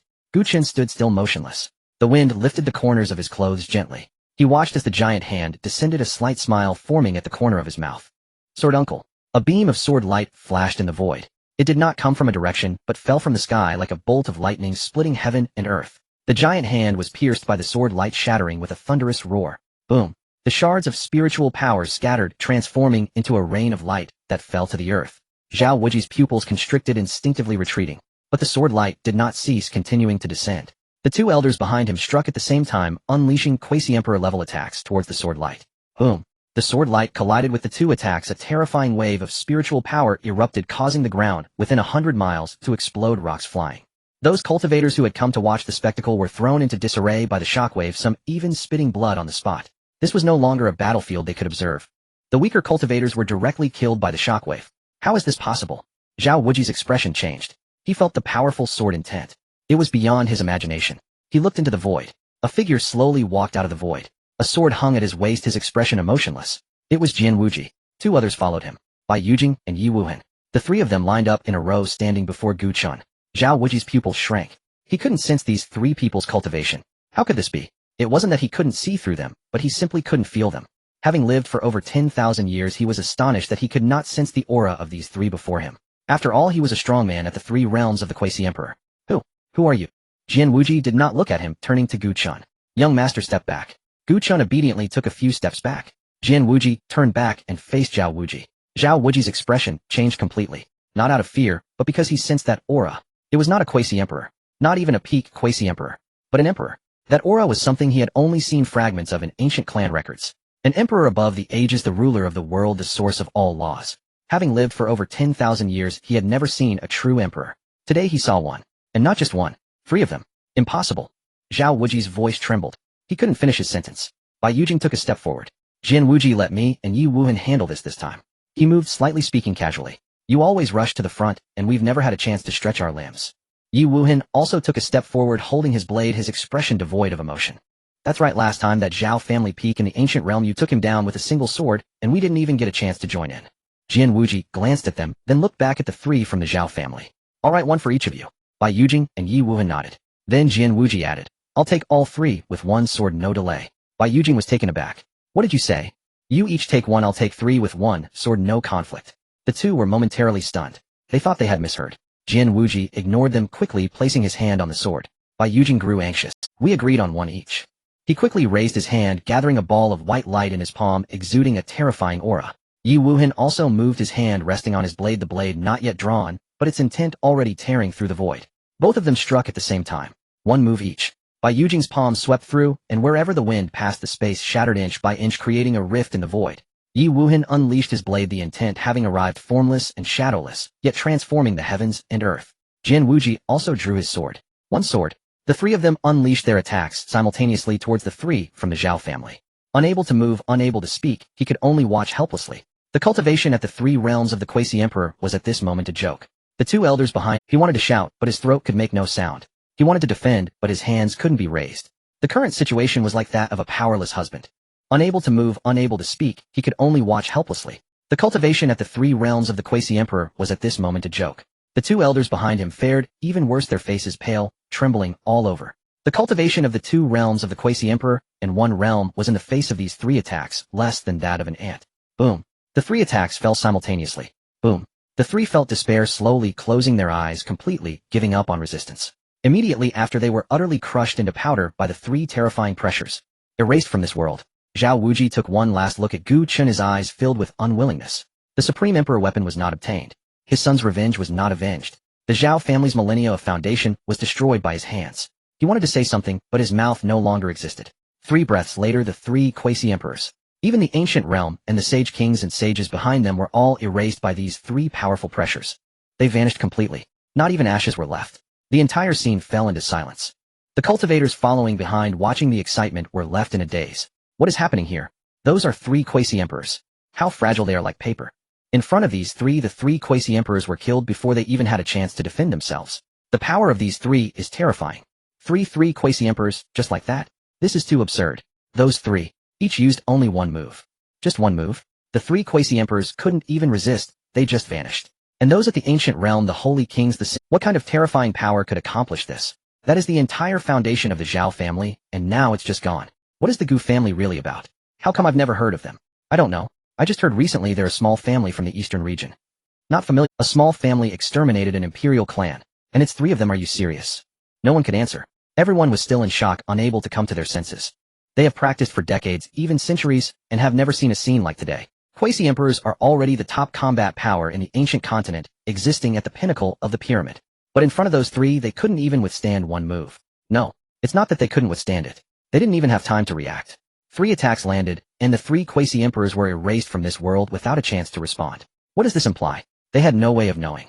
These 3 must at least be at the 6th level of Quasi-Emperor. Otherwise it would be impossible to kill 3 Quasi-Emperors with one move.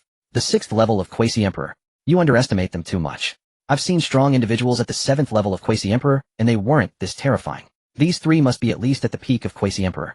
The peak of Quasi-Emperor. That's even more ridiculous. How many peak Quasi-Emperors are there in the entire central region?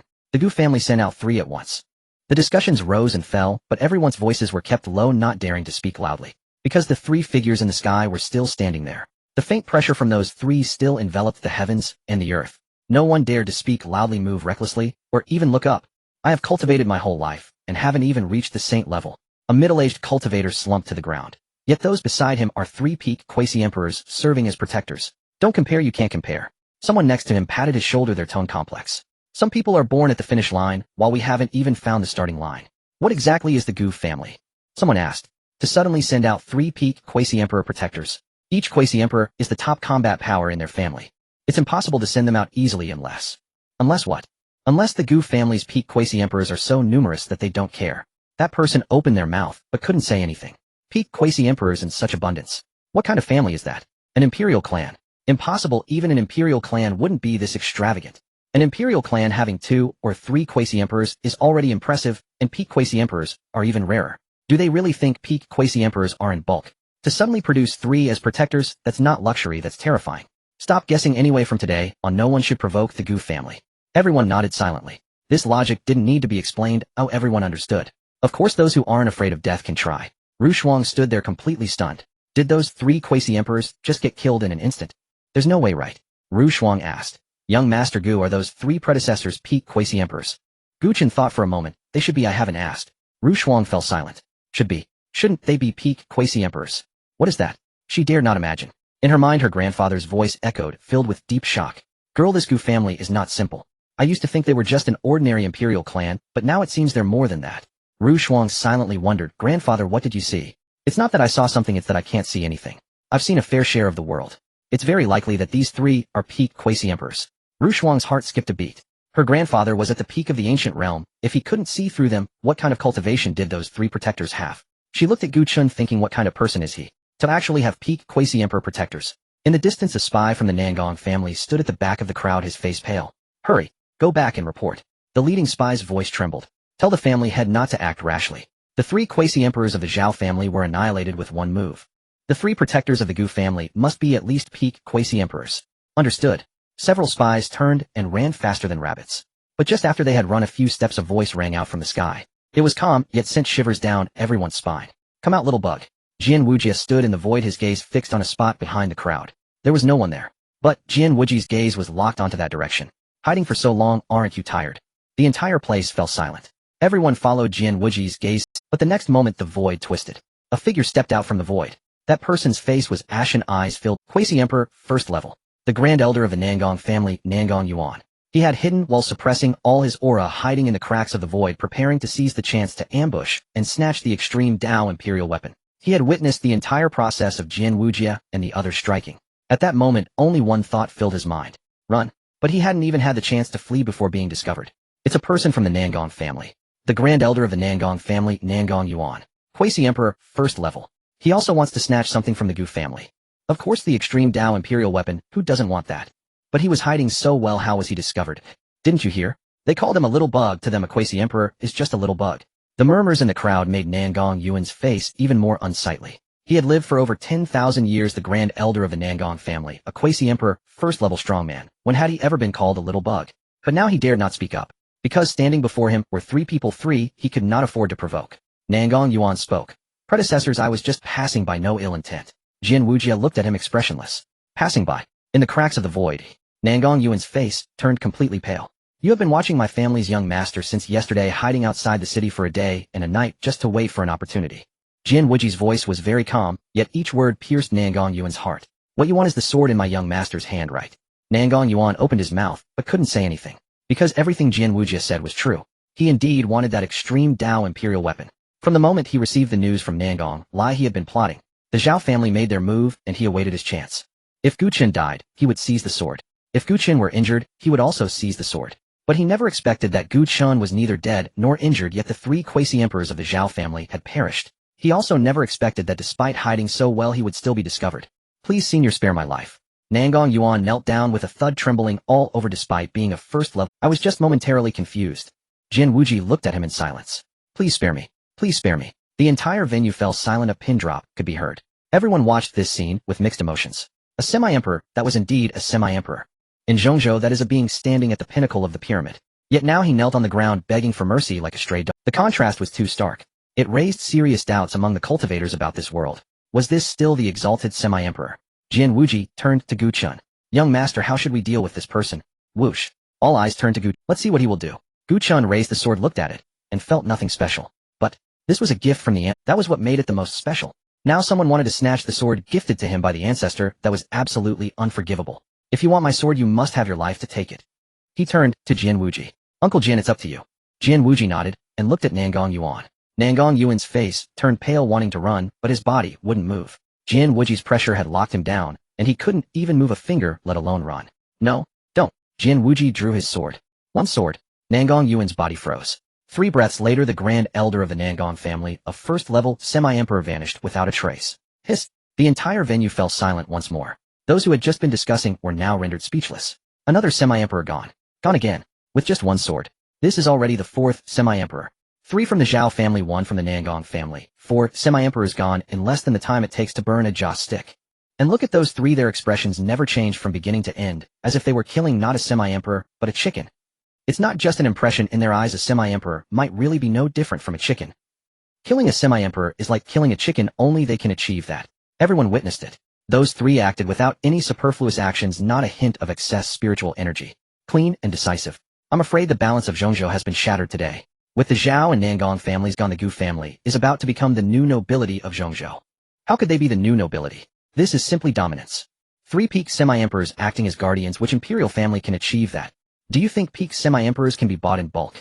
No one could find their voice. Indeed, which imperial family could achieve that? None at all. Today we have witnessed history. For semi-emperors have fallen, seen with our own eyes, not hearsay.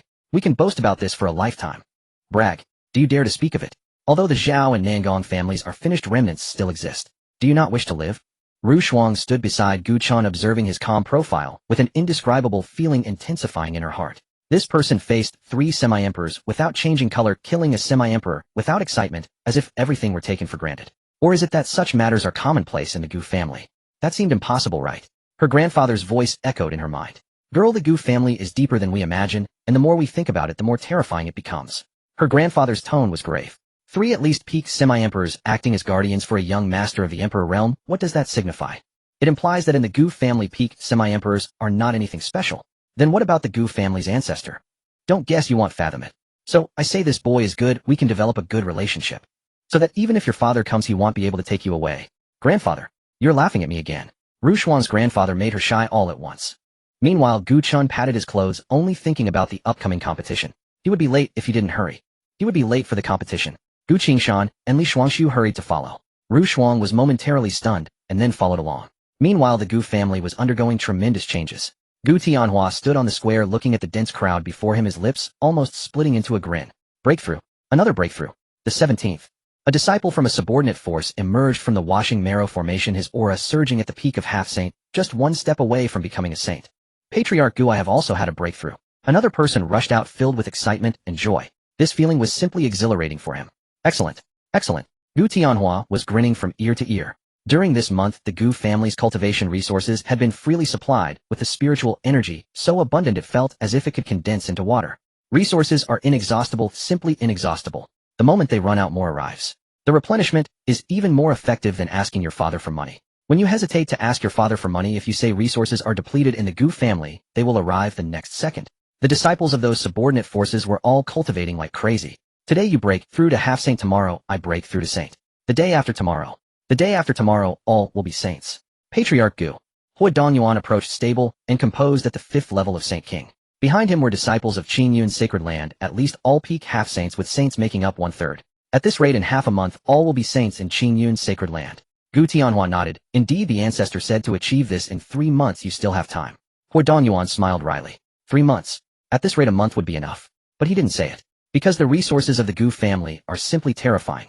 Washing marrow formations, celestial veins, enlightenment, tea, ginseng fruit, imperial-grade elixirs, and all sorts of miscellaneous items, as if they were free. These items, when put outside, any one of them could cause imperial families to fight over them. In the Gu family, you can use them freely. Unlimited. Self-service. Patriarch Gu Huadong lowered his voice. What is the cultivation level of the ancestor? I don't know, Gu Tianhua chuckled. Huadong's mouth twitched. You're the patriarch and you don't know. Who would Gu Tianhua patted his shoulder. Don't think about it, just know it's higher than yours. Huadong smiled wryly. Isn't that obvious? Just as he was about to ask again, Gu Tianhua had already turned to leave. Alright, you keep watching, I have other matters. What matters? Gu Tianhua didn't even look back, preparing the betrothal gifts. Huadong was dumbfounded. Betrothal gifts? Who was getting married?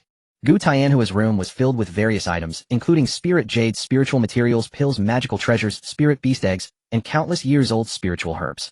It was piled up like a small mountain. This, the young girl should like it. Gu Tianhua picked up a hairpin entirely green and emitting a faint spiritual light. This was an emperor-level spiritual treasure specifically designed for women. Of course, Gu Tianhua couldn't tell, but he knew it was certainly a good item, and it was prepared at the behest of the ancestor. It was certainly a given, it would naturally work. And this. He picked up a feathered robe, also an emperor-level defensive spiritual treasure, light as a feather, yet impervious to blades and spears. This young girl will surely look good in it. Gu Yushan stood at the door watching Gu Tianhua busily moving around, feeling speechless. Tribe leader, the girl hasn't agreed yet. Have you prepared the betrothal gifts? Gu Tianhua replied without looking back. It's only a matter of time. How do you know? Gu Tianhua chuckled. I know my son, the girl he likes won't run away. Moreover, even if it doesn't work out, these items won't go to waste, they can be kept for future use. Gu Yushan was left speechless. This was not preparing for a betrothal, it was like opening a grocery store. Preparing so many items and making such a big fuss, one would think a great battle was about to happen. After all this time, it turned out to be the young master's wedding. But this father was indeed doing his duty, preparing such a multitude of items. Alright, you keep busy, I have other Gu Yushan turned to leave. What matters? Qingqing and Huahua have exited their seclusion. Gu Tianhua was taken aback, they broke through. Gu Yushan smiled widely, grinning more than they broke through. Both little girls have simultaneously reached the sage realm.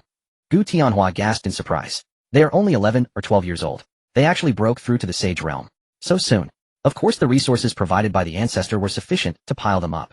Gu Tianhua nodded. Indeed, in the Gu family, breaking through to sage didn't seem that difficult. In the past, sages were rare, now they are everywhere. Where are they? They went to the back mountain to find the ancestor. Back at the mountain, Gu Xian lay in a recliner resting with his eyes closed.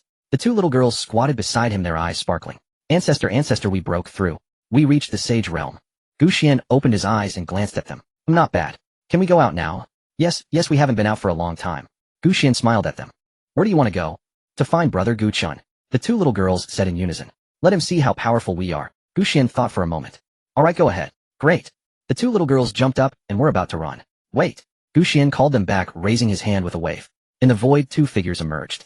Yuqing Xuan and Yuqing Snow. Follow them and don't let them wander off. Yuqing Xuan and Yuqing Snow nodded. Hello, sisters. Yuqing Xuan smiled, faintly remaining silent. Finally, they could go outside. Yuqing Snow smiled, let's go. Then the two little girls hopped onto a white tiger and sped away. Yuqing Xuan and Yuqing Snow followed behind, moving at a leisurely pace. Gu Xian lay in the recliner with his eyes closed. However, his divine sense had already drifted out of the Gu family far away. He sensed a faint aura. It was very weak, almost imperceptible. But Gu Xian was an emperor. An emperor's divine sense covers the entire continent. That aura could not escape his notice. The demon race even had other different types of races. They all came from different worlds and continents. Hundreds of thousands of years ago, an emperor from the ancient continent exterminated these invading species to ensure the development of the human race. Now, after hundreds of thousands of years, those powerful beings from the great worlds seem to have sensed the fall of that emperor and are attempting to make a comeback. After hundreds of thousands of years, those beings are about to emerge again. In the martial arts arena, the crowd was roaring. The first round of the talent battle had already announced the matchups. Gu Qin stood in the contestant area looking at the names above with an unchanged expression. Han Zixuan, a popular contender, a genius from the Imperial Han family, at the peak of the 4th level of the Ru Shuang whispered beside him. Young Master Gu, be careful of his equipment. Han Zixuan's set, although considered a pseudo-emperor-grade weapon when combined as a whole, helmet, armor, boots, and weapon, outperforms a true emperor-grade weapon. Gu Qin glanced at Han Zixuan, who was warming up in the distance. He wore silver-white battle armor with a helmet covering most of his face, revealing only a pair of eyes. Holding a silver spear, he stood there like a silver war god. He does look quite intimidating, Gu Qin chuckled. Ru Shuang couldn't help but add, he really isn't weak. He placed 3rd in last year's youth competition in Zhongzhou. Gu Qin asked 3rd, who were 1st and 2nd. 1st was Bing Xian from the Ice Phoenix clan, and 2nd was another member of the Imperial Han family, Han Zixuan's cousin. But that person has aged out this year, and didn't come. Gu Qin nodded, not asking further. The competition would reveal the truth. First match, Gu Qin versus Han Zixuan. The announcer's voice echoed throughout the arena. Gu Qin stepped onto the stage, and Han Zixuan walked up from the opposite side. He tightened his grip on the spear, the spiritual energy swirling around it. Your protector is strong, but that is your protector's business. The fight on the stage relies on oneself. Well said. The two exchanged glances, and the air froze for a moment. Begin. As the words fell, his speed was incredibly fast.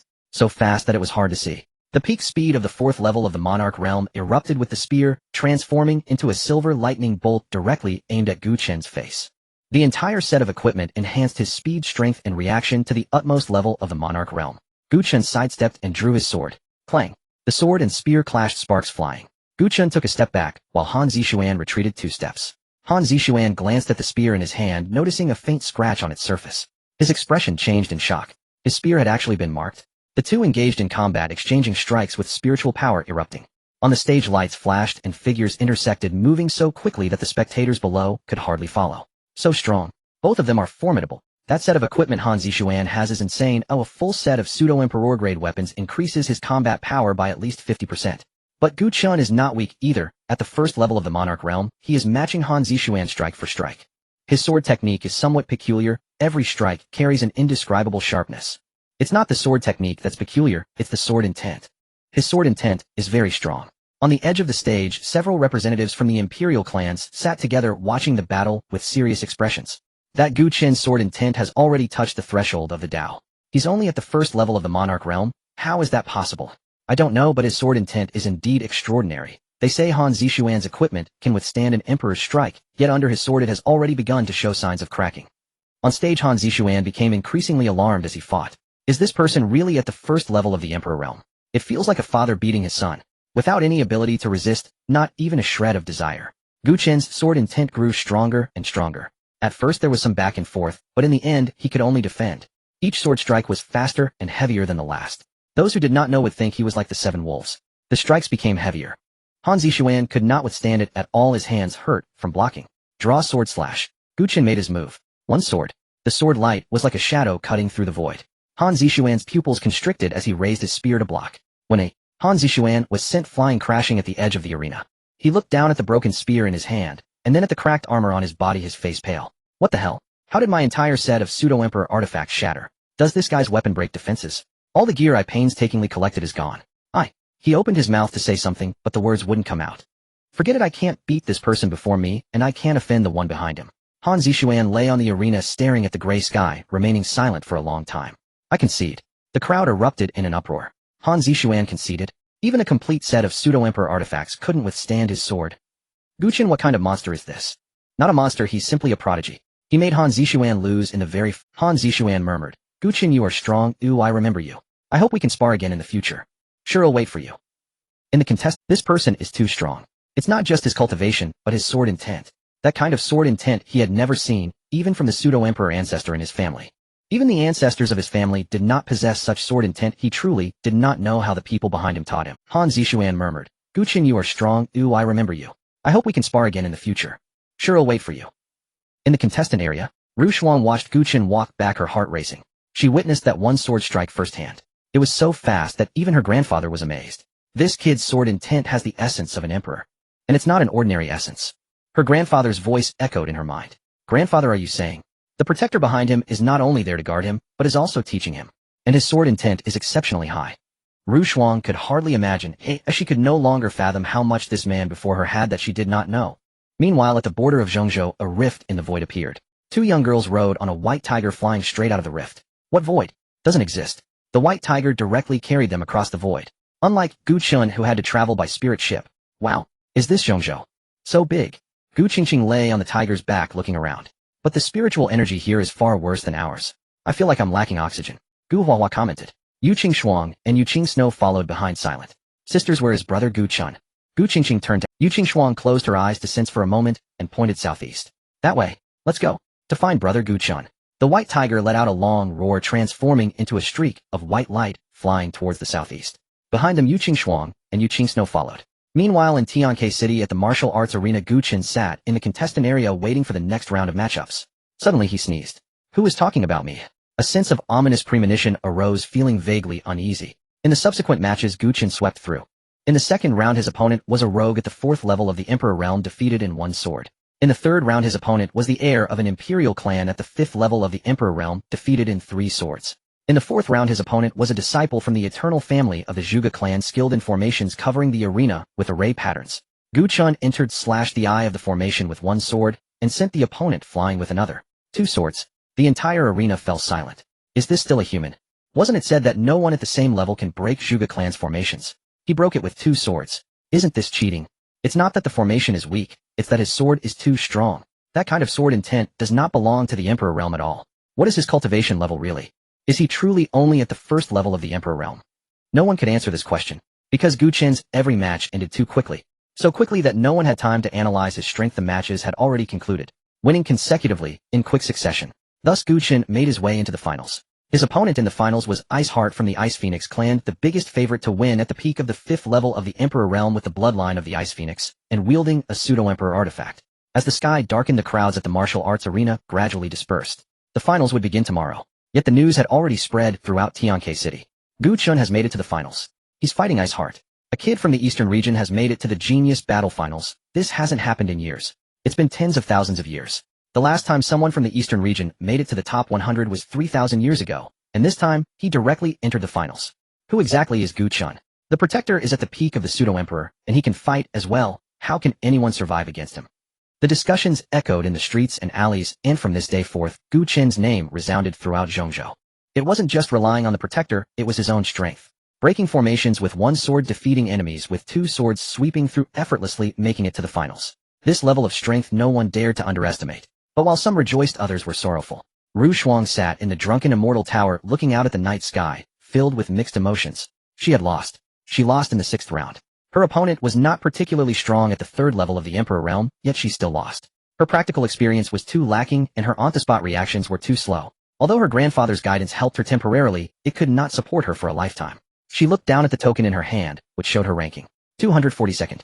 This ranking was far from any reward. At most a few bottles of elixirs, and a bit of spirit stones, it was merely a drop in the bucket for her grandfather's recovery. Child, don't be sad. Xuan's voice was choked with emotion. Grandfather, I am too useless. Grandfather's tone was gentle. You have tried very hard. When you escaped from the Ru family, you were only at the 2nd level of the Emperor realm. In just a few months you have come this far. Grandfather is very proud of you. But grandfather, your remnant soul. It can hold on for a while longer, grandfather interrupted her. The soul nurturing wood can last a few more months. There is no rush. Xuan did not speak. She knew her grandfather was lying to her. The soul nurturing wood could only delay the dissipating of the remnant soul, not cure it. In a few months, at most half a year, her grandfather's remnant soul would completely dissipate. By then she would truly be alone. Grandfather comforted her. There will be a way, there is always a way out. Gu Qingshan lay in bed, a quiet satisfaction blooming within his heart. Top 32. He had advanced no further than the top 32. He lost to an opponent at the 5th realm of Sovereign Ascension, 2 minor realms above his own cultivation level. His adversary wielded no ordinary weapon, and by the final clash, Gu Qingshan's spiritual energy was utterly depleted. With a single decisive strike, he was cast from the arena platform. He fell just short. It was a matter of innate talent. His aptitude paled beside theirs, so too did his years. His ascent to the top 32 rested upon 3 pillars: the ancient blade bestowed by his ancestral patriarch, the abundant resources of the Gu clan, and the hard-won experience forged through countless deaths within the Lock Spirit Pagoda. Yet even these proved insufficient against absolute strength. Still, for him, it was enough. He had never harbored grand expectations, and reaching the top 32 stood as a commendable achievement. After all, he'd only come to observe. And perhaps claiming a top 32 finish wasn't so bad after all. Brother Qingshan. A voice sounded from beyond the door. Gu Chen's. Gu Qingshan sat up. Gu Chen. The door swung open, and Gu Chen stepped inside, 2 jugs of wine dangling from his hand. Care for a drink? Gu Qingshan paused, then broke into a smile. Let's drink. They settled by the window facing the night beyond, each holding a jug. Gu Qingshan took a long, deep draft, and exhaled slowly as if releasing a lifetime's weight. A pity, to advance no further. Gu Chen glanced at him. Making it to the top 32 is already extraordinary. But I wanted the top 16. Next time won't come for another century. Gu Chen fell silent for a moment, then said quietly, then we shall wait 100 years. Gu Qingshan gave a wry smile. This tournament imposed strict age limits. He would be long ineligible by then. To suggest he simply wait a century. Truly masterful consolation. You're kind in every way, except when offering comfort. Gu Chen chuckled. Isn't this precisely what I'm doing? You're merely humoring me. Their eyes met, and both burst into laughter. When the mirth faded, Gu Qingshan drew a deep breath and clenched his fist tightly. Tomorrow's final. Give it your all. Gu Chen nodded. Yes. Let the central domain see those hailing from the eastern domain are no less formidable than they. Agreed. They tapped their jugs together and drained them in one swift motion. Across the verdant immortal pavilion, Li Shuangshu sat in the main hall, a tournament schedule booklet resting in his hands. He hadn't registered. He'd come solely to watch the spectacle. Yet seeing Gu Qingshan halted at the top 32 and Ru Shuang eliminated left him strangely unsettled. So this is the central domain. Geniuses swarming like cloud sovereigns, as common as stray dogs. In Qingyun Prefecture he had been the saint heir, the prodigy, the undisputed peerless sovereign. Here in the central domain he lacked even the qualification to register. Brutal, but undeniably true. Enough, I'll dwell on it no longer. He rose and ascended the stairs. Tomorrow's final demanded early rest. And tomorrow he'd place his wager on the young master's victory, to earn yet more dowry funds. Dawn had not broken, yet the martial arena was already packed. The final, Gu Chun versus Bing Xian. 1. A meteoric dark horse from the eastern domain sweeping all before him en route to the final. Another, the overwhelming favorite, the saint daughter of the Ice Phoenix clan, standing at the pinnacle of the 5th realm of Sovereign Ascension. This final captivated the entire central domain. In the stands, representatives of imperial clans, immortal lineages, and reclusive supreme cultivators gathered in solemn assembly. Who do you favor? Someone asked. Hard to say. Bing Xian's cultivation is superior, her bloodline profound, and she wields a quasi-imperial artifact. Gu Chun is no slouch either. His sword intent was plain to see. He cleaved through the Zhuge clan's formation with a single. But Bing Xian is no Zhuge clan, When the Ice Phoenix bloodline surges to its zenith, its frigid aura can freeze space itself. Even Gu Qin's blade, however swift, will falter once encased in ice. That's sound reasoning. Still, I back Bing Xian. After all, the Ice Phoenix clan boasts hundreds of thousands of years of legacy. Their strength is unquestionable. Voices rose and fell across the arena, yet few truly believed in Gu Qin's victory. Bing Xian's supremacy was undeniable. Fifth Realm Sovereign Ascension at its apex, the sacred Ice Phoenix bloodline, a quasi-imperial artifact, and battle-hardened experience. Gu Qin, though undefeated thus far, now faced genuine peerless geniuses. No one dared predict his triumph. Bing Xian sat quietly in a corner, eyes closed in serene meditation, flanked by several Ice Phoenix elders. Saint Daughter Gu Qin's sword intent is formidable. Exercise caution, murmured one elder. Bing Xian opened her eyes. I know. His sword intent is indeed formidable, and behind him lies a clan whose depth defies measurement. The elder nodded. Therefore, Bing Xian cut him off. Therefore I shall neither underestimate nor fear him. He is but a sudden prodigy risen from the eastern domain. Powerful, yes, but not invincible. The elder hesitated, mouth half open, momentarily speechless. Indeed, Gu Qin was an unforeseen dark horse. Victory over him would prove no simple task. Yet the Ice Phoenix clan's 100,000-year legacy, its meticulous training, its unbroken lineage, ensured Bing Xian would not fall so easily. Such was the unshakable confidence born of a supreme imperial clan. Calmly Bing Xian declared, I will win. The championship is mine. Her voice was soft, but resolute. Her elders exchanged glances, and in each other's eyes they found reassurance. The Saint Daughter remained unchanged, confident, composed, impervious to external influence. That alone was sufficient. To lack such unwavering certainty would render her unworthy of the title Saint Daughter of the Ice Phoenix clan. Absolute confidence, that was the essence. Elsewhere, Gu Qin lifted his gaze toward the arena platform, his eyes burning with unyielding resolve. Let us go. Gu Qingshan and Li Shuangshu followed close behind. Ru Shuang trailed behind them, her face noticeably pale. Gu Qin glanced back at her. Jian Wuji had warned him that soul form could not endure much longer, perhaps half a year before dissolving entirely.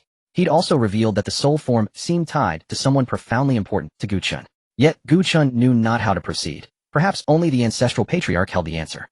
But bringing her directly back to the Gu clan felt improper. After all, she was still a young woman. He would wait until the tournament concluded, and then seek her consent.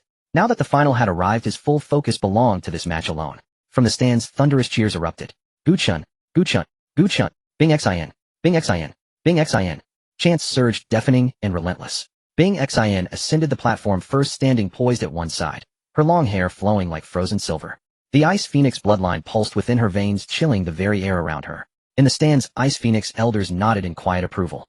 The purity of the Saint Daughter's Ice Phoenix bloodline grows ever stronger. This championship is secured. An absolute certainty. Gu Qin approached from the opposite side, his waist still bearing that rust-pitted sword. Whispers rippled across the stands. That's Gu Qin. He hardly looks imposing. Can he truly be as extraordinary? You've missed the spectacle. If you'd seen him fight, you'd know his prowess is peerless, even at only the first realm of Sovereign Ascension. Reaching the final as a first realm Sovereign Ascension cultivator is itself miraculous. Miracles end here. Bing Xian won't grant him a second chance. Not when I've wagered on her victory. Gu Qin strode to the center of the arena, facing Bing Xian across 50 zhang. Their eyes locked, unblinking, unyielding. The Genius Tournament final commences now. As the words fell, Bing Xian swiftly struck. The power of her bloodline erupted, and a wave of cold air surged from all directions, quickly engulfing the arena. Under Gu Qin's feet the ice spread, attempting to freeze him in place. Gu Qin drew his sword.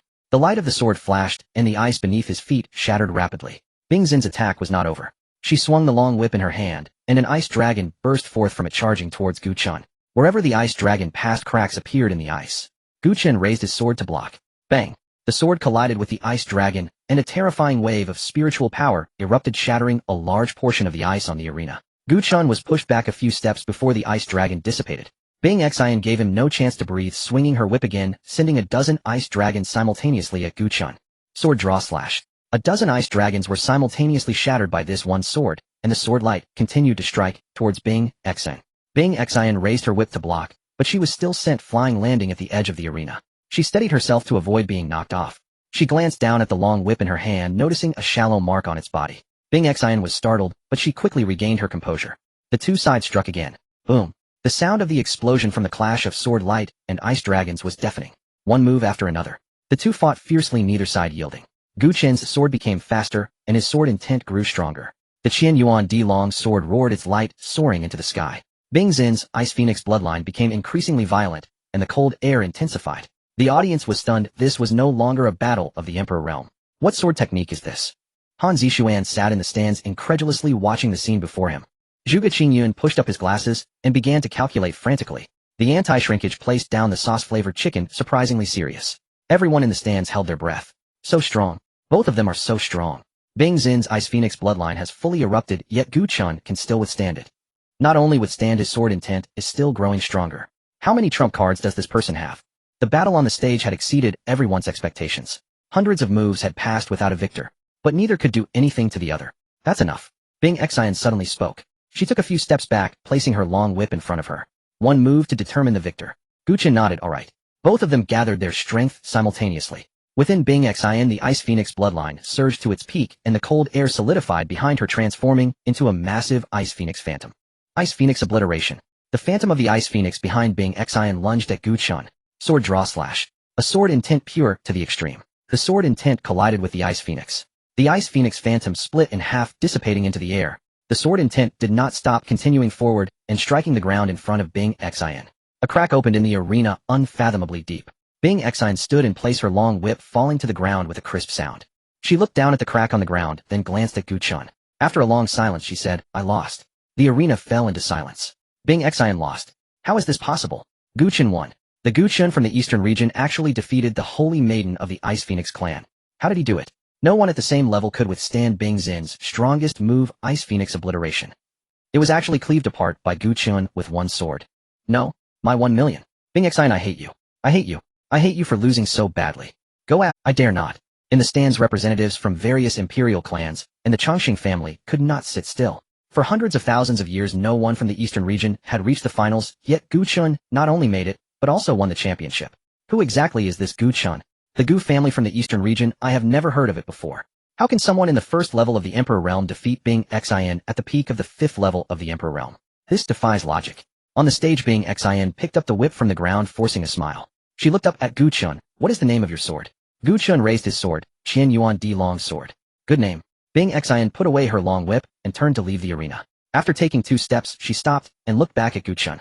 Next time I will win. Alright.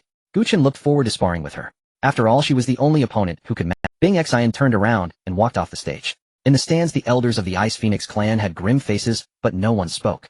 Losing is losing, there is nothing to say. The Holy Maiden had done her best, it was Gu Chun who was too strong. They had also witnessed the recent match, which was beyond what they could contend with at their level. This young master of the Gu family is too powerful. Gu Qingshan jumped up excitedly. We won. We won. I knew you could do it. Li Xuanxi was also extremely excited. Champion. The young master is the champion. Ru Shuang stood beside him, watching the performance on the stage, astonished. This person truly won. The dark horse from the eastern region swept through and reached the finals, winning the championship. From today, on the entire central continent will remember his name. Talented battle champion Gu Chun. The audience erupted in cheers. Gu Chun. Gu Chun. Gu Chun. The shouts resounded like a tsunami, sweeping through the entire martial arts arena. The white-haired elder raised his hands, signaling for silence. Next we will present the champion's reward. The audience fell silent again. Everyone's eyes were fixed on the center of the stage. The champion's reward for the talented battle was always something earth-shattering. What would it be this time? The elder took out a wooden box from his storage bag, holding it with both hands as he walked in front of Gu Chun. The wooden box was small, but extraordinary. This time's champion reward is a remnant artifact of the Great Emperor. The elder's voice was calm, but the audience instantly erupted. Remnant artifact of the Great Emperor. What is that? I don't know, but it sounds terrifying. Remnant artifact of the Great Emperor. Things left behind by a Great Emperor can't be ordinary, right? It must be something good. The white-haired elder opened the wooden box. Inside lay a jade pendant emitting a faint glow. The aura it exuded was not from a quasi-emperor, nor a peak quasi-emperor. It is from a Great Emperor.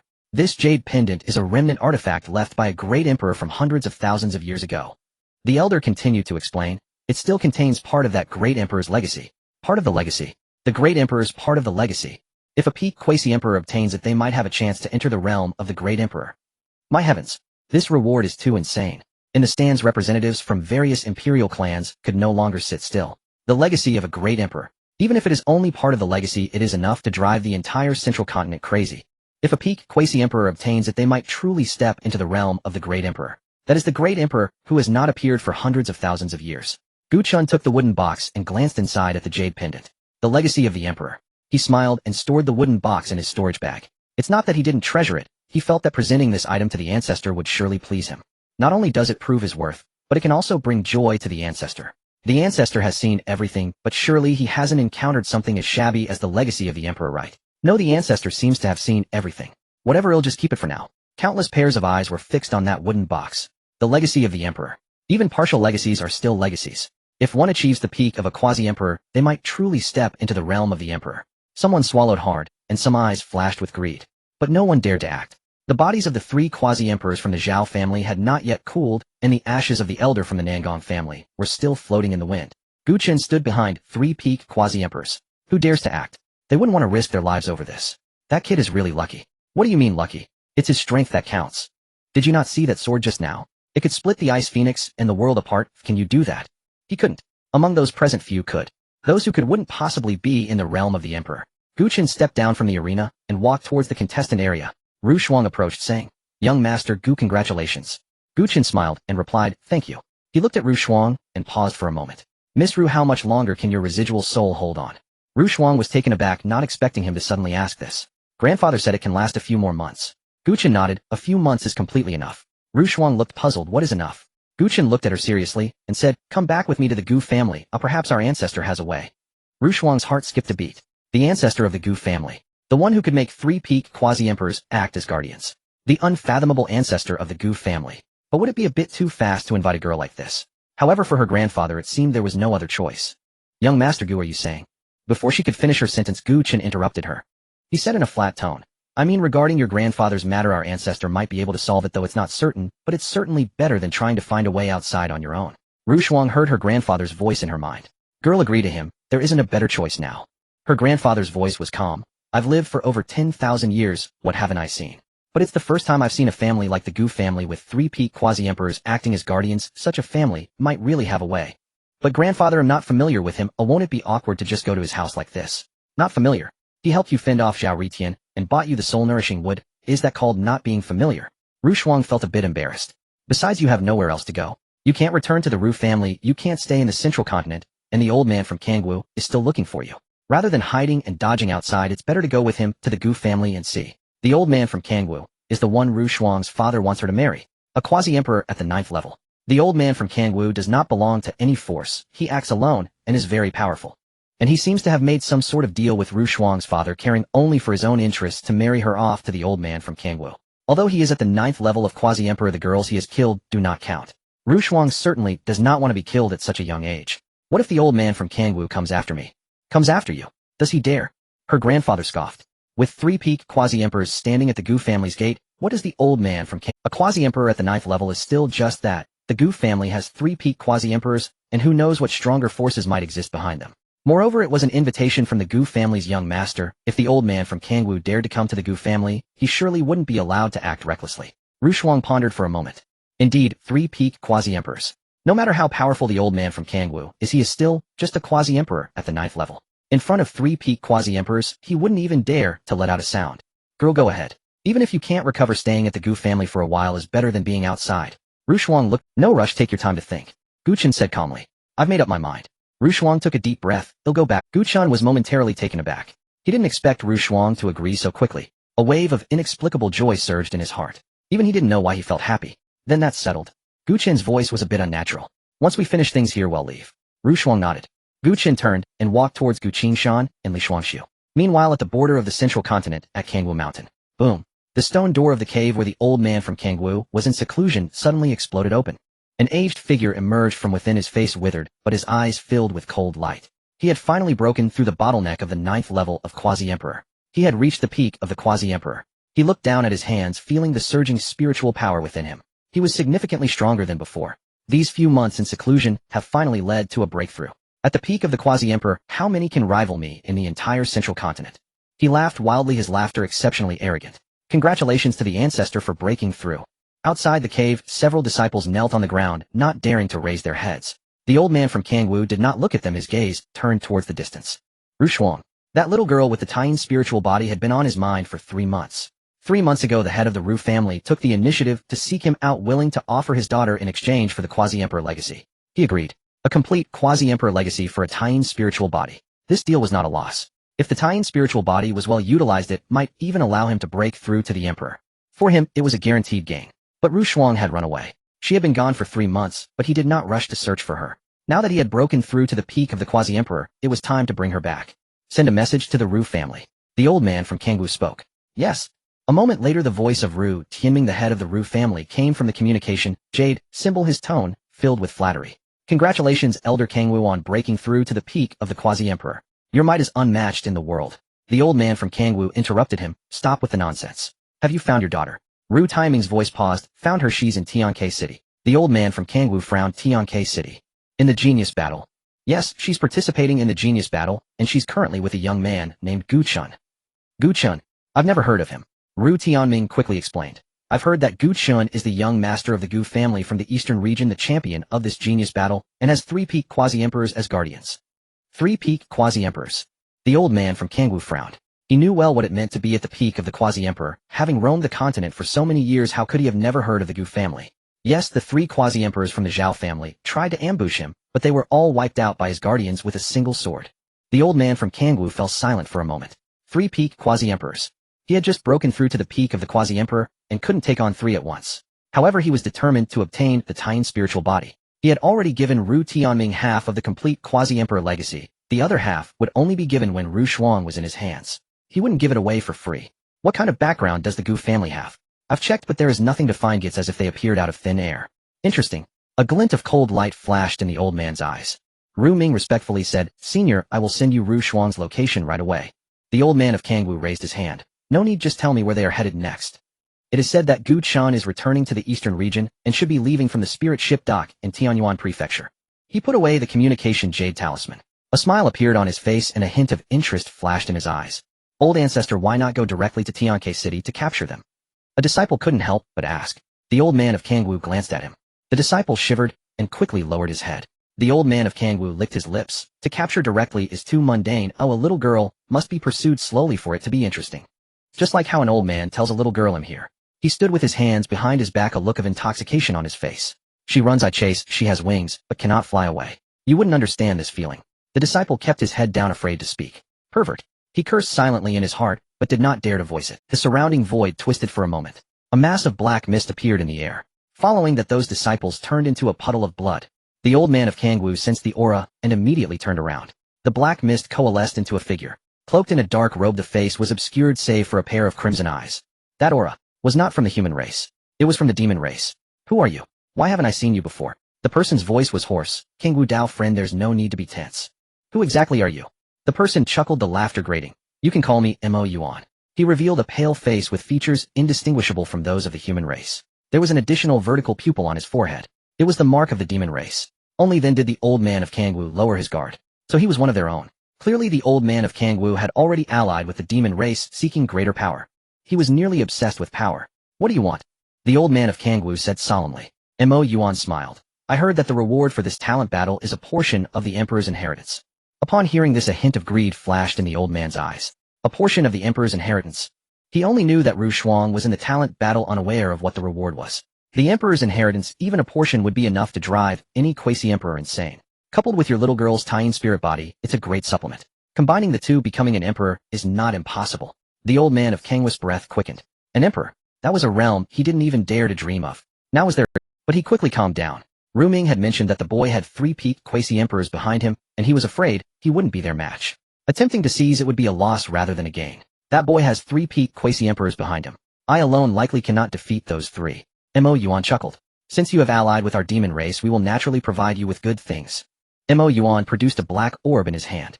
The orb emanated a strange aura. What is this? The old man of Kangwu stared at the orb. Mo Yuan said, it is the demon emperor orb of our demon race, which can allow you to temporarily become an emperor. The old man of Kangwu's pupils dilated. Temporarily become an emperor. Moreover, there will be no side effects, Mo Yuan added. It won't place any burden on your body. You can experience the power of an emperor in advance. The old man of Kangwu stared at the black orb, a glint of greed flashing in his eyes. The power of an emperor. That was what he longed for. Even if it were only temporary, it was worth it. He wanted it too badly. What is the cost? The old man of Kangwu asked. Smart. He put away his smile, and his voice turned cold. When the rift opens, it will be the time when our demon army invades.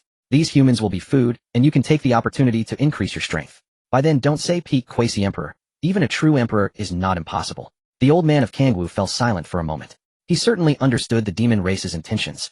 Invading the ancient continent, slaughtering the human race, plundering resources. But he didn't care. What he cared about was his own strength. Tian spirit body emperor's inheritance, the power of the demon race. As long as these could make him an emperor, what did it matter if the human race was exterminated? This was also why he joined the demon race.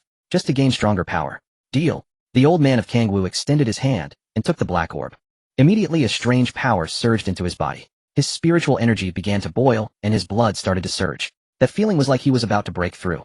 This is only 1% of the power of the demon emperor orb. When you truly use it you will feel the full power of an emperor. The old man of Hongguo tightened his grip on the orb, a hint of madness flashing in his eyes. An emperor. He had waited thousands of years and finally waited for this. Tianke City, Zue Xianlu.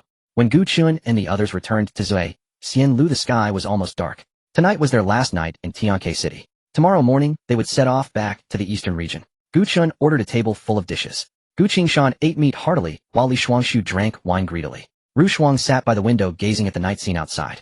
Gu Chen sat opposite her. Miss Ru, Gu Chen said. My. We will set off tomorrow morning. Ru Shuang not. Looking at her, Gu Chen paused for a moment. You must not delay your grandfather's matter for too long. Ru Shuang tightened her hand. She knew Gu Chen was right. Grandfather's remnant soul couldn't last much longer, a few months, neither long nor short. The earlier they reached the Gu family, the more hope her grandfather would have. Ru Shuang softly said, I know, thank you, Gu Gongzi. Gu Chen smiled, no need to thank me. Ru Shuang looked at him, an inexplicable feeling surging in her heart. This person, clearly still young, always seemed to act like an adult. Clearly he didn't know how to speak, yet he always wanted. Gu Gongzi. Ru Shuang suddenly spoke. My. What kind of person is your ancestor? Gu Chen thought for a moment. A very powerful person. Ru Shuang was taken aback, that's it. No more. She was somewhat speechless. How could this person not even describe his own? That was their own ancestor. The strongest person. Gu Qingshan couldn't hold back anymore. Miss Ru, don't ask him, he doesn't understand anything. Gu Chun gave an awkward smile. Our ancestor is a figure like a celestial being. Gu Qingshan put down his wine. Let me tell you, our ancestor was in seclusion for 500 years. Once he came out, he destroyed the Tianming sect, then obliterated the Zixiao sacred land, and afterward wiped out the Yuhing and Tianxian sacred lands. Just the 3 quasi-emperors of the Zhao family in front of our ancestor would not even dare to fart. And that beast tied with 3 ancient realm demon beasts. Our ancestor sent 2 little girls riding a white tiger to deal with it, and with a single phrase they were driven back. What else? Ru Shuang couldn't help but inquire further. There are many more, you'll know when you go there. Ru Shuang. Gu Chen remained silent, as if everything were so commonplace. She suddenly felt a bit of anticipation. What kind of person was that ancestor? In the ancient continent deep within the void lies the adjacent world of the 10,000 Abyss Demon Realm. Both worlds are neighboring, and the strongest beings are those at the Emperor level. The 10,000 Abyss Demon Realm. This is a world completely different from the ancient continent. The sky is like a dark red bloodlight, and the ground is black. The air is thick with rich demonic energy, and ordinary people cannot survive here for even the duration of a stick of incense. However, this is paradise for the demon race. The denser the demonic energy, the stronger their power. In this world, the demon race is the sole ruler. There are no other races, no human race, no beast race, only the demon race. For countless years they have invaded the heavens, plundering the essence of one world after another. With each world they conquer, the demon realm expands, and the demonic energy grows denser. As a result, their overall strength is considerably stronger than that of the ancient continent. Moreover, they have a supreme ruler, the most powerful demon emperor, who reigns here. If one disobeys, there is no reason for those clansmen to continue living. What is demanded is absolute loyalty. Deep within the demon realm, there is a vast black palace where the demon king resides. This is the gathering place of the powerful of the demon race. With billions of demons, countless strong warriors emerge, and the number of nurtured strong ones is beyond count. Inside the hall, over a dozen figures stand on either side. Each figure exudes an aura at the quasi-emperor level. At the top, 5 figures sit side by side. 5 emperors. The 5 demon emperors of the demon race. Each one is a supreme powerhouse at the emperor level. Sitting in the center is the strongest among them, the demon emperor of Desolation. He stands several meters tall, clad in black armor, revealing only a pair of dark golden eyes. Those eyes, only endless darkness and demonic energy. Has the passage opened yet? The demon emperor of Desolation spoke, his voice deep and authoritative. Below, a quasi-emperor peak demon stepped forward, kneeling on one knee. Reporting to the demon emperor, the passage is still under repair. During the battle hundreds of thousands of years ago, the emperor of the ancient continent sealed the passage before his death. We spent a full 100,000 years to find the weak point of the seal. How much longer? The demon emperor of Desolation asked. At most 3 months. The demon emperor of Desolation nodded, saying nothing. Another demon emperor spoke. What is the current situation on the ancient continent? That emperor has been dead for hundreds of thousands of years. The human race should be in decline, right? Without the fortune of that emperor, they are merely lambs to be slaughtered.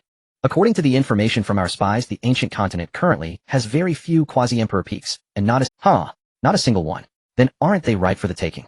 We have already infiltrated some forces on the ancient continent, among them a quasi-emperor peak, called Elder Hongguo, who is already allied with us. Elder Hongguo, quasi-emperor peak. Yes, he just broke through not long ago. He desires the Tian's spirit body and the legacy of that emperor. We gave him a Demon Emperor Pearl, allowing him to temporarily possess the power of an emperor to help us open the seal. Good. What else? He told us that the champion of the genius battle is a young man named Xuan from the eastern region's Gu family. He has 3 quasi-emperor peak protectors by his side, but they are not a threat. Finally, the Demon Emperor of Desolation spoke. Gu family of the eastern region. What is their background? We couldn't find out. They seem to have appeared out of nowhere. The Demon Emperor of Desolation fell silent for a moment. No matter. He stood up, his dark golden eyes sweeping over everyone in the hall. The powerful aura made them feel insignificant. This is absolute strength. Hundreds of thousands of years ago, the Emperor of the Ancient Continent killed countless of our people, severely wounding the vitality of our demon realm. Everyone felt that murderous intent. The history of the demon race is etched in their hearts. The demon race repays hatred with hatred. Regardless of right or wrong, as long as they believe it is right, then it is right. Now that Emperor has fallen, they cannot be blamed for their ruthless hearts. Now it is time for revenge. In the hall, all the demons stood up simultaneously, shouting in unison. Revenge! Revenge! Revenge! The voices shook the palace. The Demon Emperor of Desolation raised his hand, signaling for silence. In 3 months the passage will open. At that time the army will trample down, slaughtering the human race, plundering the essence. Let our demon race step into the next glorious era. I will turn the ancient continent into a second demon realm. Yes. All the demons responded in unison. The Demon Emperor of Desolation sat down again, a flicker of cold light passing through his dark golden eyes. The blood debt of the ancient continent after hundreds of thousands of years should be repaid. On the other side, Xuan and Xuan sat by the window, separated by a table not too close. Yet the moonlight outside poured in, casting their shadows on the ground, appearing very close. At that moment, bang, the door was kicked open. Brother Xuan. 2 little girls rushed in, one on the left and one on the right, like 2 cannonballs. Before Xuan could react, Gu Qingqing had already jumped onto his back, and Gu Huahua directly dove into his arms. What are you 2 doing here? Xuan was nearly out of breath. Gu Qingqing laughed. We came to find you. We've broken through, so we came to play with you. Gu Huahua nodded in agreement. Xuan finally managed to peel the 2 little girls off him, and turned to look at the door. Bai, who was lying at the doorway, yawning with an expression of utter indifference. These 2 little ancestors are truly difficult to serve. The tiger cannot establish its authority. Fortunately, they didn't come to play out, otherwise it would be the one getting scolded. Yuqing Xuan and Yuqing Snow followed behind. The 2 elder sisters are also here. Xuan hurriedly stood up to greet them. Yuqing Xuan nodded, saying nothing. Yuqing Snow smiled. The ancestor was worried about them, so we accompanied them. Xuan understood. These 2 little girls are indeed not reassuring. If they were trustworthy, they wouldn't have come along. Gu Qingqing jumped down from Gu Chen's back, her gaze shifting to Ru Xuan sat by the window, dressed in white, like snow, with moonlight illuminating her face, making her appear almost unreal. Gu Qingqing's eyes lit up at once. Did you think the 2 little girls came to see Xuan? Wrong. They are not here just to see Xuan. During their training, they often saw the clan leader Gu Tianhua preparing the betrothal gifts. Then they heard that Xuan was going to get married. Isn't that brother Xuan? Hearing about the wedding, the 2 little girls were quiet. They all want to see what their sister-in-law looks like. To visit Xuan. It is merely an excuse to get out, since the ancestor wouldn't let them wander freely. Xuan is irrelevant. They are simply here to see their sister-in-law, whom they have never met. Wow. She tugged Gu Wawa's hand, and the 2 little girls huddled together, gazing intently at Xuan. She's so beautiful. Absolutely stunning. Even more exquisite than figures and paintings. Brother Xuan, who is she? Xuan's face flushed crimson. This is Miss Ru, my friend. Friend. Just a friend. Gu Qingqing tilted her head, glancing first at Xuan, then at Xuan. Just a friend. Gu Qingqing refused to believe it. She stepped forward before Xuan and scrutinized her from head to toe. Sister, what is your name? Xuan felt slightly flustered under the 2 girls' unwavering gaze. Xuan. Gu Qingqing ever sweet-tongued chirped. Big sister Xuan. What is your relationship with brother Xuan? Xuan's cheeks instantly burned red. A friend. Gu Qingqing blinked playfully. A friend. But elder uncle, the clan chief, said brother Xuan is getting married. Xuan nearly choked on his own saliva. What nonsense was this? How could he possibly not know? What absurd scheme was that unreliable father up to now? Could he have arranged a match for him? If Miss Ru found out, how would he ever face her? Marriage. Who said that? Elder uncle, the clan chief, said so. He declared you'd returned with your wife and told us to come see what our new sister-in-law looks like. Gu Huahua nodded vigorously. Yes. Elder uncle even prepared mountains of betrothal gifts, filling an entire hall. Gu Chen's face turned scarlet. What on earth? Wasn't she the very lady in question? Well then, this could work. Don't speak nonsense. Miss Ru is merely a friend. Then why do you stand so close? Gu Qingqing pointed at their shadows cast upon the ground. 2 figures standing so near they almost merged into one. Gu Qing glanced down, then hastily stepped aside and whistled nonchalantly. Xuan noticed too and quickly shifted sideways. The 2 girls exchanged a knowing glance and burst into simultaneous laughter. Our sister-in-law is blushing. She is not our sister-in-law. She is a friend. Gu Chen reached out anxiously. Then why are you blushing? I'm just warm. It's autumn. Gu Chen fell silent. Xuan sat nearby, her own cheeks burning. At that moment her grandfather's voice echoed in her mind. Child, those two little girls. They are saints. Xuan froze stunned. What? And they're only 11 or 12 years old. Have you ever heard of saints at such an age? Xuan had never seen such a thing, not even heard of it. It was utterly impossible. The Gu clan, true. Xuan looked toward the two girls. They were swarming around Gu Chun, tugging his hair, yanking his robes, chattering endlessly in unrestrained delight. Saints at 11 or 12. Such prodigies would be deemed monstrous anomalies even in Zhongzhou. No, such a feat should be unattainable. Yet within the Gu clan it seemed perfectly ordinary. Why? She couldn't comprehend it. Sister-in-law. Gu Qingqing suddenly leaned in and seized Xuan's hand. We aren't. Xuan tried to explain only to be cut off immediately. You will be, sooner or later. Gu Qingqing grinned. Elder uncle, the clan chief, said whoever brother Guchen sets his eyes on is destined to be his. Xuan was momentarily speechless. They were truly just friends. Gu Chun beside her grew frantic. Enough, you two stop this nonsense. Or I'll send you straight back. Gu Qingqing retorted with unshakable confidence. The patriarch decreed we mustn't wander recklessly. But we may follow you. Wherever you go we go too. Gu Chun groaned inwardly. Damn it all. Last time in the secret realm he'd agreed to let them tag along. Only for them to scatter everywhere. One slaughter after another. Now these two little girls. Untouchable, unscoldable, unshakable. And it wasn't even about whether he could strike them anymore, as saints they'd long surpassed him in cultivation. Fine. Tomorrow at dawn we depart. Don't oversleep. Gu Chun sighed. No sleeping. No sleeping. The two girls chimed in unison. Xuan watched them, a soft smile blooming on her lips. Though mischievous, they were undeniably endearing. And strangely, when they called her sister-in-law, she felt no aversion, only quiet warmth. Child, the Gu clan runs far deeper than we imagined. Saints at 11 or 12. Consider the sheer magnitude of resources required to nurture such beings. Xuan remained silent, unable to fathom it. What staggering abundance of treasures, elixirs, and spiritual energy would be needed to elevate mortals to sainthood? Her grandfather's tone suddenly lightened. This is auspicious news. The stronger the Gu clan grows, the greater my chances of restoration. Xuan nodded. Yes, the Gu clan's strength was undeniably fortunate, even if it meant. She glanced at Gu Chun, who was locked in spirited banter with the girl's face flushed and neck taut. This man, who feared neither heaven nor earth beyond the clan walls, was utterly subdued at home by two little girls. Suddenly she sensed the Gu clan might be a most fascinating place indeed. A quiet anticipation stirred within her, though her deepest hope remained her grandfather's recovery. Gu Qingshan and Li Shuangshu stood nearby, chuckling heartily. As elder men they wisely held their tongues. But the two girls cared nothing for decorum. They spoke freely, boldly, unreservedly. Gu Chun found it exasperating, yet all things considered it was a blessing. After all, Miss Ru had to know Gu Chen's feelings for her. At dawn the next day they departed the drunken, immortal pavilion. Many watched their retreating figures from afar, but dared not act. Though greedy for the legacy of the greedy emperor, they cherished their lives far more. 3 sovereign ascendant masters nearing peak cultivation were no trivial matter. And so the group began their journey homeward. Yet high atop a distant mountain, Hongguo elder stood motionless, eyes narrowing as he observed 8 tiny black specks receding into the horizon. More people than expected. He smiled faintly, a flicker of disdain flashing in his gaze. No matter, merely additional prey. Yet his attention lingered upon the 2 white-robed women trailing last. Yu Qingshuang and Yu Qingshui. Hongguo elder's pupils contracted minutely, not in awe of their cultivation but in visceral excitement at their unearthly beauty. Exquisite. Even more luscious than that body. Fuller, richer. Hongguo elder murmured, intrigued. He dismissed the thought and lowered his gaze. First I'll shadow them. Discover where this Gu clan resides. He stepped forward, pacing deliberately, maintaining 100 distance. A single clan nurturing 3 sovereign ascendant masters implied unfathomable depth of heritage. Its reserves, spirit stones, pills, cultivation manuals, spirit artifacts, must be inexhaustible. Any single treasure would sustain him for centuries. Once I seize the Taiyin body, inherit the Emperor's legacy, and harness the Demon Emperor's pearl to attain Emperor-level power. Hongguo elder's eyes gleamed with raw avarice. Then the Gu clan's wealth shall be mine as well. He moistened his lips and quickened his stride. A triple triumph. No, quadruple.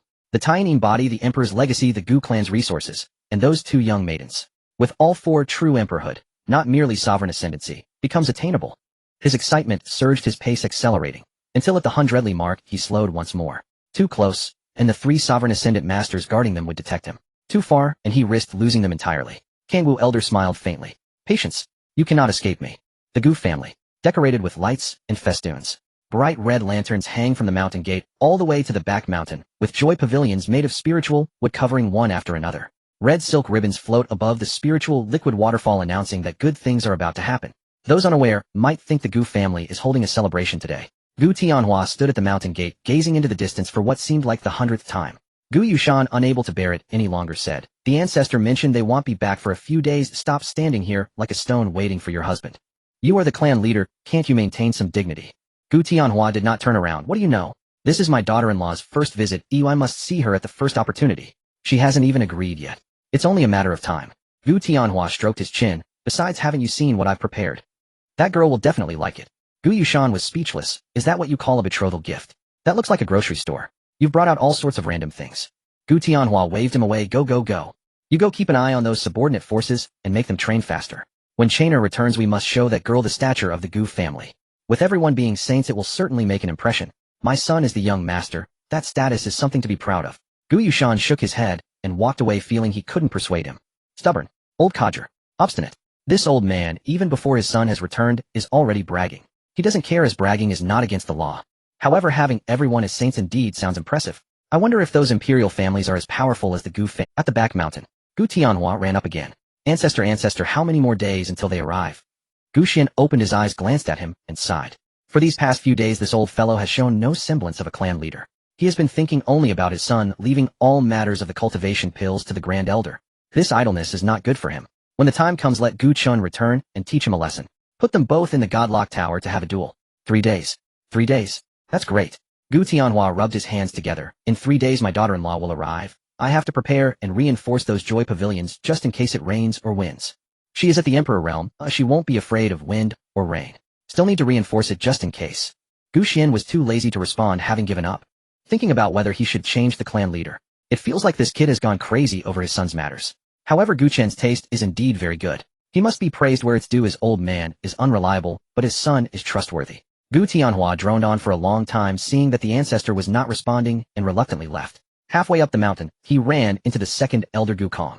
Gu Kong was sitting on a rock, gazing into the distance with a forlorn expression. What's wrong, little brother? Gu Tianhua asked.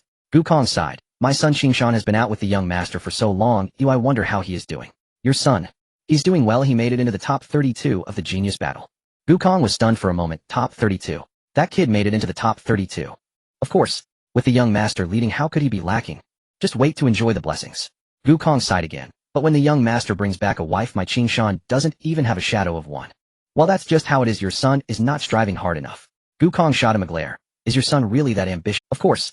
The girl my son has his eye on is ranked 3rd on the beauty list. Gu Tianhua puffed out his chest. Go ask around in the entire eastern region whose son has such capability. This person, even before his son is married, is already starting to boast. Gu Kong was left speechless. Okay, I won't talk to you anymore. After saying this, Gu Tianhua dashed away, leaving no trace. Gu Kong sat on the stone looking toward the horizon. Xingshan, bring one back too. Father is not picky as long as she is a girl. Father is not picky. Anyway, it's not for me. 3 days later, Gu Chun and his party had already traveled most of the distance. The spiritual ship docked at the Tianyuan Prefecture Pier just ahead. Beyond the pier is the eastern region. In another 2 days they will arrive home. Gu Chen walked in the front. Gu Qingqing rode on a white tiger, running ahead, and then back again, causing a ruckus. Ru Shuang walked beside Gu Chun, gazing at the distant horizon, feeling both excited and apprehensive. Ru girl, we are almost there, Gu Chen said. Ru Shuang nodded. Don't be nervous, my family is all very nice. Ru Shuang glanced at him. How do you know I'm nervous? Your hand is shaking again. Ru Shuang looked down and indeed saw her hand shaking. She quickly hid her hand behind her back. Gu Chen smiled lightly and said nothing. In the distance, 100 miles away, the old man Kangwu stood atop a mountain, watching the direction of the group, his eyes turning cold. When you arrive at the Gu family, I will make my move. At that time I will take them all down. He licked his lips, his eyes filled with greed. The Taiyan spirit body, the legacy of the emperor, the resources of the Gu family, and those 2 women in white. All of them belong to him. The spiritual ship quickly docked at the Tianyuan Prefecture Pier. The moment they stepped onto the land of the eastern region, Ru Shuang clearly felt that the spiritual energy had thinned considerably. It cannot be compared to the central region. She didn't say this out loud because she hadn't reached the Gu family yet. Gu Qingqing rode on the white tiger, leading the way. Sister-in-law, hurry. We are almost there. Ru Shuang no longer wanted to correct it. Just call it that. Anyway, it can't. 2 days later, the group finally saw the mountain gate of the Gu family. Ru Shuang stopped in her tracks. She thought she was mentally prepared. Gu Qingshan had told her what the Gu family was like. Gu Chun had also mentioned it, and the 2 little girls had bragged all the way. But when she saw it with her own eyes, she was still stunned. The mountain gate was not some grand building, it was just 2 old trees with a stone in between. On the stone was carved the character Gu. Very ordinary. Behind the mountain gate was a realm she had never seen before. 9 peaks soared into the clouds, surrounded by spiritual mist, with celestial veins flowing between the mountains resembling glowing dragons. Waterfalls cascaded down from the highest peak. Spiritual mist condensed into substance, slowly flowing through the valleys like rivers. Below the waterfall was a pool of spiritual liquid. The spiritual liquid was crystal clear, shimmering with a faint spiritual light.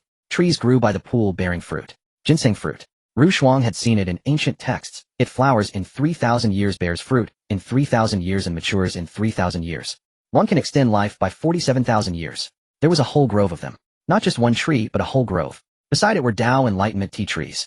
They were planted by the roadside looking like ordinary decorative trees. The spiritual jade paved the path soft underfoot, with spiritual power pouring in from the sols, making one feel completely comfortable. This. Ru Xuan opened her mouth wide. Your home really looks like this. Girl, I've lived for so long, and I've never seen a place like this. Have you been to the imperial families in the central region? Have you ever seen one that has such grandeur? Ru Xuan shook her head, having not seen any. Not a single one. This can't even be described as luxurious. It is purely extravagant. It is beyond extravagance. The old man's eyes turned to the other side astonished. Look at those people, they are all saints. Sister-in-law, what are you dawdling for? Let's go. Two young girls tugged at her hand. Ru Xuan came back to her senses and walked in with them. After a few steps she stopped again. Because she saw the things planted by the roadside. The 10th Sandier spiritual herbs were planted by the roadside like weeds. It wasn't just one or two, but patches and patches of them. Are these all spiritual herbs? The age of these must be older than her grandfather. Yes, the ancestor said they took up too much space, so they were planted by the roadside. Gu Huahua casually mentioned. Taking up too much space, so they were planted by the roadside. What a statement. Sister-in-law, look over there. Gu Qingqing pointed to a distant mountain peak. On the mountainside there was a palace radiating a faint spiritual light. That is the Hall of Technique. Inside there are hundreds of imperial-level techniques. Ru Xuan's mind buzzed. Imperial-level techniques. And hundreds of them. The entire central state probably doesn't have more than 100 imperial-level techniques. How does the Gu family have hundreds? Sister-in-law, and over there. Gu Huahua pointed to another mountain peak. That is the pill hall where imperial-grade pills are piled up like a mountain. The ancestor said we could eat them like candy. Eating imperial-grade pills like candy. Is this person even speaking human language? Sister-in-law, why aren't you saying anything? Gu Qingqing turned back to look at her. Ru Xuan took a deep breath. I'm digesting. Gu Qingqing didn't understand digesting what. Ru Xuan didn't answer. These two little girls were truly innocent. She didn't even know how to respond. She couldn't possibly say, I'm digesting how outrageous your Gu family is. Ru Xuan silently asked in her heart, grandfather, have you ever seen a family like this? The grandfather's reply was very straightforward, no. Not to mention seeing it, I've never even heard of it. Those imperial families in Central State compared to the Gu family aren't even worthy to carry their shoes. The grandfather's reply was very straightforward, no. Not to mention seeing it, I've never even heard of it. Those imperial families in Central State compared to the Gu family aren't even... Immediately the entire Gu family was in an uproar. The young master has returned. The young master has returned. The voices echoed, rising from the square to the mountainside. From the mountainside to the mountaintop, from the mountaintop to the back mountain. Gu Tianhua was chatting with the ancestor in the back mountain when he heard this sound, and he sprang up as if propelled by a spring. Returned. He turned and ran faster than a spiritual ship. The distance from the back mountain to the mountain gate was dozens of miles, yet he arrived in just a few breaths. Gu Tianhua landed breathlessly at the mountain gate, and immediately spotted Gu Chun. His gaze couldn't be torn away. Not looking at Gu Chun, but at the white-clad woman beside him. Gu Tianhua's mouth dropped open. Father! Gu Chun called out. Gu Tianhua didn't react. Father! Gu Tianhua came back to his senses, and pushed Gu Chun aside, walking up to Ru Xuan. You are Miss Ru Xuan. Ru Xuan was startled by this scene. Yes, yes. Gu Tianhua looked her up and down, becoming more and more satisfied. Good, good, good. He exclaimed 3 times, his smile wide. Miss, I am Gu Chen's father, Gu Tianhua. Ru Xuan quickly bowed. Hello, uncle. Gu Tianhua was even happier. Good, good, good. Miss, you must be tired from your journey, right? Are you hungry? Thirsty? I'm okay. That won't do. You must be exhausted. Gu Tianhua turned around and shouted, come here. Prepare tea and snacks. Bring out all the good things I prepared. Uncle, really no need. Yes, yes. Gu Tianhua interrupted her. It's the first time the young lady has come. We can't be negligent. He looked around and added, this isn't a place for conversation. Come, I'll take you around the Gu family. Our Gu family isn't very large, but the scenery is quite nice. Ru Xuan looked at Gu Chun. Gu Chun nodded. Let's go. Sister-in-law, hurry up. Gu Qingqing pushed her. Yes, yes, the clan leader uncle prepared a lot of things. Gu Huahua chimed in. Ru Xuan, Gu Tianhua walked ahead, introducing as he went. This is the liquid essence waterfall. We usually get our drinking water from here. This is the ginseng fruit tree. The fruits are ripe, and you can eat them freely as snacks after meals. This is the enlightenment tea tree. Drinking it can help one comprehend the Tao, and we drink it as tea. This is the Hall of Technique. Inside there are hundreds of imperial-level techniques. The young lady can go in and take a look if interested. This is the pill hall where imperial-grade pills are piled like a mountain. You can take whatever you need, young lady. Ru Xuan listened, drinking water, snacking, eating like candy, etc. These terms she had only seen in stories before. Is this really a tale being told to me? Is this really the world described by storytellers? But it seems to be true. Girl, in this lifetime grandfather has truly opened his eyes. And have you noticed everyone in the Gu family is genuinely warm towards you? Ru Xuan observed. Everyone smiled at her, as if they were looking at their own daughter-in-law. Although a bit shy, it was truly delightful. Uncle, Ru Xuan spoke. Gu Gongzi he. Gu Gongzi. You mean Chun'er. Miss, don't call him Gu Gongzi, just call him Chun'er, it's more intimate. Xuan's face instantly turned red. Uncle, I'm just friends with Gu Gongzi. Friends? That's even better. Gu Tianhua didn't mind at all. Let's start as friends, take it slow, no rush. Xuan suddenly felt awkward. This father was even less reliable than his son. Guchen didn't follow them to tour the Gu family. He turned and walked towards the back mountain. Ancestor. Guchen approached and knelt on one knee. Gu Xian opened his eyes and glanced at him. You're back. Guchen took out a wooden box from his storage bag, holding it with both hands and presenting it. Ancestor, this is the champion reward from the genius battle, the Emperor's legacy. Gu Xian received the wooden box, opened it, and took a glance. Inside was a jade pendant radiating a faint glow. It bore the aura of an emperor. Gu Xian glanced, closed the box, and set it aside casually. Gu Chen was taken aback. Ancestor, aren't you going to take a look? It's quite ordinary. The Emperor's legacy, ordinary. If this got out, the imperial families in Central State would be furious. Gu Chen didn't say anything. He knew that in the Ancestor's eyes this item might indeed be quite ordinary. Gu Xian looked at him again, but you did well this time. Winning the championship has brought honor to the Gu family. Gu Chen felt delighted inside, yet tried hard to maintain a calm facade. It was nothing special. Gu Xian continued, that young lady is also quite good. I will help you with her matters.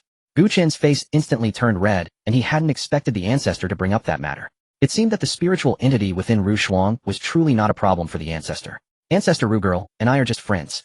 Friends, is she a girlfriend? Gu Xian chuckled. Gu Chen stood awkwardly for a moment, then turned to leave. Wait. Gu Xian called him back. Gu Chen turned around. Gu Xian picked up the wooden box and opened it again. The jade pendant was still the same.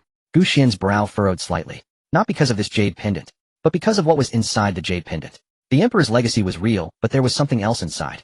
A trace of an extremely weak aura. Weak enough that even a quasi-emperor couldn't detect it. This jade pendant is suspicious. Gu Xian's divine sense entered the jade pendant. Deep within there was a remnant soul. It was so weak that it was about to dissipate. That aura surprisingly belonged to an emperor. The emperor from hundreds of thousands of years ago. He hadn't completely died, leaving a trace of his remnant soul in the jade pendant. However, this remnant soul was entangled with a mass of black energy. It was demonic energy. Gu Xian frowned. It wasn't because there was demonic aura in the jade pendant, but rather that this emperor's remnant soul seemed to have succumbed to madness. Gu Xian retracted his divine sense and placed the jade pendant aside. Old Ancestor, what's wrong? Gu Chen asked in confusion. Gu Xian glanced at him. It's nothing, you three go into seclusion and break through to the Saint Realm within a month. Gu Chen was taken aback. A month? Old Ancestor, I'm only at the Imperial Realm now. Gu Xian interrupted him. That's more than enough. If you don't break through, don't come out. Gu Chen opened his mouth, wondering if he was joking or not. Since the old Ancestor had spoken, it seemed there was no room for negotiation. If they didn't break through, they wouldn't receive any rewards, and they would no longer be considered saints. Gu Xian had no choice but to push them a little. Yes. He took a couple of steps and turned back. Old Ancestor, what about the matter with the girl? I will handle it myself. Gu Chen nodded, feeling relieved as he left. Great. She would definitely thank me. When the time comes, I will reward myself with a flying kiss. After Gu Chen left, Gu Xian picked up the jade pendant. Crack. A mass of black energy burst forth from the jade pendant. The demonic energy was so dense, it was almost tangible. Gu Xian raised his hand and gently pressed down, effortlessly suppressing it. The black energy was pushed back along with the remnant soul frozen in midair. The remnant soul emitted a voice. Kill. Kill me. I want to succumb to madness. Gu Xian ignored it and waved his hand. A beam of golden light shot towards the remnant soul. Then the demonic energy quickly dissipated. After a moment, the demonic energy was completely gone and the remnant soul quieted down. A transparent phantom hung in the air. With white hair and much clearer eyes, he looked around in confusion. Where's this? His voice was Gu Xian looked at him. The ancient wilderness continent. The man was taken aback. The ancient wilderness continent. I'm still alive. Your remnant soul is fading quickly. The man looked down at his hands, which were transparent and almost invisible. He gave a bitter smile. Yes, my remnant soul is fading quickly. He raised his head to look at Gu Xian, shocked. Because he could not see through the person before him. It wasn't that he couldn't see through his cultivation, but he couldn't feel him at all. It was as if the one sitting before him was not a person, but the very heavens and earth. Who are you? The old ancestor of the Gu family. The man fell silent for a moment. The Gu family. He had never heard of it. It must be a new force. It was normal not to know. He then cupped his hands. Thank you, I am Xiaoyao. From hundreds of thousands of years ago, the emperor who repelled the demonic clan and sealed the passage. Yes. The phantom of Emperor Xiaoyao hovered in the air. He looked down at his hands and gave a bitter smile. It has been hundreds of thousands of years. I didn't expect to wake up again. Gu Xian leaned back in his chair. Tell me what happened back then. Xiaoyao was silent for a moment before slowly recounting the story of that year. Back then, the demonic clan invaded on a grand scale with 5 demon emperors appearing, countless quasi-emperors and demonic soldiers like a tide. The imperial clan's holy lands and loose cultivators of the ancient wilderness continent all went to the battlefield. For 100 years, 90% died. His voice was calm, but there was a sudden light in his eyes. That was the light of war. Back then I fought alone against the 5 demon emperors. For 7 days and nights. I killed 3 severely injured too and drove them back to the demon realm. But I was also severely injured, and the demonic energy invaded my soul. He pointed to his wound. This is where the demonic emperor's claws pierced through and the demonic energy seeped in through the wound. Ooh, I can't eliminate it no matter what. Xuan nodded. That wound was not ordinary demonic energy, it was the source demonic energy of the demon emperor deeply embedded in the soul, extremely difficult to remove. Xuan could see this, without a powerful physique and holy medicine it would be impossible to control. I originally intended to enter seclusion to heal my injuries, but I discovered that the end of the law era was approaching. Xiaoyao sighed. The spiritual energy of heaven and earth is beginning to decline. The laws of the great Tao are starting to conceal themselves, becoming increasingly difficult to become an emperor. Even quasi-emperors are struggling. As for the path to immortality, it is even more impossible. Back then I calculated that at most in a few thousand years the ancient wilderness continent would enter the end of the law era. By then, let alone emperors, even saints would find it hard to emerge. He looked at Xuan. And you are the strangest person I have ever seen. Xuan raised an eyebrow. Strange. In the end of the law era you actually managed to become an emperor. Xiaoyao stared at him, as if witnessing something that seemed impossible to happen. Moreover, the aura on you is even stronger than I was at my peak. This is unreasonable. Xuan smiled, and did not explain. There was no need to tell a remnant soul about the system. Xiaoyao did not pursue it further, and continued to recount the events of that year. He knew the demonic clan would definitely return. So he reinforced the passage seal, but it could only hold for a few 100,000 years. By then the seal would weaken, and the demonic clan would come again. He could not allow the ancient wilderness continent to be without an emperor. Therefore he left this jade pendant, sealing some of his inheritance, and separating a trace of his untainted remnant soul. When the end of the law era passed, the spiritual energy would revive, and when a fated person obtained the jade pendant, his remnant soul would awaken and pass on his inheritance to them. Even if they couldn't become an emperor, reaching the peak of a quasi-emperor would be enough to protect the continent. This was his worst-case scenario. He just didn't expect that the remnant soul he thought was untainted had also been corrupted by the demonic clan. He sighed. His plans over so many years nearly harmed himself, and the one who obtained the jade pendant. He couldn't bear to think that the fated person who got the jade pendant would not receive the inheritance, but would instead be looking for death. He didn't expect the movements of the demonic clan to come so quickly. He looked at Xuan. Thank you. Xuan waved his hand. You have guarded the ancient wilderness continent for hundreds of thousands of years. You have already done your best. Xiaoyao stood up, gazing at the distant sky. The seal is about to break. I can feel the aura from the demon realm getting stronger. In 3 months at most. He turned to Xuan. What are you planning to do?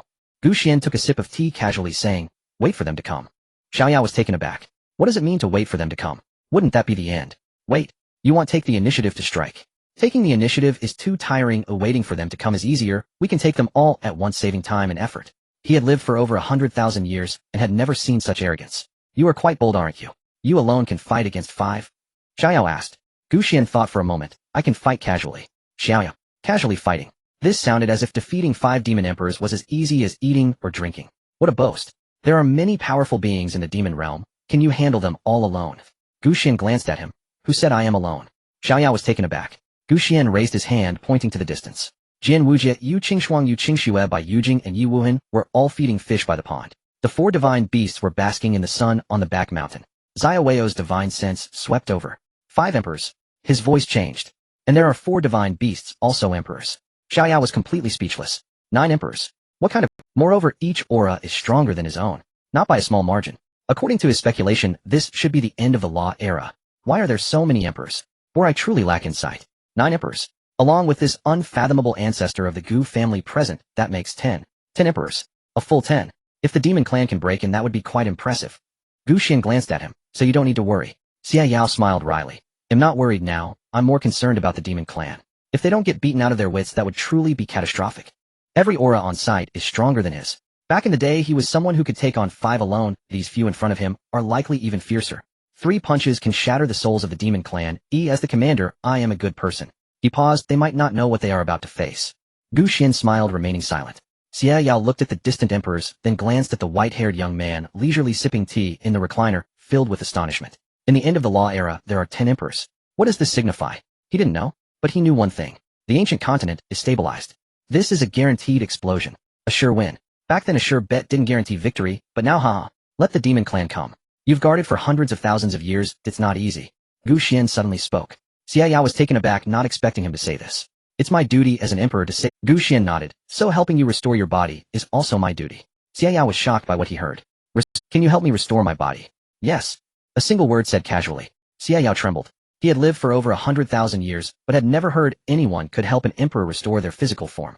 That was a legendary method, something he couldn't even achieve at his peak. Could it be that this person before him is an immortal? Xia Yao's voice shook. You're not joking, are you?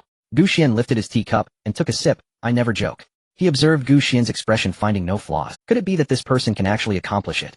Thank you. Xia Yao didn't know what else to say, his voice a bit choked. Gu Xian waved his hand. No need to thank me, you should thank that child, he brought you back. Xia Yao straightened up, looking towards the direction of the God-locking tower.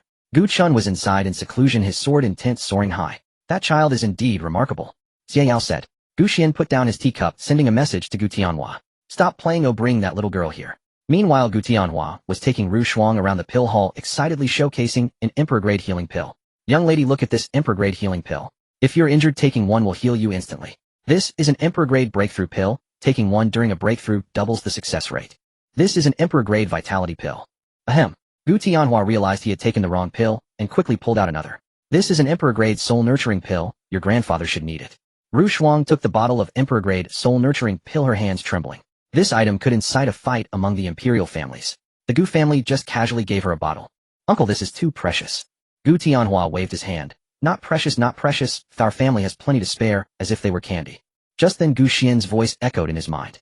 Gu Tianhua shivered all over. Young lady, let's go. The ancestor wishes to see you.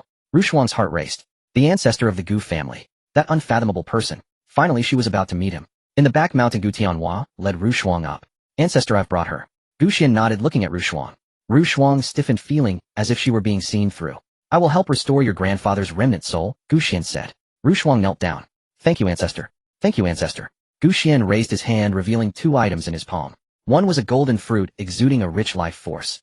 The other was a snow-white herb with dew-like spiritual liquid condensing on its leaves. Xia Yao's pupils shrank suddenly. That is 9-turn soul revival fruit.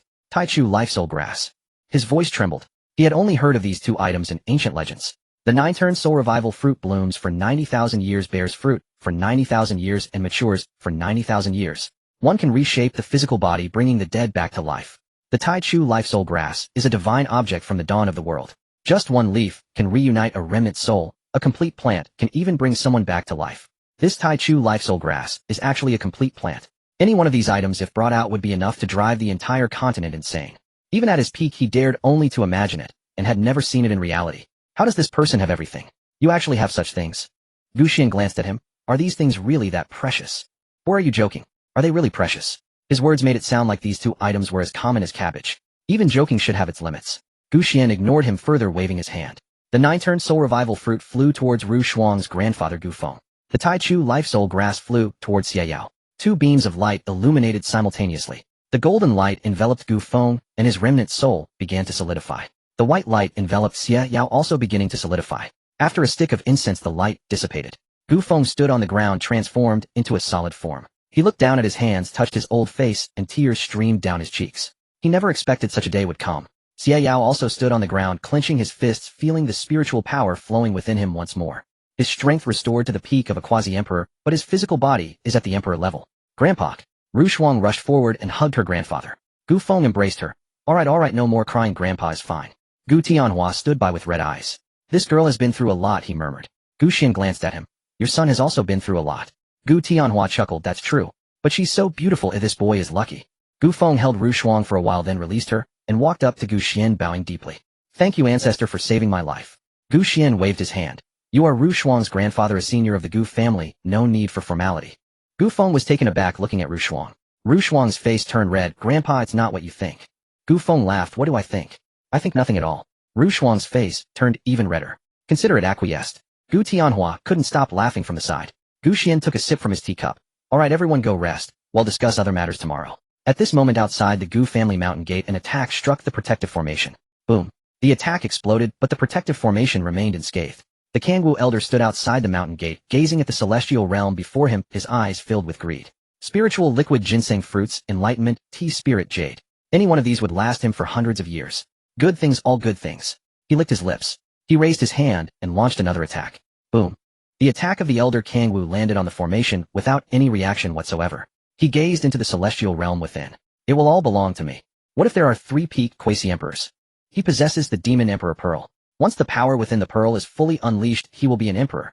A true emperor. Beneath the emperor, all are mere ants. No matter how many peak quasi-emperors there are, they are but a slap to him. Unless an emperor appears. However, that is impossible. This ancient continent has not seen an emperor for decades. If there were, he would surely know. What he doesn't know is that the 10 emperors behind the Gu family have long seen through him. Jian Wujie looked at Gu Xian. Master, should I take care of it?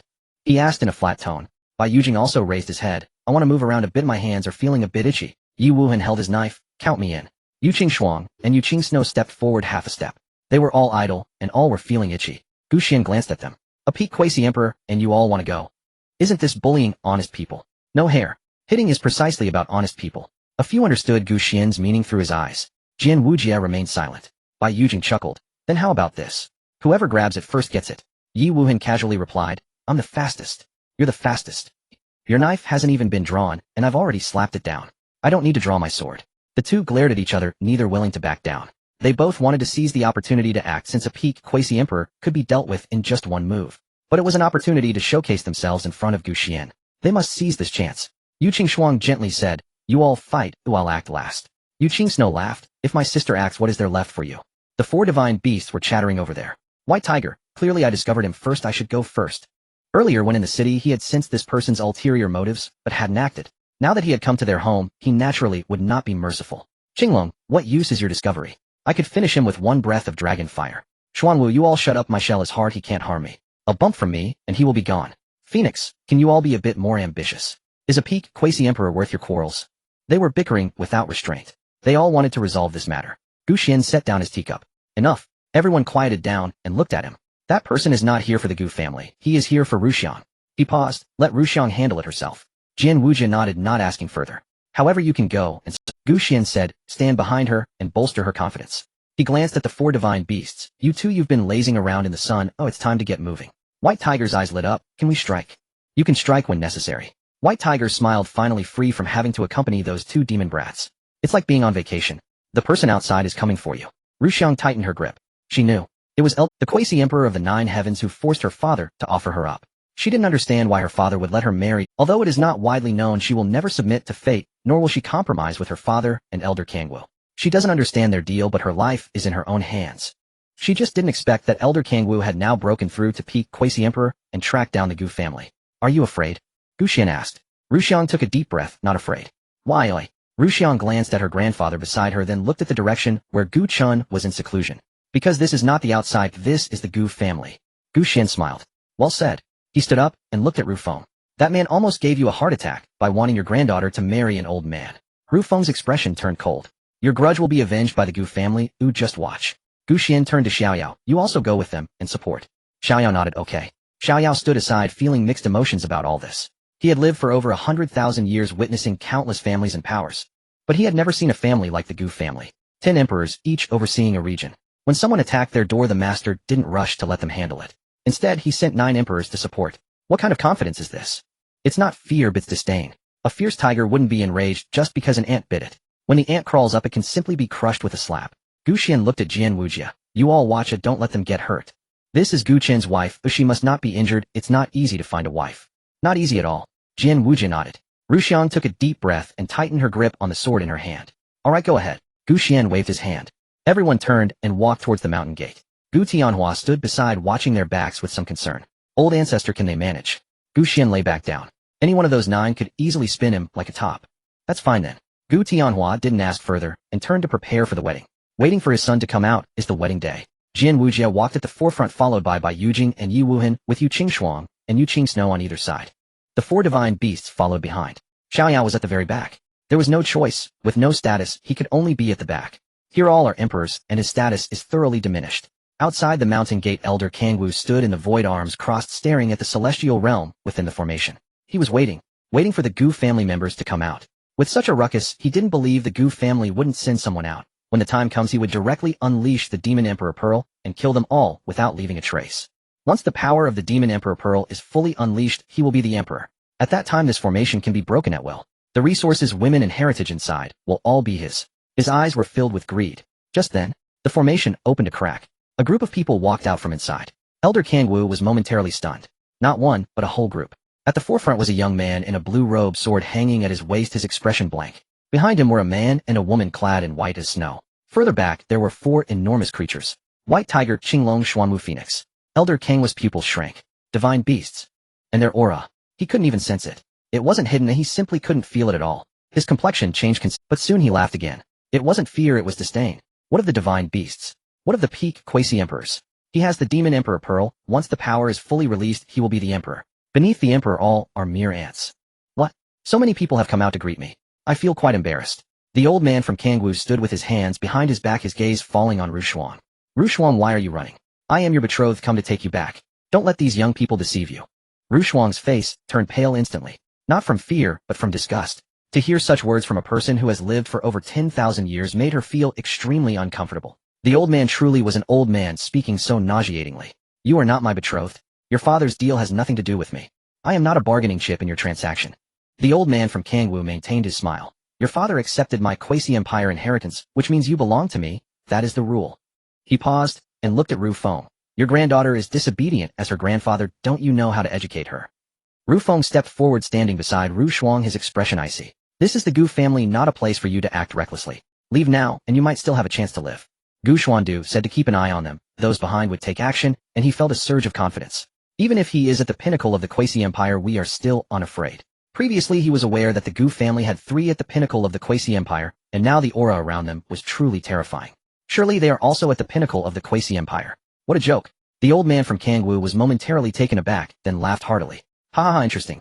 His laughter was dismissive. How could a single Gu family turn the tide? He possessed the demon emperor pearl, and when the time came he would directly acquire the power of the great emperor, easily suppressing the Gu family. At that time, everything would be his. However, he did not immediately unleash his power, but continued to savor the moment. Ru Xuan, your father has sacrificed you for the Ru family, offering you to me.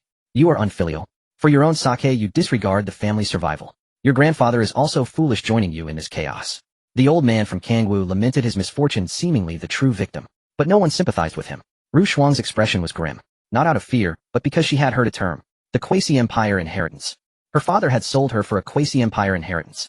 No wonder he was so frantic, it turned out to be this way. And she had been unaware until now. If she hadn't escaped and met Gu Chun, she might have been captured by this very man. She tightened her grip on the sword, staring at the old man from Hongguo. I don't know what promises my father made, nor do I wish to know. Her voice trembled, but every word was clear. I only know I am not a bargaining chip in any transaction. I will not listen to you, nor will I return with you. She raised her sword, pointing the tip at the old man from Hongguo. If you have the ability, come and catch me. After saying this, 9 people stepped forward, standing in front of them. It was now that Ru Xuan and Ru Feng sensibly took a step back. The battle at the pinnacle of the quasi-empire was not something they could participate in. The ensuing battle might be terrifying. Terrifying to the point they couldn't even imagine. Anyway, staying behind was sufficient. Grow beautifully. The smile on the old man from Hongguo's face instantly vanished. His expression darkened and a glint of killing intent flashed in his eyes. Just relying on you all. Just these few people. Or these beasts. Ha ha ha. He raised his hand, revealing the black pearl. The demon emperor pearl emitted a strange glow and his aura began to surge. What the hell? Is this person getting senile? 9 great emperors stood before him, and he a false great emperor. At that time, you people along with the Gu family will all belong to me. The last person, Xiao Yao, twitched at the corner of his mouth. What the hell? Is this person getting senile? 9 great emperors stood before him, and he a false great emperor propped up by a pearl was yelling about destroying others. What a mess, family members. He looked at Jin Wujia and others. They had expressionless faces. When this old man went mad, he indeed lost his mind. The 4 divine beasts looked at him like he was a fool. Not a single person took the old man from Hongguo seriously. What is this thing? Why does it disappear upon contact? He urged the demon emperor pearl, and black light enveloped his body. His aura surged instantly. Half step, great emperor of the first heaven. The old man's eyes turned crimson, surrounded by a layer of black mist. I want to see who can stop me. He slammed down with one palm. The black, giant palm blotted out the sky and pressed down on Ru Xuan. The terrifying pressure made her unable to breathe. The aura of the great emperor filled her with deep fear. That is a great emperor. Fortunately, 9 auras instantly shielded her, making her feel comfortable again. Immediately, the 9 energies behind her moved simultaneously. Not to attack, but to release a hint of pressure. The 9 great emperor auras simultaneously fell upon the black, giant palm. The giant palm halted momentarily in midair and then shattered like glass, turning into countless shards, dissipating in the air. The old man's pupils constricted sharply. What is going on? How could his great emperor power not even crush a monarch realm? Could it be that this thing is fake? Would he not be beaten to death? Impossible. He looked towards the 9 people. They still stood there, not making a move, even ignoring him. However, the old man from Hongguo felt it. Their aura locked down this space. His great emperor power was actually suppressed. Not by one person, but by 9 people simultaneously. The power he could exert was less than 1%. You all. The old man's expression changed completely. Are you No one paid him any mind. The old man from Hongguo gritted his teeth and urged the demon emperor pearl once more. The The black light surged and his aura rose again. But the 9 auras also intensified. No matter how much he climbed, he was suppressed the same amount. He would forever be able to exert less than 1%. Damn it. The old man from Hongguo went completely mad. He did not believe in evil urging the Demon Emperor Pearl, pulling out all the power within. His body began to swell, veins bulging, skin cracking, as if he were about to burst. But he no longer cared. He must take down these people today. The 9 auras also intensified. The more he swelled, the more he was suppressed. He would forever be able to exert less than 1%. Damn it. Damn it. Damn it. He was frantic. The old man from Hongguo roared, punching the ground. The ground exploded into a deep pit, debris flying. But the diameter of the pit was less than 3 meters. He was stunned. As a great emperor, he punched down, and it didn't even create a large pit. The old man's expression changed completely. These people's cultivation levels were not merely at the pinnacle of the Quasi Empire. They were great emperors. True great emperors. 9 great emperors. He finally realized that the reason these few could suppress him was entirely because they had truly mastered this space. Only then could they suppress him. No. Impossible. His voice trembled. In the end of the law era, how could so many— It's over. I've been tricked. A thought of escape surged in his heart, but he found he could no longer move. The old man of Hongguo felt as though a great mountain was pressing down upon him. 9 overwhelming auras pinned him to the ground like a bug trapped beneath a shoe. His eyes were nearly bulging out, his whole body trembling. He wanted to escape, but there was no way out. He wanted to fight, but he could not. He lifted his head and looked at the 9 individuals. Jian Wujie stood at the forefront looking down at him with an expressionless face, as if he were gazing at a dead dog. The old man's lips quivered. You can't kill me. I am willing to do anything. I can be your dog. I can be your servant. The few individuals remained expressionless and said nothing. The decision was not theirs to make, but rested in Ru Shuang's hands. The old man of Hongguo turned to Ru Shuang and pleaded, Xuan, say a word for me. I will agree to anything. I can be your servant. Anything you need. Ru Shuang looked at him, her eyes devoid of sympathy, only filled with disgust. It was as if she was very familiar with him saying such words. It made her feel both physically and psychologically uncomfortable. He wasn't aware of his mistakes. He was aware that he was about to die. Jian Wujie took out 2 swords from the void and handed them to Ru Shuang and Ru Feng. You may proceed. The 2 took the swords, exchanged a glance, and nodded simultaneously. The old man's face turned completely dark. I am one of the demon clan. If I die, the demon clan will not spare you. When the demon emperor descends, you will all perish. Ru Shuang paused for a moment, not out of fear, but because she heard a certain word. Demon clan. She was naturally aware of the history of the ancient wilderness continent. Hundreds of thousands of years ago, the demon clan launched a massive invasion, causing great devastation, with 90% of the population perishing. In the end, a great emperor repelled the demon clan single-handedly and sealed the passage, paying the price of his life for it. She never expected that the old man of Hongguo had actually allied with the demon clan, which made her feel even more disgusted. He was willing to harm his own kin. Such a person deserves to die. You have allied with the demon clan. Ru Shuang's voice was icy. The old man of Hongguo thought she was afraid, and quickly nodded yes. I have allied with the demon clan. The demon emperor has already promised me that when the passage opens, I will be a meritorious servant of the demon clan. If you kill me, the demon emperor will not spare you. Then you will all perish. Ru Shuang looked at him, falling silent for a moment. The old man of Hongguo thought she was wavering, and continued, if you let me go, I can speak to the demon emperor, allowing the demon clan not to kill you. You can continue to live, continue to stay here. Xuan, you don't want to die, do you? Ru Shuang, however, did not waste any words. She raised her sword, unwilling to show mercy to such a person.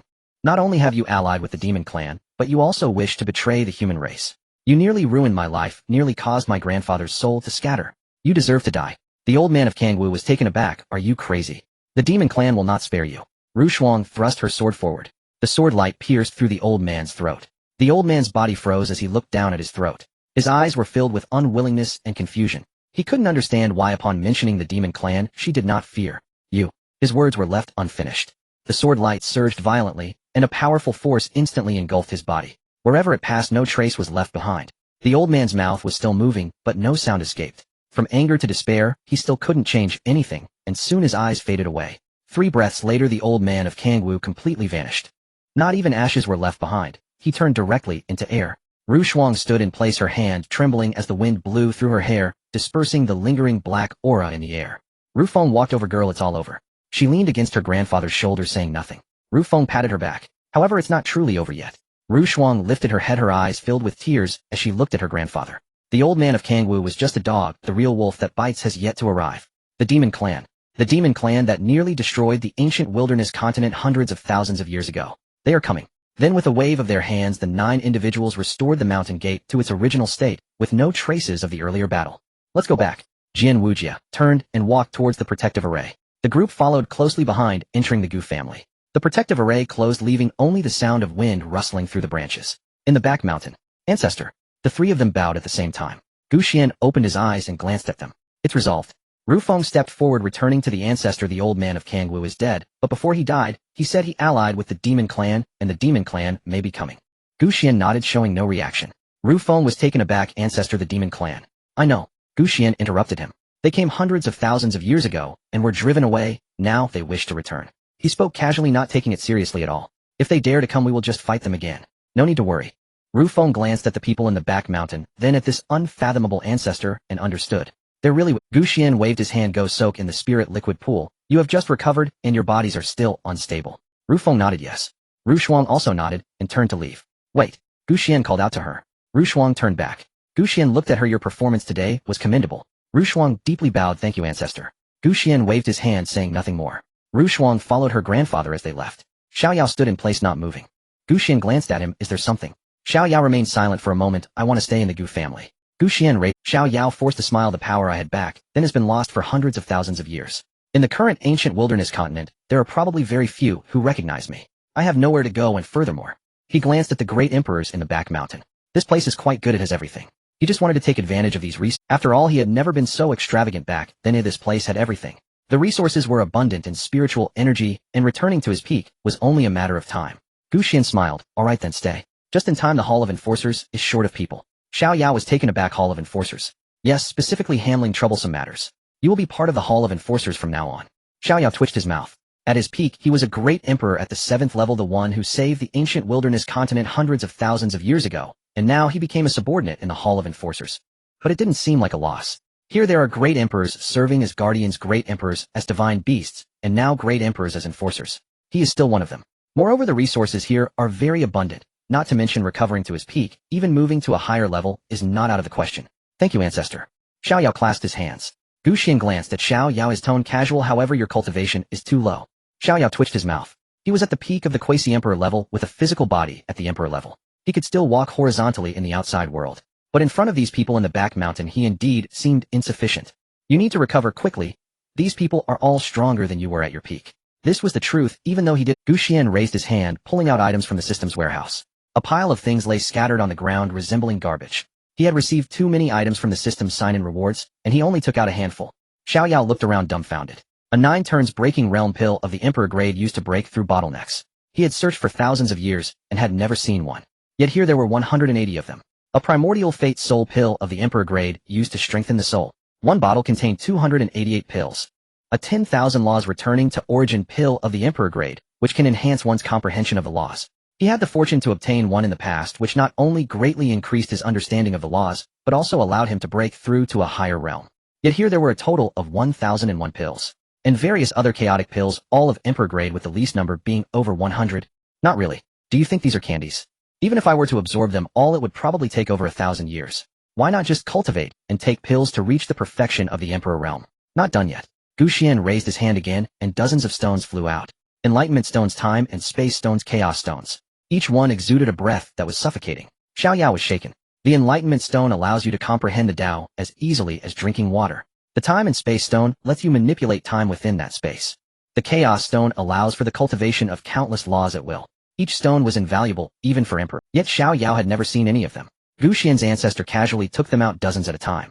Gu Xian raised his hand again, and a beam of light flew out, transforming into a spear. The spear swirled with a faint imperial aura. An extreme Tao emperor weapon of high quality, on par with Gu Chen's hidden abyss dragon sword. Xiao Yao's mind buzzed. Now that's something he had seen. Finally something familiar. What is this? Are all these for me? Gu Xian glanced at him. It's useless for me to keep them. Oh, I have a ton of these things. These items were indeed useless for Gu Xian. Fighting and killing all day is so dull. Wouldn't it be nice to drink tea in the back mountain? The spear swirled with a faint imperial aura. An extreme Tao emperor weapon of high quality, on par with Gu Chen's hidden abyss dragon sword. Xiao Yao's understanding was completely shattered. He had lived for over 100,000 years and had never seen such a display. No, he hadn't even heard of it. Any one of these items could drive the entire continent mad. Here it's piled up, and this person says it's useless. Are you? Moreover, he claims he has a ton more. Does that mean this is just a tiny bit? Suddenly he felt that his previous attempts at being an emperor were so pathetic. He knew everything, but had seen nothing. Why does everyone have everything while he has nothing? What caused this disparity? Is it because he didn't work hard enough? For a moment Xiao Yao felt the sky was falling. Who exactly are you? Gu Xian said flatly, I am the ancestor of the Gu family drinking tea in the back mountain. Xiao Yao didn't want to ask anymore, he knew it was futile. Such an otherworldly expert was beyond his comprehension. It's better to focus on his own tasks than anything else. He crouched down gazing at the pile of items on the ground, trembling hands, yet his face grinned widely. So enticing. These resources piled up like mountains. Any one of them would be enough for him to strive for a lifetime. Here, it was all piled up. No more thinking. Once I join this family, I am a member of the Gu family. So enticing. With this many resources, even a pig could cultivate to the Emperor realm. Xiao Yao, from now on, I will be the Gu family's dog. People always say, I don't work hard enough. If this much resource was thrown at me, what would I refuse to do? Xiao Yao took a deep breath, stood up, and looked at Gu Xian, deeply bowing. Thank you, Ancestor. Gu Xian waved his hand. No need to thank me. You are one of the Gu family now. The Hand of Justice Hall is short on people. You should fill in. Xiao Yao nodded. All right. He paused. What does the Hand of Justice Hall do? It's specifically for handling troublesome matters. If someone attacks, you respond. If someone bullies the Gu family, you respond. If the demon race comes, you respond as well. Xiao Yao nodded. Oh, understood. It means to hit them. Hit them hard. Here there are 10 emperors, endless emperor-grade pills, unlimited cultivation resources, and extreme Dao emperor weapons to take freely. If he had these things back, then let alone 5 demon emperors, he could take on 10. Gu Xian waved his hand. All right, go soak in the spiritual liquid pool first, and raise your cultivation to the emperor realm. Xiao Yao nodded. Okay. In the 10,000 prisons demon realm. In a black palace, the silent extinction demon emperor sat on the highest throne, his eyes scanning everyone in the hall. Is there any news from the old man Hongguo? Below, a peak quasi-emperor demon stepped forward, kneeling on one knee, reporting to the demon emperor. There is still nothing. Still nothing. He said yesterday that he had already found the location of the Gu family. The demon lowered his head. I can no longer sense the aura of the old man Hongguo. The hall fell silent. The silent extinction demon emperor's eyes narrowed. Can't sense. What does that mean? The demon's voice trembled. I suspect the old man Hongguo may already be dead. The silent extinction demon emperor suddenly stood up, releasing the oppressive aura of the 8th level of the emperor realm, causing the entire palace to tremble. You better find someone reliable. Dead. A peak quasi-emperor can just die like that. The demon lay prostrate on the ground, not daring to raise his head. Originally planning to collaborate, it seems they found someone unreliable. I don't know, but I truly can't sense his aura anymore. The silent extinction demon emperor remained silent for a moment before sitting down again. Investigate. Find out what exactly happened to the old man Hongguo. He paused, his voice. I see a great battle is coming. I don't want any unexpected events. Understood. The demon withdrew. Another demon emperor spoke, his voice sharp. Could it be that the ancient continent has discovered our plans?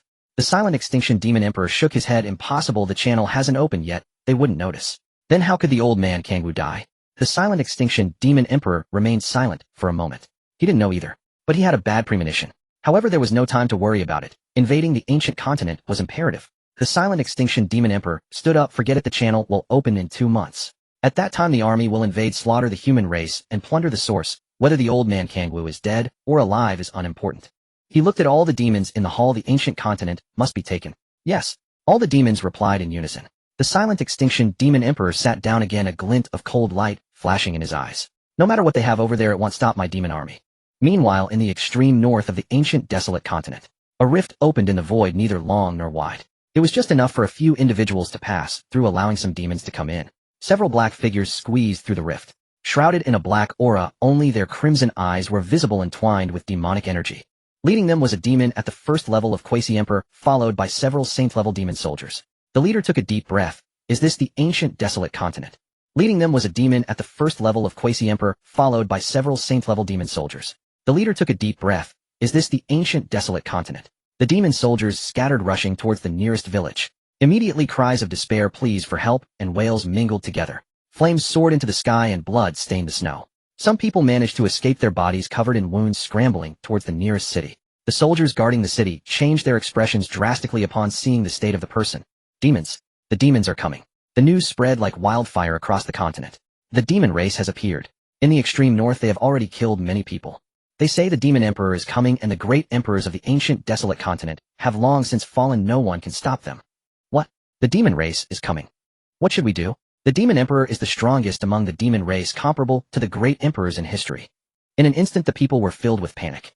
In the central state, representatives of the major imperial families, longevity clans, and hidden great powers gathered together. The Ice Phoenix clan, the Han family, the Zhuge family, and representatives of several imperial families sat in the great hall, all with serious expressions. This incident caused a huge uproar as it threatened the interests of their respective families. They could not remain aloof. They were also aware of the demon's brutal and bloody nature, and with such a major threat approaching they could not feel at ease. The elder of the Ice Phoenix clan, Bingyan, spoke first. Demons have appeared in the extreme north, and the news has been confirmed. Our clan's quasi-emperor elder witnessed it with his own eyes. Han Tiance, the head of the Han family, frowned. Were the demons not sealed away hundreds of thousands of years ago? How could they come back?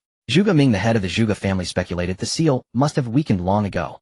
It's been hundreds of thousands of years, and no seal can hold forever. What should we do? How many demons are there? What are their cultivation levels? Bing Yun shook his head. So far only some advanced scouts have appeared. There is only one quasi-emperor level among them, who has already been slain by our clan's elder. However, those demons said before they died that their demon emperor is coming, and when the time comes the ancient desolate continent will belong to them. Silence fell in the hall for a moment. No one expected that the demons after hundreds of thousands of years were still so unyielding, and now they were directly announcing the arrival of their demon emperor. This was simply a blatant disregard for them.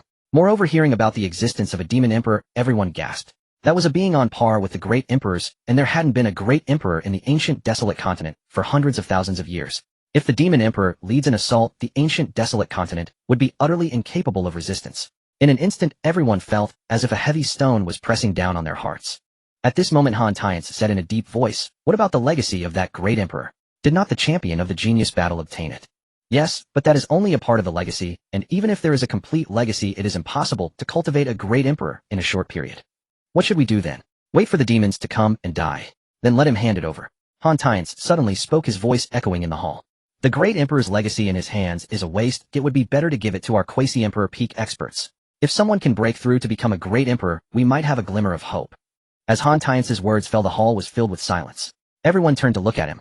The first reaction of the crowd was that he had gone mad. And not just a little mad. Did he not realize the power of the Gu family? An elder stood up looking at Han Tiance. "Are you crazy? The three guardians of the Gu family are all quasi-emperor peak experts. How can you make them hand over anything?"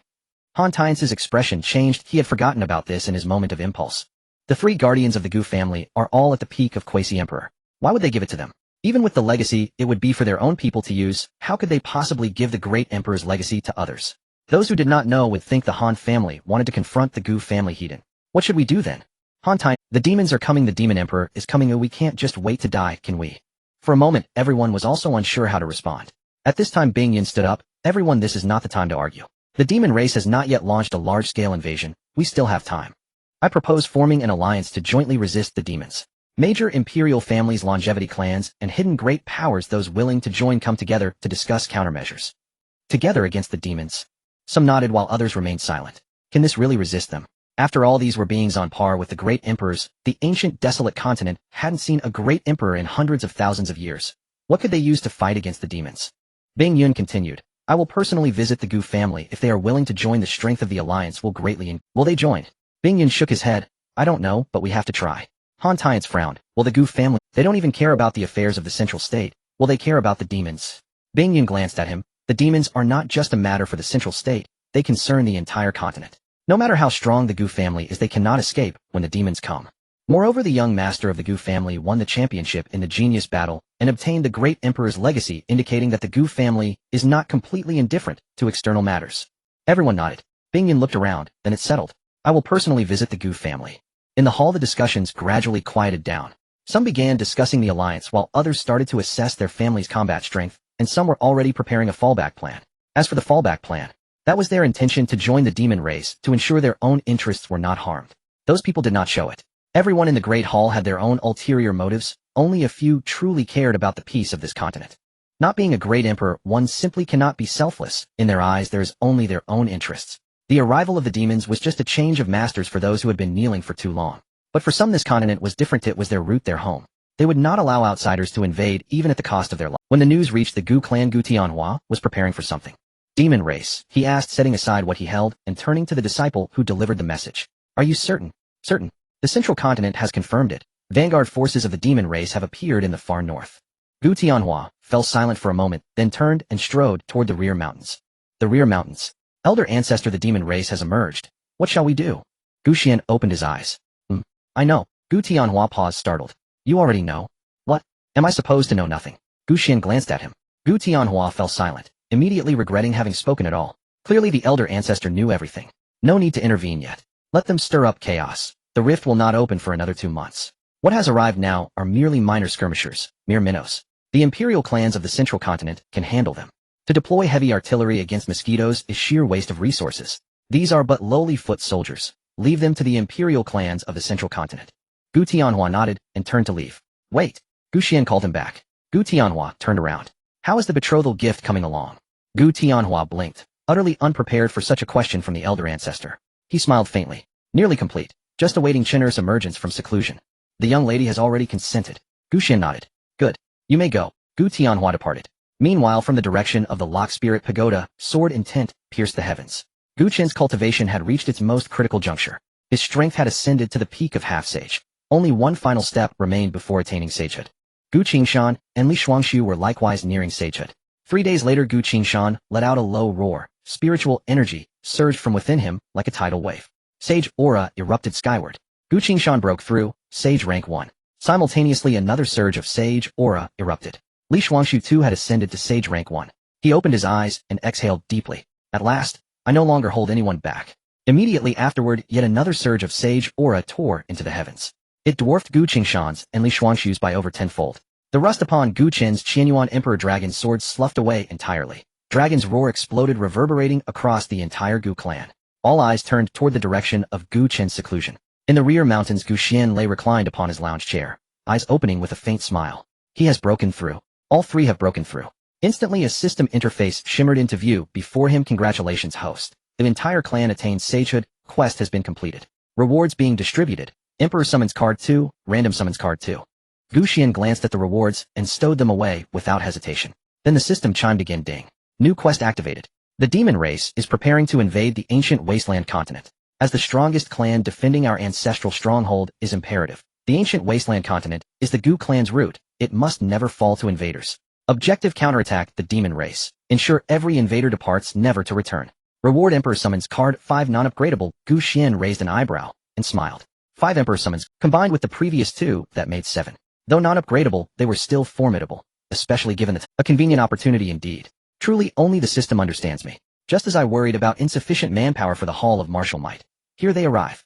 Including the previously acquired upgradable Emperor card, and the 2 just earned, he now possessed 6 in total. Summoning an immortal was now but a matter of time. He gazed toward the distant horizon, where demonic aura thickened by the hour. Yet Gu Xian felt a quiet anticipation stirring. Heaven's path lies open, but you refuse to walk it. Hell's gate remains sealed, yet you force your way in. Setting down his teacup, he closed his eyes. No rush. Let the imperial clans of the central continent exhaust themselves first. Only when their efforts conclude will he act. And strike decisively. At the Lock Spirit Pagoda, Gu Chun rose to his feet, gripping tightly the Qianyuan Emperor Dragon sword. Its rust had vanished completely, revealing beneath it a shimmering current of spiritual energy. Sword intent coursed through his veins. Sage rank 1 aura roiled ceaselessly. Emerging from seclusion, he stepped forth from the pagoda. Across the Gu clan plaza, lanterns glowed crimson. Festive banners fluttered high. Gu Chun paused, bewildered. What's happening? A Gu clan disciple dashed over. Upon spotting him, his eyes lit up. Young master, you've emerged from seclusion. Gu Chun nodded, puzzled. Is the Gu clan hosting a wedding? Whose nuptials are these? The disciple blinked. Young master, you didn't know? Know what? Gu Chun faltered, stunned. He'd been sealed away. How could he possibly know anything? Yet everyone seemed to assume he did. Could this be mine? The disciple scratched his head. Aren't you getting married? Gu Chin's mind reeled. What? Married? How could I not know? What on earth is going on? Someone, please explain. The disciple recoiled slightly at his reaction. The patriarch said so. He declared the wedding would commence upon your emergence. The betrothal gifts are already prepared, piled high in a whole chamber. Gu Chin's face flushed crimson. Softly he asked, who am I marrying? The disciple looked baffled. Miss Ru Shuang. Didn't you bring her home yourself? Your future wife. Gu Chin opened his mouth, but no sound emerged. Well then, how splendid. His notoriously unreliable father had for once acted with perfect reliability, securing Miss Ru Shuang during his seclusion. I love you, father. From afar, Gu Tianhua approached, eyes brightening upon seeing Gu Chun. Chinner, you've emerged. Gu Chin stared at his father. Father, what exactly is going on? What going on? You brought your bride home. Why delay the wedding? Miss Ru and I are merely friends. It wouldn't be proper. Though he spoke thus, his heart danced with joy. Gu Tianhua frowned. Friends. Friends you bring home. Friends you house under your roof. Friends you introduce to the elder ancestor. Gu Chen stood speechless, flustered. Isn't that precisely what friends do? Gu Tianhua clapped his shoulder. Enough pretense. Your father has prepared everything. We wait only for your emergence. The wedding is in 3 days. 3 days? That's far too soon. Too soon. I've prepared for nearly 2 months. This day has long been awaited. And the young lady herself raised no objection. Why are you so anxious? Gu Tianhua turned and walked off. I'll inform the elder ancestor you've emerged.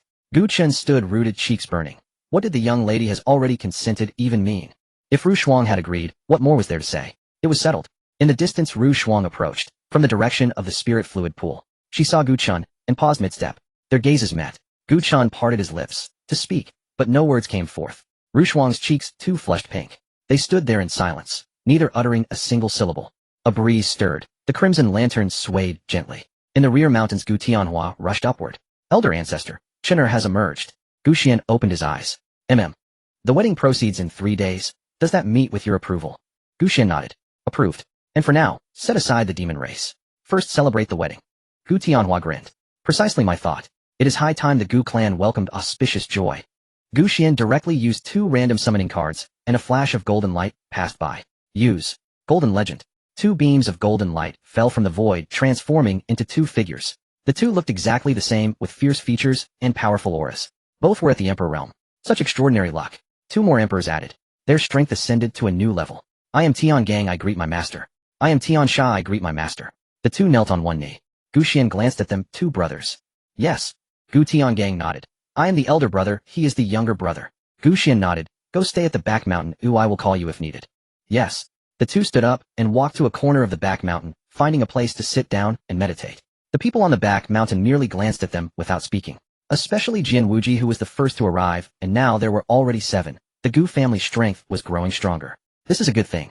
Guxian looked at the 11 emperors before him. Their number had indeed increased, but still too few new in the eastern region. To develop into the strongest family, it was time for the world to know. At that time they would first establish their authority in the central region. Meanwhile in the central region, Bing Yun departed with 2 quasi-emperor elders, and Bing Xian flying east. Bing Xian followed behind, her aura significantly stronger than before, having reached the 6th stage of the emperor realm. She looked ahead, thinking of one person. That person was Xuan. She had lost to him in the genius battle finals, admitting defeat, but still unwilling. For a month, she had trained frantically, breaking through from the peak of the 5th stage of the emperor realm to the 6th stage, eager to fight him again. Thinking that the gap shouldn't be too great. Xuan, when I arrive at the Gu family, I must fight you again. Bing Zin's eyes were filled with fighting spirit. Bing Yin looked back at her. Shiner, we are going to ask the Gu family for help, not to fight. Put away your competitive spirit. Although unwilling to admit it, Xuan indeed possessed remarkable talent, coupled with the extreme Dao Emperor weapon, forming a cohesive weapon. It was normal that their holy maiden couldn't defeat him. She didn't pay much heed. This time, they were seeking assistance, not engaging in combat. Of course they probably would. Although the Ice Phoenix clan had a long-standing heritage, their clan leader was still a quasi-emperor at the peak. However, compared to the 3 quasi-emperors at their peak in the Gu family, it was utterly insignificant. Bing Xian nodded. I understand, Grand Elder. She paused, but can we at least spar a bit? Bing Yun shook his head helplessly and said nothing. This girl is filled with thoughts of fighting. But that's a good thing. Having fighting spirit means having a goal. She won't give in to despair because of one defeat. The 3 flew for 3 days and entered the eastern region. The spiritual energy became increasingly thin, making them all feel somewhat unaccustomed. Bing Xian furrowed her brows. Is this the eastern region? The spiritual energy is far worse than in the central region. Bing Yun nodded. The eastern region is indeed a desolate land. For a family like the Gu family to emerge is already a miracle. He was very curious how someone could emerge victorious in the genius battle in such a place. Moreover, with the existence of the extreme Dao Emperor weapon, there was not a single piece of news about the Gu family. It was simply unfathomable. He wondered what kind of family the Gu family was. The Gu family was protected by 3 quasi-emperors at their peak. What level of cultivation did the strongest ancestor of such a family possess? He knew this trip was necessary. Thoughts were just thoughts until he saw them. After flying for half a day, suddenly Bing Yun, the 2 quasi-emperor elders behind him, also stopped, their expressions changing simultaneously. Bing Xian was taken aback. Grand Elder, what happened? Bing Yun did not answer, his gaze fixed ahead. That direction was the Gu family. Those 2 auras. Bing Xian was puzzled. What? The 2 auras just now are stronger than the clan leader. Could they be emperors? A quasi-emperor elder added, his voice trembling. Bing Zin's mind buzzed. Emperors. The Gu family has emperors. Not quasi-emperors at their peak, but emperors. Could it be that the demon clan took the initiative? Bing Zin's expression changed. After all, there hadn't been any news of emperors in this continent for so long, and the only news was that the demon emperor was. Could it be that the demon clan, fearing the strength of the Gu family, had already begun to take action? Bing Yun shook his head. I don't know, but those 2 auras don't seem like demons. The demon's aura carries dark energy, while those 2 auras are very pure, more like those of the human race. Human race. But there hasn't been an emperor in the ancient continent for hundreds of thousands of years. Bing Xian was astonished. If what the elder said was stronger than their clan leader's aura, then it could only be an emperor-level powerhouse. Bing Yun was silent for a moment. Let's go take a look. The 3 accelerated, flying toward the Gu family. The closer they got to the Gu family, the stronger the oppressive feeling became. Bing Zin's heart rose to her throat. She recalled the day of the genius battle finals when Xuan had split her Ice Phoenix's ultimate move with a single sword. and the 3 protectors behind Xuan had slain 3 quasi-emperors with 1 sword. She had always thought those 3 were quasi-emperors at their peak, but now she suspected that they were not quasi-emperors at their peak, but emperors. Outside the mountain gate of the Gu family, Bing Yun landed and took a deep breath. What an invigorating feeling. Just the aura outside the mountain gate was denser than the spiritual energy in their Ice Phoenix clan's ancestral land. This was truly a blessed land. Bing Yun of the Ice Phoenix clan seeking to meet the ancestor of the Gu family. The voice was not loud, but it spread throughout the entire Gu family. A crack opened in the protective formation. Gu Yushan walked out, sizing up Bing Yun and the others with an expressionless face. Who are you? Bing Yun cupped his hands. I am Bing Yun, the Grand Elder of the Ice Phoenix clan, here by the order of the clan leader to seek an audience with the ancestor of the Gu family. Gu Yushan nodded. The ancestor had already transmitted a message to him and knew their purpose. Come in, but there are a few rules to clarify. First, no fighting within the Gu family. Second, no loud noises. Third, today is the day of our young master's joyous occasion. Guests are to enjoy good food and drink, and other matters can be discussed tomorrow. Bing Yun was taken aback. A joyous occasion. Gu Chun is getting married. Gu Yushan glanced at him. Yes, they're celebrating, and they're here to discuss resisting the demon clan, which seems inappropriate, but since they are here, they can't just turn around and leave. Then shall we attend the wedding first? Bing Yun said. Gu Yushan nodded and led them into the protective formation. Then Bing Yun was stunned. It wasn't just a little stunned, he was completely dumbfounded. Spiritual liquid ginseng fruit, trees enlightenment, tea spirit jade, and terrifying spiritual energy enhancements. He vaguely felt a premonition of a breakthrough. The 2 quasi-emperor elders behind Bing Yun were also stunned. It was their first time witnessing such a scene. Bing Zin's eyes widened in disbelief at everything before her. She knew the Gu family was strong, but she didn't expect them to be this strong. Any one of these things placed in the central region would be enough to make imperial families fight over them. Are all these from the Gu family? Gu Yushan didn't even turn his head. Yes, these are just some unwanted things we casually planted. What a casually planted. As he walked through the path of spiritual herbs, the scene before him suddenly opened up. In the Gu family square, colorful decorations adorned the space with bright red lanterns hanging high, and joy pavilions made of spiritual would set up one after another. Hundreds of tables filled the square serving spiritual beast meat, tintasanier spiritual fruits, and imperial-grade pills as snacks available for everyone to eat and take freely.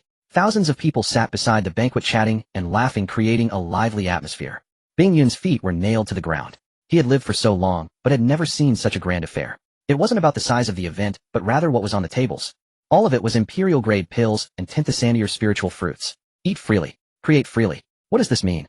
Their Bing Feng clan's best banquets could offer imperial-grade pills, but only 1 or 2 pieces. Here it was, as if they were free. Their 1,000-year spiritual fruits were only brought out for banquets, while the tintasanier ones were reserved for rewarding their talented individuals. Yet here you could eat and take freely. There was absolutely no fear of consumption. Compared to the Gu family, they weren't even worthy of holding their shoes. Please take a seat. Gu Yushan pointed to an empty table in the corner. The banquet has just started. Eat freely, do not be polite. After saying this, he turned and left. The ancestor was waiting for his report and had no time to accompany these few people for idle chatter. They were grown adults, surely they wouldn't get lost. He didn't care about that. Even if he got lost, he wouldn't worry. Bing Yun stood in place, staring at the tables filled with food, unsure whether to sit or stand. This is too difficult. The 2 quasi-imperial elders were even more at a loss. They had lived for over 10,000 years and had never seen such a scene. Let's sit.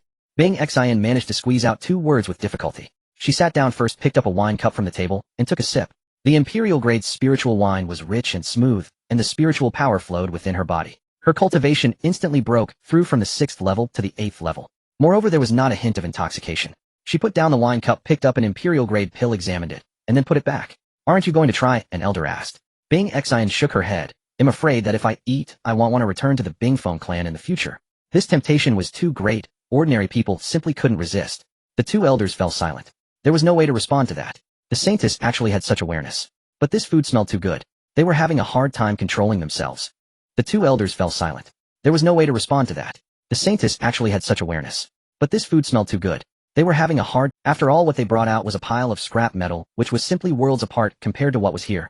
The square was bustling with people coming and going. Gu family disciples served dishes and wine with light footsteps and cheerful faces. People from the affiliated forces sat beside the banquet chatting and laughing. Hua Yuan sat near the main table drinking wine, eating meat, and chatting with Xinxingha. Hua Saint, when do you think the young master will have a child after this marriage? Hua Yuan glanced at him. Why are you worrying about... Xinxingha smiled. I'm just asking. If the Gu family has the next generation, what kind of talent will they possess? Hua Yuan did not respond, but he was also thinking about it. Gu Chun was a potential dragon sword body, while Xuan was a Taiyin spiritual body. The talents of their children were indeed unimaginable. Bing Xian sat in the corner listening to the discussions around her, recalling how Xuan had stood in the contestant area waiting for him on the day of the Genius Battle Finals. Perhaps they were already together back then. Shiner, Bing Yun suddenly spoke. Moi. This time we come to the Gu family, let's not mention the matter of sparring. Bing Xian nodded. I understand. Bing Xian was very obedient. Moreover, today was the day of their grand wedding. To spar with them would be to cause trouble, wouldn't it? In the back mountain, Gu Xian stood up from the recliner, changed into a clean white robe, tied up his white hair, and looked much more spirited. Gu Tianhua stood beside him, unable to stop smiling. His son had also made progress going out and bringing back a bride. Ancestor, everything is ready. Gu Xian nodded. The two walked one after the other toward the square. In the square, Gu Qian stood under the Joy Pavilion dressed in a bright red wedding robe with Xuan standing beside him adorned in a phoenix crown and bridal attire, looking exquisite beyond belief. Feng stood beside Xuan. Child, from now on you are part of the Gu family. Xuan nodded. Grandfather. Feng patted her hand and said no more. Gu Tianhua stepped onto the stage, cleared his throat, and his voice resounded throughout the venue. Everyone, today is the joyous day of my son Gu Chun and Miss Xuan. Thank you all for attending. Eat, drink, and don't leave until you are drunk. The crowd cheered. Gu Tianhua turned to look at Gu Xian. Ancestor, would you like to say a few words? Gu Xian stepped onto the stage and stood in front of Gu Chun and Xuan. He looked at the two and smiled. May you have many children. Just those 4 words left the newlyweds at a loss. Gu Xian turned and walked off the stage, returning to the main seat. Bow to heaven and earth. Gu Chun and Xuan turned around and bowed to the heavens. Bow to your parents. They turned and bowed to Gu Xian and Gu Tianhua. Gu Tianhua smiled broadly. Husband and wife bowed to each other. The two faced each other and deeply bowed. Directly send them to the bridal chamber. The crowd erupted in cheers. This was the show they had been looking forward to the most. Why drink more wine? Why serve tea? It was no longer important. They had prepared several small teams to eavesdrop tonight. Tonight was definitely going to be exciting. Gu Chun held Xuan's hand and turned toward the new house. Gu Qingshan stood at the bottom of the stage, cheering the loudest. Young master, go for it. Just do it. Gu Chen turned back and glared at him, while Gu Qingshan pretended not to see. Bing Yun sat beside the banquet watching all of this, feeling a myriad of emotions. He had never seen such a wedding. It wasn't just the grandeur, but the warmth of human feelings. The people here had no schemes, no calculations of interest. All that existed was genuine and heartfelt blessings. On the other side, Feng sat at the main table. Beside him were Gu Yushan and several elders. He raised his cup and took a sip, feeling a flood of emotions. These past few days in the Gu family had opened his eyes. He could not sense the aura of the people from the back mountain at all. Quasi-imperial peak. No, it wasn't right. He suspected they were probably emperors. Emperors who had not appeared for hundreds of thousands of years, and there was more than one in the Gu family. He did not make a fuss about it. The stronger the Gu family, the better they treated his granddaughter. This was a good thing. In these past few days, he had consulted those people from the back mountain. With just a few casual pointers, his bottleneck had loosened. Yesterday, he broke through from the peak of the eternal realm to the first stage of quasi-emperor. He never expected that in his lifetime, he could actually break through to quasi-emperor. Feng looked at Gu Chun and Xuan on the stage, his eyes turning red. Child, you have found a good family. After 3 rounds of wine, a quasi-emperor elder of the Bingfeng clan held his cup. His gaze casually swept toward the bridal chamber, and suddenly his hand trembled, spilling the wine.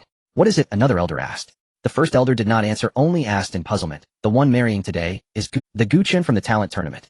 Bingxi nodded. Yes. The elder looked incredulous. How could his cultivation be at the Saint realm? She was stunned, unable to fathom what their elder meant. What? Saint? Gu Chun is at the Saint realm. The elder's voice trembled. He clearly remembered that the talent tournament had only just ended. At that time, Gu Chen's cultivation was merely Hongguo realm first heaven, wasn't it? Has only been a few days. How long since the talent tournament ended? He was only Hongguo realm first heaven then.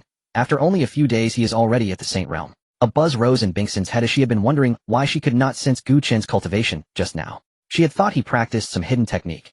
Now she realized it was not hidden, it simply lay beyond her perception. Saint realm. In a span of mere days from Hongguo realm first heaven to the Saint realm, he vaulted past the peak of the Hongguo realm and the half-saint straight into Saint. How can this be?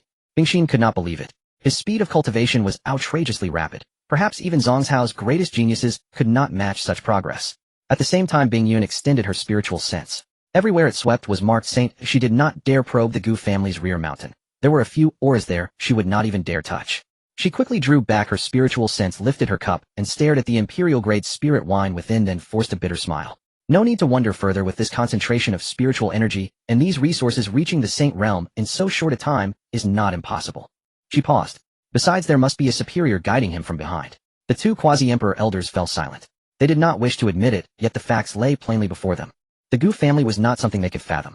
Inside the bridal chamber, the lamps burned bright. Gu Chun sat at the bedside, Xuan beside him, a single fist's width between them. Neither spoke. Firecrackers popped outside, the revelry beyond the window gradually fading. Chen drew a deep breath, turned to Xuan. Miss Ru. Xuan looked up at him. Chen opened his mouth and blushed. My. Seeing his stammer, Xuan could not help laughing. You what? Chen inhaled deeply and took Xuan's hand. From now on I will treat you well. Xuan lowered her head and murmured very well. Silence settled between them again. The red light painted Xuan's face, rendering her almost uncannily beautiful. Chen watched her, his heart beating like a drum. Miss Ru, he began again. May I call you Xuanger? Xuan did not answer in words, only nodded. Xuanger. Chen drew a long breath and gently lifted Xuan's chin. Her eyes glistened as they looked at him, their faces drew ever closer.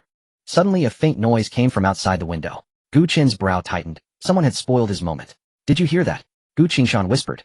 No, too faintly. Xuangshu shook his head. Get closer. They pressed their ears tighter to the glass. Chen strode to the window and flung it open. Outside, several heads were crowded together with ears against the pane. Qingshan, Li Xuangshu, and a few Gu clan disciples, holding their breath for fear of making a sound. When the window opened, the men lost their balance and tumbled thudding to the ground. They had not expected their secrecy to be discovered. Chen stood at the window looking at them with an impassive face. What are you doing? Qingshan lay on the ground, looked up, and grinned. We were just passing by. Passing by to my window. Qingshan fell silent. Passing by to my window, and pressing your ear to the glass. Li Xuangshu scratched his head awkwardly. Well, young master, we were here to learn. Chen's mouth twitched. Learn? Learn what? Qingshan glanced at Li Xuangshu, and they answered in unison, how to be a groom. Chen's face darkened. Get out. Get out. Such brazen words. The men scrambled up and slunk away. After a few paces, Qingshan turned back. Young master, good luck. Chen seized a foul-smelling shoe and hurled it. Qingshan bowed his head. The shoe skimmed his brow, struck a tree, and the others fled as fast as they could. Chen closed the window and returned to the bedside. Xuan watched him and could not help smiling. Was that them? Chen sat beside her and sighed. Yes, these rascals need teaching. Xuan smiled. Seeing her smile eased much of the tension within Chen. He took her hand again. Xuan, tonight we. Xuan's face flushed, and she lowered her head, saying nothing. Chen drew a deep breath and blew out the candle. The night was gentle. Outside, the moon hid behind a wash of clouds. Fallen blossoms are not without feeling. Early the next morning, when Chen woke, Xuan still slept. He looked at her face and felt an unnamed emotion well up inside him. This woman would be his wife from now on. He lightly kissed her forehead, then rose and dressed. Xuan opened her eyes and looked at him with a face full of contentment. Morning, Chen said. Xuan sat up, head bowed. Morning. Chen opened the window and morning light poured in. He turned, looked at Xuan, and held out his hand. Come, we should go pay respects to the ancestor. Xuan nodded, took his hand, and rose. Sunlight fell upon them. Their shadows were cast side by side on the ground very close. In the square, the banquet had already been cleared. Gu family disciples were cleaning. Seeing Chen and Xuan, they greeted them with smiles. Good morning, young master. Good morning, young master's lady. Xuan's face flushed, but she still nodded. On the rear mountain, Xian lay on a recliner. Watching them approach, he smiled. You've come. Chen nodded. Ancestor. Xian glanced at them. Did you rest well last night? Chen blushed. Very well. Xian smiled and did not press further. Go spend some time with your wife. Chen nodded and led Xuan away. Meanwhile, Bingyun, accompanied by Bingxin and the two quasi-emperor elders under Gu Yushin's guidance, walked toward the rear mountain. The rear mountain. Bingyun's steps faltered. A line of people stood before them, arrayed across their path. Bingyun could not sense the auras of those before her. Sweat beaded on her palms, yet she did not stop. She walked to Gu Xian and bowed deeply. Great Elder Bingyun of the Bingfeng clan pays respects to the Gu family's elder ancestor. Gu Xian opened his eyes and glanced at her. Sit. Bingyun straightened and took a seat on a nearby stone bench. Bingxin and the two elders stood behind her, not daring to draw a breath. It was not that they did not wish to sit, it was that they dared not. Gu Xian raised his teacup and took a sip. Speak, what brings you here? Ice Cloud took a deep breath and said, Senior, the demon clan has appeared in the extreme north, claiming that their demon emperor is about to arrive. When that happens, the demon army will be at our doorstep, and the ancient continent will be in grave danger. He paused for a moment and continued, the major imperial clans of Zhongzhou and the Chongqing clan have formed an alliance to combat the demon clan. I have come to ask the Gu family to join this alliance to resist the external threat. Gu Xian listened without showing any reaction. He had known about this matter long ago. Ice Cloud's heart sank, fearing that the Gu family would be unwilling to intervene. However, she still wanted to make an effort. After all, the Gu family's participation would undoubtedly elevate their strength. This would enhance their hope of resisting the demon clan, preventing a sense of despair. Senior, the demon clan is cruel and bloodthirsty. They nearly destroyed the continent hundreds of thousands of years ago. Now that the seal is weakening, if the demon army breaks through, the ancient continent will be plunged into chaos. Though you are strong, you cannot remain unscathed alone. Gu Xian raised his hand to interrupt him. I understand. Ice Cloud was taken aback, unsure of what to say. She could not fathom what the Gu family's ancestor was thinking. When the true invasion of the demon clan occurred, no faction could remain indifferent. She still hoped the Gu family would join in. Gu Xian glanced at her and said, You may return for now. Oh, I will send someone over in a few days. Ice Cloud was momentarily stunned. She had expected the Gu family to refuse or impose some conditions. She did not anticipate such a straightforward agreement. Thank you, senior. Ice Cloud stood up and bowed deeply. Gu Xian waved his hand saying nothing. Ice Cloud, accompanied by Bing Xian and two elders, turned to leave.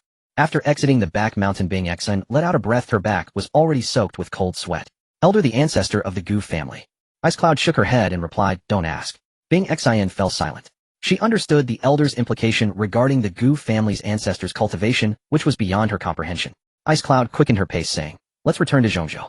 Soon after the group left the Gu family, the news quickly spread back to Zhongzhou.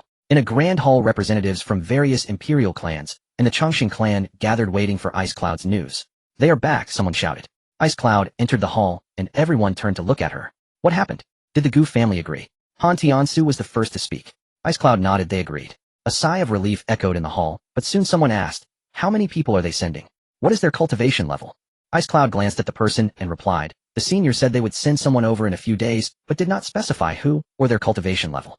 Suddenly the hall fell silent for a moment, then discussions erupted. A few days. The demon clan could arrive at any moment, and they are saying a few days. Exactly. They are already at our doorstep, yet they are still dragging their feet. How many people will they send? Surely they aren't just sending a few lackeys to appease us. After all, it's not their own affair, they aren't concerned. This instantly sparked dissatisfaction and debate among some, feeling that the Gu family was not taking the matter seriously. Some even accused the Gu family of selfishness. Some questioned the Gu family's strength. With the demon clan about to arrive, their lack of urgency left many feeling extremely dissatisfied.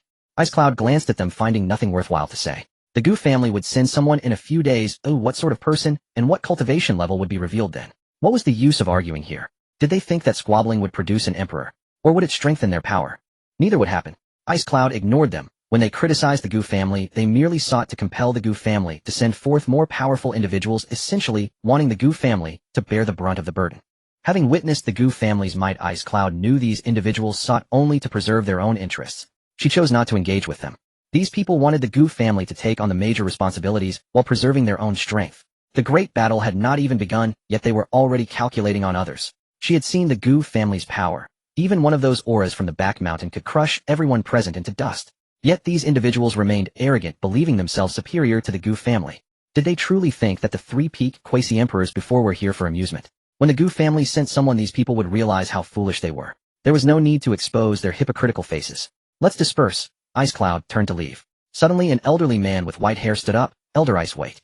Ice Cloud turned back to look at him. It was Zhuge Yun, the old patriarch of the Zhuge family from the Changxing clan. Having lived for over 10,000 years, he was a peak quasi-emperor, one of the highest cultivators present. Zhuge Yun looked around. Now that the demon clan is invading, which concerns the survival of the continent since the alliance has been formed, there must be a common leader. One person must be stationed to unify commands, ensuring that orders are executed during battle, preventing any from fleeing at a critical moment. Discussions erupted again in the hall. Some supported this viewpoint, asserting that a common leader was essential for efficient resource allocation. This would also ease the burden on those fighting on the front lines and instill fear in those contemplating retreat. Han Tiansu was the first to speak. I nominate the Li family. The Li family has a lineage of over 1,000,000 years and has produced an emperor with deep foundations. The patriarch of the Li family is a peak quasi-emperor, esteemed and capable of fulfilling this role of common leader. As soon as he finished speaking, some agreed, while others shook their heads.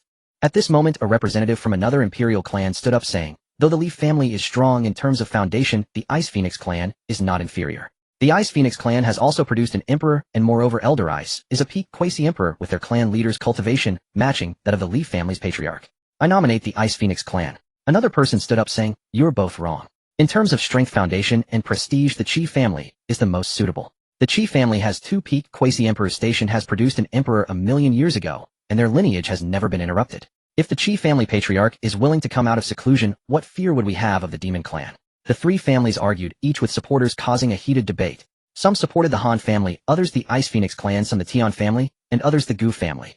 After all, the Gu family has three peak quasi-emperors, and such a family might have even more terrifying powers behind them. Yet these individuals only believed in the historical existence of power. Moreover, the Gu family had only emerged recently.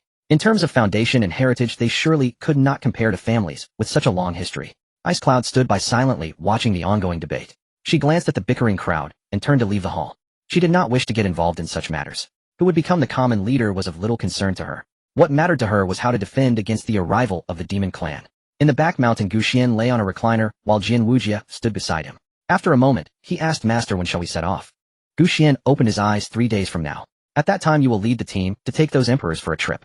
Gu Chun will also go, letting him experience the outside world, and allowing those people to witness the strength of the Gu family. This time Gu Xian ordered all these people to mobilize, aiming to resolve the demon race issue with the utmost speed. As for the Gu family, not only do they have a defensive array to withstand celestial beings, but he is also an emperor himself. Anyone daring to strike against the Gu family would find only a dead end. Jian Wujia nodded. Gu Xian looked at him and said, when outside, do not tarnish the reputation of the Gu family. You can deal with anything that is unfavorable to the Gu family, including those who harm the family's reputation. The strongest family must possess both great power and be free from threats. Not even a tiny bit can be tolerated. Jian Wujia nodded again, asking no further questions. He understood his master's meaning. Anyone who disrespected the Gu family would be eliminated. He has killed countless people, it's not advisable to kill too many more. Jian Wujia turned and left. In the back mountain by Yujing Yu Wuhan, Yu Qingxuang, Yu Qingxue Tiangong, and Tiansha stood in a row. The 4 divine beasts lay not far away. Xiaoyao stood at the back, his aura steady, an emperor of the first heaven. He broke through from the peak of a quasi-emperor to an emperor in just a few days, not due to high talent, but entirely from resource accumulation. Eating imperial-grade pills like meals, using enlightenment stones, time-space stones, and chaos stones that will combine with the fact that he was originally an emperor, his understanding remained intact, making the breakthrough a natural occurrence. Ruffing stood beside Xiaoyao, a quasi-emperor of the second heaven. He had not broken through to an emperor, but was already satisfied. In his lifetime, reaching quasi-emperor was something he never dared to imagine before. Jian Wujia looked at everyone, his tone flat. We set off in 3 days. The young master will also go. Xiaoyao nodded, having no objections. He held no good feelings for the demon race. This time those demons must pay a heavy price. Although it was highly likely he would just be a bystander. Ruffeng nodded, having no objections. His granddaughter Ruxiang had just married Gu Chun, and the affairs of the Gu family were now his concerns. Moreover, the demon race was extremely detestable, so he could only do his best to contribute. When the news reached the front mountain, Gu Chun was accompanying Ruxiang for a stroll. The two walked by the spiritual liquid waterfall hand in hand. At that moment, Gu Tianhua approached Chainer. In 3 days you will go to Zhongzhou to represent the Gu family in joining the alliance. Gu Chen was taken aback. I will go too. The ancestor mentioned it. It'll let you experience the outside world. Gu Tianhua patted his shoulder and lowered his voice. By the way, take your wife along for a trip to Zhongzhou as a honeymoon. Staying at the Gu family all day, having so many vassal forces watching it, would be quite awkward. Just wait a while or it would be embarrassing for both of them. Gu Chen glanced at Ruxiang. Gu Tianhua smiled and turned to leave. Ruxiang lowered her head. I will go too. Gu Chen held her hand. Let's go together for our honeymoon. Ruxiang nodded. Suddenly 2 little girls appeared from nowhere, one on the left and one on the right, hugging Gu Chen's legs. Brother Gu Chen, are you going to Zhongzhou? We want to go too. Gu Chen felt a headache coming on. What do you want to go for? The appearance of these 2 little girls was never a good sign. It wasn't that he didn't want to, but he couldn't keep an eye on these 2. He still wanted to go out to play with his wife. Play. It's too boring at the Gu family, practicing every day until one. Gu Qingqing looked up, her eyes sparkling, looking quite pitiful. Gu Huahua nodded along. Yes. We haven't gone out in so long. Last time in Zhongzhou, we didn't have fun at all. Ruxiang smiled. Let's take them along. The 2 little girls cheered and turned to run toward the back mountain. Ancestor, we are going to Zhongzhou too. In the back mountain, Gu Xian watched the 2 little girls run up, smiling. Since so many people are mobilizing this time, it will be fine to have just 2 people watch. Go ahead, stay with your brother Gu Chun and don't run around. We won't run around. The 2 little girls chimed in unison. Gu Xian looked at Yu Qingxuang and Yu Qingxue. You 2 will follow them. Yu Qingxuang and Yu Qingxue nodded. 3 days later, outside the Gu family gate, a group was ready to set off. Jian Wujia stood at the front with 3 on the left and 3 on the right behind him. Gu Chun and Ruxiang sat on the azure dragon, while the 2 little girls rode the white tiger. The phoenix stood on the tortoise shell, while the Xuan Wu couldn't stretch its head through. Xiaoyao and Ruffeng stood to one side. Let's set off. Jian Wujia turned and flew toward Zhongzhou. The group followed behind, magnificent and grand. In another grand hall, many of the strongest individuals from various forces appeared. There were 18 peak quasi-emperors present. Each of them possessed immense strength. They argued for 3 days without reaching a conclusion. The matter was about the position of the Kalord. The Li family, the Ice Phoenix tribe, the Qi family, and several peak quasi-emperors were all red-faced from the dispute. No one was willing to yield to the others. Li Sanxiong, the head of the Li family, slammed the table. The Li family has produced emperors for 1,000,000 years. In terms of heritage, strength, and prestige, the Li family is unparalleled. The head of the Qi family, Qi Tian, sneered. The Li family has produced an emperor, and so has my Qi family. How long has that emperor from your family been gone? My Qi family has 2 peak quasi-emperors stationed. Does your Li family have that? Li Kangqiang's expression darkened as he was about to retort. Ice Ru, the head of the Ice Phoenix tribe, raised a hand. Enough. Both of them looked at her. Ice Ru's tone was calm. You've been arguing for 3 days, and you still haven't settled it. The demon race is coming soon, and you are still fighting over who will be the leader. Li Sangxiong snorted coldly. Then who do you think should take it? Ice Ru did not answer. She looked at Ice Yun, and then at Ice Xin. From their descriptions after returning from the Gu family, she pondered repeatedly and reached a conclusion. That is, the Gu family has an emperor. Moreover, not just one. Yet she did not mention this in this setting, for who would believe it if she did? In a place where no emperor had emerged for hundreds of thousands of years, suddenly several appeared. Who would believe it? I recommend the Gu family, Isru said. The hall fell silent for a moment before erupting in chaos. The Gu family. That small family from the eastern region. Just a nouveau riche. Oh, why should they be the Lord? Ice clan leader, are you joking? Li Kangqiang's face turned ashen. Isru, what do you mean? My Li family, chief family, which family is not stronger than the Gu family? You recommend an unknown nouveau riche. To them, the three peak quasi-emperors were merely nouveau riches. Without the inheritance of an emperor, their foundation was significantly weaker. They could only use the legacy of emperors as their face. In this end-of-law era, breaking through to become an emperor was also their last face. Chi Tian furrowed his brow. Ice clan leader, although the Gu family has three peak quasi-emperors in terms of foundation, heritage, and history, they fall far behind my chief family. Besides, you know the Gu family's attitude towards the demon race, sending a few people to just brush it off. Can such a family be entrusted? Isru remained silent. Their prejudices had already solidified. These families still lingered in traditional beliefs, judging others by appearances. Even though the young master of the Gu family won first place in the talent battle. To them, a talent was still just a talent, but who among them wasn't a genius in their own era? Only those who survive can be called geniuses. Li Sanxiong sneered. What if there are three peak quasi-emperors? My Li family has them, and so does the Gu family. Why should we let him take the position? Chi Tian spoke faintly. We cannot deny the strength of the Gu family, but as you all can see, their attitude toward the demon race is arrogant and indifferent. They don't even know when they will send a few people. Can you really trust your lives to such a family? Some nodded in agreement. Exactly, their attitude is too arrogant. They do not take the demon race seriously. How can we trust such people to be the coloreds? They won't even show their faces. Their airs are bigger than that of an emperor. The discussions grew louder. Bingru raised her hand to silence them. The position of Kalord should be decided when everyone is present. The Gu family has not arrived yet. We will discuss it when they do. Li Sanxiong frowned. Wait. How long should we wait? The demon race won't wait for anyone. Bingru glanced at him. We've already waited 3 days. What's a few more? Li Sanxiong snorted and fell silent. But the discontent continued to spread.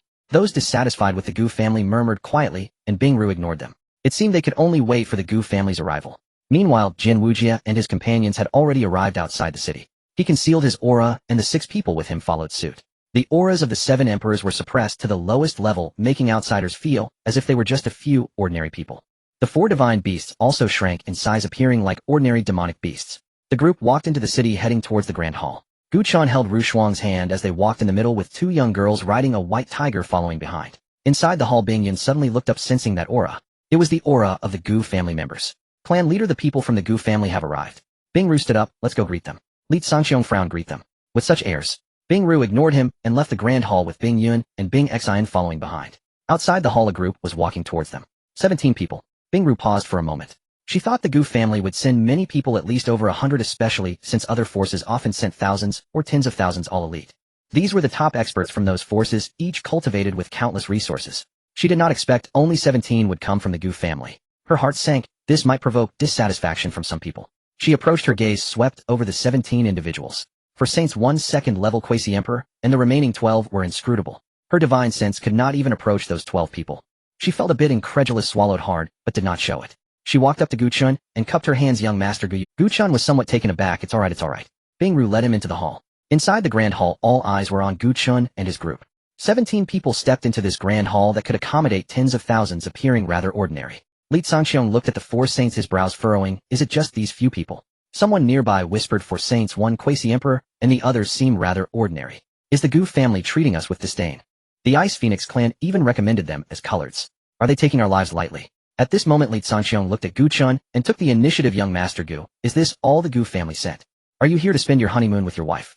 I continue. My Li family has mobilized many, including 3 quasi-emperors, while the Chi family and Ice Phoenix clan have also sent their elites. Other smaller forces go without saying. In contrast, you Gu family only sent 17 people. Are you here to fight, or to sightsee? Gu Chun did not understand what he meant. After all, the Ancestor had not told him anything when they came. Why did this person seem to target the Gu family? Moreover, the gazes and whispers from those people made him uncomfortable. Had the Gu family done something wrong? Wasn't someone supposed to invite them here? This left him at a loss. Why such a demeanor? At this moment, Bing Yun's voice sounded in his ear, audible only to him. Young Master Gu, there has been a dispute over the Kalord position in the hall these past few days. Various families are arguing fiercely. The clan leader recommended the Gu family, but those people think the Gu family is unqualified. They complain that you took too long to arrive, that you sent too few people, and that your attitude is arrogant. After listening, Gu Chun understood. They simply thought the Gu family was unworthy, didn't they? He glanced at Li Sanxiong then at Qi Tian, both looking down at him, as if he were an ignorant junior. At that moment Jian Wuji's voice echoed in his mind, "Young master, do you want to become this Ka-Lord?" Gu Chun was momentarily stunned, and turned to look at Jian Wujia. They had already ridden roughshod over him. What was there to endure? Especially this person so aggressive. "With Uncle Jian here would I fear you?" The ancestor said when out in the world, "Do not lose the Gu family's reputation. The Gu family does not provoke trouble, nor do they fear it. Moreover this time everyone is arranged by the ancestor. What problems could arise? Does a tiger not roar, make the Gu family seem easy to bully? I will take it," Gu Chun said. His voice was not loud, but the hall fell silent, and everyone heard it. Li Kangqiang's brow furrowed. "What did you say?" Gu Chun stood up and looked at him. "I said it's our Gu family that will take the position of Ka-Lord." The hall erupted into chaos. "You are just a saint of what qualifies you. The Gu family only sent this few people and still dares to be Ka-Lord. Are you here to make jokes? Young man, this is not a child's game. This is a battle. It will cost lives." Li Sanxiong sneered. "Young master Gu, you still don't understand the situation. The position of Ka-Lord cannot be assumed by just anyone. It requires strength and the respect of others. Your Gu family has 3 peak quasi-emperors, which is indeed not weak, but which family here does not have peak quasi-emperors? What is your basis?" "What basis?" Gu Chun remained silent, and Jian Wujia stepped forward. All eyes were on him. This man with a sword hanging at his waist, and an expressionless face, seemed utterly ordinary, lacking any aura of a strong person. Jian Wujia looked at Li Sanxiong. "Did you just say the Gu family only has 3 peak quasi-emperors?" Li Sanxiong nodded. "What? Did I say something wrong?" Jian Wujia released a hint of aura, not all of it, but just a hint. A hint of the complete emperor's aura. Then it pressed down like a mountain on the 3 peak quasi-emperors of the Li family. The 3 of them immediately fell to the ground like dogs, unable to lift their heads. Li Kangqiang's complexion changed. He sensed that aura was not of a quasi-emperor, but of an emperor. This was truly a tough opponent. No, it was not just tough, but a steel wall. He never expected a family that was not well known would actually have an emperor's presence. Inside the hall others also sensed that aura. Qi Tian's expression turned grim, and he staggered before kneeling down uncontrollably. Though his ancestors had once produced an emperor, that was merely history enough to intimidate the ignorant. Now with a living emperor appearing before him, how could he not feel fear? The emperor could slay a peak quasi-emperor with the ease of killing a chicken. The words he had just spoken were likely heard by this emperor, and if he pursued him it would truly be difficult to absolve himself of blame. Before that aura, everyone lowered their heads. Those who had just been disrespectful were all kneeling on the ground. Even those who had laughed earlier now found themselves unable to utter a single word. They didn't even have the courage to lift their heads. Jian Wujia retracted his aura. He looked at the crowd of kneeling individuals and slowly spoke. "A mere peak quasi-emperor dares to show disrespect to my young master. My master has said that you are merely cannon fodder and your so-called alliance is nothing but a group of insignificant chickens and dogs." He paused, his gaze sweeping across the kneeling individuals, his eyes filled with disdain devoid of compassion. "A group of younger brothers. If you have the guts, come out and practice. Anyone who is unconvinced, come out and duel me." No one dared to move. Those peak quasi-emperors didn't even dare to lift their heads. Duel? Isn't that seeking death? Their cultivation levels were no match for an emperor. It would simply be a slaughter. Gu Chun stood behind Jian Wujia, knowing his strength, but never imagined it to be to this extent. A trace of aura pressed down, causing the peak quasi-emperors to kneel and remain there. The usually taciturn Jian Wujia suddenly exuded an air of authority. He turned to look at Bingyun, who remained standing unaffected by Jian Wuji's aura, her face only displaying shock. Bingru had previously guessed that the Gu family had an emperor, but never expected this many nor their overwhelming strength. What exactly is this Gu family? Gu Chun scanned his surroundings, his tone calm. The position of the leader belongs to the Gu family. Who is in favor, who is against? Inside the great hall no one spoke, nor dared to speak. Gu Chun surveyed the room, his gaze landing on Li Sanxiong, who lay prostrate on the ground. This Li family head, who had been so arrogant moments ago, now lay on the ground, like a dog, trembling all over, lacking the courage to lift his head. Gu Chun's tone was indifferent. "Old man, do you still oppose?" Li Sanxiong shuddered, his voice trembling. "No, I do not oppose. I fully support the Gu family taking the leadership." "No opposition? Then why are your legs shaking? Do you have any grievances against the Gu family? Feel free to speak out. However, don't truly say it." Li Kangqiang's face turned pale, cold sweat dripping onto the ground. "No, I am just old. My chronic leg pain is acting up." "Then you must treat it well, lest it leaves you with lasting issues. If not, come to my Gu family. Oh, our ancestors will help you treat your illness." Gu Chen's words sounded kind, but were laden with threat. Li Sanxiong could naturally sense it, and hurriedly refused. "No, no. Thank you for your kindness, young Master Gu."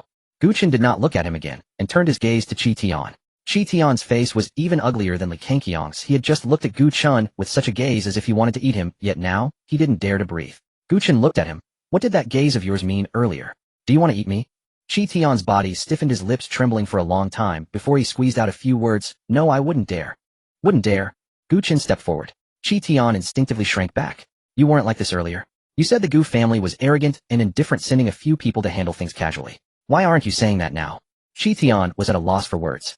He had not expected the other party to know everything, recalling their previous conversation word for word. But what could he say? To say that the Gu family was indeed arrogant, that would be seeking death. To say the Gu family was not arrogant, that would be slapping his own face. The pride and heritage they once took pride in lay shattered at this moment. They had not expected that the other party did not care about their heritage and legacy at all. They were a true, living emperor. The Gu family's actions do not require your input. Then turning to Jian Wujie he asked, Uncle Jian, what did our ancestor say before stepping out? Jian Wujie took a step forward, standing beside Gu Chun, his gaze sweeping over the kneeling crowd. The master said that the Gu family when out in the world shall not tolerate any threats. Anyone who dares to disrespect the Gu family and threatens its interests shall swiftly learn what cruelty means. This statement was meant to inform them of the consequences of their actions. It didn't need to be said who the chickens and monkeys were. In that moment the peak quasi-emperors dared not speak. They had just indulged in moral coercion only to find that the emperor wouldn't play along with them. The moment the emperor appeared they all fell silent. After a while Gu Chen spoke calmly. The Gu family comes to fight the demon clan, not to bully you. If anyone is displeased feel free to voice it. Of course I hope you have no objections. If there are none you should refrain from speaking about the Gu family's actions. The position of the leader belongs to the Gu family. There shouldn't be any objections, right? Everyone in favor. When we came Gu Xian told me that this time we represent the Gu family. Anyone who disrespects the Gu family should not hold back. Out in the world the Gu family is supreme. He would not allow anyone to insult them. Recalling the disdainful, contemptuous, and mocking gazes of those people when he entered the city, as well as the whispers that followed him into the hall. He had heard every word clearly. He had not exploded in anger then because it wasn't the right time. But now was the time. In favor. Li Zongqiang was the first to shout. In favor. Shi Tian followed suit. In favor. Everyone joined in, their voices uneven, but the meaning was clear. No one dared to oppose. Gu Chen nodded, then it settled. Li Zongqiang struggled to get up, wiping the cold sweat from his forehead. The others also looked grim, each one lowering their heads, not daring to look at Gu Chen. Just moments ago they had been so arrogant, but now they were subdued. From now on, anyone who dares to disrespect the Gu family shall not blame the Gu family for their lack of mercy. After saying this, he turned and walked toward the hall exit with Lu Shuang following him. Outside the hall, Gu Chen took a deep breath and turned to Jian Wujie. Uncle Jian, was I too fierce just now? Jian Wujie glanced at him. You were still too gentle. Gu Chen awkwardly smiled. Was that gentle? What should I have done instead? Jian Wujie said seriously. These people are of little strength. It would be better to kill a couple to set an example, lest in the future someone be unaware of the danger. Gu Chen had not expected Jian Wujie to be even more ruthless than he imagined, suggesting to kill a few to set an example. After all, they were all peak quasi-emperors. If Jian uncle wasn't beside them, they probably wouldn't even be able to bear the pressure. Jian Wujie believed that teaching through words would never be as effective as real combat. In plain terms, teaching through words is ineffective, but practical experience teaches once and for all. Xiao Yao increasingly found it hard to comprehend the actions of the Gu family. Back in the days when he was the emperor, he had to rally these powers to jointly resist the demon race. However, the Gu family had no need for that. They were merely here to reorganize these powers. Yet these people, driven by their own interests, were deeply enmeshed in their selfishness and indeed needed a harsh reprimand. Ru Shuang walked beside Gu Chen, unable to suppress her laughter. You were quite imposing just now, radiating the aura of a strong one. Gu Chen chuckled. I will be even more impressive in the future. Then he leaned close to her ear and whispered, Tonight I will show you what a formidable strong one looks like. Ru Shuang suddenly blushed. This was not something that should be overheard by others. She playfully tapped his chest and turned to walk aside. Ru Feng observed that this couple had quite a unique way of teasing each other, but it was fine. Living the good life. Just then a communication talisman tore through the air, landing in Bing Yun's hand. Bing Yun's divine sense swept across it, and her expression changed dramatically. She quickly approached Bing Ru and whispered a few words. What did you say? Bing Ru's voice was very low. Bing Yun took a deep breath. In the northwest, 10,000 miles away, a large-scale emergence of demon beasts has occurred, led by the king of the northwest demon beast forest, the North Dragon King. Their strength has reached the pinnacle of quasi-emperors, and behind them are 6 more quasi-emperor level demon beasts, just 10,000 miles away from us. As she finished speaking, the hall erupted in chaos. Demon beasts. How can they appear at this time? North Dragon King. That ancient monster that has lived for 10,000 years. How could he show up here? And 6 quasi-emperor level demon beasts. Together with the North Dragon King, that's 7. Demon beasts are physically stronger than humans. 1 quasi-emperor level demon beast of the same realm would require at least 3 human quasi-emperors to contend with. We would need 21 to counter them. They only have 18 quasi-emperor level, which is evidently insufficient. Demon beasts and humans are natural enemies. Even if humans invited them, the demon beasts would never agree. Why haven't the demon race arrived yet? The demon beasts came first. Is the heavens trying to destroy our ancient continent? Shi Tian suddenly spoke up. No, that's too coincidental. As soon as the demon race stirred, the demon beasts arrived, launching an attack on us from both sides. This is highly unusual. Li Zongqiang frowned. Are you suggesting that the demon race and the demon beasts have teamed up? No way. The demon beasts are natural enemies of humans, and also enemies of the demon race. It is impossible for them to ally unless the demon race offered them some sort of benefit. Everyone fell silent. This conjecture was even more terrifying than the alliance of the demon race and the demon beasts. If the demon race could drive the demon beasts with benefits, then the ancient continent would not be facing a two-front battle, but an attack from both back and front. Xuan stood outside the hall listening to the discussions within, and turned to Xiaoyao. The ancestor had mentioned he was the emperor from hundreds of thousands of years ago, and he had also been the one to resist the demon race last time. He must know quite a bit about this matter. Senior Xiaoyao, what is the situation with the demon beasts? Why would they choose this moment? Xiaoyao pondered for a moment before slowly replying. It is likely that the demon race is stirring the waters from behind. They want us to first fight the demon beasts, depleting our strength. After all, they still have some time before they can come over. They cannot let humanity have it easy. Xuan was puzzled. Logically, the demon beasts and the demon race should not have a good relationship either. Why does it seem like they are going to unite? Xiaoyao continued. However, the intentions of the demon beasts are likely not that simple. They are not here to assist the demon race, but rather to reap benefits. Benefits? What do you mean by that? Xiaoyao looked up at the distant sky. Fortune, the fortune of our human race. Xuan was taken aback. Fortune. This is something you cannot see or touch, but it indeed exists, Xiaoyao explained. When a race's fortune is flourishing, talents emerge one after another and strong individuals are abundant. But once the fortune wanes, talents wither and strong individuals are hard to find. Hundreds of thousands of years ago, I encountered something similar. At that time, a quasi-emperor level demon beast wanted to plunder the human race's fortune to break through to the emperor level. I intervened and killed that demon beast. It is much harder for demon beasts to break through to the emperor level than for humans. In this end of the law era, when the spiritual energy of heaven and earth has declined and the laws of the great Tao are hidden, it is almost impossible for demon beasts to break through to the emperor level. However, there is one way to plunder human fortune. As long as the fortune is strong enough, they can forcibly break through. Even if it is only a temporary emperor, it would be sufficient for them to traverse the void, leaving this continent to search for new places to survive. Xuan was somewhat astonished, not expecting there to be such reasoning. There were still many things he did not know. It seemed the ancestor was right. He needed to go out more and see.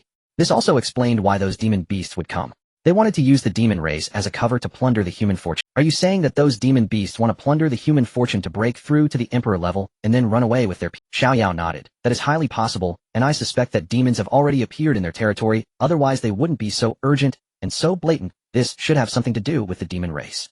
Xuan turned to Jian Wuji. Uncle Jian, what do you think? Jian Wuji replied flatly. 7 quasi-emperor level demon beasts are not enough to be concerned about. 7 quasi-emperor level demon beasts are nothing to worry about. Only Uncle Jian could say something like that. Just as he was about to speak, 2 little girls suddenly dashed out from somewhere, each grabbing a corner of Yuqing Xuan and Yuqing Shue's clothes. Sister. Gu Qingqing looked up. What demon beasts? Is there a new pet? Yes. We're tired of the white tiger. All it does is sleep every day. It's no fun at all. The white tiger lying not far away twitched its ears. Was it wrong to just sleep? It was not like they didn't pull on it every day. Even a great emperor's face was being wrinkled by them, looking as though it was asleep. But it had nothing to say. This was the master's beloved pet, and the white tiger dared not complain. Gu Qingqing continued to shake Yuqing Xuan's arm. Sister, is that North Dragon King you mentioned stronger than the white tiger? Can we catch it to keep as a pet? Yuqing Xuan and Yuqing Shui couldn't help but laugh. That's not a pet. That's a quasi-emperor level demon beast. What is quasi-emperor level? Is it strong? Yuqing Shui thought for a moment. It's a bit weaker than the white tiger. The white tiger raised its head and glared at Yuqing Shui. Was it a bit weaker? Clearly it was leagues apart. Who did she look down upon? Yuqing Shui pretended not to see. That's perfect. If it's a bit weaker than the white tiger, it must be smarter than the Xuanwu. The Xuanwu poked its head out of its shell, glanced at Gu Qingqing, and then retracted it. What is this? Why does it involve me? Clearly I did nothing. How could I be involved? In the eyes of these 2 little girls, it seemed that these were not demon beasts at all, but rather new pets. The 3 pets they had received before were already boring. They needed other pets. It's just that their pets were a little stronger than ordinary ones. Guchun looked at the 2 little girls, feeling a headache. That is a peak quasi-emperor beast, not a pet. Do you have any idea? It could kill you with a single swipe of its claw. The 2 little girls chimed in unison. With our sisters here, it can't kill us. Guchun was left speechless. These 2 girls really treated these 2 as their babysitters. How ungrateful. He glanced at Yuqing Xuan and Yuqing Snow, who exchanged a look and nodded slightly. To them it was far too easy. Just a few peak quasi-emperor beasts after all. As long as these 2 little girls liked them, they could capture them anytime. Even some weaker emperor beasts could be caught. Immediately after, the 2 vanished without a trace. There was no sound of breaking air, no fluctuations of spiritual power. They just disappeared into thin air. Where did they go? So fast. Guchun was stunned them. Jian Wujia spoke in a calm tone. They went to catch pets. Beside him, Xiaoyao was at a loss for words. What on earth? The little girl from the Gu family wanted to treat these beasts as pets. No matter how you looked at it, they were still peak quasi-emperor beasts. But it seemed like it didn't matter after all. The four divine beasts were still watching over the Gu family. These peak quasi-emperor beasts were truly insignificant before the four divine beasts. They were the true top-tier bloodlines possessing memories and inheritances that granted them extraordinary abilities. And not just one but four. Gu Qingqing was excitedly clapping her hands. Sisters are the best. I want that Dragon King, but sounds so majestic. Gu Qin sighed speechless. In the northwest at the beast camp, the North Dragon King was perched atop a mountain peak, 6 figures flanking him. Each was a peak quasi-emperor, each a ruler in their own right. The Western Desert Wolf King, the Southern Frontier Tiger Emperor, the Eastern Sea Dragon Sovereign, the Northern Plains Bear Emperor, the Central Skylark Saint, and the Nether Cat Queen. 7 beast kings gathered together. Countless beasts awaited the command of these 7 kings, ready to launch a devastating attack on any major region. Those beasts were waiting for the order from the 7 beast kings. With a single command, they would charge forward. They were an unstoppable force. The Southern Frontier Tiger Emperor spoke first. Our movements have likely been detected. The Western Desert Wolf King snorted coldly. So what if they have? In this end of the law era, it is difficult to achieve the status of an emperor. There are hardly any quasi-emperors among humans. What can they use to stop us? The Northern Plains Bear Emperor shook his head. Do not underestimate them. What if the humans have an emperor? We 7 might not be enough. The Western Desert Wolf King laughed coldly. Human emperors. A few 100,000 years ago there was one named Xiaoyao, and after that, who else? The Central Skylark Saint also spoke. Xiaoyao the Great fought 5 foes alone, causing 3 of the demonic lords to be heavily injured, while he himself was fatally wounded. There has not been a human emperor in hundreds of thousands of years. Now becoming an emperor is harder than reaching the heavens. It is impossible for humans to have an emperor. The North Dragon King nodded. The Bear Emperor is overthinking it. Xiaoyao the Great has fallen for hundreds of thousands of years. Those imperial clans among the humans only have ancestors who were emperors, but that is all ancient history. In today's human race, even peak quasi-emperors are exceptionally rare. What can they use to fight us? The Eastern Sea Dragon Sovereign suddenly spoke. We shouldn't say that while humans haven't produced an emperor, their inheritance still exists. Every genius battle seems to be selecting heirs, and this year's champion is said to have obtained part of Xiaoweo's inheritance. The North Dragon King, however, was unimpressed. It's only partial inheritance. In this end of the law era, even with complete inheritance, one cannot become an emperor, let alone just a part of it. Everyone felt this made sense. If it were an era rich in spiritual energy, they wouldn't need inheritance to achieve the status of an emperor. But now with the end of the law era upon them, even peak quasi-emperors were the highest realm they could touch. Though it is more difficult for them beasts to become emperors in an environment rich in spiritual energy, they could still break through. In fact, after breaking through, they would be 3 times stronger than humans. As for that so-called inheritance, it was optional for them. Even if they obtained it, what good would it do? Without sufficient spiritual energy, they could not break through to become emperors. Moreover, with the emergence of the demonic race, the human side was already in a state of panic, unable to calm down. For them, this was undoubtedly a very good opportunity to plunder the fortune of the human race and forcibly achieve the status of an emperor. After that, they could cross the void with their clansmen, avoiding the demonic race and not having to fight desperately. For them, this was both an opportunity and a challenge.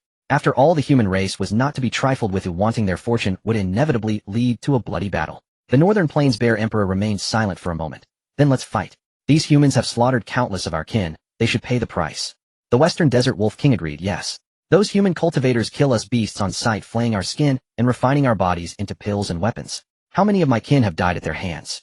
The Central Skylark Saint said softly. While we must fight, we cannot engage in a heating collision. Our goal is the fortune. As long as we plunder enough fortune, we can break through to become emperors and then leave this continent. The passage to the demonic race is about to open. We must not remain here. The Nether Cat Queen nodded. Someone from the demonic race has already contacted me. They promised not to move against our territory before the passage opens, on the condition that we hold the humans back. The North Dragon King sneered. The demonic race is not to be trusted. Once they open the passage, they will likely be the first to eliminate us. Therefore, we must plunder enough fortune before they arrive, break through to become emperors and cross the void. Soon after, the several beasts voiced their opinions. The 7 peak quasi-emperor beasts unanimously agreed. The North Dragon King looked around. Then it's settled. We will launch a full-scale attack in 3 days.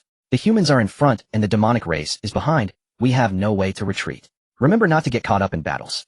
Our goal is fortune, not slaughter. Plunder enough fortune, then retreat immediately. Do not give the humans a chance to catch their breath, nor give the demonic race any opportunity. The Western Desert Wolf King nodded. Understood. I will lead the Wolf Clan forward to tear through the human defenses.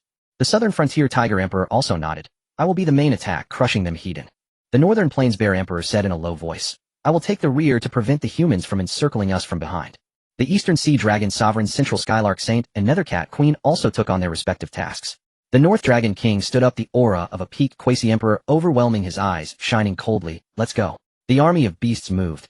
A dark mass surged forth, blocking out the sun as they headed towards the central state. Wherever they passed, the earth trembled and thousands of beasts charged forward. The 7 beast kings stood at the forefront looking back at their countless kin filled with spirited resolve. At the same time, they were also worried. This journey was fraught with danger, but they had no other choice. Ahead were humans, behind were demons, both sides were deadly, and neither was favorable. At that moment, a beast scout flew in from the front, rolling and crawling to the feet of the North Dragon King. Dragon King. It's bad. The North Dragon King frowned, a bad premonition rising in his heart. What happened?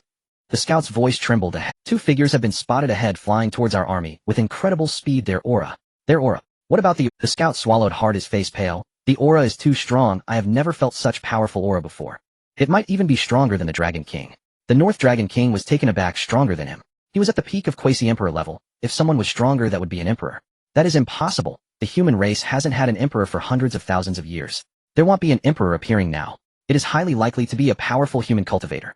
The Western Desert Wolf King spoke up. Could it be a human spy? The Southern Territory Tiger Emperor shook his head. A spy wouldn't be so brazen. Besides, with our army of millions of beast warriors, a spy should come stealthily, not boldly flying towards us. Then who are they? The Northern Bear Emperor wondered. How dare someone approach their army of beasts so boldly? They must know that this time they had 7 peak Quasi-Emperor beast warriors with hundreds of Quasi-Emperor beasts, incredibly powerful. Now 2 auras were flying towards them. It was simply a death wish. But it didn't matter. With so many beasts, he didn't believe that just these 2 could overturn his beast army. The North Dragon King thought for a moment. No matter who is coming, we will find out. Send the order for the army to halt and prepare for battle. The beast army stopped. Millions of beasts stood ready. 7 beast kings stood at the forefront, their eyes fixed on the distant horizon. Moments later, 2 figures appeared. It was 2 women. It was Xuan and Snow. At the same time, they deliberately released some aura, allowing these beasts to sense their arrival. You have come for us. The beasts were stunned for a moment. The human race actually sent only 2 women. It seemed the human race had run out of people to use. But soon the beasts regretted it. Their speed was incredibly fast, and in the blink of an eye they closed in. The North Dragon King's divine sense reached out, and then his expression changed. He could not get close to the 2 women with his divine sense. It was as if an invisible wall stood in the way, repelling his divine sense. The North Dragon King's heart sank. Everyone prepare for battle. The 7 beast kings released their auras simultaneously, the pressure of peak Quasi-Emperors overwhelming. The millions of beast army followed suit, exuding a murderous aura. Such a display was enough to terrify any human army. But the 2 figures did not stop getting closer and brighter. Then they suddenly vanished from sight. The North Dragon King was astonished. He could not sense the presence of the 2. Other beasts similarly could not sense the presence of these 2. What is happening? The scout's voice trembled. It was like this disappearance. The 2 human women just now also disappeared into thin air like this. The expressions of the crowd darkened. To vanish without a trace, it wasn't teleportation. There were no spatial fluctuations, no remnants of spiritual energy. Be careful. Another cat suddenly shouted. In the void, the 2 women appeared. Xuan and Snow stood in the void looking down at the millions of beast army below. The North Dragon King looked up at them. Who are you? Xuan smiled. We are here to take you as pets. The faces of the 7 beast kings changed simultaneously. 7 peak Quasi-Emperors with millions of beast army behind them. Their momentum was overwhelming, yet they were blocked halfway by 2 individuals. Moreover, these 2 even said they were here to take them as pets. It was simply the greatest joke. Each of them was a fearsome beast king. How could they be taken as pets? Absolutely not. The 2 women were simply humiliating them. It was as if they were tired of living. Who would have thought that the human race would look down on them so much, sending just 2 to their death? The Western Desert Wolf King sneered. Take us as pets. You think you are worthy? The Central Cloud Sparrow Saint said softly. Ladies, leave now, and we can pretend nothing happened. The expressions of several beasts were like they wanted to devour someone. Although they had just failed to sense the presence of these 2, let's not forget there were many of them. More people means more confidence. The North Dragon King raised his hand, stopping everyone. He warily stared at Xuan and Snow, speaking in a deep voice. I do not know who you are, but you are only 2 people against our 7 peak Quasi-Emperors and millions of army. What do you plan to take us with? Snow smiled. With my hands. The North Dragon King's expression darkened. This human was truly arrogant. So incredibly arrogant, yet so conceited.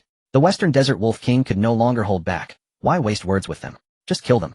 He leaped into action, transforming into a black shadow, charging towards Snow. The speed of the peak Quasi-Emperor erupted to its fullest, fast enough to shake the space itself.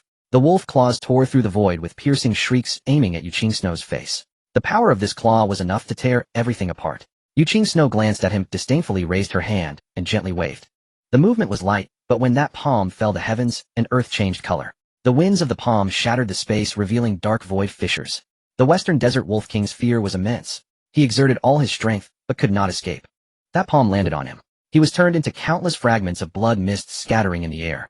In an instant the peak quasi-emperor Western Desert Wolf King didn't even have time to scream before being turned into blood mist. Hiss! The millions of beast army gasped in shock. Mother! They just killed their beast king with a single slap. That was a peak quasi-emperor, directly turned into blood mist before their eyes, leaving nothing behind. How could they fight anymore? The human race was so strong, what were they even fighting for? The remaining 6 beast kings turned ashen. Those 2 young women were not joking, they directly made an example to intimidate them. Moreover, their power had subverted their understanding. To be able to kill a peak quasi-emperor with a single slap must be an emperor. To turn someone into blood mist must be a high-level emperor. These 2 are not quasi-emperors, they are emperors. Living emperors. When they said they wanted to take them as pets, it was not an insult, it was a statement of fact. Yuqing Snow withdrew her hand, looked at her palm, and said flatly, "My lady does not like disobedient pets." Then the 2 released the terrifying pressure of a perfected emperor. Instantly, the million army could not lift their heads. Even the remaining 6 peak quasi-emperor beasts could not lift their heads. Yuqing Xuan looked at the 6 peak quasi-emperors. Do you 6 have any objections? My lady wants new pets, you all are quite suitable. The North Dragon King's face turned completely dark. He, the North Dragon King, had lived for tens of thousands of years dominating a region, yet now he was to be treated as a pet by a woman. But he did not dare to act because there were 2 emperors standing in front of him. He had seen clearly the fate of the Western Desert Wolf King just now. A single slap, and he was reduced to ashes.